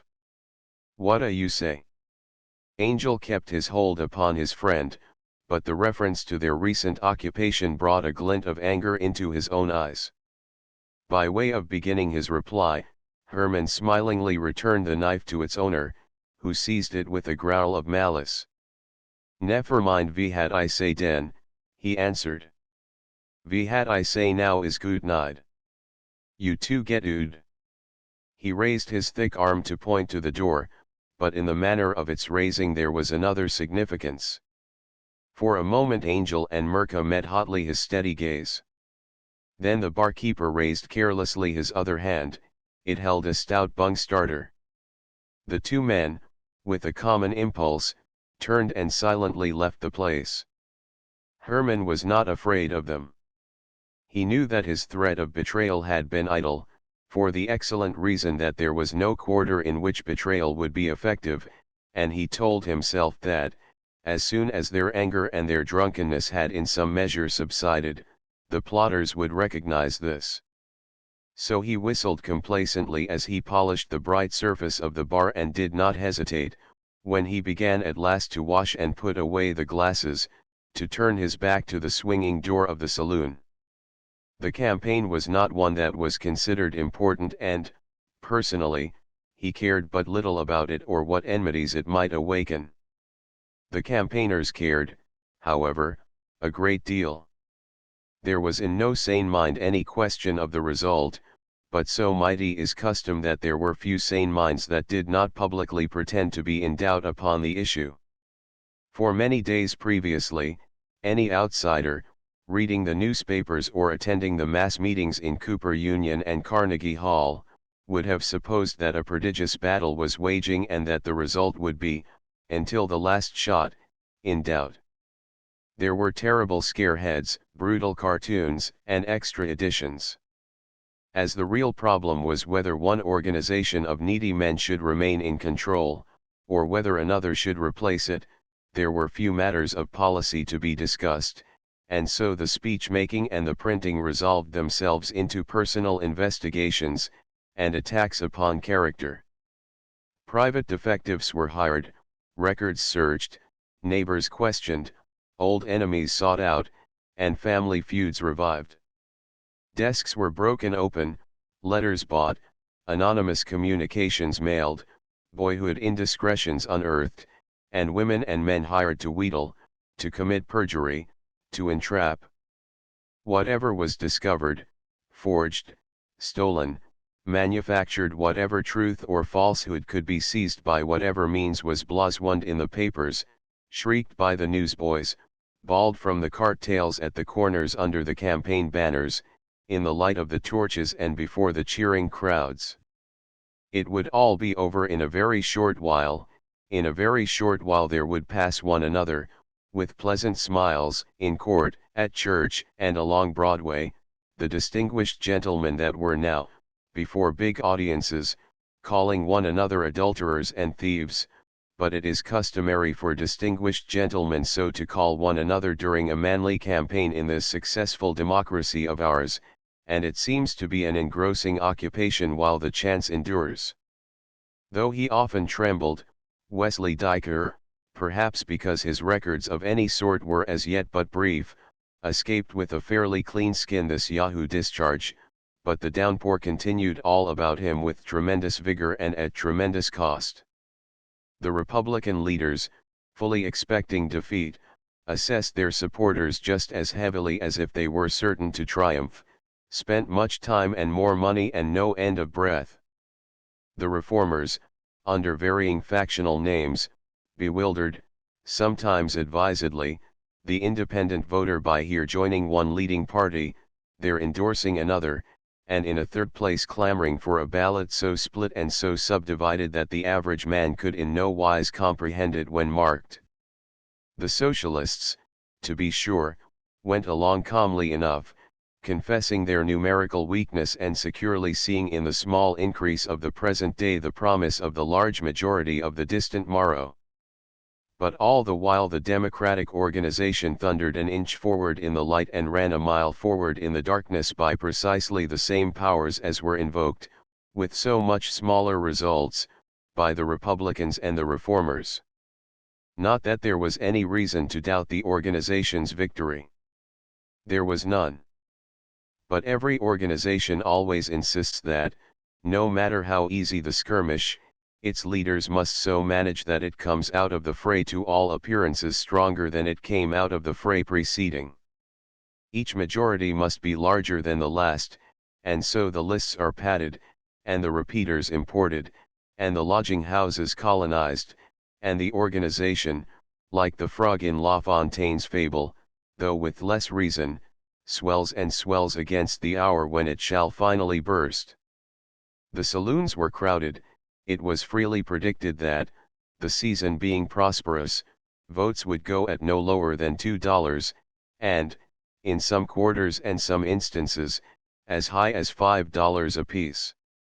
There were some points, however, to which the tide of prosperity had not risen, and one of these was the high tenement of Katie Flanagan.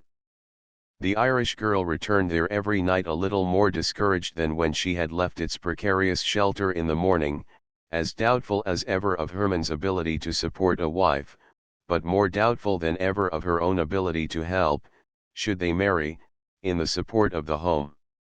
At the shop, the work and the hours weighed more and more heavily upon her. They dragged at the heels of her mind when she endeavored to evade the insulting compliments of the callow youths and grey men that strolled by her counter, and they were impedimenta that made it daily more difficult to escape without offence the oily approaches of the dignified Mr. Porter. Sometimes, she said one evening, as she and Carrie sat over their meagre supper, I begin wonderin' again whether it's worth while runnin' away.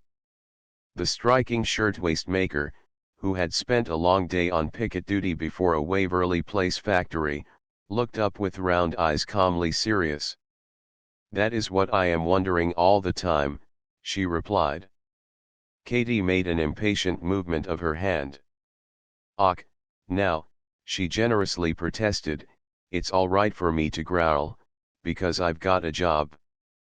I don't count, and it's just me habit. But you mustn't do it, me dear. I am not complaining, I am just honestly wondering, that's all. But if the worst came, you could go back to work, you know. Carrie's face was all surprise. And turn traitor to my friends striking in my own and all the other factories, she asked. Oh, no, you would be the last to do it yourself, Katie. I would rather go on the street. You don't mean that, darlin'. I do mean it. If I went on the street, I would hurt myself, but if I did the other thing I would hurt all the other girls in the union. She spoke quietly, but with infinite conviction, and Katie knew the forces that had brought about this state of mind. The widespread strike, though it still continued, was a failure. Public sentiment had never been aroused. The employers had succeeded in securing non-union labor, whose wages they were, even now, securely reducing, and whose privileges granted to entice them to work they were curbing. Their political powers earned them the armed assistance of the law, and the strikers' ranks, though but little thinned by desertion, were steadily decreased by poverty, by the necessity of the girls to find other sorts of work, by illness, and, now that the cold autumn had set in, by death, Carrie was underfed, scantily clothed, penniless, and Katy, remembering these things, found herself without reply. Had she needed further example of the pressure of conditions upon her kind, she could have found it in an incident in the shop on the day following. A bull-necked young man, with ruddy cheeks and a certainty of manner that spoke as loudly in his eyes and his scarfpin as in his voice, sauntered up to the silk stocking counter, where she happened then to be stationed, and began turning over the wares displayed. "Have you been waited on?" inquired Katy. "No," said the young man, looking at her steadily, "but I'd like you to wait on me." "Are you busy?" Katy said nothing, but stood there. The young man said nothing. Katy began to finger the boxes before her, but she felt that the young man was looking only at her. "What quality would you like me to show you?" she asked. "Well," parried the customer, "what quality do you like?" She shot one glance at him, he was still looking at her. "We have only the best at this counter," she answered, with a slight flush. "You'll be findin' the cheaper the sixth aisle to your right." But the young man only laughed with unconcern, and continued to keep his gaze on her lowered Irish blue eyes. "I can afford the best of everything," he said. There was a pause. Katy raised her eyes and met his own without flinching. He smiled, but he was quite too satisfied with his own charms to notice that the salesgirl was not smiling. "What time do you quit work?" he inquired. "I never quit." She said this as if she were closing a door, but the young man proceeded imperturbably to rattle at the knob. "I thought," he said, "that you might like to eat a little dinner over at the York with me this evening." "Thanks," the girl answered, "but I do all me eatin' with me husband. Will you, please, be tellin' me what sort of stockin's you want?" The young man grinned. He seemed to enjoy what he took to be her playful repartee. "Look here," he replied, "my wife is away back home, and I'm all alone over at that hotel." He was leaning airily toward her, both hands on the counter. Katy, standing opposite, leaned toward him. She answered his smile, but he could not see that her smile was not of his own sort. "Do you want to buy anything?" she demanded.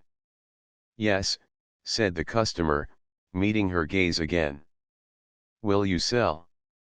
It was no unusual incident, no more unusual than the coming incident of Mirka's attack upon Hermann, but the girl had reached the end of her endurance, and what followed across that counter was not unlike what was to occur across Ludwig Schlegel's bar. Katy opened her firm, pink palm and smacked the young bargain seeker smartly across the mouth. There was no immediate consequence. The aisle was too crowded to allow any but the nearest employees to witness the blow, and the crowd was too intent upon its own thousand errands to heed what happened before its eyes. One or two salesgirls stood still at their work, petrified by alarm. One or two customers hesitated and chuckled.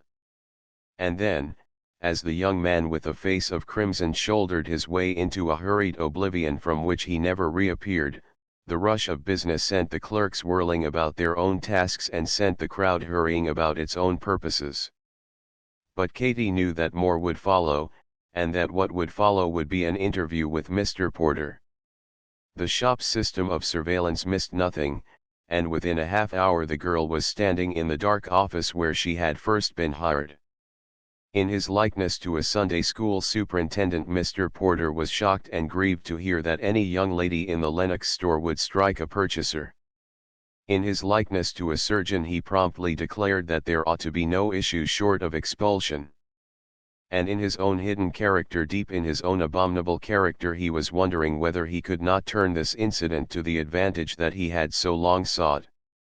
"The viper was insultin' me," said Katy. "Are you quite sure of that, Miss Flanagan?" "Sure, I'm sure." Do you have to wait for a snake to bite you before you know what he's up to? You could have called the floor walker. And been fined for me pains, Mr. Porter. Mr. Porter tapped his desk and kept his eyes on his fingers. I find, he said slowly, that most men do not make approaches without some encouragement, in either word or manner, on the part of the girl. I also find that such occurrences as this are very rare in the experience of most of the girls in our employ. He stopped, but Katie stood silent by the arm of the desk, her lips compressed, a frown between her arched black brows. He sent a crooked glance up at her, and then resumed, I scarcely ever have a case of this sort to deal with. I wonder why, if such things are done by customers, the other girls do not report them.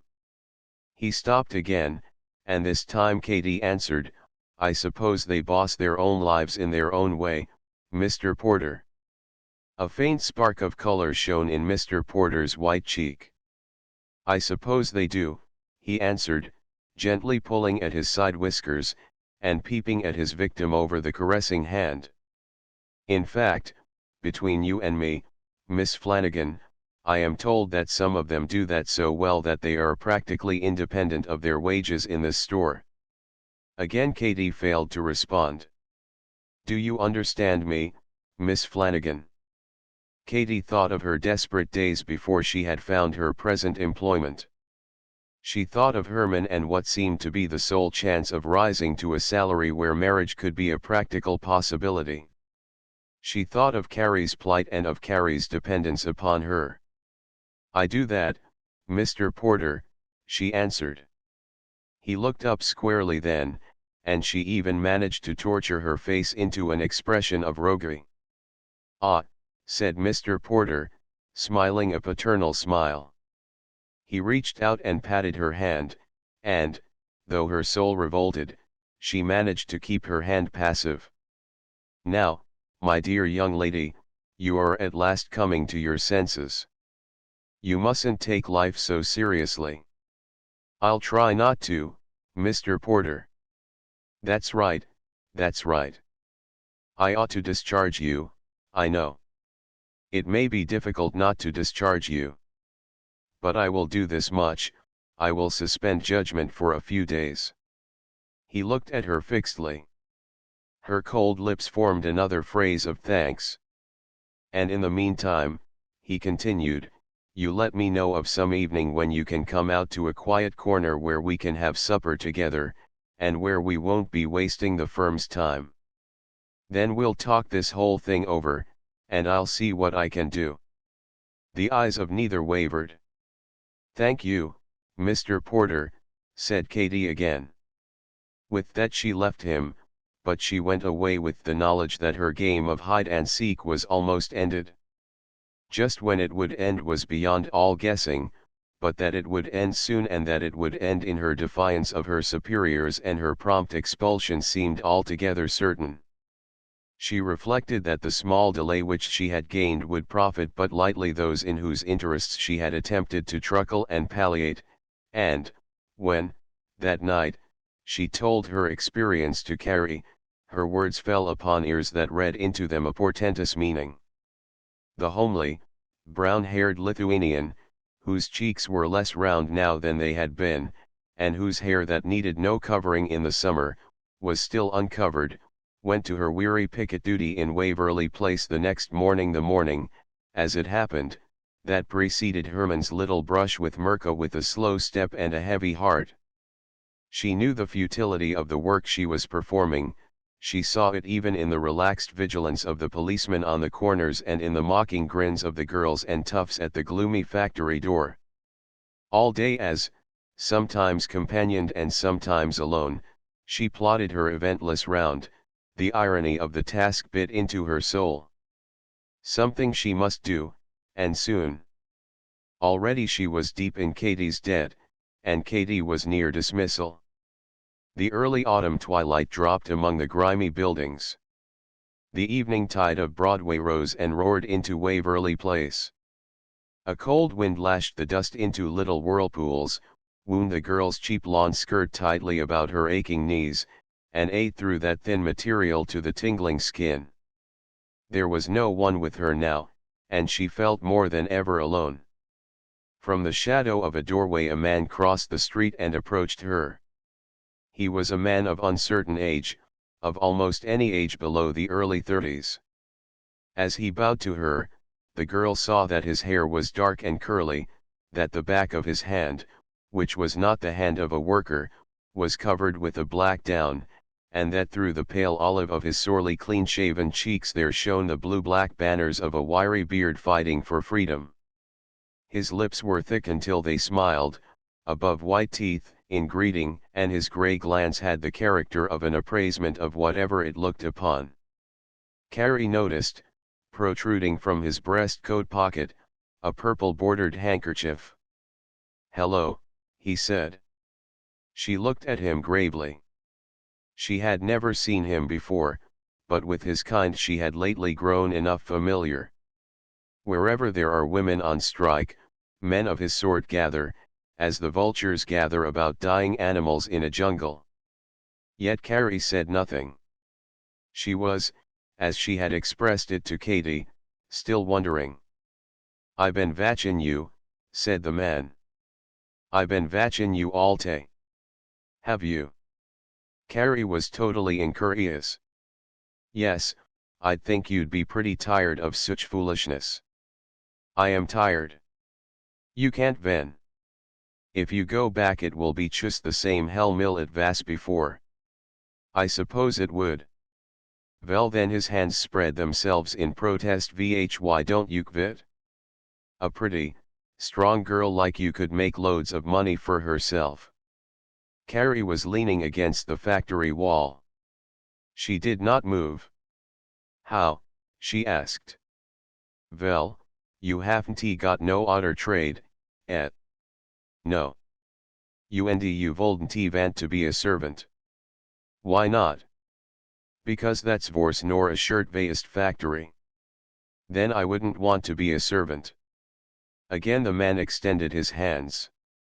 "Well," he said. "But I knew one girl that went into a house," affirmed Carrie, "and I wouldn't do that for a fortune." Her practical manner might have disconcerted most men, but this man's business had accustomed him to all forms of rejoinder. He immediately began an endeavor to persuade her by economic arguments. But Carrie interrupted him.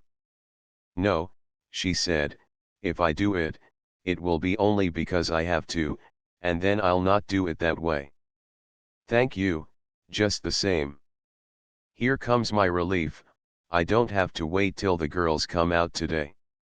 Goodbye." He essayed to protest, but she walked quietly by him, made her brief report to the oncoming women, and started on her journey homeward. The man, whose trade imposed patience, said no more. He did not again approach her, and, though she knew that he was following her, through the growing crowd that rolled eastward, to mark her hiding place, she did not attempt to elude him.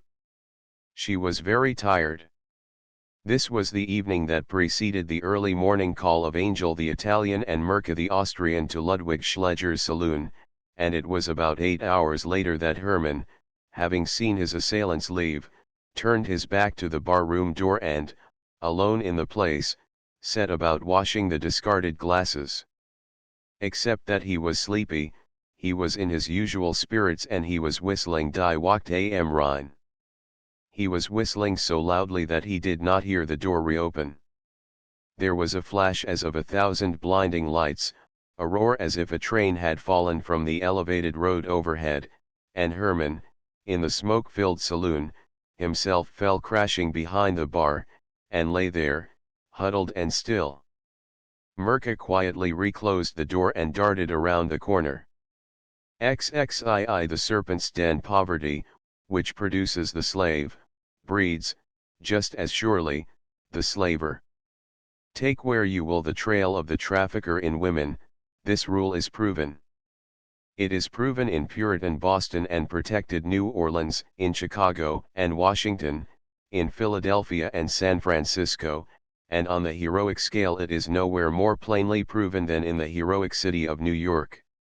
On Manhattan Island is, indeed, the Mother Church, however unconsciously organized, of the Black faith, and though, of necessity, there spontaneously arise elsewhere congregations that reach back to her, here is founded and established the congregation of the propaganda that reaches out to them. Its missionaries, its women, men, and methods have stretched to Nome and the Canal Zone. They are preaching their own brand of dogma against the native versions of Buenos Aires and Sydney, of Shanghai and Cape Town, and within its home city the hierarchy is entrenched by financial strength, political power, and legal negligence. As an industry, it has its wholesalers and retailers, or, as a church, its bishops sit in their national house of peers, while its younger orders, its proselyting priests and evangelizing deacons, perform their especial tasks, the young appealing to the young, the poor preying upon poverty.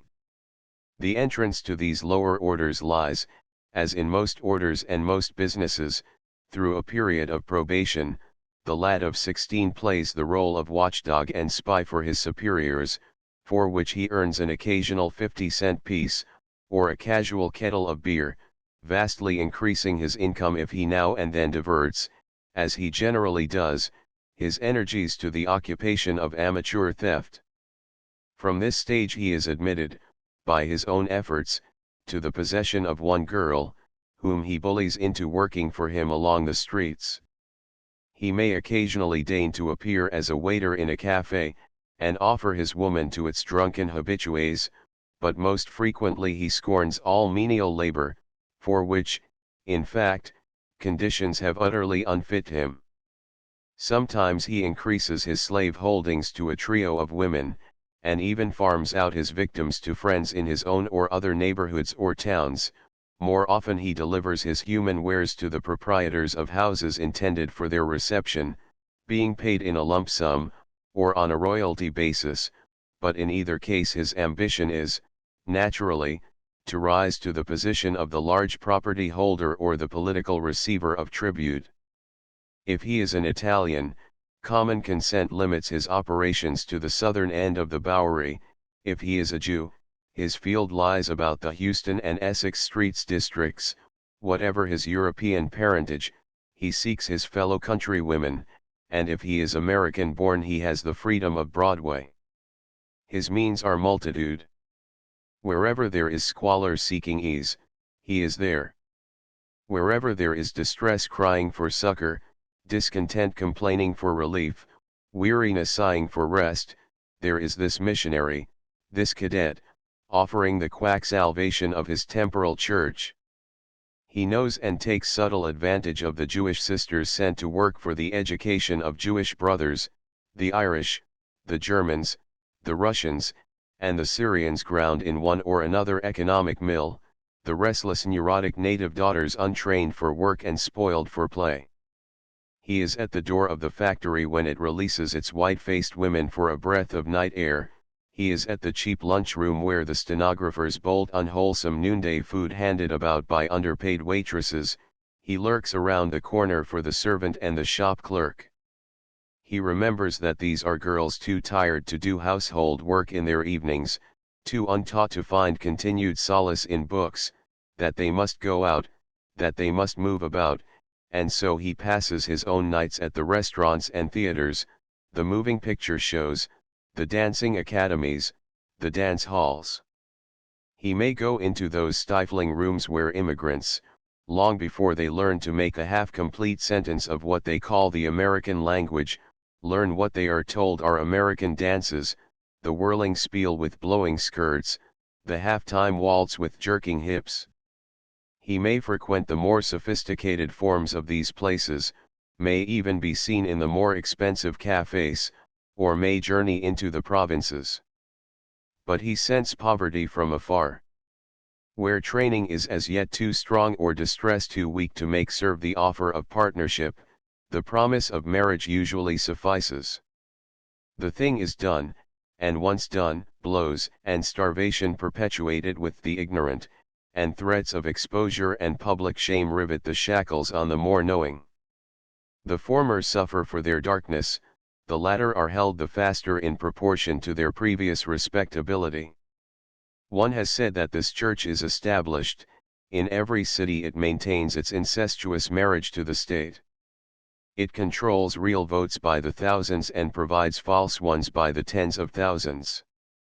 It is a church that may be considered to exercise the old ecclesiastical right of trying its own offenders in its own courts. When the magistrates have not begun as slavers, when they own no poor, but highly rented, houses, leased for prostitution, when they do not even accept tithes from the traffic, it is still largely the traffic that elects and can defeat them. What the black church owes to the political powers for their protection, the political powers owe to the church for its ballots. It was this condition that made possible the impunity of such a deed as the Austrian Merca had done upon Hermann Hoffmann, the barkeeper, that made certain the assailants' escape, and that made of the entire matter merely a question as to which of several handy means should be employed to free the slaver in the eyes of the law. About those means there had, however, been some debate, and so it befell that, early on the Sunday evening following the shooting, Raphael Angeli sat in a recognized New York meeting place of the church's proselyting order, engaged in pleasant converse with Wesley Diker, candidate for a magistracy. This place was the back room of a saloon. It was filled with cigarette-smoking young missionaries, who talked shop, and quoted prices, and discussed the prospects of a good season in precisely the business-like way that men in a livestock dealer's club talk shop, and quote prices, and discuss the prospects of a good season. Diker had not at all wanted to come there, but O'Malley had ordered, and so, making peace with the tolerant Angeli, he had been forced to obey. A special counsel for the sheriff of New York had once been a member of the legal corps of the missionaries, and so had two state senators. O'Malley, remembering Diker's previous career, could see no reason for present pride. The room was clouded with smoke. Waiters hurried about serving beer from brass platters and swabbing the small tables with damp rags. There was a buzz of conversation broken by that peculiar form of laughter which responds only to obscenities, and now and then, out of the general clamor, there arose oaths almost technical, descriptions of women that sounded like auctioneers' announcements in a horse market, and fragments of stories in which the teller bragged of a sharp deal he had effected in capturing a slave or in bargaining with a proprietress. "I understand," said Diker, with his eyelids characteristically lowered, "that you want to see me in regard to something about this shooting affair of your friend Merca." Angel's oily head bobbed a ready assent. "Where's the fellow that was hurt?" "In Bellevue." "Is he going to die?" "Nah, it was only a little one in his shoulder." "Anybody else in the bar when it happened?" "Nah." That was better. Wesley took a sip of beer. "Merca was alone, too?" "Yes." "Did the barkeeper see him?" "Nah, his back was rounded to the door." "There'd been a quarrel beforehand, though." "Ah, some small word only." "And nobody saw Merca come back or leave the place the second time?" "Nobody had seen him."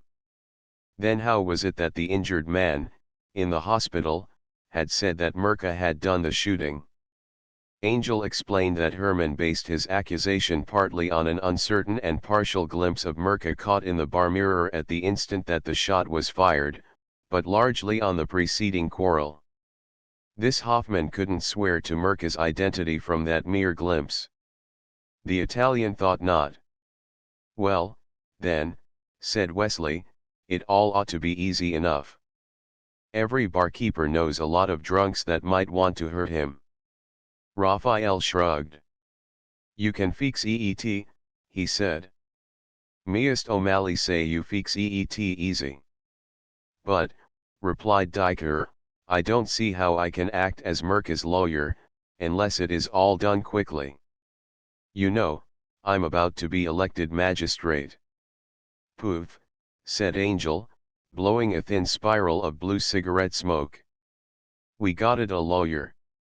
Oh. Diker looked up quickly, and quickly down again. Then you want me, I see. Good. The prospective magistrate began making rings on the table with his wet glass. But I should think there were other ways. The man hasn't been arrested yet. Nah. Then why need the police find him? These O'Malley say EET look a better.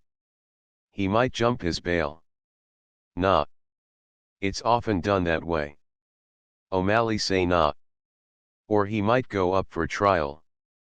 There's no real evidence against him, nobody saw the shot fired. And besides, even if we couldn't fix things in court, which is always easy enough, we could get him a pardon as we did for Pud Morley or Frank de Silva. But Angel would have none of these propositions. Michael O'Malley was, it seemed, inexorable. There had been enough bail jumping, queer verdicts, and pardons for a few months. The case must come before the new magistrate, and the new magistrate must declare that the testimony was not sufficient to warrant holding the prisoner for court.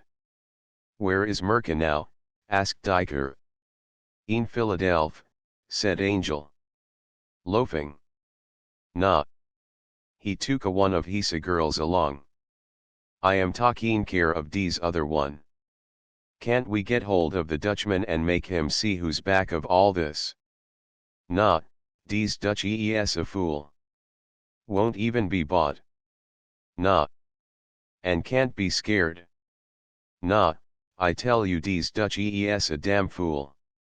Wesley did not like the plan, he did not like it at all, but he was already harnessed fast, and he had learned that it was best to follow without protest the directing rein.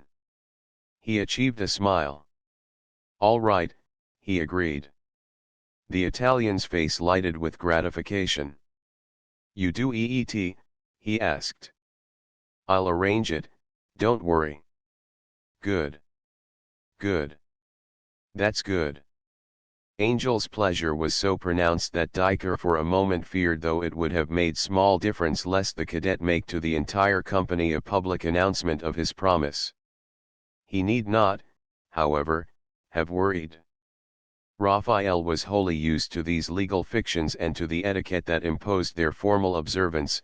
His delight took the shape of an order for another pair of drinks, and, those dispatched, he leisurely got upon his little feet. Now, said he, I go. I have it of businesses. He smiled wisely at the concluding word. Wesley also rose. I'll have to be getting along myself, he remarked. Ah, but you can stay if you feel like, said Angel. I maka you know de samans. Thanks. I do know most of them, replied Diker, nodding to 2 or 3 of the nearby cadets as he spoke. But I have some business, too. These are busy times with me. They both made their way to the saloon's side door. Go in so soon, chorused some of the habitués as Angel moved among them. He nodded, smiling cheerfully. Go in to cop out a new skirt? Inquired one. Yes, responded Raphael, now with a frank, satisfied chuckle. Then here's luck, cried another. As the health was being drunk, Diker passed through the door and turned, alone, into the cool night air of the street. Notwithstanding his natural bias, his severe schooling, and his honestly cynical and cynically limited view of this portion of his little world, he was ashamed of what he had just seen and heard and done, and he was disgusted. He walked down the avenue in the deepened shadows, for the first time in a long while more than half inclined to ask himself whether what he was to get was worth the price that he had already begun to pay for it, and for the first time, by way of answer, frankly facing the fact that the position of a corrupt magistrate was not much worse than that of a corrupt lawyer, and that neither position was much worse, and both certainly better paid, than the position in which his task had been to render. Anonymous assistance to the no less dubious course of more esteemed corporation attorneys. He was too occupied with these reflections, disquieting and consolatory, to observe well the persons that passed him. He continued his way along the curb rather because he had started upon it than because he at all cared about whither it led him, much as he was continuing his progress in the political maze in which his lot was cast. He kept his head bent, and so he did not see a pale-faced, large-eyed woman that, turning a hasty corner, almost collided with him and then suddenly drew back and crossed the street. There were changes in the woman's face, which might have precluded recognition. He had last seen her on the eve of a surgical operation and she had looked ill, but now, the cumulative effect of that and many other crises sat upon her, and it was only in her habitual gait, the swaying languid pace of an unstudied young animal, that he might have found enough to recall her to his memory. But Duyker's eyes were directed inward and so, when she turned aside to avoid the man that she fancied she had wronged, he did not realize that he had almost touched elbows with the woman he had once rescued, fresh from her dismissal from the sacred precincts of Mrs. Ferdinand Chamberlain's home. She had started away from Washington Square in the same dull pain in which she had previously left the 9th Street boarding house presided over by the stony-breasted Mrs. Alberta Turner. She had been only a wounded dog, whose sole desire was to find a dark corner in which she could suffer unobserved, but slowly there reasserted itself in her torpid brain that new impulse toward a questioning of life which had so appalled Philip Beekman. The whole she could not see, her own case bulked so far in the foreground that little else of the picture was visible to her.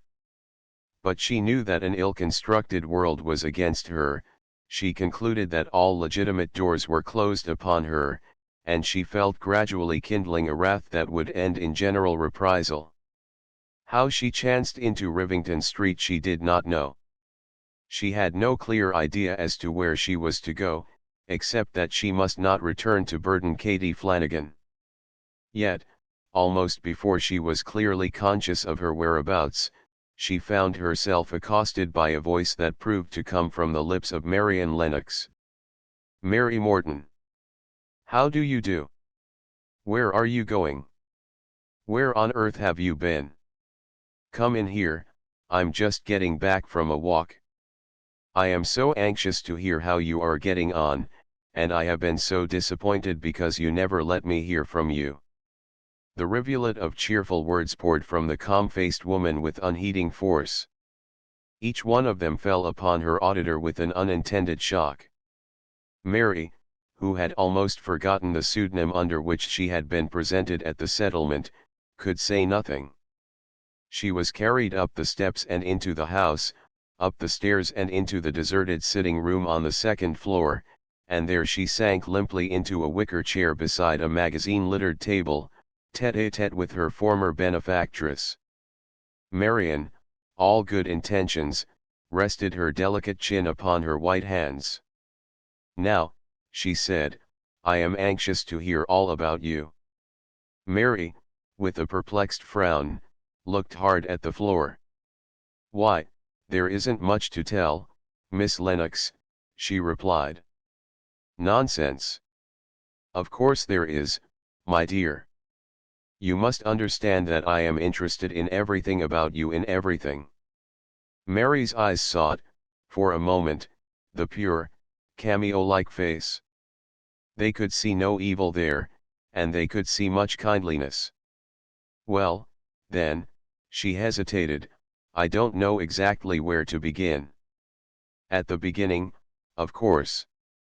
How do you like your place?" "Which place, Miss Lennox?" "The place we sent you to." "I'm not there no more." "Not there?" Marian raised her perfectly arched brows. "But, my dear Mary, why not? Didn't you like it?" "I didn't mind." "Then you have found a better place." Again Mary studied her questioner. "Miss Lennox," she said, "I guess you people here have all sorts of girls comin' around, don't you?" There was a surprise in this departure, and Marian's deep eyes mirrored it. The questioner had become the questioned. A great many kinds, she replied. Why do you ask? Girls that work at all sorts of things. To be sure. And you want to help 'em? We try to help them all. Yes, I thought so. Can you help 'em all, Miss Lennox? When they let us, I think we can. Then what do you do about them that hasn't been straight? Marian softly caught her breath. Oh, she said, she had learned, since their last meeting, a little about the girls concerning whom Mary was inquiring, and she had learned much regarding the settlement's attitude toward them, but she had learned, also, that the work of the place most lay with the flowers that bloomed among the weeds, and so, well, you see, she lamely continued, well, we do the best we can. What's that, please, Miss Lennox? I've got a particular reason for wanting to know. Marian understood. She spoke softly, and softly laced and interlaced her long white fingers, resting in her lap. We do the best we can, Mary, she repeated, more confidently. When we have investigated the case and are sure such a girl is sorry, or wasn't entirely to blame, and that she means to do what is right in the future, we make her our personal friend. We encourage her to come here and talk to us and get all the help possible. We have her around to all the entertainments. Can she learn? Asked Mary. Learn? Marian's voice was puzzled. Can she go to the clubs and the classes they talked about when I was here first? Explained Mary. Marian shook a doubtful head. You see, that wouldn't do, right away, Mary, she said. We have to think of the other girls, and we have to protect the girls that are straight as well as help those that haven't been. These are their clubs, after all, and they wouldn't like it, if they knew. It wouldn't be just for us to deceive them, and they have the first claim on our protection. Why? It was the hardest question that Marian Lennox had ever had put to her. She tried to form an answer, but though she could think of many that seemed to her logical, she could think of none that seemed kind. Sympathy sprang to her eyes. She put out her hands. Mary, she said. But Mary had received her reply. It don't matter, Miss Lennox, she said, and she said it so calmly and so coldly that Marian involuntarily drew back in her chair. I just wondered, that was all. She stopped an instant. Her hostess tried to speak and could not, but presently the girl pursued, I wasn't square with you, that night you gave me the recommendation to Mrs. Turner, Miss Lennox. I suppose I ought to be told you all about myself, but I had to get work, and I knew if I told you I wouldn't get no job. I'd been in a house. I wanted to get away, and a man had just got me out a little more than a month or so before. It was not exactly honest of you, said Marian. She was sorry as soon as she had spoken, but Mary, showing no sign of hurt or resentment, was continuing before reparation or explanation could be made. Very simply she told the hard outward facts of her story. She did not give the history of her capture, because her experience with Mrs. Turner, with the homely little woman that had called at the employment agency, and with Philip Beekman had shown her that this could not lessen the extent of her contamination. Honestly rejecting her deception of Marian, goaded by that glimpse of Wesley Diker into an impulse to make, at any cost to herself, the amend of truth for what fault she had committed, she was still more powerfully moved by a determination to accept without reservation the part that the world had now assigned her, and to fight under no colors save her own. Marian, her fine face drawn with pain, heard the narrative in a silence broken only when Mary had concluded with her departure from the hospital. The girl had mentioned no names.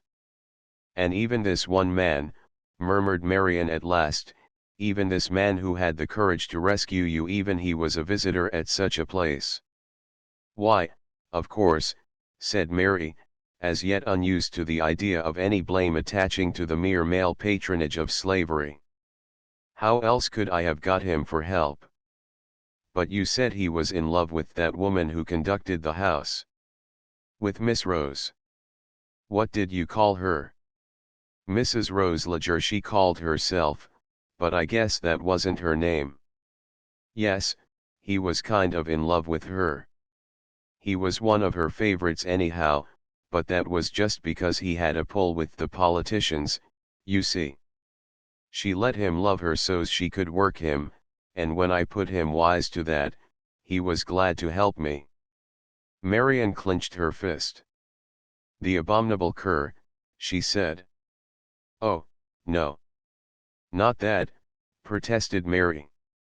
She had failed this man by retracting her affidavit, but she meant to be loyal to him wheresoever she could. His name slipped from her with no thought of consequences. It took a lot of nerve and goodness to do for me what Mr. Diker done. Marian's gaze became fixed. She was a woman whose whole training had shaped her against sudden betrayal of emotion, but she needed every precept of that training now. She did not start, she did not flush, but her hands moved to the arms of her chair and gripped them hard. "Did you say Mr. Wesley Diker?" she asked. Her voice did not betray her to the woman opposite, but Mary feared lest her own desire to defend her deliverer had betrayed him. "That's who it was, Miss Lennox," she admitted, adding anxiously, "but I didn't go to mention it. You won't tell it to no one that could use it against him, will you?" "Oh, no." Marian laughed a short, hard laugh and rose to hide whatever might be seen of her confusion. "Oh, no," she said, "I shan't speak of this to any enemy." Her movement had seemed to Mary as a sign that the interview was ending, but the laughter chilled her. She also rose, and stood before her hostess. "You don't know him?" she tremulously inquired. "I think," said Marian, "that I used to know somebody by some such name, but I do not know him now. He need not disturb himself, and when you see him you need not disturb him by saying that you spoke of this to me." "Oh, I won't see him," Mary assured her. "It ain't likely I'll ever see him again." Marian's eyes searched her, but they detected nothing disingenuous. "You have quarreled?" she demanded. "No, only he wanted me to testify against Miss Rose, and I was too scared. I just hid myself." There was a simple appeal in the bare words that brought their hearer to her better self. Within her there burned a new and mounting fire, but her face was cool and her actions were reasoned. "Mary," she said, determined to sink herself and to be true to her code, "I am very sorry to have heard all this. I am sorry that I seemed harsh when I said you had not been quite honest with us. But I hadn't been, Miss Lennox. It was not altogether your fault if you weren't, Mary. I begin to see that it must be rather hard, sometimes, to be quite honest. It is, sometimes. But you have been honest now with me, and I want to help you. I want you to come around here in the way I described. I want you to come often." She paused, and then, as Mary did not respond, she added, "Will you?" Mary's eyes were on the floor. "Do you think you can get me a job?" she asked. "Do you think anyone can?" Marian had thought nothing about it. "Why, really, I don't know, Mary. But I suppose so. Anyhow, I'll see what I can do, though of course I shouldn't feel justified in procuring you a position under false pretenses. You understand that?" "Yes," said Mary, "I understand. And, at any rate, you will come around tomorrow." Still Mary did not look up. "You will come," repeated Marian. "Yes, Miss Lennox, said Mary. Very well, then, tomorrow afternoon. Something in the girl's attitude made Marian uneasy. She insisted on her point, but again Mary was slow to answer, and again Marian asked, "Will you?" "Yes, Miss Lennox." "At 5 o'clock, Mary." "I'll try, Miss Lennox." "Promise." Mary stepped to the door. She looked up and put out her hand, but, although Marian saw this, and started to respond, the settlement worker's hand fell back to her side. Mary seemed first to observe and then not at all to have observed it. "I promise," she said quietly, and left the room and the house. Inside, Marian was looking at her hand as if, because it had refused to seek that of the woman who, she concluded, had shared Rose Leger's intimacy with Diker, it had been scorched by the new passion aflame in her own heart. Outside, Mary, tramping the evening street, saw, in her memory of that hand withheld, a hand pointing her definitely away from the keeping of her promise, pointing her onward down the street as the place where, for the future, she must live and work. XXIII Katie's day the election came, and went in just the way that everybody expected it to go. Wesley Diker's political craft, along with many others, was carried on the inrushing waves of his party's success to the haven where he had desired it to rest, and the prosperity that had raised the price of votes to $5 apiece immediately resumed its unostentatious levy upon the voters against the next election. The defeated candidates forgot their so recent denunciations and congratulated their victorious opponents. The victorious opponents forgot their tinsel pledges and resumed the safe and sure business of government for revenue only, and the population of New York, like the population of most cities, forgot all the good things that had been pledged it, and turned its energies to the everyday task of taking what it could get. Meanwhile Carrie Berkoes, homely and hopeless, pursued, with a dogged earnestness, the path that conditions had hewn for her, and always she pursued it not alone. As the waiting beast prowls behind the slowly weakening traveler lost in a jungle, as the bird of prey circles calmly above the wounded man in the forest, as both beast and bird stand by until there comes the moment when strength can no longer oppose them, so, day after day, rarely speaking, but always watching, there followed in this girl's footsteps the dark young man with curling hair and shining teeth, who had accosted her on Waverly Place. He seemed to watch for her morning entrance upon the street, and to be the last to see her when she dragged her wasting body into the tenement at night. Much of the time he dogged her like a foul shadow. She would pass him in a doorway, she would see him lounging at a corner, she would catch glimpses of him across a crowded street. There were times when she feared to look up lest she should have to answer that prosperous leer and ornate bow. There were others, at last, when, as his well-fed body brushed by her, she almost plucked at his sleeve with her hungry hands. He never stopped, but sometime, she knew, he would stop.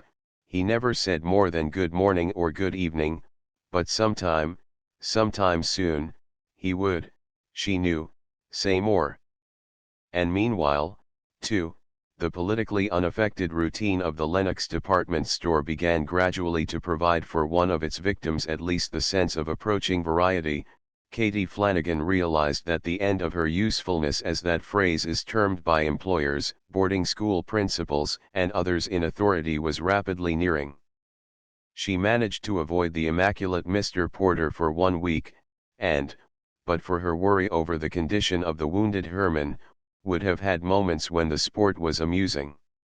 As the taskmaster paused at her counter one time during the 2nd week, she achieved a sick aunt, who sufficed to account for her occupied evenings. But when the days and the nights dragged by with no change for either the better or the worse in the condition of this bedridden relative, and when the girl's invention began to flag, and her spirit to tire, Mr. Porter's glance grew more and more searching, his manner less and less warm, and Katy knew that she must soon retreat or surrender. "I have not seen much of you lately, Miss Flanagan," remarked Mr. Porter as, late one afternoon, he came mincing to the counter where she stood. "I been here pretty regular, Mr. Porter," answered Katy. Mr. Porter caressed a gray side whisker. Said he. "I presume, then, that your grandmother is no worse." "It's me aunt, sir," rejoined Katy, with the mental addition, "you didn't catch me that time, you old tomcat." And she added, "The good woman's some better, thanks." "I see," said Mr. Porter, and, indeed, his cold gaze seemed to see a great deal more than he was inclined to mention. "At this rate of improvement, I hope you will soon find time to consider the matter we discussed that day in my office." "I hope that, Mr. Porter," smiled Katy. "Yes," concluded Mr. Porter, turning from her. He always turned away when he was most significant. "I hope so, too, for I can't well keep your case under advisement much longer." Several of the salesgirls nearby laughed openly, and Katy, when he was out of sight, looked at them with a grimace half sad, half mocking. The next morning she was transferred to a bargain counter for the day. What the outcome might have been there is no imagining. What it was depended, at any rate in part, upon the fact that, on what proved to be her last day at the shop, she had come to work with a tired body and an aching head. She had sat up half the night in a long endeavor to persuade Carrie to leave the futile battle of the strikers and turn to other employment, and, when Carrie had rejected all proposals on the ground that, though the fight was lost, she knew no other sort of work, Katy had spent about all the remainder of the dark hours in an attempt to convince her roommate that the Irish girl's wages were enough to support both of them for some time to come. The result, so far as went her conduct at the store, was a temper ready to explode with the first spark, and that spark came when, in mid-afternoon, a nervous woman, who persisted in examining everything and buying nothing, interpreted Katy's lassitude as indifference and so reported it to the floor walker. Katy was sent for to come to Mr. Porter's office. Mr. Porter looked up from the light at his desk, and then down again. He stroked a whisker. "Sit down, Miss Flanagan," he said. "Thanks," replied Katy, "I can take it just as well standin'." "Take what?" asked Mr. Porter. "Anythin' at all you have to say," said Katy. Mr. Porter continued to look at his desk and, by the name of Miss Flanagan, addressed it severely. "Miss Flanagan," he said, "you have again been reported to me for discourtesy to a customer." The other case had not yet been adjusted. "It might have been adjusted had not your cousin me aunt," prompted Katy. "Your aunt," frowned Mr. Porter to his desk, "had not your aunt been so disinclined to recover. She was gettin' absent treatment from a bad doctor." "I know nothing of that. I think meself it was malicious animal magnetism." "Please do not interrupt," said Mr. Porter, shaking his whiskers at the desk. "I say that the previous case was not adjusted, though it might have been, if your mother had not remained so ill." "Me aunt." "Your aunt, if you prefer it. Now comes the second case, and really, I am curious to know whether you can suggest anything that will make me regard it with the smallest degree of lenience." He looked again at the desk, as if the desk were the case he had referred to, but neither the desk nor Katy answered. "If you cannot," he at last concluded, "I see no course but one for me to pursue." Katy folded her arms across her breast and tossed her black head. "There's only one thing I can think of," said she, and waited. Mr. Porter breathed hard. "And what," he inquired, still without looking at her, "is that?"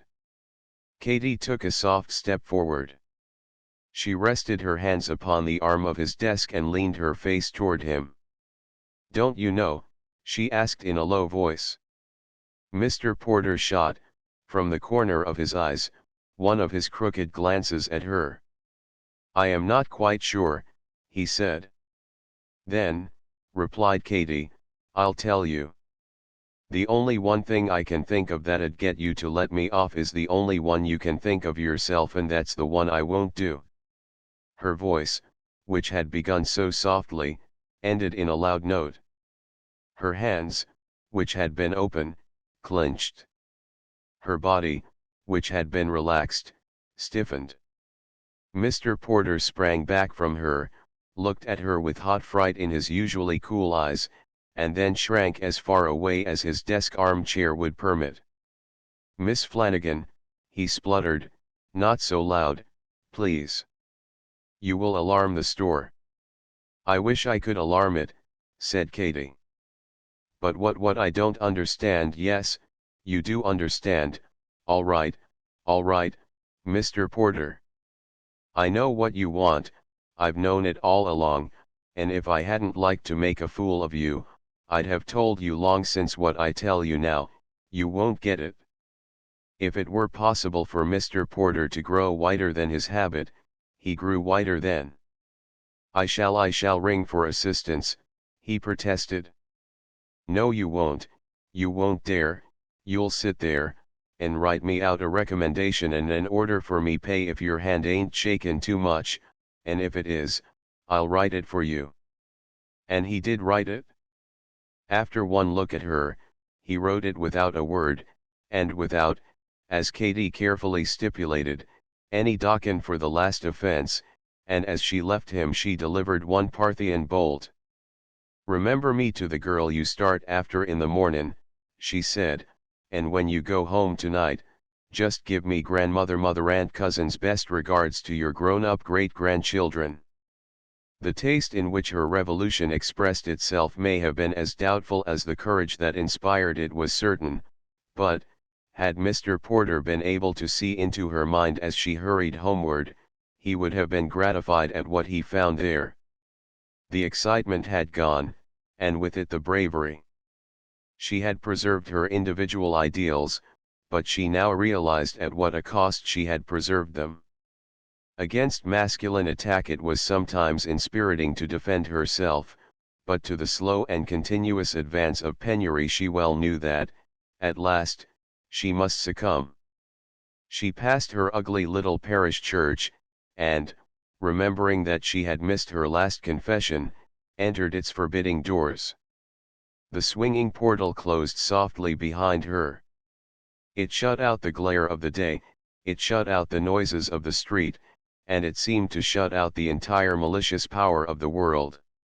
Inside the cruel sunshine became kindly shade and comforting candle light, the only sound was the occasional footfall of an unseen suppliant, and on the distant high altar, shimmering and white at the end of the long perspective of the empty aisle, there rested the power she believed more powerful than all on earth beside.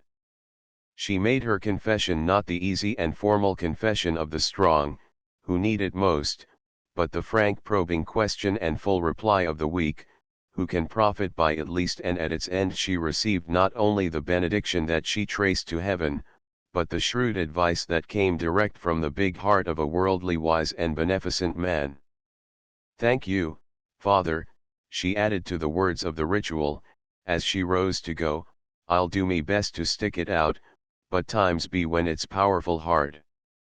The experience had encouraged her, but, when she came at last into her barren home, there fell a blow that shook to its foundations the structure of hope which she had so briefly reared.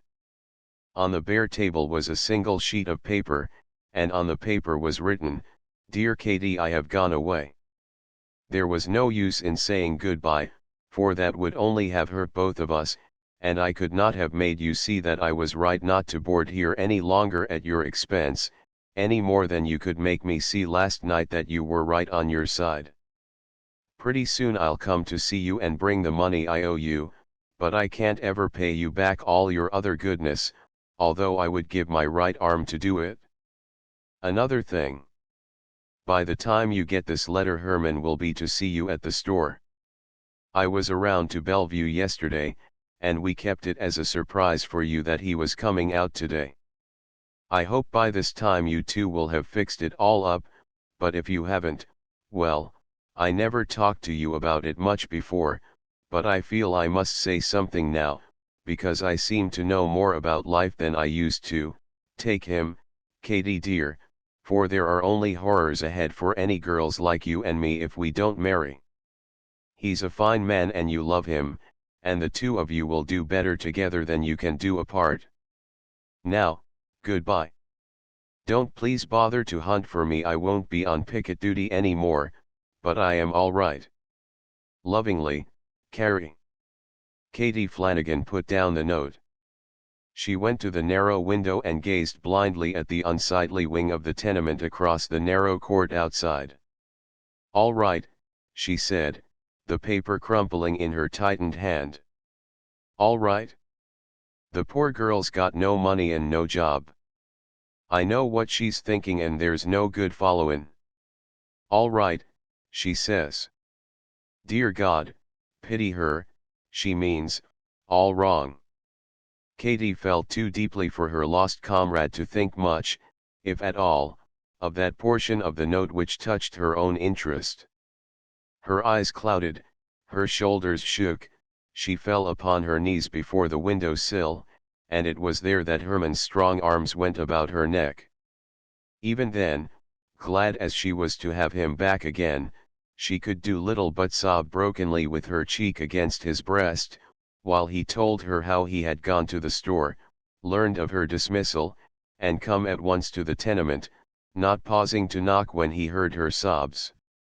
He comforted her as best he could, but it was some time before any comfort availed. All had ended well for Herman, but all had not easily so ended. His wound had proved relatively slight, and he was sound and whole again, but, the day before his dismissal from the hospital, Schoolager had waited upon him shamefacedly to confess that the rulers of the ward, dissatisfied with the barkeeper's Laodicean attitude toward their political labors, and urged by Merca's friends, had forbidden his re-engagement in the saloon. Ludwig had been sorry, but helpless, and then, after exacting a score of promises, had disclosed his plan to open incognito a grocery store on the west side, himself remaining in charge of the saloon and Hoffman appearing, on a good salary, as the owner of the new venture. Katie looked up at him with eyes shining blue through a dispersing mist of tears. "And what about the dirty dago that shot you?" she inquired. Herman smiled broadly.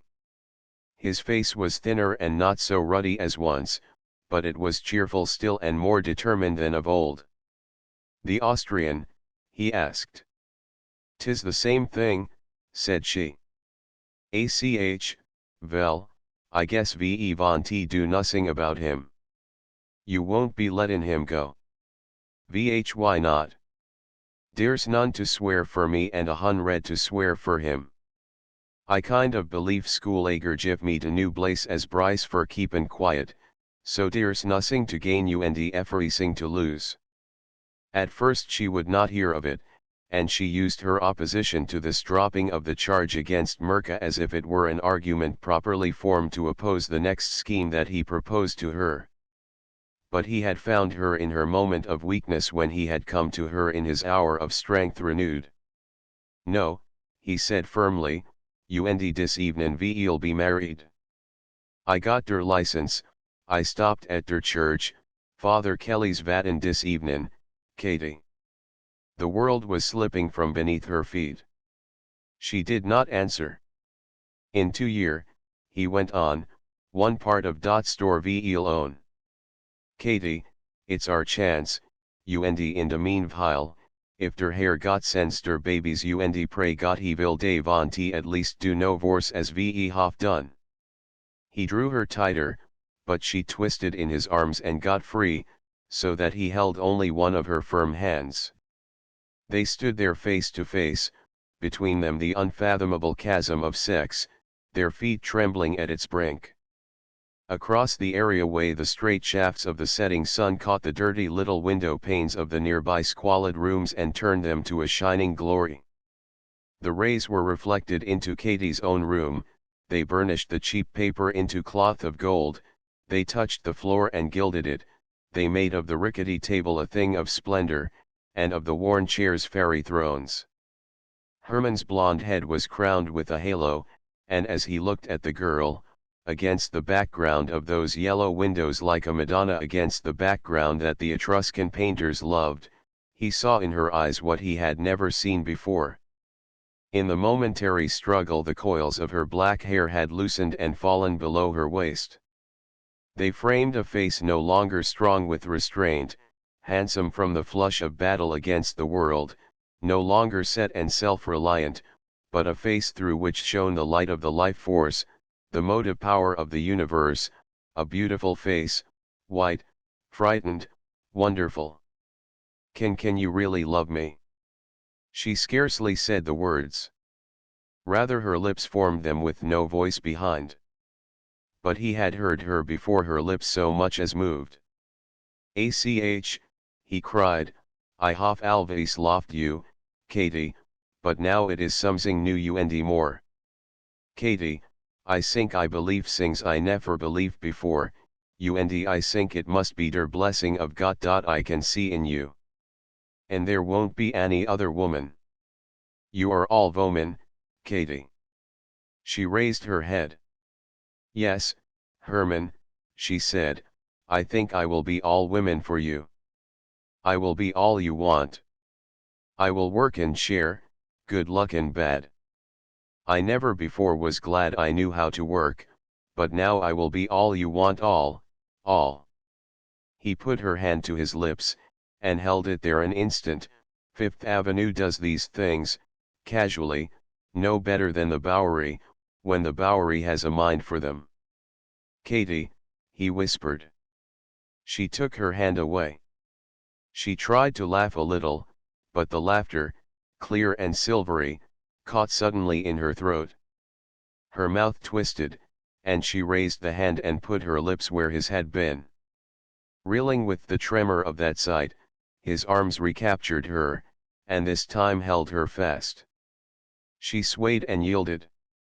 Her own arms answered his, and his lips met, for the first time freely, the lips she had so bravely kept for him. The case against Mirka was then and there dismissed, and the High Court handed down a final decision in Re Hoffman vs. Flanagan. XXIV Marion's Way. Wesley Diker looked with unaffected approval about the second-story front room in Rivington Street. He saw the calmly colored walls, the excellent mats upon the floor, the ordered writing desk and, near the center, the heavy library table, covered with carefully piled magazines. "Hello," he said, nodding easily to the woman that stood motionless before him. The woman's answer was not ready, but Diker, whose eyes were on surroundings almost as animate, pursued, "Upon my word, you have it rather cozy here, considering the neighborhood. I'm not half so well fixed myself." "I'm glad to see that, Marion, and I'm more than glad to see you." He raised his heavy lids to look at her. He had resolved when, a short while before, she had sent for him, to make no mention of their long separation. He was sure that the sending meant he was to have a chance to recall to her the superior wisdom that had expressed itself in his advice against working among the poor, but of the time that had elapsed since that advice was given he had meant to say nothing. Always he had confidently expected this moment, and, now that it had come, she must find him prepared. He put out his hand. But Marion was thinking of how, in this same room, she had said goodbye to Mary. She compressed her lips a moment before answering, and, when she did answer, it was only to say, quite calmly, "I don't want to shake hands with you, Wesley." Day and night the words that Mary had so innocently dropped concerning Diker had stirred the fire in Marion's breast. Supposing that her protégé had shared with Rose the easy caresses of Wesley, even at a time when Marion had been on the point of accepting them. The failure of that protege to return to the settlement for aid or consolation had made Marion the prey to 100 contending emotions. She was glad that Mary had not come back, because Mary adrift meant Mary suffering. She was sorry that Mary had not come back, because she wanted to ask the girl so many things that she had at first neglected to ask. She doubted Mary and was ashamed of her doubts.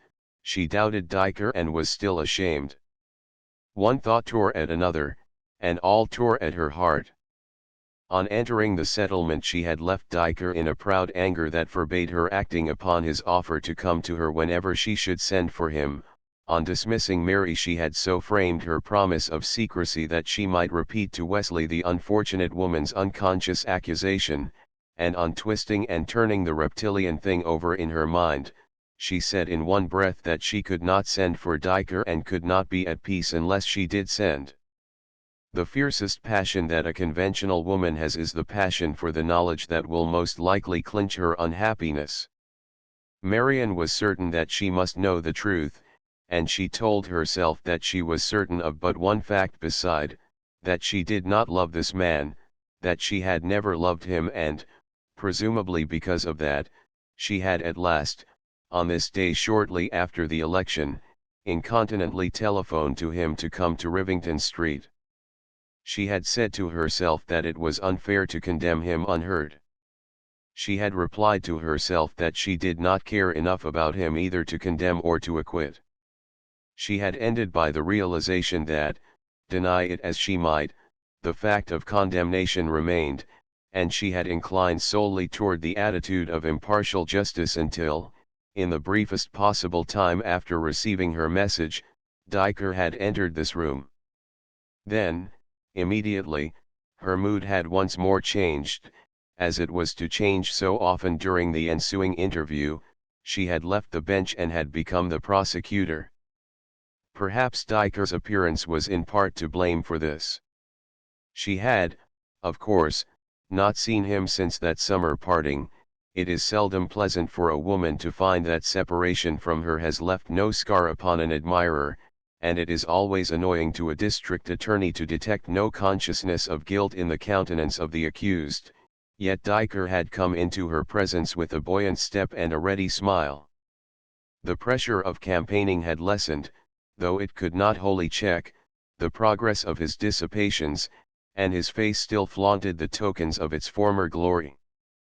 His eyes were not noticeably more timid than of old, and his mouth was, as of old, hidden. Add to this the pleasure, still fresh, of his election, and the satisfaction of a man fancying himself just placed in a position to say "I told you so" to the woman he loves, and it will be seen that Magistrate Diker, if not at his best, had been at least in a moment of expansion. And now she had said that she would not take his hand. He could scarcely believe his ears. "You don't want— I am afraid I do not understand you, Marion," he said. Her great brown eyes looked steadily into his puzzled gaze. "Sit down, please," she responded. Mechanically, he drew a deep wicker chair to the window, and obeyed her. She sat opposite him and, for fully a minute, while with galloping brain he watched her, she looked through the glass at crowded, shuffling Rivington Street. "It is simple enough, Wesley," she at last resumed. "Before I can think of renewing anything like my old friendly attitude toward you, your friendly attitude. It was scarcely more than that. Before I can renew it, there is something that must be explained." Diker's own attitude was still that of the average lover, and the average lover cannot see beyond his own shadow. "Oh," he was momentarily relieved and prepared, in consequence, to show a proper magnanimity. "You needn't explain, Marion. I knew you would find that I was right, and that this was no place for you. I appreciate perfectly how you feel. You have been disappointed and disillusioned, and it is like you handsomely to want to confess that you were wrong. But let's merely consider that done, and say no more about it." He ended in a warmth of good feeling, but the did not seem inclined to accept this proffer, and, as he paused, he wondered what was in her gaze.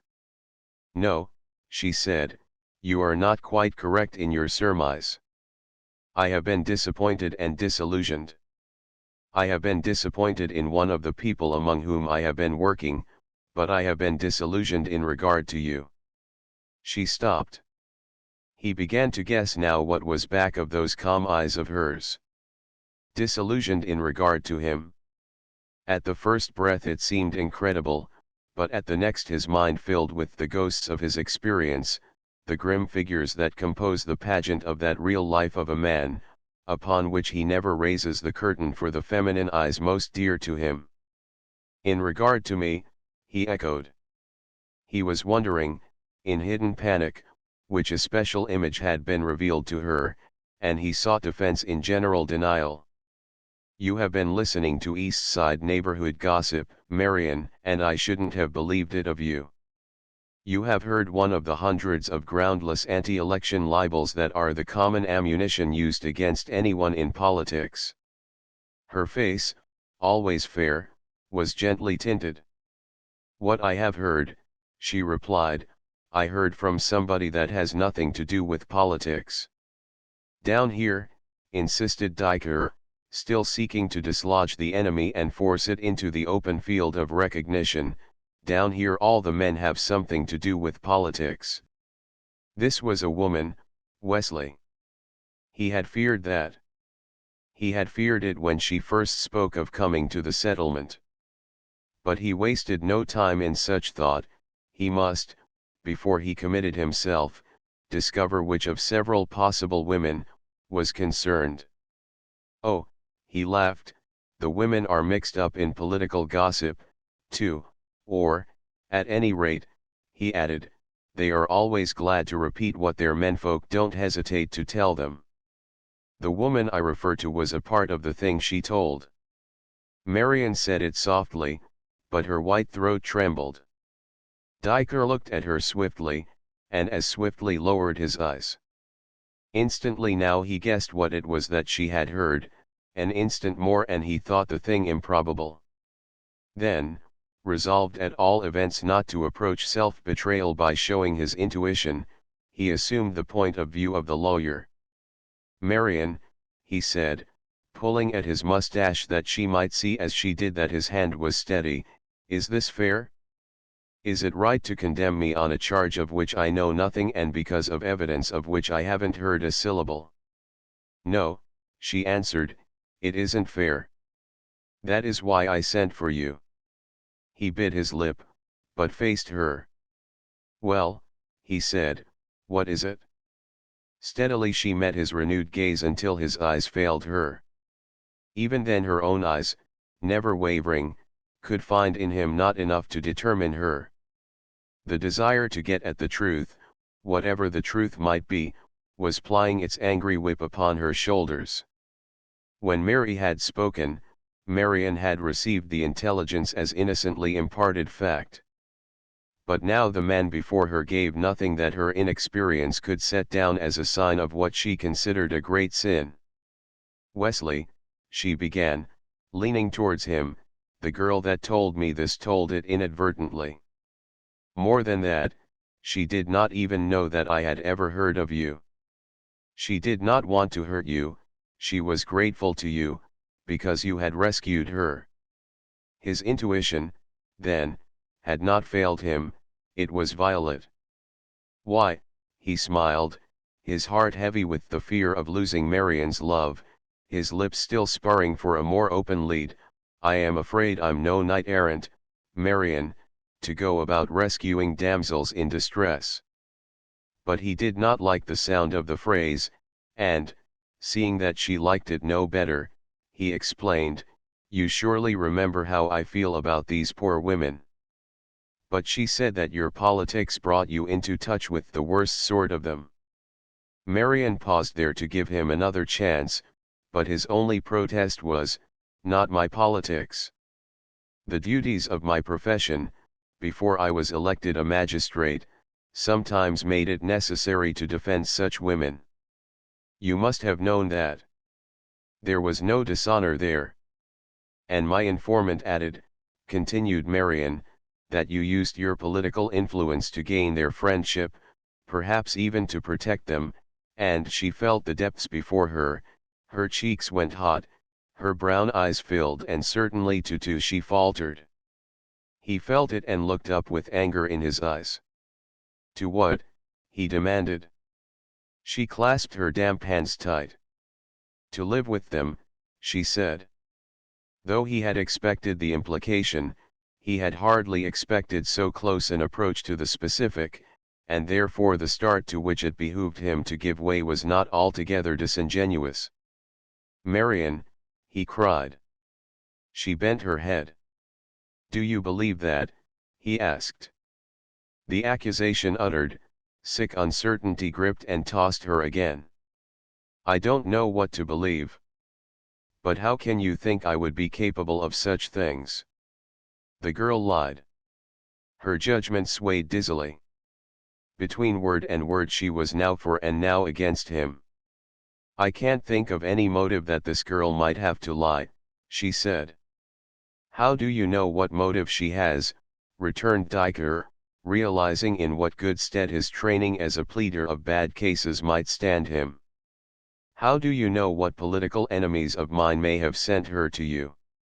You say that, on her own confession, she is a vile woman. I did not say that. You said she charged herself with being part of this alleged business. You confessed that you were disappointed in her personally. What possible credit can be given to the story of a woman that begins by admitting such abominations? Marion tried to speak, but indecision choked her. I tell you, you were tricked, he pursued, with a glib rapidity that she did not know whether to attribute to innocence or guilt. I may have lost a case for some friend of this girl. I may have won a suit against one of her hangers-on. There are men in the lower sort of politics, I'm ashamed to say, that don't hesitate to use such tools, and I have offended a good many of them. Before you considered the story true, don't you feel that you should have thought of one of these explanations? I don't know, Marion faltered. The relentless tide of her emotions now set in again in his favor. Mary had told her story so calmly, with so little feeling concerning her own sufferings, that Marion kept wondering if it might not have been an invention. She was sure that, all along, somewhere in her heart, she had wanted to think the best of him, wanted, despite her accusing jealousy, to acquit him. I don't know, she repeated despairingly, and the tide began to flow once more unless I can be certain of her motive for lying to me. Don't you see, Wesley, don't you see that I must have proof of your innocence from you? She looked at him in wide appeal. The undertow had caught her, and she was crying for help from shore. She knew now that she loved him, and she had learned the ultimate tragedy of love, that love and mistrust may be one. How can I know anything? She went on. How can I be sure of anything? How can I understand such a world as this? It seems as if all the earth was lying to me, and as if all the earth could lie and still look honest. I trusted the girl, I trusted you. I beg of you to prove to me that I was right only when I trusted you. Wesley, she almost extended her arms to him, tell me that you didn't do it. Diker saw his advantage, but decided that the way to keep it was to be firm. He spoke quickly, yet coldly. Who was this woman? He asked. Do you think I ought to tell you? She pleaded. Ought to tell me?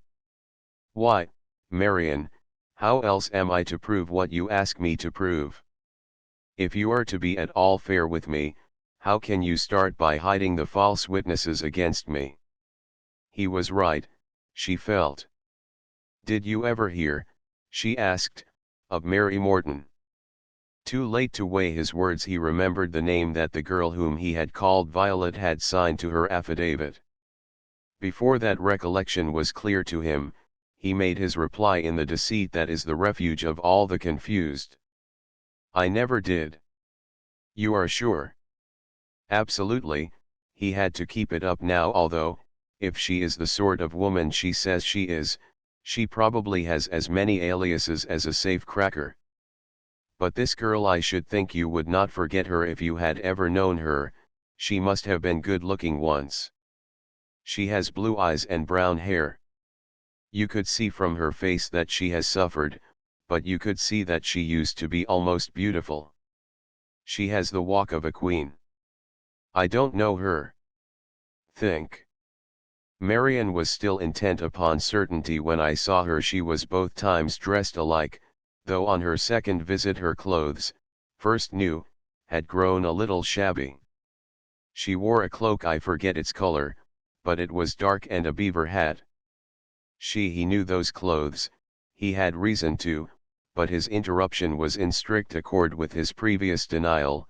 There are thousands of women answering that vague description. I am sure, however, that I don't know this one. Marian did not observe that, on his own showing, his assurance was without foundation. Her words had brought Mary vividly before her, and, for a minute, she well nigh forgot her own distress in the misery of that figure. She has had a great deal of trouble, said Marian. Why, from what she told me, these girls must be worse treated than the blacks in the Congo. They must be far worse off than our own American Negro slaves used to be. No doubt if what she said was true. But I know it was not true. My profession has made me see a great deal of these poor women, and I know that if they are slaves it is because they want to be. He waved away the whole matter with a toss of his hand. He wanted some information, and he did not want to show why he wanted it. That all goes to prove that if it was she who told you this foul story about me, then the story was that of a born liar, he declared. You say she was here twice. What were the circumstances? She told him. He breathed more freely. He had only to convince Marian and get her to quit her work in disgust before further gossip should reach her. And so you don't know her, she concluded. No. Nor Mrs. Rose Leger. I certainly know of that person, he said. It was the part of wisdom to admit some knowledge. Nobody that knows anything about our police courts, as I have had to know, can be entirely ignorant of her. She is one of the most notorious women in New York. I know a great deal about her, but, except for one occasion, when I saw her in a station house, I have never set eyes on her in my life. He spoke with such precision that Marian caught a gratified breath. Is she another settlement visitor? Inquired Wesley, devoutly hoping that no miracle of reformation had, since their last meeting, been wrought upon Rose. No, she is not. It was she that was said to have been one of your friends, until she made friends with your political enemies. The girl that told me was, of course, the Mary Morton I have mentioned. She said that you were intimate with this Mrs. Leger, and I understood that even Mary Diker was genuinely glad to find some accusation that he could deny with truth. Never, he cried. Something in that word and his utterance of it made her look at him hard. She didn't want to tell the story, Marian insisted. I got it from her. How could it have been the result of malice or a plot? Didn't I tell you that she said you had rescued her from the Leger woman's house? Diker reflected. He wished that he had been as sweeping in his discrediting of Violet, under the pseudonym of Mary Morton, as he had been in his discrediting of Rose. Failing that, he might even have explained this rescue and have become something of a hero. Both opportunities were, however, gone. He must make the best of what remained. Marian, he said, speaking slowly, quite calmly, and with no small appearance of sincerity of purpose, I needn't bring you any proof of this Leger woman's bad character. The qualities of that character you yourself know, and as for this Morton girl, I can only fall back on what I have already pointed out to you. You say she confesses her evil life. How can you, then, credit anything an admittedly abandoned creature may have told you? Can't the worst of women tell the truth sometimes? Practically never. But, Marian passed a weary hand across her forehead. How could this girl be in a position to know what she says she knows, if she hadn't led just the kind of life that you say makes her an inevitable liar? It was an excellent sort of answer. Diker tossed his head. I am hurt, Marian, he said. I thought you had some faith in me, I thought you knew me. I don't see how you can persist in this attitude, how you can say these things. Why, I have been in your house, I have known you and your father, whereas these people, Marian, I love you, why should I lie to you? She had been keeping her hand upon her forehead, but she lowered it now to her eyes, where it was joined by its mate.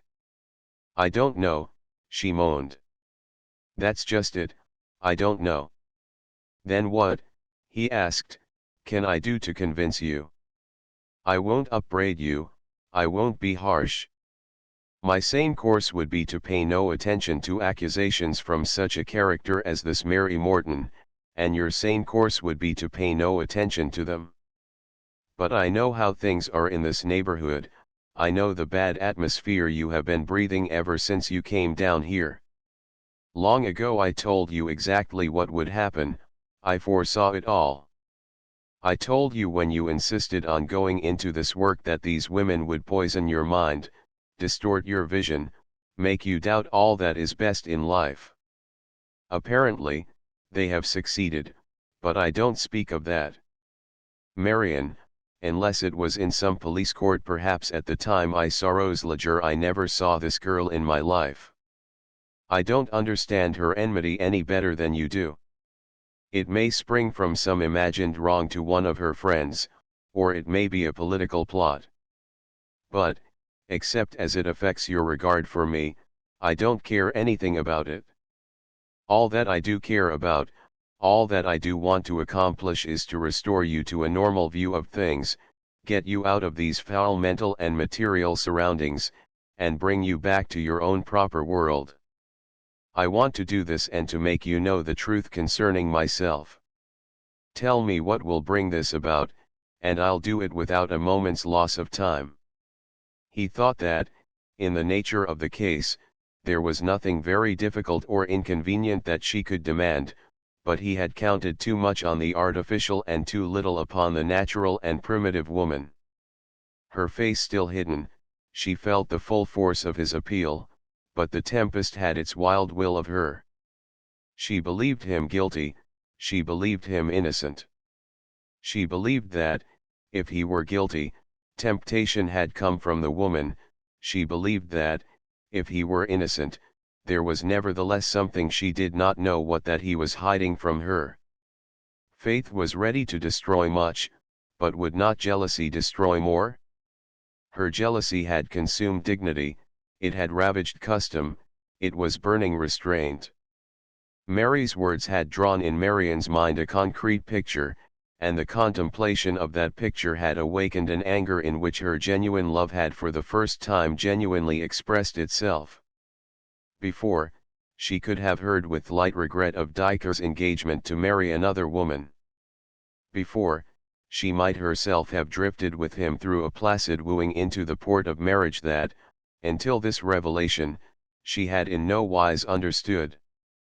But now she saw things specifically, and in the element of the specific the quality that she had known as womanliness was dissolved and the thing that she at last knew to be woman was evolved. The issue, she was thus still determined, depended upon proof of innocence. He must be clean, and she must know it. She uncovered her fine face, strangely stronger for its grief. Wesley, she said, I do remember all that you told me these women and this work would do to me. If you prove to be wrong, I shall stay on here, and, of course, never see you again, but if you prove to be right I shall give it up, and then, Wesley, I shall marry you. He rose with a glad cry, but she, rising also, waved him back. "Not yet," she said. "Either find Mary Morton and the proofs that she is dishonest, not only what I know she is, but dishonest in what she would say and do, show me this, or else," with straining resolution, he confronted her. "Or else," he prompted. "Or else bring her to me with her own denial and explanation."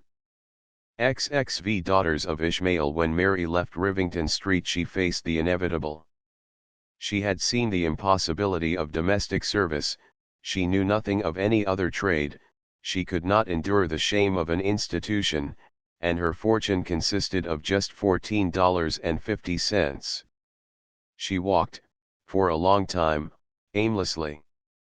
The night thickened and, block by block, the streets flashed into electric illumination, each separate flame glowing like a malevolent eye to show her misery.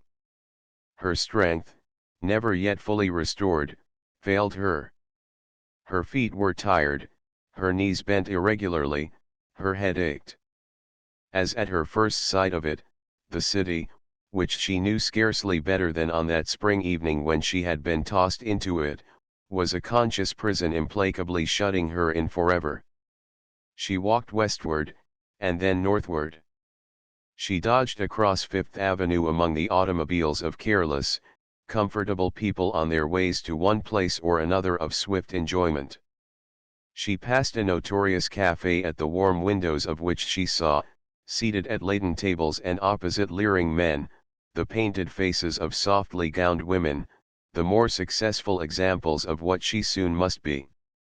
And she came to hurrying Broadway, through whose crowds she saw silently and cunningly darting, with smiling hate written on their tired, rouged lips, the girls whose dawn was the lighting of the street lamps and from whom she wanted to ask for instruction in the one means of livelihood that remained to her. Her soul was as weakened and vitiated as her body, and by much the same forces.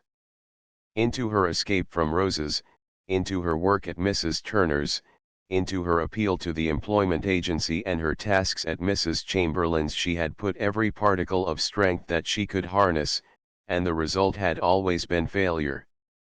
The social system was too mighty. She could not prevail against it. She must do its bidding, and since it was so impractically constituted as to bid her prey upon it, her sole solace must be found in praying fiercely. She turned into a cross street, full of refulgent drinking places that beckoned by swinging doors, behind which were the voices of singers and through which passed, in alone and out with shamefaced men, unending streams of women with white faces and vermilion mouths and sadly encircled eyes. But Mary pressed westward, though she did not clearly know her intention until, having crossed 2 avenues, she found that the cafes gave place to small shops, and that the shops were giving place to tall, moldy buildings with long stairways before them, houses that had once, plainly, made homes, but that were now, as plainly, barracks for lodgers. From one of these she saw come a slight girl under a huge hat heavy with 2 great plumes. Mary waited until this girl drew near, first hesitated when she observed that the girl was scarcely 15, then spoke when she noted the badige's dress and the face of which the childish beauty had been trained to maturity and hardness. "Can you tell me if I can get a room around here?" she inquired. The girl's knowing eyes studied her. "Hello," she said. "When did you hit the road?"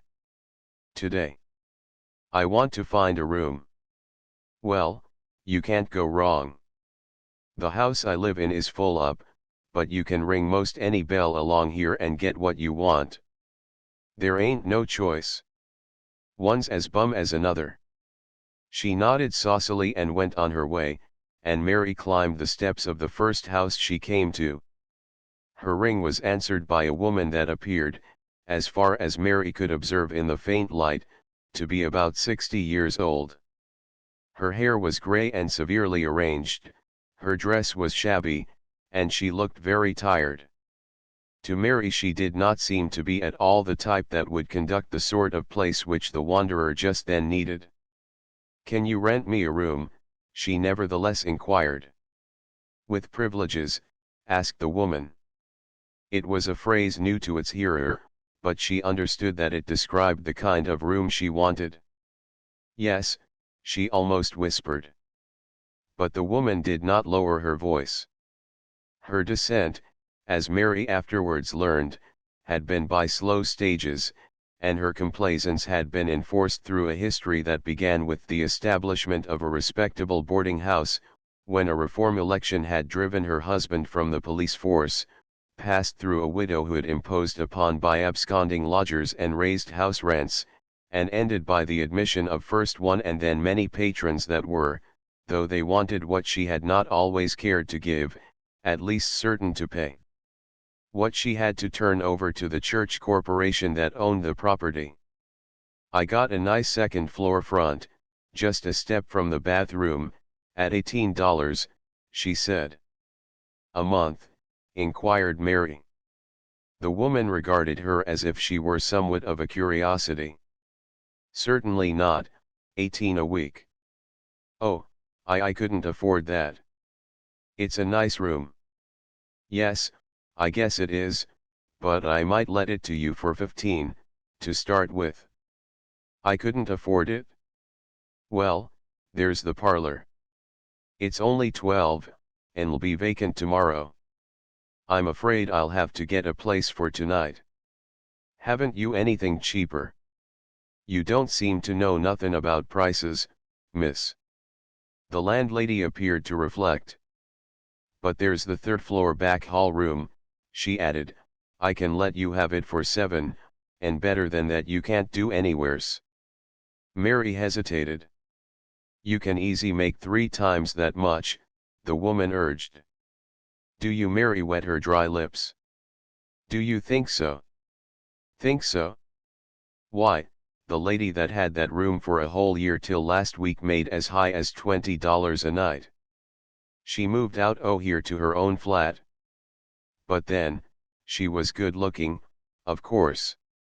Mary had entertained some vague notion of a small gas stove, and some saving in the matter of meals, but this the landlady could in no wise permit. The insurance sharks won't allow it, she said, and concluded in a tone that showed the later fact to be of more importance, besides, it so runs up the gas bills. Mary said no more. She paid for a week in advance, and was shown at once to the cell she had leased so dearly. It was a little, gaudily papered room scarcely 15 feet long and not much more than 2/3 that in width. A stationary washstand was so placed that the door could not open freely. At the single narrow window stood an unsteady table of no apparent purpose, and along the side a clothes press and a narrow, pine bureau.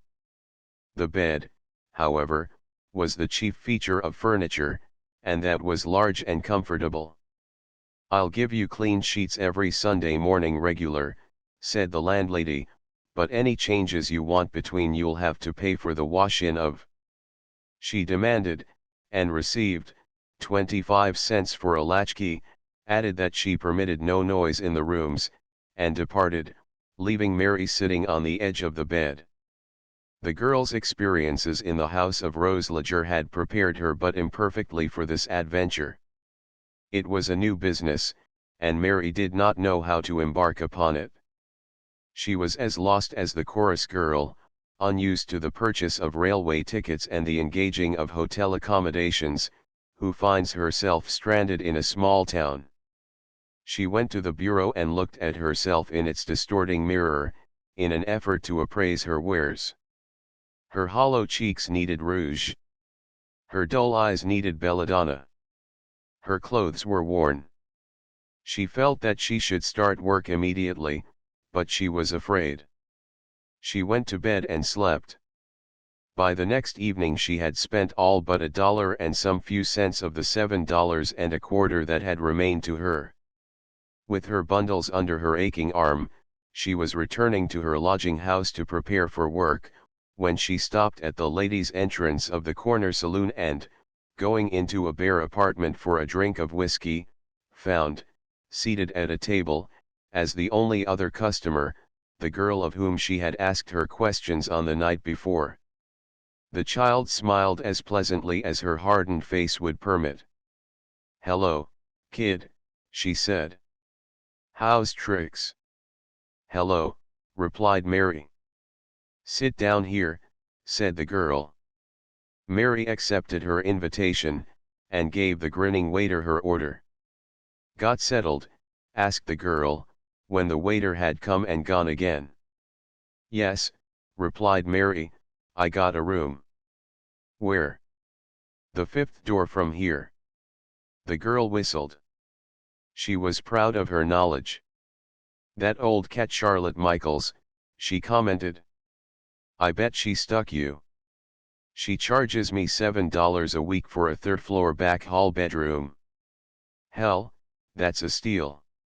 Come next door to where I am, next week.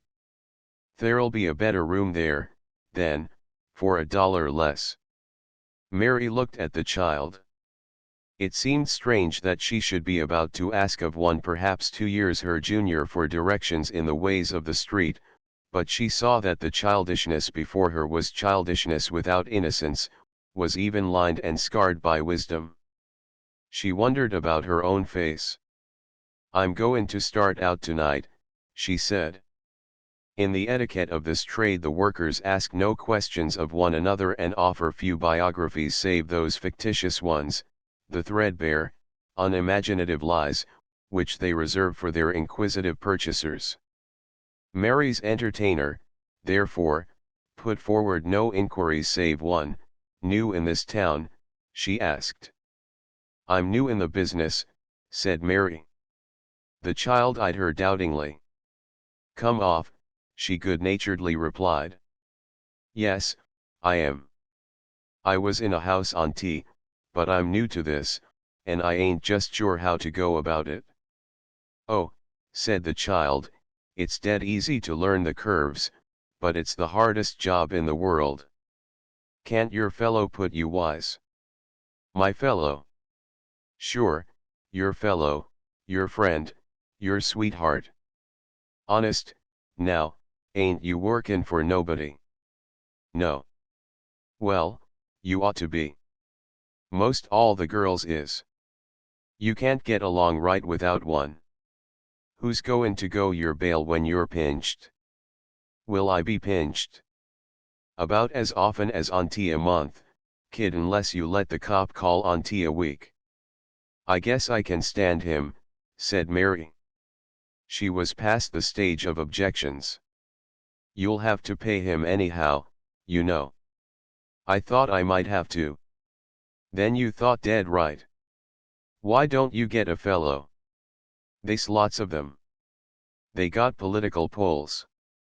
Of course, they don't leave you much money for yourself, but they certainly can fix things up for you."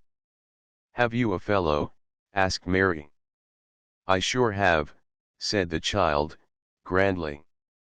"My girlfriend and I have had one between us ever since we left school last June." "Does he treat you right?" "As good as any. He beats us up once in a while when we don't earn enough, or when he's more than usual lit up. But he keeps the cops away, and he gets us good trade, and he's true to the two of us. He'd ought to be, we make good money for him." Mary listened in a kind of awe. "You like him?" she asked. "I love him," the child emphatically declared. "Lots of the girls hates their fellows, but daren't leave 'em because their fellows have 'em pinched right off, but I love mine. You ought to get one. I'll put you next." "No," said Mary, "I think I'll wait, but I wish I knew the curves." "Oh, hell, it's dead easy, I tell you." The child gulped her whiskey and went on, "You just put on your glad rags at 8 o'clock and walk Broadway from 23rd to 42nd. If you can hustle, you can land half a dozen before 1 o'clock. When they give you the glad eye, take it, and when they don't, just you walk by 'em sort of hummin' under your breath. Stop and look in the store windows, and they'll come like flies. But always be sure to get your money first. Ask 'em $2 if they look that strong, or one if they're cheap guys but don't ever take a cent less n 50 cents. I always gets the two plunk myself, unless a piker stands out for a dark corner or hallway and tries the quarter game, then I go through his clothes for all he's got. Mary rose, with averted eyes. Thank you, she said. Oh, that's all right, said the child. You just take my tip, and you'll make good. And, if by managing, by the most detestable sort of work, to keep clothes upon her back, food in her stomach and a roof over her head, was making good, Mary did it. Everything fell out as the little girl had described. That night the adventurer, with no alternative, sank the last of her scruples, and, when her room rent next fell due, she paid it and had a margin of several dollars to place in her stocking. There was not, she found, very much to be saved, for the whole world seemed to mark her as legitimate prey. First, the policemen were quick to see that she was an unprotected newcomer, and, one by one, to stop her and threaten her with arrest. In the beginning, she was afraid to slip them their tithes, and did it timidly and awkwardly, but, when she saw how jauntily and graciously they accepted payment, she had the bills always ready at the time when they were expected and, with the bills, the caresses that, not infrequently, had to accompany them. Other expenses were proportionate. Rent gained upon the advance of prosperity. Showy clothes, if not the best, were a necessity, and the second-hand shops raised their prices on the suspicion of her profession. Rainy nights came, when there was almost no business to be done. The work was of a character that required sturdy food, and this must be bought in restaurants tacitly conducted for her class and charging accordingly. The men, she soon discovered, were as loath to buy her a supper as they were ready to buy her drinks, a condition the sole consolation of which was the fact that alcohol dulled whatever remained of the fine edge of sensibility. Some of her cursory antonies, regarding their transactions as they regarded their other business affairs, were honest, but most were honest only when they had to be, and to them Mary and her kind were beasts of burden not worthy of the stipulated hire. There were the lechers that wanted only to waste the busy minutes in unremunerative talk, there were the seekers that endeavored to secure through hideous formulae of affection what they were too mean frankly to purchase, there were the hypocritical male animals that, above suspicion in their daylight life, considered the women of the night as fair game for cheating, and then there were the careful toads, who prided themselves upon their shrewdness, and who bargained and haggled as a man would be ashamed to bargain and haggle for a dog. It was a trade of hard hours, hard walking, and hard drinking, and, in the glaring cafes where she often sat with her fellow workers waiting to be smiled at by the hunters, Mary, though she met many girls that fared worse than herself, met few that, when truthful, told of faring better. The woman that quitted her landlady's care for a flat of her own represented the ideal toward which this whole army was hoping, but was an ideal mythical. Nearly all were working in health and out, and saving nothing. Nearly all were in bondage to taskmasters that slunk along after them through the streets, saw them strike a bargain, waited in the shadows of a nearby house until the wage was paid, and then came forward, before the customer had turned the corner, to exact their tribute.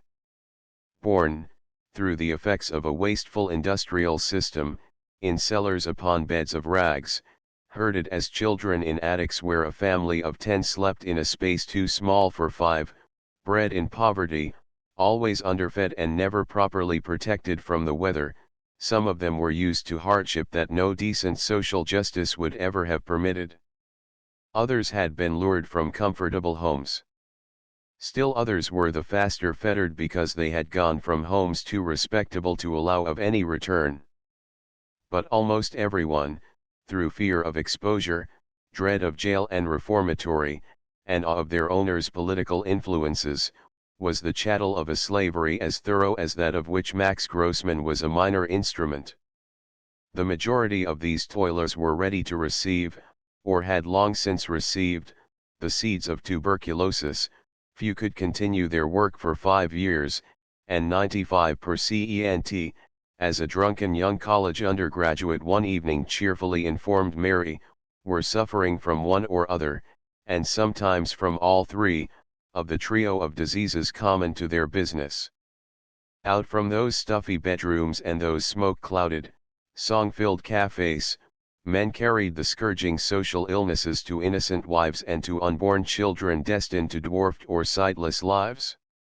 The sufferer might believe himself cured and bear infection years later.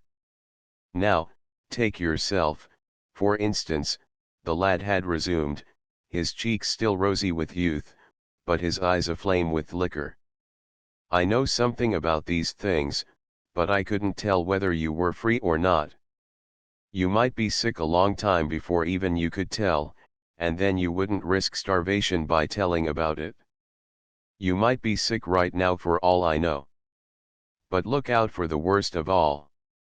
Mary heard him with as little heed as she had heard most men.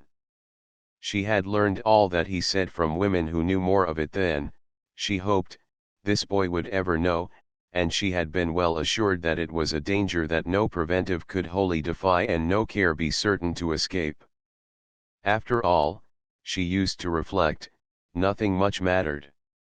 She had nothing pleasant to look forward to and, therefore, she wisely refrained, save for one advancing idea, from looking forward. She had no past that did not have its pain for her vision, and, therefore, with this sole exception, she resolutely kept her eyes upon the present day. Yet gradually one great passion was growing within her. That process of thought which had begun in her encounter with Philip Beekman, when she left his mother's employment, had been hastened in its growth by what Marian Lennox had said and failed to do, and the shock of the girl's embarkation upon her new profession had only momentarily retarded it. She was not large enough, few of us are, to see the conditions behind the individual, nor yet greatly to concern herself with individuals that did not directly concern her, but she saw clearly her own plight, and now saw, or thought she saw, that this plight was due entirely to the machinations of the man who had taken her from her home and brought her to New York. She could have loved him, and so she hated him. She could still feel a tenderness for what he might have been, so she permitted herself to feel only animosity for what he had proved himself to be.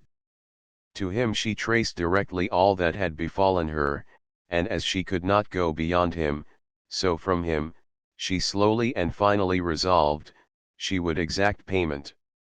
That thought waxed in her tired mind, it was fed with every throe of her pained body until it dominated her circumscribed outlook upon the world. It even saved her from suffering, because it so possessed her that it armored her against all lesser things. She had found, at last, a purpose in life. It was almost coincident with her realization of this that Mary realized something else. She went immediately to a physician. Dr. Helwig, a man with an enormous paunch and a round face and triple chin, was one of the many excellent practitioners that depend for their living, and it is a good one upon the class to which Mary belonged. He treated the matter for what it was, a commonplace in his day's work. At the end of a week he confirmed her fears. For a moment she reeled under the blow. The bookcases with their ponderous volumes in dark bindings, the shelves burdened with files, the glass medicine case, the convertible table for minor operations, the crowded desk, and even the fat physician before it, seemed to whirl in a mad saraband. "Come, come," she heard the doctor say, as he thrust an uncorked bottle of smelling salts under her nose. "How long will it last?" she panted. "We must keep up our treatment for 6 months or a year," he answered. "Meantime, diet, and quiet. No liquor. If you were a millionaire, I'd prescribe a long sea voyage or a trip to hot springs. Out of the chaos of her brain a sudden idea was shaping. What, she inquired, about other people catching this? He knew her business perfectly, and he knew that what he had to say on this point would weigh but little in the scale against want. Nevertheless, he made the common answer. After that she listened to all the instructions that he gave her. More than ever now she had her purpose in life. XXVI the least of these a week later, in a lamp-lighted street, Mary and Carrie met. Each girl was too conscious of her own business to remark that it was the business of her acquaintance, and each tried to avoid the other, but before recognition was complete they were face to face. Silence was confession. Mary spoke. "Hello," she said, "it's a long time since I seen you. How are you, anyways?" Carrie, though still a homely girl, wore a close-fitting coat that made the best of her figure. Her hat was wide and new and, as she answered, she turned from the light. "Pretty well," she said, and paused short. "I guess," said Mary, "you thought it was queer, my never comin' to see you, but I haven't had a single chance. I'll come soon, honest I will. How's Katie?" "I don't know," Carrie slowly answered, "I'm not living with her anymore." "You ain't? Since when ain't you?" "Oh, I don't know, a couple of weeks." "You two didn't scrap?" "No, I had to go away." And then, to divert the fire, Carrie added, "Are you still working at that place the settlement people got for you?" "No, I left that long ago." "Have you gone back to the shirtwaist factory?" "I couldn't, the strike was never settled, and, anyhow, they wouldn't have taken me back if I'd been willing to go." Mary looked at the long coat and the gray hat. "But, say," she began, "you don't look." Her eyes dropped to Carrie's and, suddenly, she knew. Her voice softened. "I'm sorry," she said. "I had to do it, too." Silently they touched hands. The Lithuanian's breast rose and fell quickly. "I couldn't do anything else," said Carrie, but only in explanation, not in extenuation or excuse. "There was no other work I could do." "I know," said Mary. "And everywhere I went," continued Carrie, "he followed me. He was always just behind me when I walked, always just around the corner when I stood still. When I was dizzy and hungry, he always looked well fed and always had the money in his hand. He waited, waited, waited." "You mean your fellow?" Mary asked. Carrie assented. "If you can call him that," she said. "He has 2 or 3 others working for him, or he'd be across the street now. I'm different from them, freer. I'm not afraid of him, and so he is a little afraid of me." Mary took the girl's arm. "They won't let us stop this way on the pavement," she said. "Come in here and have a drink." They went into the women's room of one of the quieter saloons.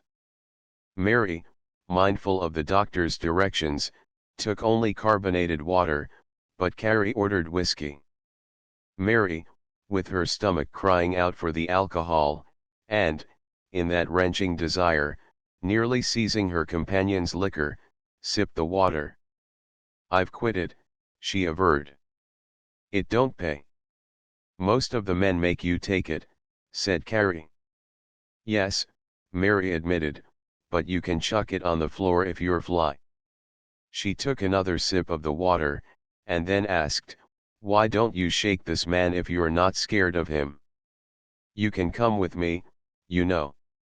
"It wouldn't be good business," Carrie declared. "I need somebody with influence to look after me in case I'm arrested." Mary was silent for a minute, thinking. "Perhaps you're right," she granted, "there's one of 'em I'd like to find." "Who is it?"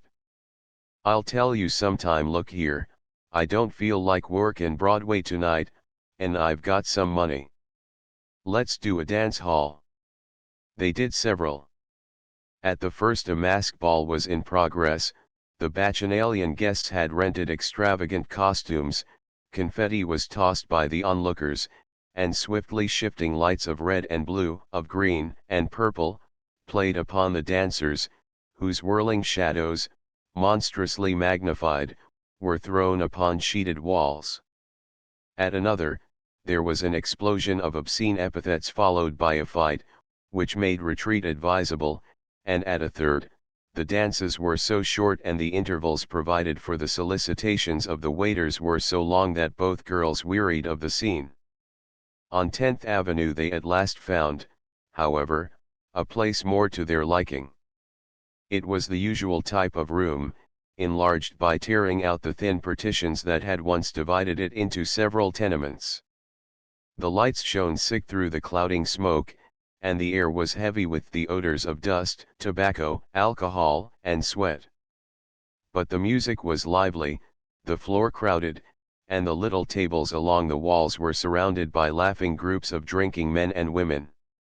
Of the former, though most were hollow-chested, pale-cheeked, hawk-nosed, some showed clearly that they came to plunder, and if the majority of the latter were gum-chewing working girls still in their earliest teens, many were of the variety to which the two newcomers now belonged. Mary and her companion sat down at a table near the door. They nodded to the burly, cigar-smoking boss, who moved energetically about, urging bloodless lads to find partners, and now and then himself taking a turn with a neglected girl. They exchanged familiar greetings, though they had never before seen her, with the false-jeweled woman whose business it was to assist the boss in stimulating the dancers by precept and example. And they watched the scene with a gaze grave and calculating. Here a child of 13, with closed eyes and her peach-tinted cheek against her pimpled partner's, undulated to the music, scarcely moving her feet. Nearby there whirled, like a dervish, a girl to whose consumptive face the revolutions brought a glow that mimicked health. Now and then a woman would leap from one of the tables, embrace an unembarrassed man about the neck and so waltz off with him, at once passionate and mocking, both of them deaf to the plaudits of their spectators. From time to time the lights were suddenly extinguished, and the dance went on in the darkness amid a chorus of kisses, cries, and giggling. Most of the boys and men, and nearly all of the little girls, were drunk. Among the dancers, doubtless plying his trade, Mary saw Raphael Angelelli, sleek and radiant in a new suit of pale buff. He detected her a little later and, disposing of a pure-faced child, who had been in his arms, made a skillful way to his old acquaintance. He shook Mary's reluctant hand and, nodding to Carrie as if she were a familiar friend, sat down between the two women. "Where you been?" he affably inquired of Mary. "Out of town," said Mary, coldly. Angel shrugged his shoulders. He knew she lied, but he rarely contradicted a lady. "Meester Dick been lookin' all over Thesa town for you, Violet," he said. Mary did not like the news. She was still afraid that she might be wanted in connection with her contradictory affidavits.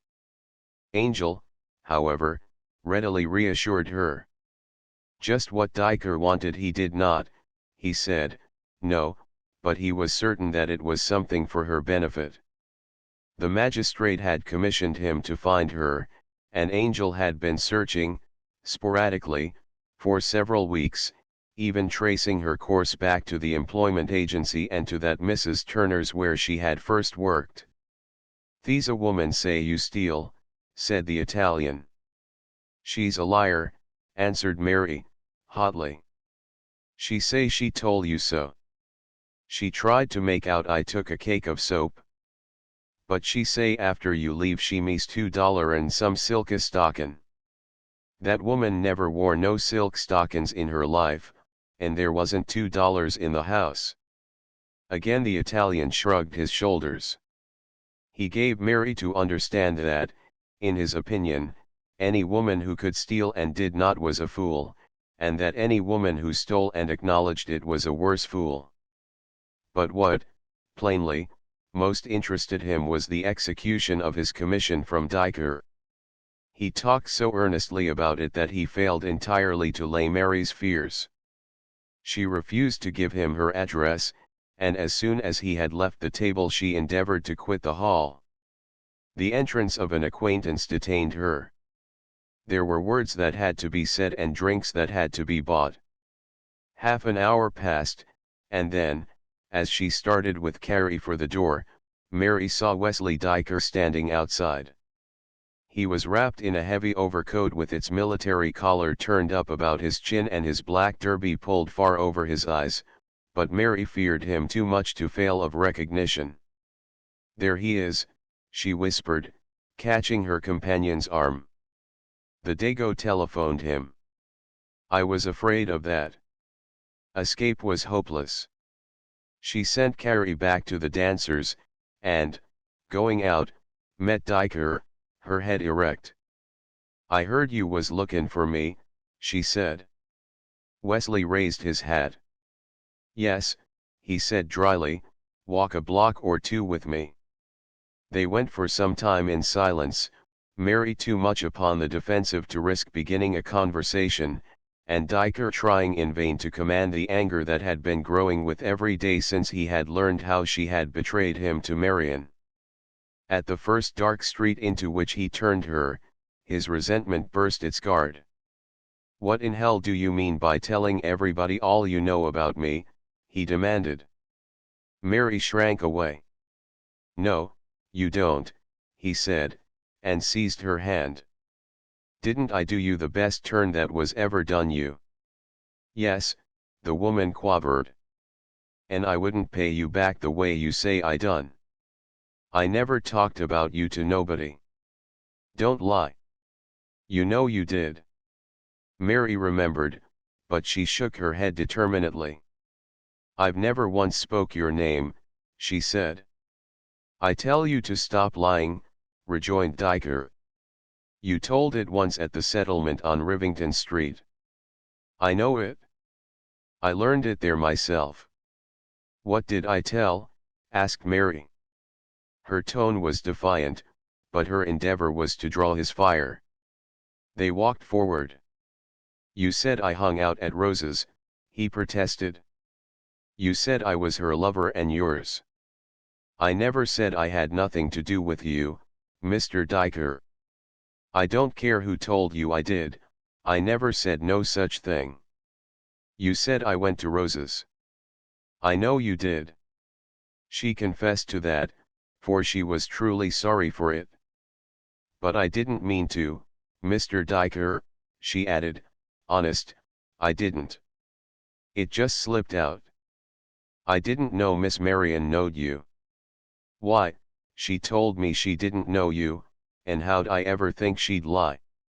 That was a question which, ignorant of Miss Lennox's precise method of evasion, Wesley did not, even to himself, attempt to answer. "It didn't matter whether she knew me or not," he said, "you had no right to tell it." "I know that. It just slipped out. But it won't never happen again. I wasn't so wise as I am now." "I hope not," he said, a trifle mollified by the sincerity in her tone. "But you've done me a big amount of harm there, Violet, and you have got to undo it." Her first sensation had been one of relief in finding that her false affidavit was not held against her, her next had been fright at his anger, but now she was all penitence for the ill she had wrought him. Diker was the one man in New York that had done her a kindness, and she held that kindness as the greatest possible. "What do you want?" she asked. "I'd do most anything for you, Mr. Diker, you know that." They were under the uncertain light of a crossing. He eyed her narrowly, mistrustingly. "I want you," he replied, "to come to my office tomorrow evening at 6. Here's my card. Will you do it?" She took the card and thrust it through the opening of her shirtwaist. What do you want with me when you get me there? She wondered. I want you to come with me to Miss Lennox, and deny the story that you told her about me. Mary's heart sank. She could not bear the thought of facing Marion. What's the use o' that? She pleaded. What's the use? Why, how else are you going to put me right with her? But I couldn't. You must. I couldn't, Mr. Diker. Honest, I couldn't. She'd know I was lyin' to her. You leave that to me. What excuse'd I give her? We'll fix that up tomorrow. Please don't make me do it, Mr. Diker. I've got to. What else can I do? It's all your own fault. What's your address? She gave it to him tremulously. All right, he said. I'll have a cab there for you tomorrow at 5:30. Her body shook with frightened sobs. Oh, Mr. Diker, she repeated, please don't make me do this. I'd do anything, most, under the sun for you, but I can't face Miss Marion, honest to God, I can't. What he should have done was to play upon her gratitude, but what he did do was again to allow his mistrust and anger to have their reign.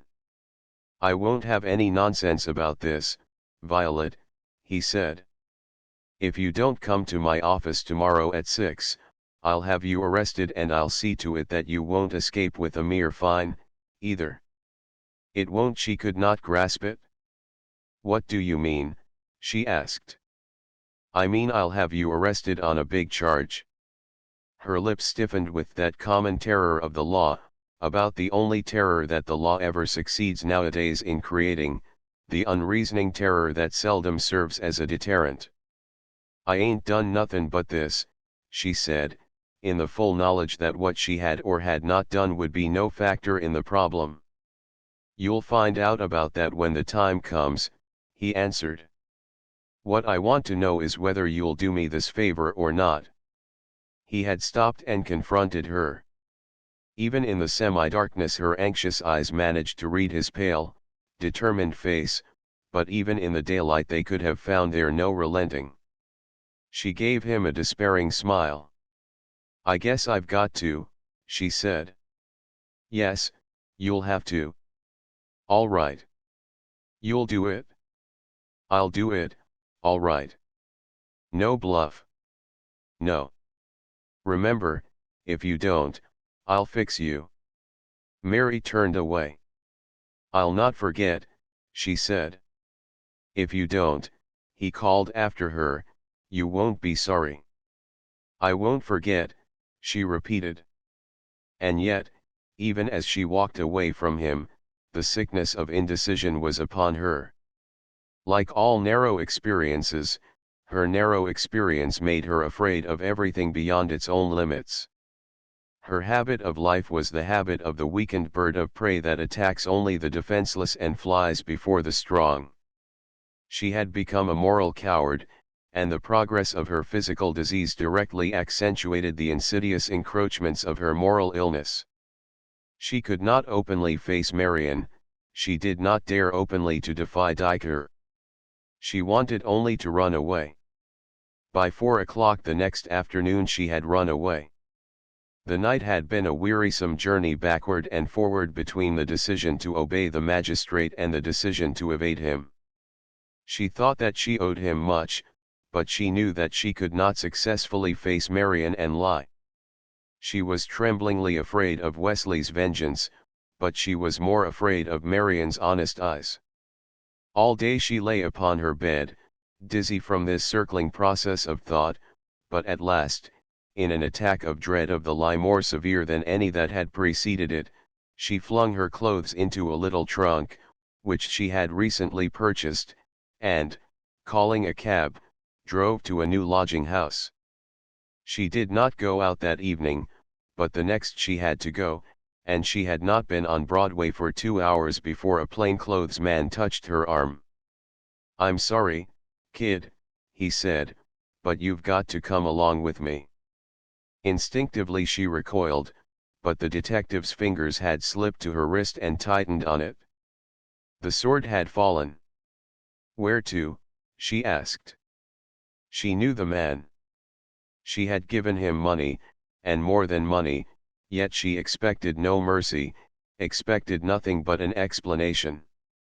"Jefferson Market," said her captor. "But if you've got anybody handy who'll go your bail, I'll take you to see him first, before we go down to 9th Street. Mary shook her head. Helpless horror had her for its own. "No use," she answered. "Are you sure?" he asked. "Certain sure," she said, and then, a little wistfully, "I guess there ain't no good in tryin' to talk business to you." The detective was a big, black-mustached man. His face was not unkindly, but he was helpless. "No," he said, "this here's orders from the front. If you haven't got some fellow to be ready with bail, I guess we'd better hurry up." They crossed to 6th Avenue and walked down that noisy thoroughfare to the towering brick fortress that stands like a castle to guard the gateway of old Greenwich Village. By day that somber building seems to hide behind the grim planks of the elevated railroad. It is ugly, neglected, innocent. Under its protecting wings are the stalls of white-aproned butchers and the open establishments of greengrocers and hucksters plying their several occupations. But no sooner does the darkness drop its curtain over the webbed streets, the dirty courts, and the foul alleys that surround the place, than Jefferson Market ceases to be a building for the dispensation of food and becomes a court for the dispensation of the commodity that we carelessly label justice. The hands of the large clock in the high tower are hurried toward the hour of 12, long rays of sinister light are shot from windows narrow and barred, and under a vaulted entranceway there powers, from year's end to year's end, an unending army of those women of the street who have lost, for one reason or another, their ability any longer to purchase the protection of the law. It is not often that what the statutes designate as crime comes to the night court. Crime may wait for the morning. It is the drunkard, the vagrant, the licenseless peddler, and, above all, unfriended Maria Peripatetica, the human being that humanity has spoiled in the making, who is taken there. Above all, the Marias Peripatetici that have, once fostered by the law, quarreled with it, failed to bribe it, or openly rebelled against it. Black and white, short-skirted and gray-haired, besilked and bedraggled, from 9 in the evening until early morning, 5,000 in a 12-month, they are brought to the Jefferson Market Court for judgment from the power that has made them what they are. And judgment is what they receive. The law is a mill that was made to grind out one thing, and can grind no other. The courts were constituted to make criminals and to punish them, not to prevent or to cure. Our present justice is not mercy, it is formulae, not sentiment. There is one woman that has some small authority in this tribunal, one woman that sees an occasional girl with some promise in her face and takes her away to Waverly House for observation and to be given, if all goes well, a chance at other employment. But Waverly House is small, it is poor, and there is small chance for her that has been twice stricken. One woman cannot do much against the grinding mill, and the grinding mill, between January and December, sends only 17 girls to a semi-sane reformatory as compared to 3,000 that it sends to the University of Crime, which is known as the Island. Mary was hurried up a short flight of stone steps and into a small hallway. A metal gate was opened for her and snapped shut as she passed it. A stocky man took her name and address and got, from her conductor, in a voice that she could not hear, the charge on which she had been arrested, and then, after one turn to the left and another to the right, she was shoved through a door and into a brightly lighted, heavily barred detention pen. Dazedly, she looked about. Beside her, upon one side, sat a gray-haired woman of 60, too old any longer to earn that tribute which would have secured her immunity for the prosecution of the trade she must recently have adopted. Nearby was a girl of 13, who, temporarily neglected by her owner, had been arrested for the same offense. On the bench sat a fat negress who informed all listeners that she was falsely charged with picking the pocket of a bald-headed white man that she had solicited. Over them all streamed the pitiless light of strong lamps, upon them all were soon to feast the eyes of the crowd in the near courtroom. The newcomer bowed her head. She did not know that a court retainer had been waiting her arrival. She did not know that, as soon as she had entered, this retainer had hurried to a telephone. She did not know that, in answer to this call, Raphael Angelelli had hurried to the door that she had just passed, and there presented a note bearing a potent signature. She did not even know that these things were of common enough occurrence, and she was aware of only her misery until she heard the Italian's low voice and saw him beckoning her to the bars. She almost ran toward him. The other prisoners gathered about her, but the officer that accompanied Angel waved them away, and himself drew back. Mary clutched the bars as if they had been a tangible hope. "Angel," she whispered. But Angelelli fronted her, scowling. He shook a tight fist under her shrinking eyes. "You are a damn fool," he answered. Mary could not articulate. Her lips involuntarily found an unthought query, but her voice was dumb. "Why you not listen to Thesa Wesley Dick?" pursued Raphael. "Now maybe you go to the island. You know what that mean? Thesa jailers cut off your hair, beat you up every mornin', every evenin' regular. No meals, only bread and water, no whiskey. And when you come out every cop have a you picture and you get arrest each time and sent a back again to jail." She believed him. She would have believed anything that was said to her by someone she had previously known.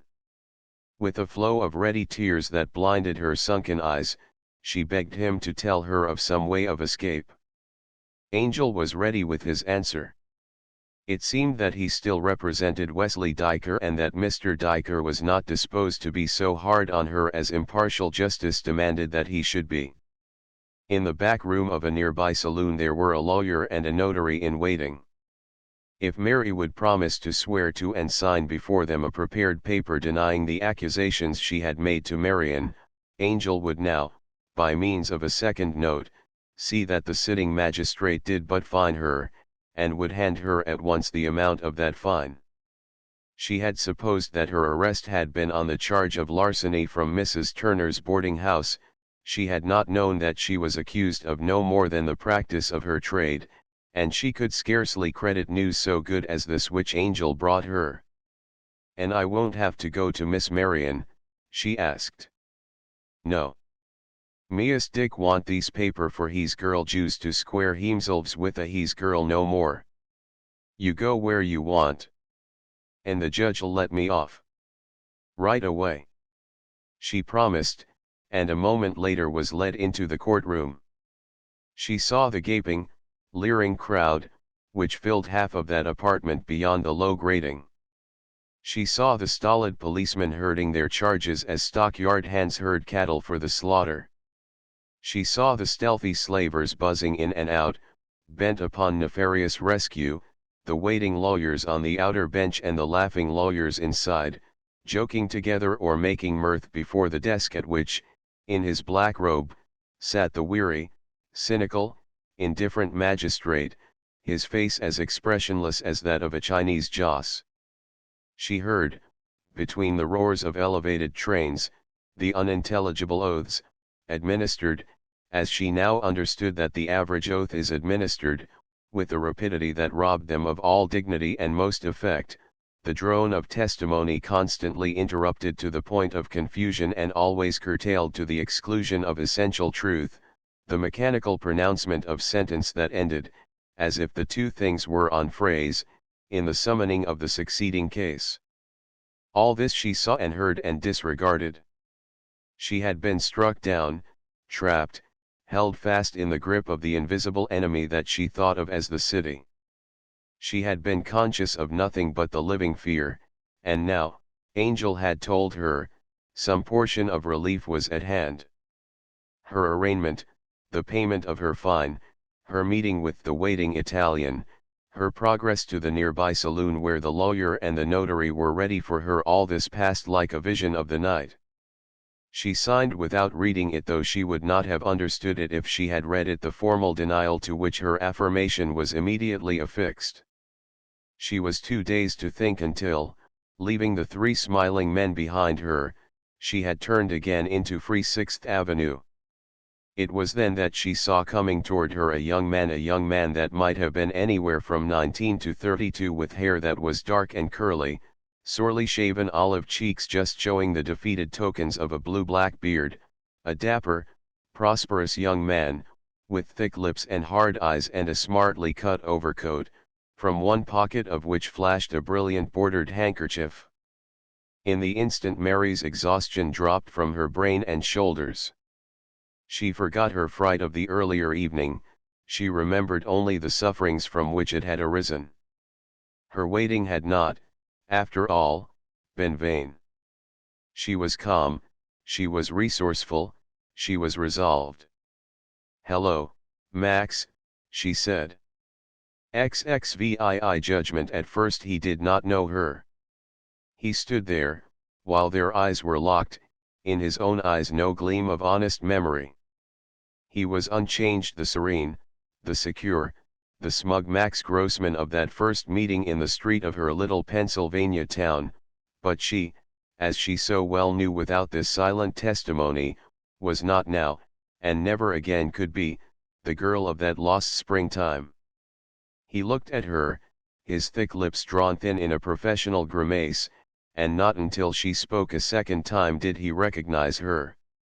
He started then, and his olive face went pale, but Mary put out her hand precisely as if she were meeting, after a brief absence, only an acquaintance of the everyday friendly sort, and Max, too glad for pardon to question motive, seized and squeezed her hand tenderly.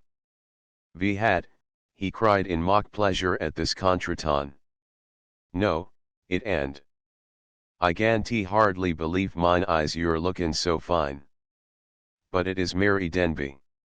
She smiled almost gaily. In little she had to lie, but in much, though for a reason that he must not suspect, she was indeed exultant. "I am lookin' good, ain't I, Max?" she said. He surveyed her cheap finery, saw her hair, disordered in her passage through the crowded courtroom, and turned his gaze quickly from her hollow, painted cheeks, her hardening carmine mouth, and her heavily ringed eyes. "You're grand," he said. "I always knew you'd make good, Mary." "You jollier," she laughed, and with her free hand, patted his olive cheek. "No, it's honest, so help me." "Then don't you want to buy me a drink, Max?" Grossman dropped her hand. His face grew doubtful. "I wish I had dime," he said, "but I got to see a friend down the avenue, and a lady, Max." No, Mary." "Then let him go. You ought to be glad to take a walk with as good-looking a girl as you say I am." For another fleeting instant Max let his eyes rest on her face, then lowered them. He looked at the pavement and drew an awkward line upon it with the edge of his tan boot sole. More significant than any physical change in her was the fact that she could now embarrass him. "I know, Mary," he stammered, "but, you see, this here feller V had I told." She laughed again. She thrust her arm through his and turned his face uptown. "Forget it," she said. "Don't you worry, Max, I ain't goin' to rake things up, if that's what's souring you. Life's too short. All I want is a talk and a drink."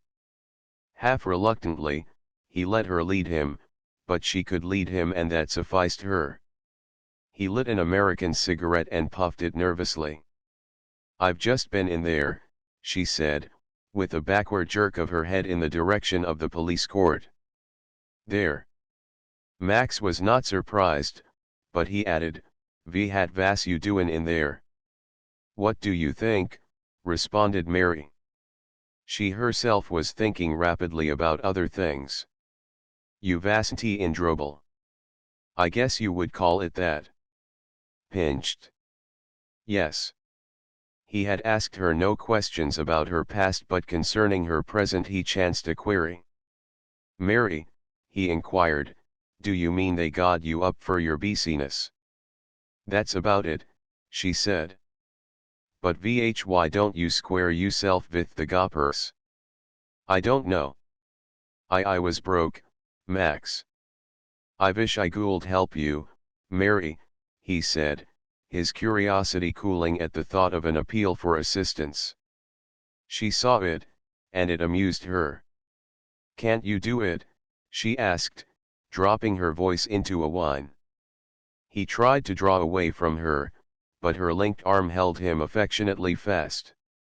I been havin' rotten luck, he declared, somethin' awful.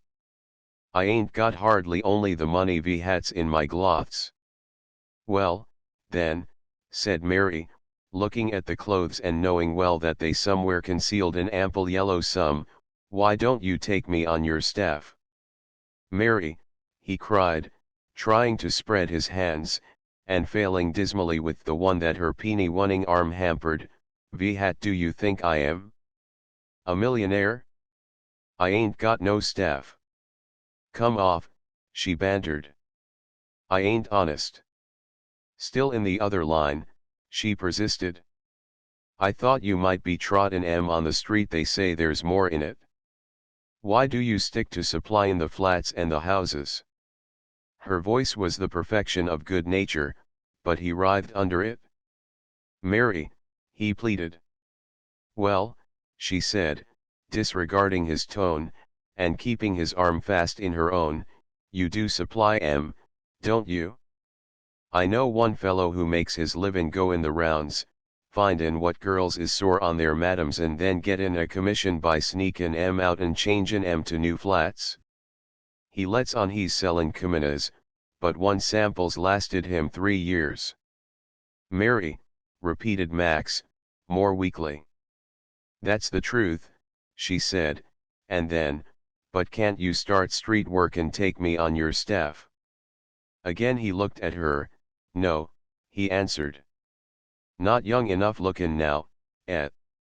She was still smiling. ACH, he protested, you oughtn't not to be so hard on a feller.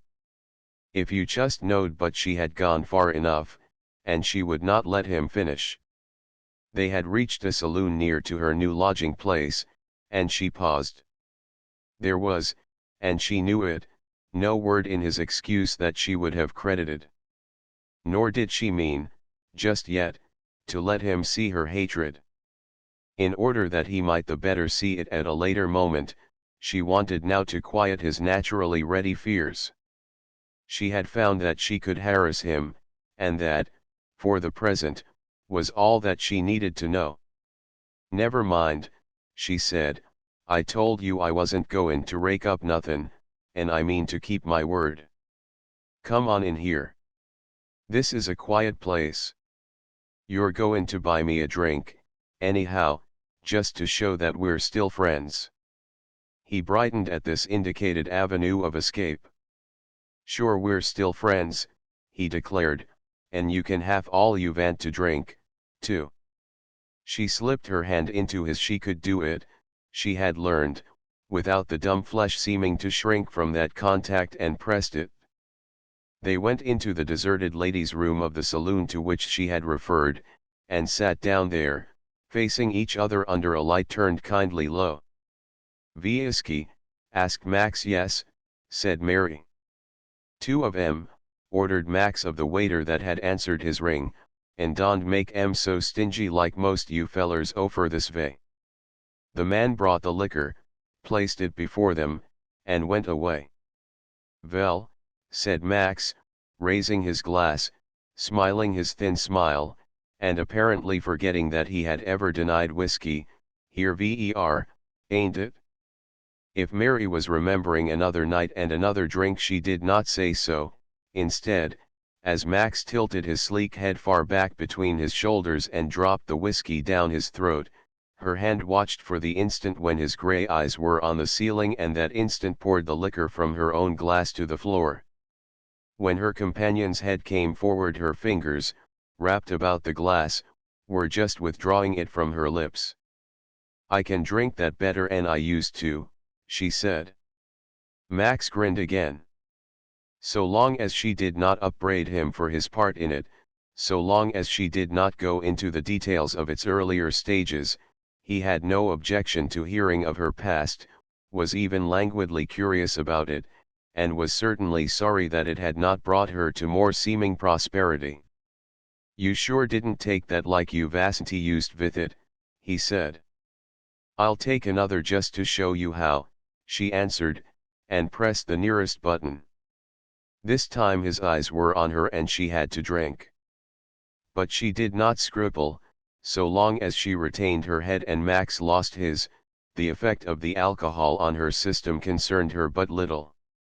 They had a third drink, for old time's sake, as Mary suggested, and this she succeeded in pouring down her dress front.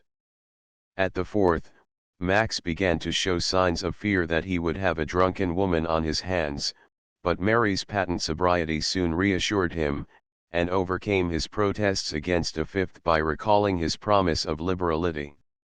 His cold eyes sparkled into a faint light. Little spots of red appeared in the olive of his cheeks.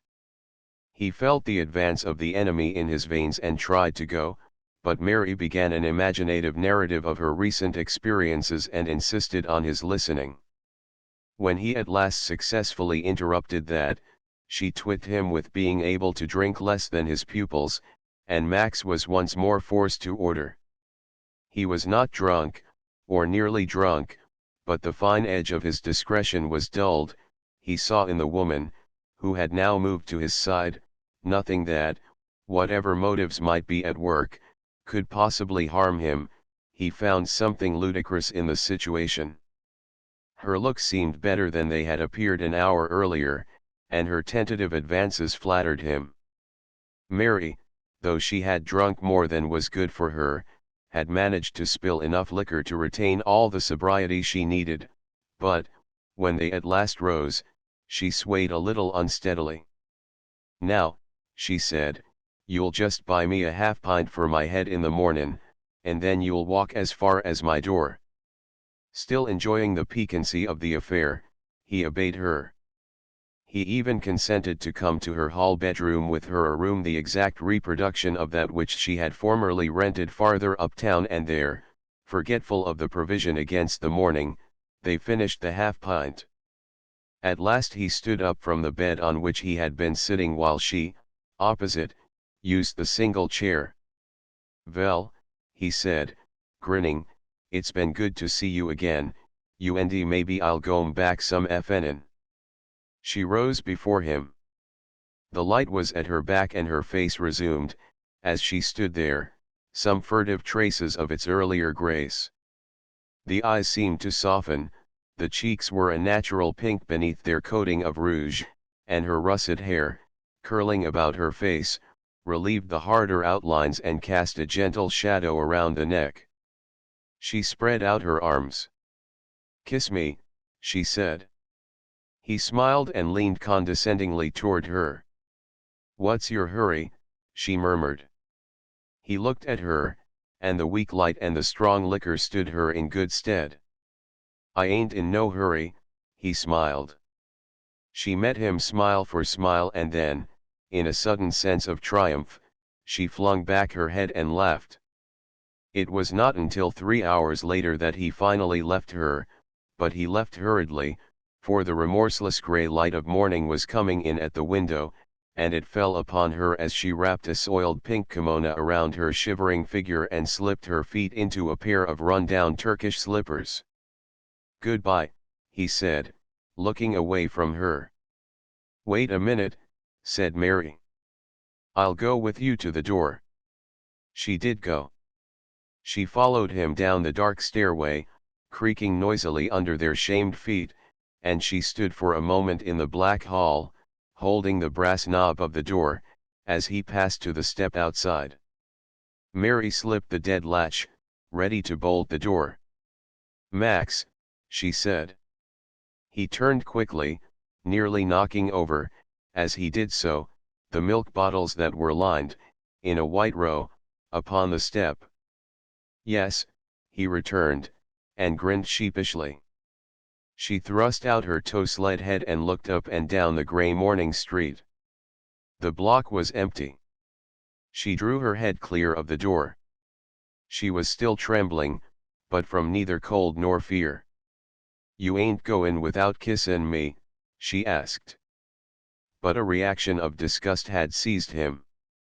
"Yes, I am," he said. Mary's one hand tightened on the knob, the other flattened itself against the nearest panel of the door, ready to push hard. "All right," she replied, with a sudden change in her voice that, still low, became tense and metallic. "You think I'm done for, Max? Well, you're done for, too." The man's jaw dropped. His olive face was ashen. His eyes stared. "What do you mean?" he asked. Mary's mouth was wreathed in a smile. "You know," she answered.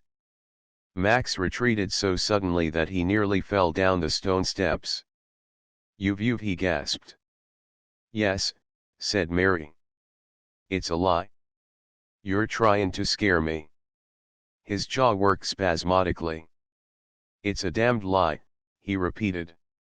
"You don't believe me?" the girl inquired. If she had looked for heroics, if she had feared melodrama, she was as yet disappointed. The knees of Max shook under him, he was in abject terror. "It's a lie," he muttered over and over. "It's a damn lie." "Think what you please," said Mary. She was still smiling, still serene. "You believed I'd forgot, didn't you?" "Well, I didn't forget, Max Grossman, and now you'll remember. If you don't yet think I'm giving you a straight story, all you have to do is just one thing, wait." Max uttered an inarticulate cry and threw himself at her, but he only bashed his head against the closed door. Mary had shut it, and in time. Behind it, in the dark hallway, she lay half fainting. "It's the last of you, Max," she laughed. And it was.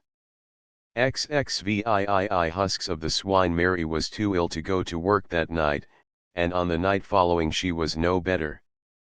The shock, the spasm of success, the recoil, not moral but physical, after the satisfaction of a supreme desire, these things were, of themselves, enough to leave her prostrate.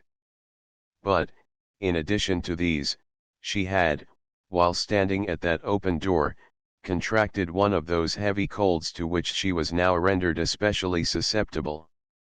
Through long hours of the day and the darkness she tossed among the hot sheets of her bed, sometimes with her teeth clicking in a chill, again with her body burning in a fever, but always revolving in her seething brain the details of the vengeance that she had wrought. Her physical sufferings mattered little to her.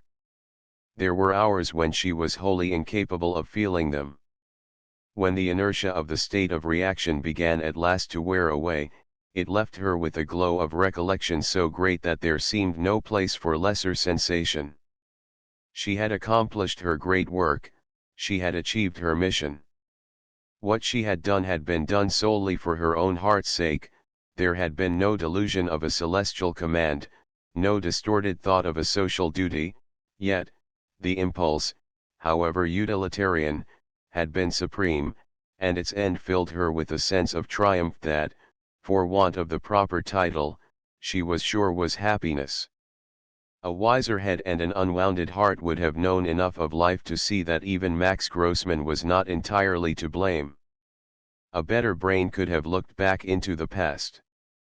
It could have seen Max as the type of all his kind, the symbol of every one of the great company of slavers, the inevitable result of a system blind both to its own interests and to the interests of the race. It could have seen the child, one of half a dozen born to a woman that could not, properly, have cared for three. It could have seen that child neglected, dirty, forgotten, locked, by day, in the bedroom where the whole family tried vainly to sleep by night, learning the highest facts of life from the worst of teachers, the cramped childish brain, and going out, at last, upon the street, with passions prematurely developed and perverted. It could have seen the social order shape that child into society's enemy, the starved boy pickpocket sent to the monstrously misnamed reformatory, the same child branded as a criminal, with none to shelter or to trust him, and with a knowledge, gained in the state's own institution, which fitted him to be only a crafty guerrilla to harass the state. It could have seen the fatal line of least resistance as clearly in the resultant man as it is seen in the life of him that does no more than wreck a bank or steal a corporation, and, hideous as its course is in the one instance, it would have seen that the line was the same in all. But Mary never doubted her justice, and never regretted it. One only thought troubled her: she was afraid that, by telling Max, she might have given him a warning sufficiently early to defeat her own ultimate purpose.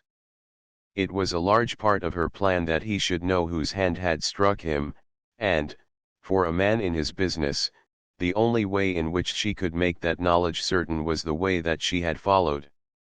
Yet what if he were in time to profit by her information? What if, even were he too late, he should guard and doctor himself with proper caution? She turned the questions over and over in her mind, but she had always to end in the faith that the worst had happened.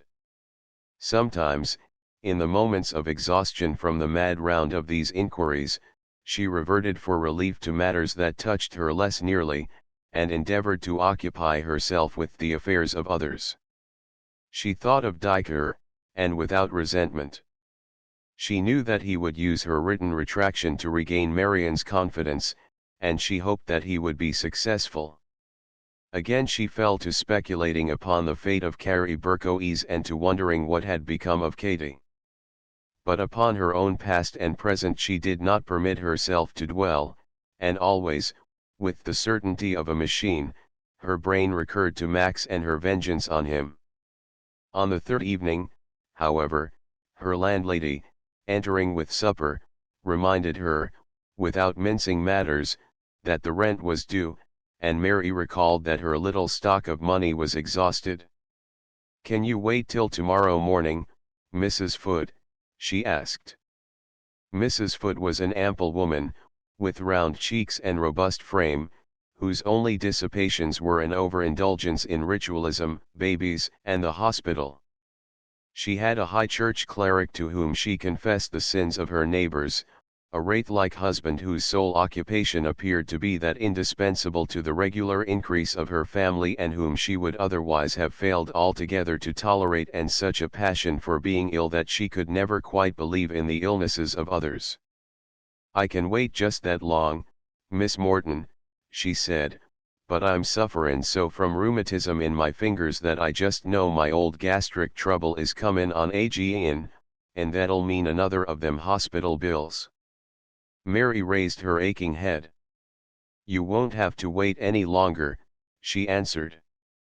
"I'm glad of it, Miss Morton," responded Mrs. Foote, "for there was a young lady lookin' at this room today and she offered me $1 more a week for it, and I wouldn't like to lose you." "You won't lose me," said Mary, to whom even sustained conversation was physical pain. "I'm goin' out tonight, and I'll have plenty for you by the mornin'." "You're sure?" asked the landlady. "Of course I am. It'd be a pity if I couldn't earn that much." Mrs. Foote looked at Mary's face and seemed to doubt the foundation for her assurance. "Well," she sighed, "I certainly hope you can." For some minutes after the door closed, Mary lay still. She had again been brought face to face with the most poignant of tragedies, the tragedy of living. An hour earlier, had she questioned herself, she would have said that she was careless of life, that neither this earth nor the quitting of it interested her, that continued existence was a matter of indifference.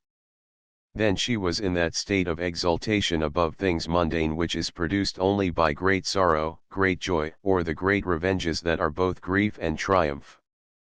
But now the words of the landlady had brought her back from the indulgence of contemplation to the necessity of action. Mary's insidious, implacable disease had completed what her business had begun, and what her business alone would have completed far more slowly. The few emotions that she was now capable of feeling were the more intense because of their rarity, but their intensity was equaled by their brevity, and, when the moment had gone, it left her even more of a moral weakling than it had found her. She knew Mrs. Foote and her tribe too well to deceive herself as to what must happen should the morning dawn upon an empty stocking. Life held nothing for which Mary greatly cared, but the instant of death contained all of which she was afraid. She did not greatly want to harm others by plying her trade in her present condition, but she could not think of others. Each step would be a separate wound to her tortured body and her throbbing head, but she understood that the landlady had to wring out the rents by the means that conditions had forced upon her, and so the worst of fears, the fear of poverty, which is the fear of death, took this sick woman from her bed, dressed her in her best frock, and sent her out into the street. Along 6th Avenue, where fortune had often, theretofore, been kind to her, she met no significant glances. A passing girl or two, having missed her for the last few evenings, proffered a casual sympathy, but that was all. Through the open doors of the Haymarket, she turned in, but there even the women at first disregarded her. Several men that she recognized in the boxes of the gallery around the little hall nodded, but immediately looked away. The one man that she happened to know better than any of the others did not appear at all to remember her, and his neighbor, who had frequently accompanied her, signaled elsewhere. She was lonely. She approached two women who were circling the floor, arm in arm. She addressed them with the familiarity of the craft. "Hello," she said. The one woman smiled, but her companion, a formidable, tailor-made personage, swelled with dignity. "You better beat it," she declared. Mary flushed. "What's eatin' you?" she demanded. "You don't belong here," the woman answered. She made a lofty survey of Mary's finery, and then added, "Goin'." Mary's heart sickened, but she stood her ground. "No," she said, "I ain't." The floor manager was passing. The social arbiter turned to him. "Will," she asked, and her shrill voice seemed to carry over all the room, "what's this place comin' to? Throw that 14th Street woman out o' here." This was enough. Mary left the place, and, still aching in every limb, turned through a narrow cross street to Broadway. Her eyes swam as she lingered before shop windows in the hope that someone she passed would accost her. Her throat was dry and it hurt her when she hummed into the ears of careless pedestrians. Nobody seemed to heed her. The night was cold, and she shook like a recovering drunkard. She mastered all her strength to speak plainly to a complacent man in a great ulster. "Hello," she said, trying to smile. "What's your hurry?" The man looked at her and swore. "You must think I'm blind," he ended. She knew that she looked ill, but she knew that she must find money.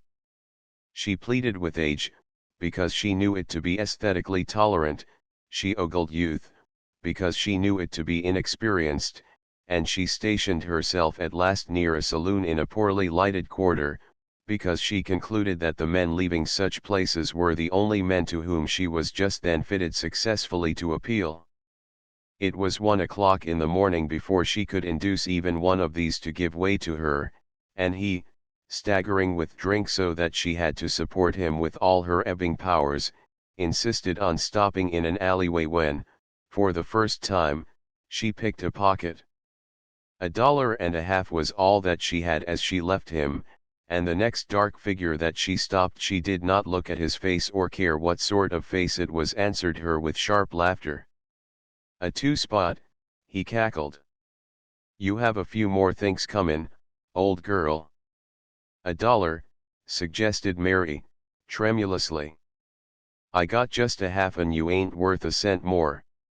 She took it, what would she not have taken, and she worked on into the dawn, on with a mounting fever and a sick determination, knowing now that her chances grew with the approach of morning and finding herself, when at last the morning came, with scarcely $1 beyond the sum due for rent.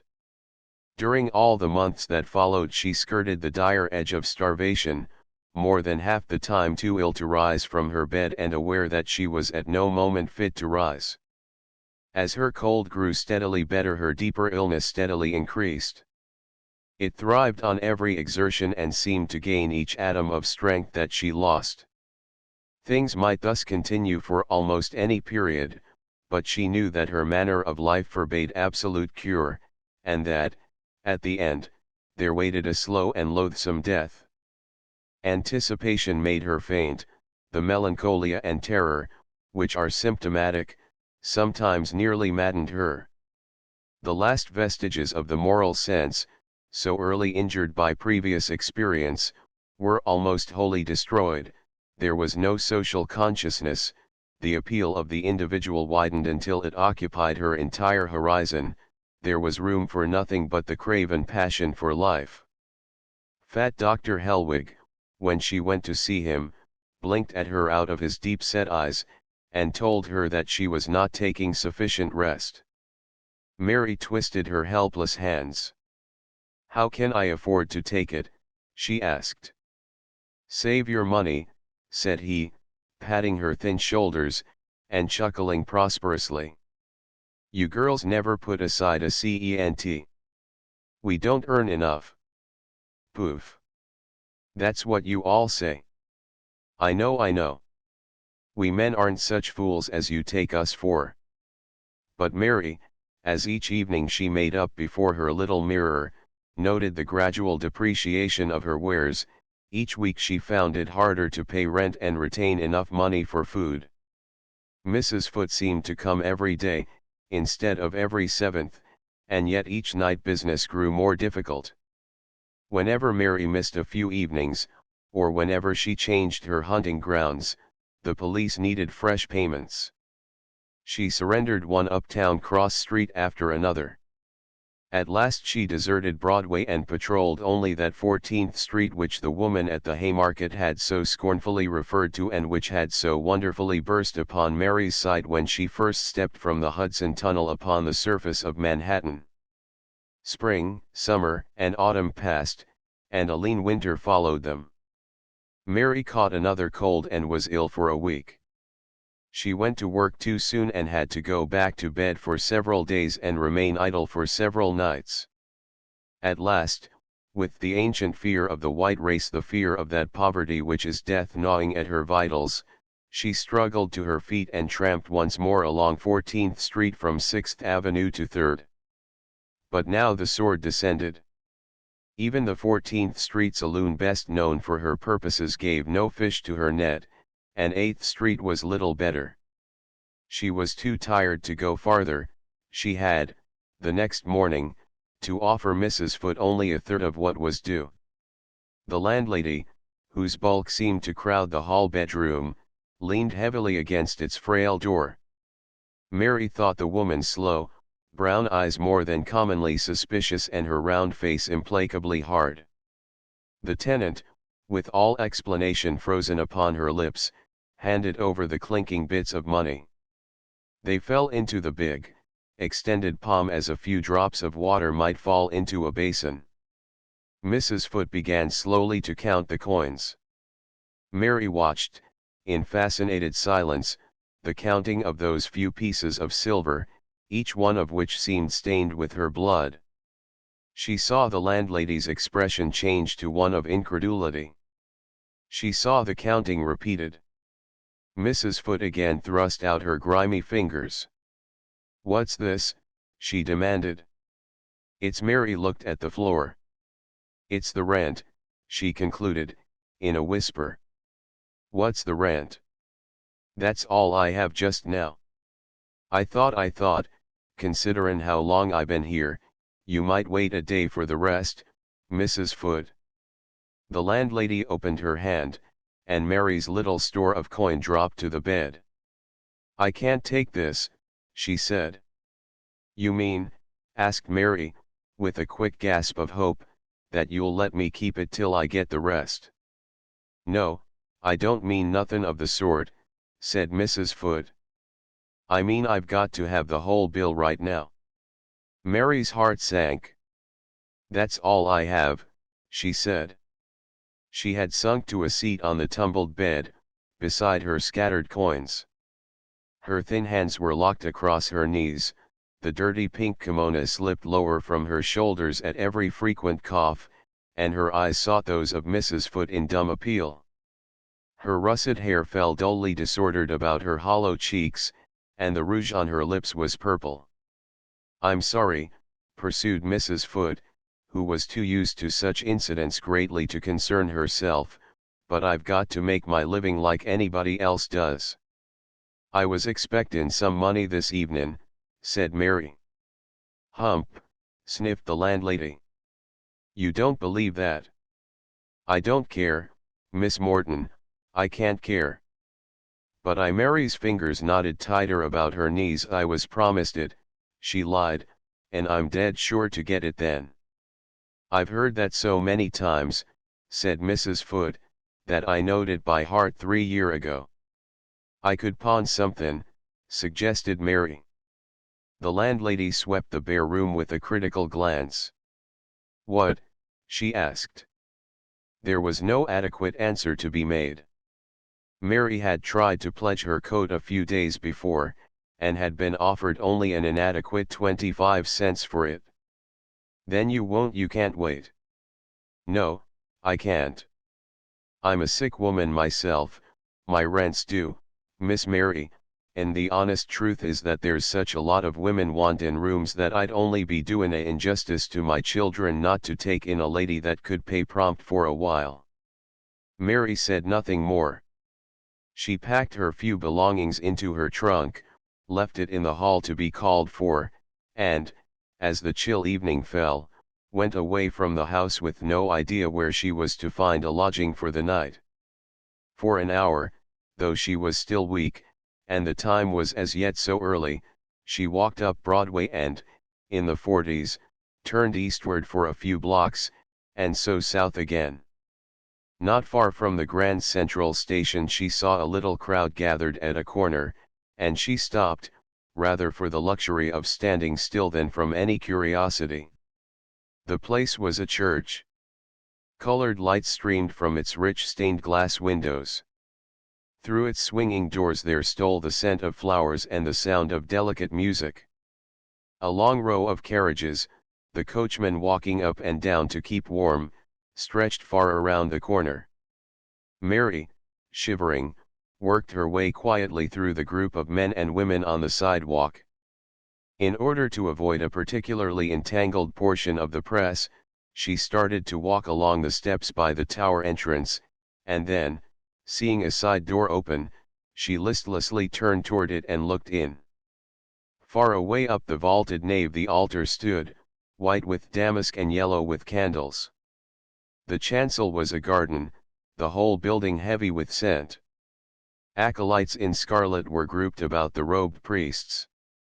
The choir had risen and, preceded by a lad that bore aloft a great brass cross, were forming into a singing procession, which slowly filed down the center aisle. With a subdued scuffle and swish, the congregation also rose as the double line of choristers moved between them. Women craned their necks and men, pretending to look stolidly ahead of them, looked really out of the corners of their eyes. The choir, at the main door, divided and stood still. High overhead a deep-toned organ was playing the wedding march from Lohengrin, and through the respectful line of white-clad boys there moved a man of regular features with lowered lids that hid his eyes, and a crisp brown mustache, which concealed his lips, and, on his arm, in the costume of a bride, a tall, graceful, pure woman, whose face was like a Greek cameo and in whose hand was a huge bunch of orchids and lilies of the valley. The fingers of a policeman touched Mary's arm. "You'll have to get back," he said. "The people'll be comin' out in a minute." But Mary did not wish to move. "I've got a right here," she answered. "You?" The policeman looked at her, and then laughed. "What right?" he asked. "Isn't that Miss Lennox?" It was. "And Judge Diker?" "Sure." "Well, I gave him his marriage license." The policeman's good nature was amused, but he forced her back to the street. "No use," he said. "And I guess," said Mary bitterly, "I guess I paid for the bride's bouquet." He did not reply, nor would she have heard him had he spoken, for in the stream of lesser guests now flowing from the rear of the church, which had been assigned to them, she was met by Katie Flanagan. Not the piquant Katie of that photograph which used to adorn the bureau in the shabby tenement of bachelor Herman Hoffman, or the saucy girl of the second-hand clothing store, or yet the frightened clerk that had at first evaded and at last defied the whiskered Mr. Porter. Those days were patently past. Katie, like many another strong soul, had faced temptation and conquered it, and in the stead of the old days had come new days that brought a maturity and a dignity with which Katie was consciously satisfied. Her blue eyes were as glad as Mary remembered them, but their happiness was calm. Her black hair was gathered in a formal knot, and her gown, though a better gown than